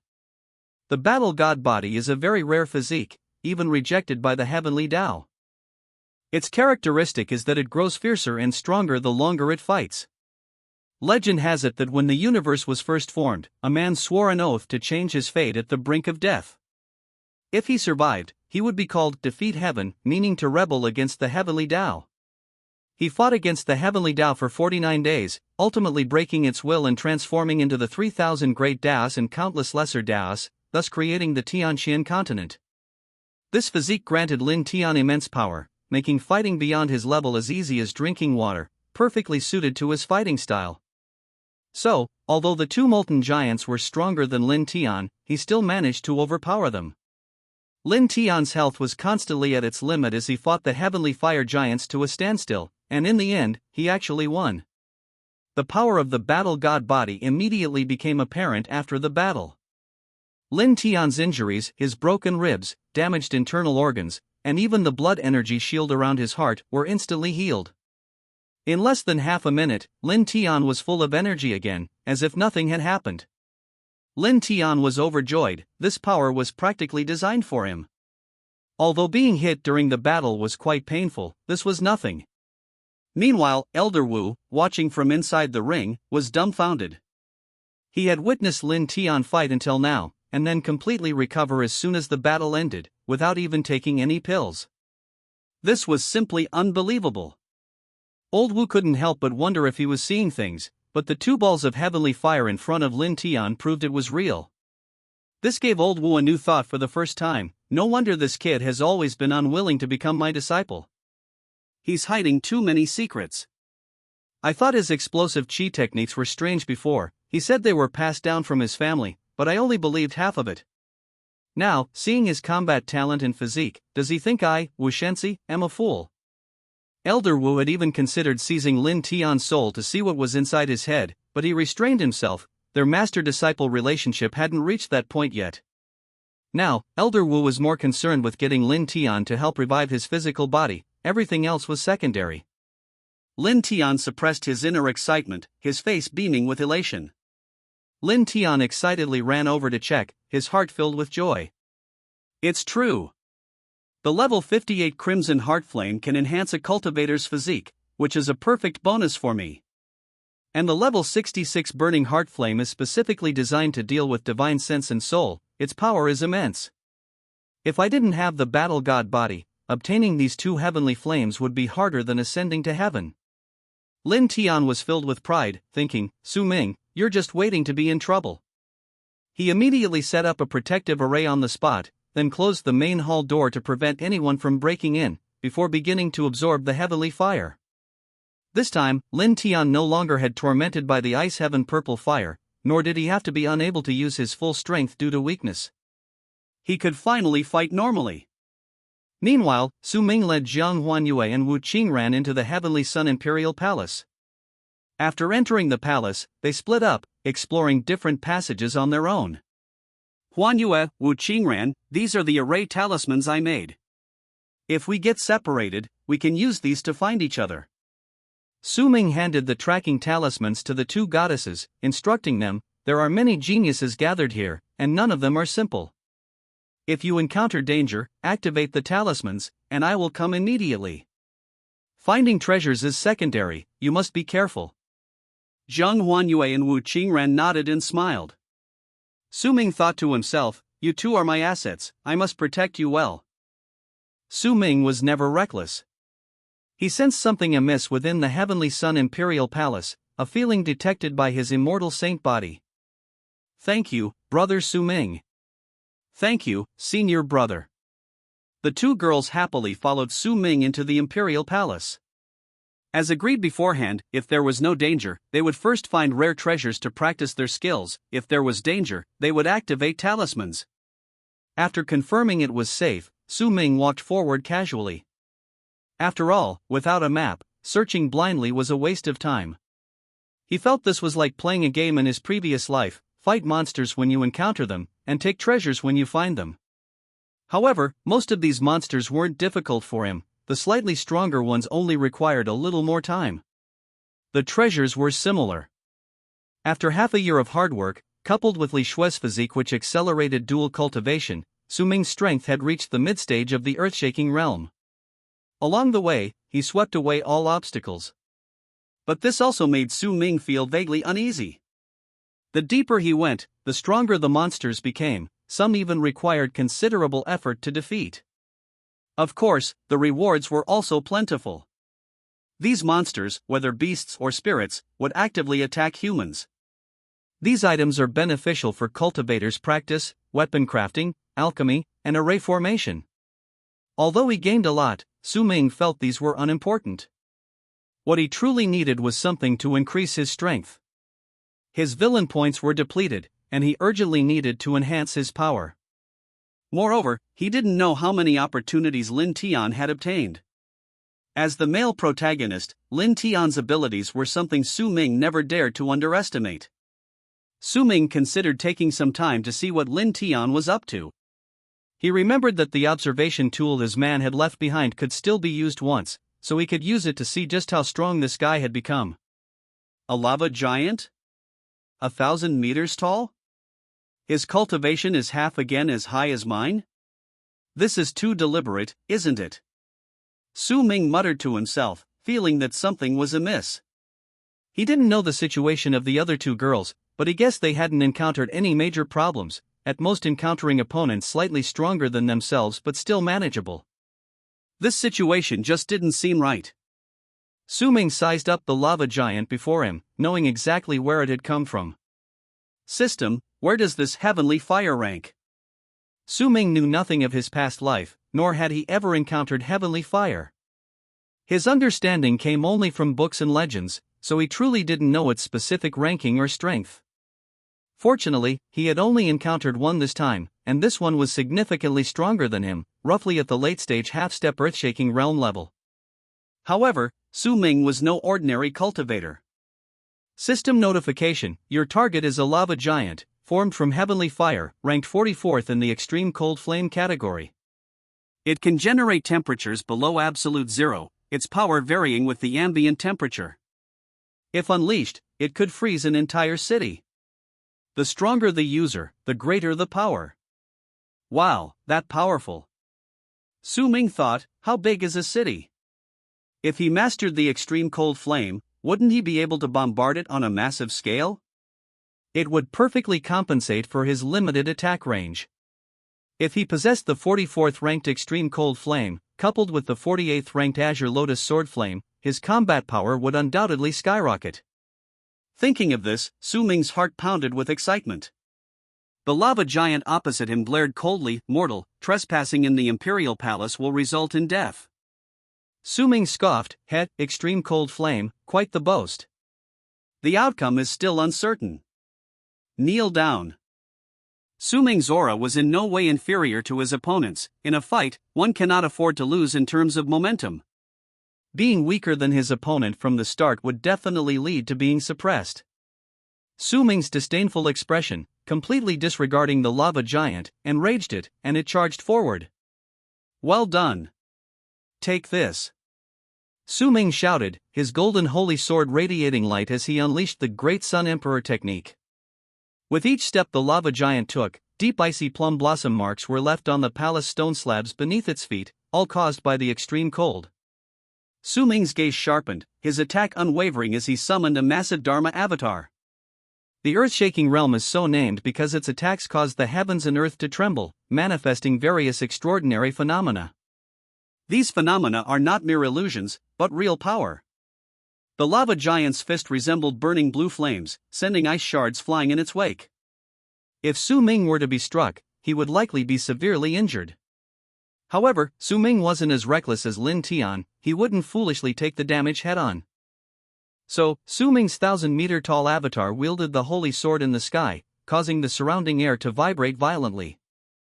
Golden and azure spiritual energy transformed into sword energy, coiling around the golden holy sword. Currently, among those prodigies, very few can wield holy artifacts as magical weapons. Even someone like Zhang Huanyue, with a little money, only uses weapons at the opening heaven realm level. It's not that they can't unleash the power of a saint-level weapon, but using it would be too burdensome and easily attract powerful enemies. But Su Ming had no such concerns. His golden victory sword was a top-quality item from the villain system, its equipment was definitely top-notch. This victory sword seemed custom-made for him, instantly doubling his attack power by 2 to 3 times. A cyan gold sword energy slashed down, and the lava giant's legs went weak, almost causing it to kneel. Without pausing for a breath, Su Ming immediately unleashed the Great Sun Emperor technique. The first half of it was much more powerful than the secret techniques he had practiced in the Holy Land before. Although this was only a fragment of an emperor-level cultivation technique, and Su Ming had only practiced less than half of it, the sun-like aura it exuded was still terrifying. Even with only 1/10,000th of the effect, the oppressive and intense heat directly burned away half of the lava giant's icy flames. The giant charged forward, throwing a punch, and Su Ming's sword energy slammed in at the same time. Bang! A loud crash followed, and both were thrown back hundreds of meters. The next second, they clashed again. Good. Unlike Lin Tian, Su Ming wasn't beaten to the point of vomiting blood. Chapter 36 Lin Tian's strength increases dramatically? Su Ming vaguely felt a slight discomfort in his internal organs, as if he had been shaken by the aftershocks of the battle. However, this was nothing to a cultivator. Serious injuries and crippling were commonplace, and this injury was barely a scratch to him. The two giants fought fiercely, the air itself churning.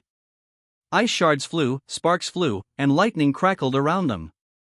The powerful energy clashes made the surrounding spiritual energy restless, constantly erupting with bursts of energy. Su Ming felt particularly exhilarated in this hard-fought duel. Although his opponent was a living being formed from celestial fire, Su Ming realized that since his transmigration here, he hadn't truly fought an opponent of equal or greater strength. This was a perfect opportunity to test his own power. The lava giant was half again as strong as Su Ming, but Su Ming's techniques and weapons held an absolute advantage. Soon, the lava giant discovered it couldn't subdue Su Ming, let alone injure him. Su Ming fought with increasing enthusiasm, testing his moves as he went. The lava giant wasn't so lucky, most of its scale armor was knocked off. Finally, the lava giant couldn't take it anymore and decisively unleashed its ultimate move. Unlike when it fought Lin Tian, this blue lava giant had its own trump card, frozen polar regions. Su Ming seemed to hear a celestial melody in the air. When masters fight, only humanoids shout out the names of their moves. When powerful figures of other races unleash their techniques, the heavenly Tao automatically speaks. Su Ming quickly noticed the anomaly in the sky. The surrounding environment rapidly cooled, the aura of the entire tens of thousands of meters high hall plummeted, and the temperature dropped sharply. Even Su Ming felt his body about to freeze, shivering uncontrollably. When Su Ming used the Great Sun Emperor technique, he felt increasingly strained, and even his defense was almost giving way. He was shocked. This guy is that powerful. In an instant, his entire body turned cold, he became paralyzed, and couldn't even utter a spell. This was mainly because he hadn't cultivated the Great Sun Emperor technique for long enough, and his cultivation level was far inferior to that of the Molten Giant. How could he so easily block the opponent's ultimate move? Su Ming racked his brains, never imagining he'd be defeated by a monster. Just as Su Ming was about to unleash his magical treasures or other trump cards, after all, he was Tianlong, with plenty of protective gear. He began to ponder. A direct confrontation was definitely out of the question. Was there no other way? The process wasn't important, the result mattered. Su Ming's physique couldn't compare to Lin Tian's. Faced with manipulation by an external force, he was completely powerless to resist. Just as he was about to be frozen solid, a woman's sharp shout suddenly echoed through the hall. Su Ming was startled. He hadn't expected to hear such a voice here, he'd almost overlooked her. Thinking back, Su Ming felt he'd been too careless when writing his novel in his previous life. Elder Zi Sun had reached the peak of the opening heaven realm at 100 years old, just one step away from the supreme realm, a true genius among geniuses. Aside from Lin Tian in his previous life, no one else could cultivate so quickly. Bold demon, don't harm my Su Lang. Zi Sun's clear and resonant voice echoed throughout the hall. Immediately, a rune-like light enveloped Su Ming, and he instantly felt warm all over. The chill he had felt earlier vanished in an instant. Zi Sun, what are you doing here? Su Ming asked, both surprised and delighted. Humph. You left without even telling me. I was thinking of surprising you by coming with you. Zi Sun glared at Su Ming, then hugged him tightly, completely ignoring the roaring molten giant beside them. We've only been apart for a day, and you already miss me this much? We just saw each other yesterday.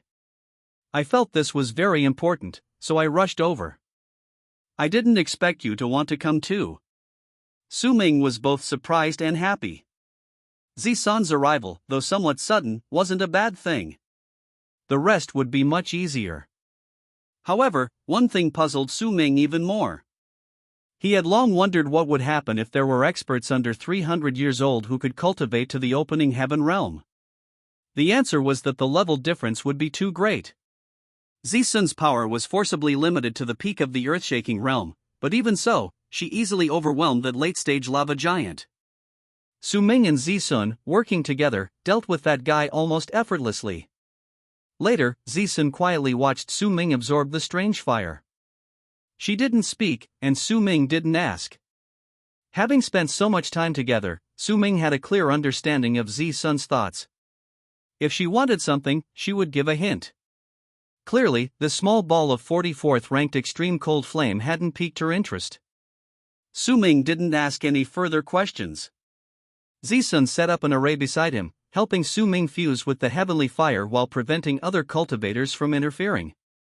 After Lin Tian and Su Ming successfully fused with the higher-ranked heavenly fires, the two girls also encountered problems, both being blocked by lava giants. Fortunately, the heavenly fires they encountered weren't too high-ranked. One was the 77th ranked water mirror flame obtained by Wu Qingran, which could both reflect attacks and enhance defense. The other was the 78th ranked bewitching heart flame obtained by the little witch Zhang Huanyue, making her extremely happy. Actually, it's not that the higher the ranking of the heavenly fire, the better it is. The most crucial thing is finding one that suits you best.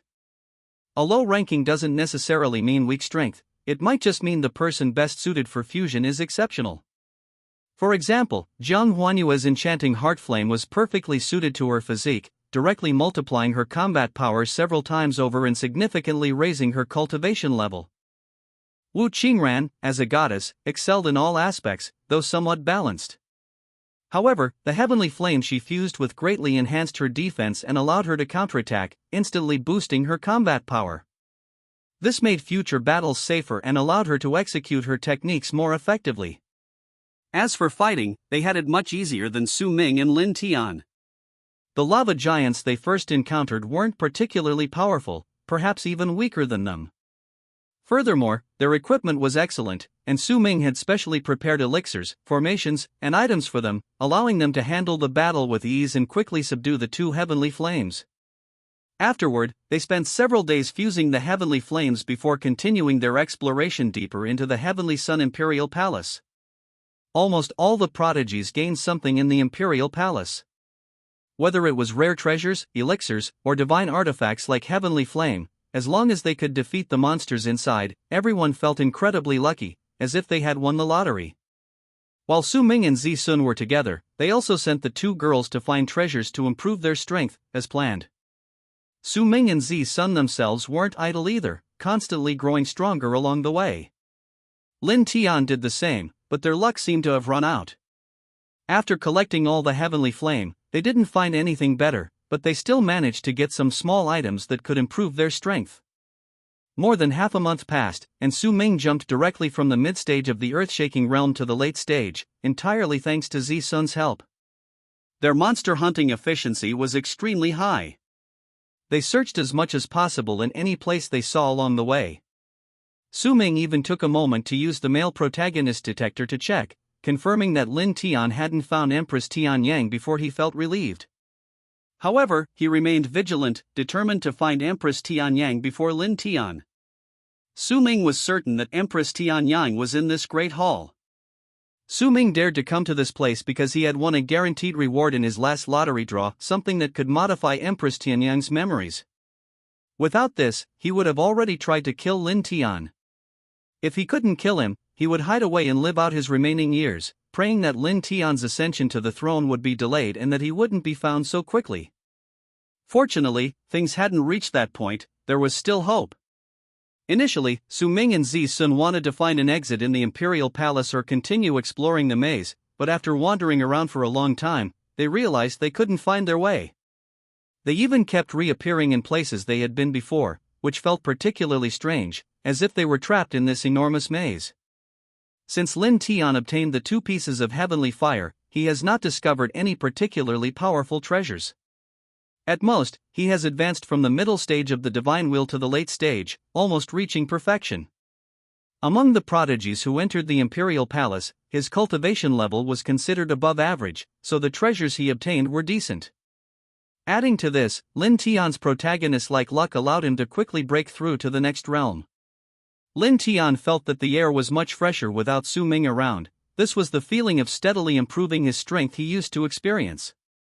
Su Ming, you piece of trash. Just wait to die. If you had known you were going to the Heavenly Sun Imperial Palace, this would be your graveyard. Lin Tian gritted his teeth in hatred. Because of Su Ming, his cultivation level had been stuck. The thought of facing the Heavenly Sun Empress, with his low cultivation level, and having to rely on his wife to deal with others, made Lin Tian speechless. But he had no choice. Soon after, something seemed to have been triggered within the Imperial Palace. About a month and a half after the restrictions were lifted, a loud bang came from the depths of the main hall, attracting the attention of all the prodigies. Although they didn't know what had happened there was definitely something unusual. So everyone ran in that direction. Having set their sights on a particular spot and having searched extensively, many people began frequently passing through places they had visited before, sometimes even encountering other prodigies fighting, resulting in injuries and deaths. Those who remained were now mostly experts. Lin Tian soon arrived at the gate deep within a palace. Two enormous, armored beast statues stood beside the door, looking like celestial warriors descended to earth. A powerful sense of oppression washed over him, increasing Lin Tian's pressure. But in the blink of an eye, the feeling vanished. Ignoring the giant beast heads carved on the door, Lin Tian pushed it open. The moment he opened it, the blinding white light made him feel a little uncomfortable, as the lighting inside the maze had been quite soft. But once inside, it was like entering a completely different world, a paradise of birdsong and fragrant flowers, breathtakingly beautiful. However, Lin Tian immediately used his ultimate technique to break the illusion array. The truth was revealed: what he had just seen was all an illusion. Upon closer inspection, it was no paradise at all, it was clearly a hellish place. Two thick iron chains bound a person in front of him.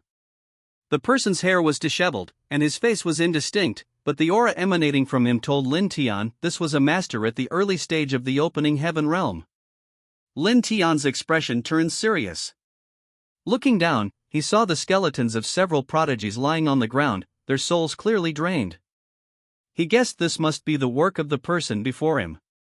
But this person gave Lin Tian a strange sense of familiarity, though he couldn't quite put his finger on it. Just as Lin Tian was pondering a solution, he noticed a large group of prodigies gathered around him. They had all clearly witnessed the bloody scene. While Lin Tian was still thinking about what to do, suddenly the door on his right shook again, and two people emerged. Upon closer inspection, Lin Tian recognized them as Wu Qingran and Zhang Huanyue. Unexpectedly, this time they didn't argue, instead, they sat quietly, silently recovering their spiritual energy. Soon, more doors opened, revealing a space resembling a giant Roman Colosseum. Except for the figure bound by chains, there were doors on all four walls. Those prodigies who had triumphed in the maze and whose strength had increased dramatically all emerged from these doors. Lin Tian was among them. Chapter 37: Encountering Tianyang. The surrounding prodigies began to cautiously discuss the situation, but Lin Tian didn't join in. The two goddesses remained silent, waiting for Su Ming. Lin Tian, however, was too proud to interact with these juniors. In his eyes, as the affectionate emperor of his past life, he disdained to compare himself to these people. His only rival was Su Ming. He cared about no one but Su Ming. Soon, more and more prodigies pushed open the door and entered. As expected, Lin Tian immediately recognized Su Ming, the one he hated most. He gritted his teeth, but silently endured, afraid to utter a sound, lest Su Ming discover him. After all, avoiding Su Ming was best. If Su Ming called him Tianer, he knew he was no match for him now and would only be enraged. But how could Su Ming let Lin Tian off the hook? As soon as he entered, he scanned the hall and found the prodigies gathered together, whispering and discussing, clearly speculating about the secrets of this place. Su Ming deliberately raised his voice, shouting, "Tianer, Tianer. Why did you run off like that? Your father was so worried. I never expected to run into you here, it really made me anxious." Standing beside Su Ming, Zisun secretly glanced at Lin Tian, pretending he didn't exist. Su Ming's loud voice immediately attracted the attention and whispers of the surrounding prodigies. Someone whispered, "Oh my! Isn't that Tian Long?" I heard he's so young yet already has such a high cultivation level, reaching the earth-shaking realm at 19, truly amazing. That's right. Tianlong is not only incredibly talented, but also handsome, a rare gem of a man. Seeing him today, it's certainly true. Unlike the people from other holy lands, although these people's words were somewhat exaggerated, Su Ming was used to them. Most of these people were between 40 and 50 years old, and their cultivation levels were mostly at the divine will realm, with the slightly stronger approaching the earth-shaking realm. However, the highest was only at the early earth-shaking realm, far inferior to Su Ming. Su Ming outwardly feigned mid-stage cultivation, but in reality, he possessed late-stage strength. As Su Ming approached, the two women also noticed Zi Sun. Brother Su Ming, who is this? Senior brother, what brings elder Zi Sun here? Zhang Huanyue was curious, while Wu Qingran seemed puzzled. Oh, it's nothing, it's my fault. Miss Huanyue, let me introduce you. This is Elder Zi Sun, the most powerful array master in our Tianlong Holy Land. Zi Sun, this is Zhang Huanyue, the goddess of the Nine Heavens Holy Land. He. Su Lang, Zi Sun greets the goddess of the Nine Heavens. Ha, Elder is indeed powerful, Huanyue is truly impressed. Zhang Huanyue carried a magical artifact capable of detecting the strength of powerful individuals. As Zi Sun approached, the powerful aura, almost reaching the open heaven realm, made her heart tremble, and she quickly cupped her hands in greeting. Greetings, Elder Zi Sun. Wu Qingran also politely nodded in greeting. After that, the two women stared intently at Su Ming, as if waiting for him to explain. Sister-in-law Li Shui isn't here, brother Su Ming, how come you found another beauty so quickly? Senior brother, you're just like Lin Tian, captivated by Elder Zi Sun's beauty, aren't you? Su Ming was speechless for a moment, unsure how to explain. He couldn't very well say that they'd actually been together for almost a year. Wouldn't that be contradicting himself? If Li Shui found out, she'd be heartbroken. They weren't even officially married yet, wouldn't this be pre-wedding infidelity? And Su Ming and Li Shui usually had such a good relationship, if she found out, she'd be devastated. But then Su Ming's mind raced, wasn't this a perfect opportunity for Zi Sun to shine? Miss Huanyu, junior sister Wu Qingran, actually, Elder Zi Sun just saved my life. I was in a very dangerous situation during the battle. I didn't have time to deal with the extreme cold flames innate secret technique and was directly hit. Su Ming deliberately exaggerated, telling the two girls how timely and important Zi Sun's appearance was, and even specifically mentioned the power of the lava giant, saying it was much higher in cultivation than his own. Oh dear, I feel so sorry for brother Su Ming. Thank goodness sister Zi Sun saved you, thank you so much. Zhang Huanyu was a little excited, thinking about how Su Ming almost got hurt, and circled around him, worried that he might be injured. Seeing Zhang Huanyue like this, Su Ming smiled and patted her head. Alright, Huanyue, it's alright. What about you guys? Did anything happen on the way? Wu Qingran also asked Su Ming if he was injured and thanked Elder Zixuan. After thanking him, she suddenly realized she hadn't explicitly confessed her feelings for her senior brother, but she quickly reassured herself that after all, she and Su Ming had known each other since childhood, and it was normal for her to care. We're fine.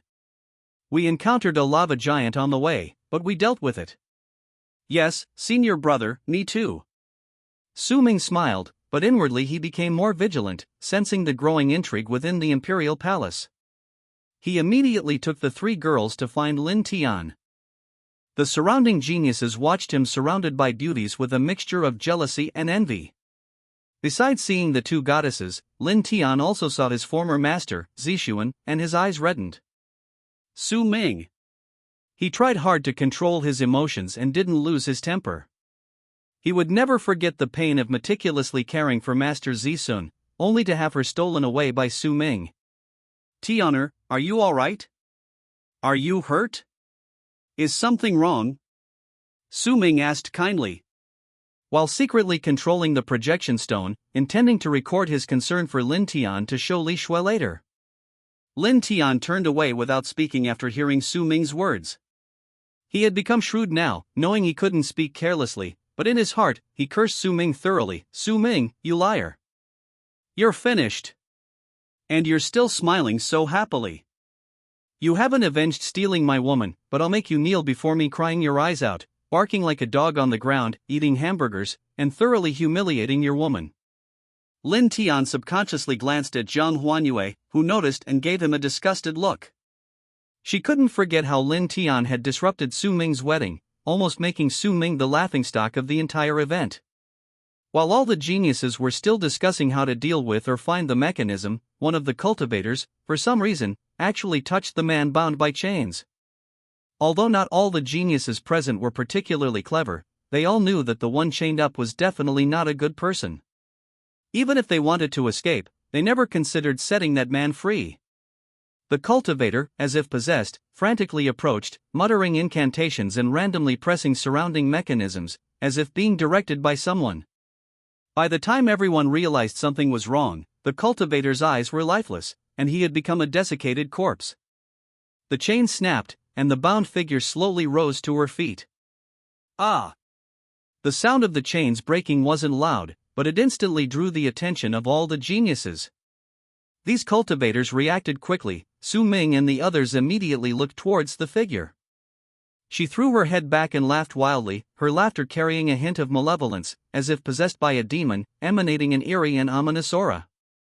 Her hair hung down in disarray, and her originally tattered black robe slowly changed color, turning dark red. The stains disappeared, replaced by golden runes, like the marks of the sun, stars, and moon. Her presence existed between ghost and holiness, instilling a sense of unease in everyone. Ha ha ha. Die, all of you. She laughed maniacally, a demonic phantom appearing behind her, hovering high in the sky. Her voice was like a two-tone melody, one side melodious and noble, the other sinister and cold, sending chills down everyone's spine. When she stood ramrod straight, her entire being exuding solemnity and majesty, many cultivators only then noticed that she was actually an unparalleled beauty, with a figure more exquisite than any woman present.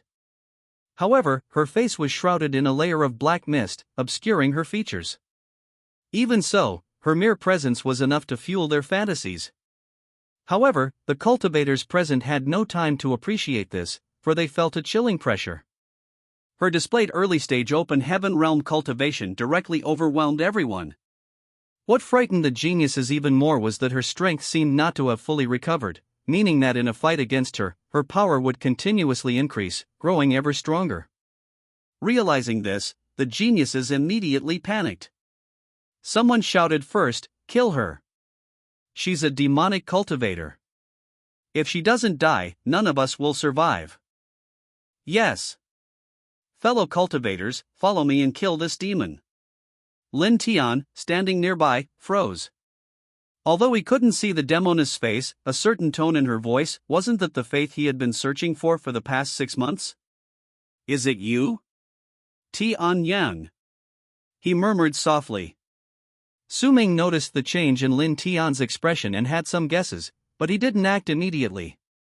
Instead, he pretended to join the geniuses in shouting, "Fellow cultivators, follow me. Seize this demon. Charge." As soon as Su Ming spoke, the other cultivators responded immediately. As the highest level cultivator present, his influence was strong, and many echoing voices rang out, "Charge! Charge!" Many genius cultivators immediately prepared to join the battle. As Holy Land prodigies or sect powerhouses, they had experienced countless trials and struggles from childhood to adulthood, and naturally knew how to deal with such situations. On the Tianxian continent, demons, demonic cultivators, and demonic practitioners are all considered enemies.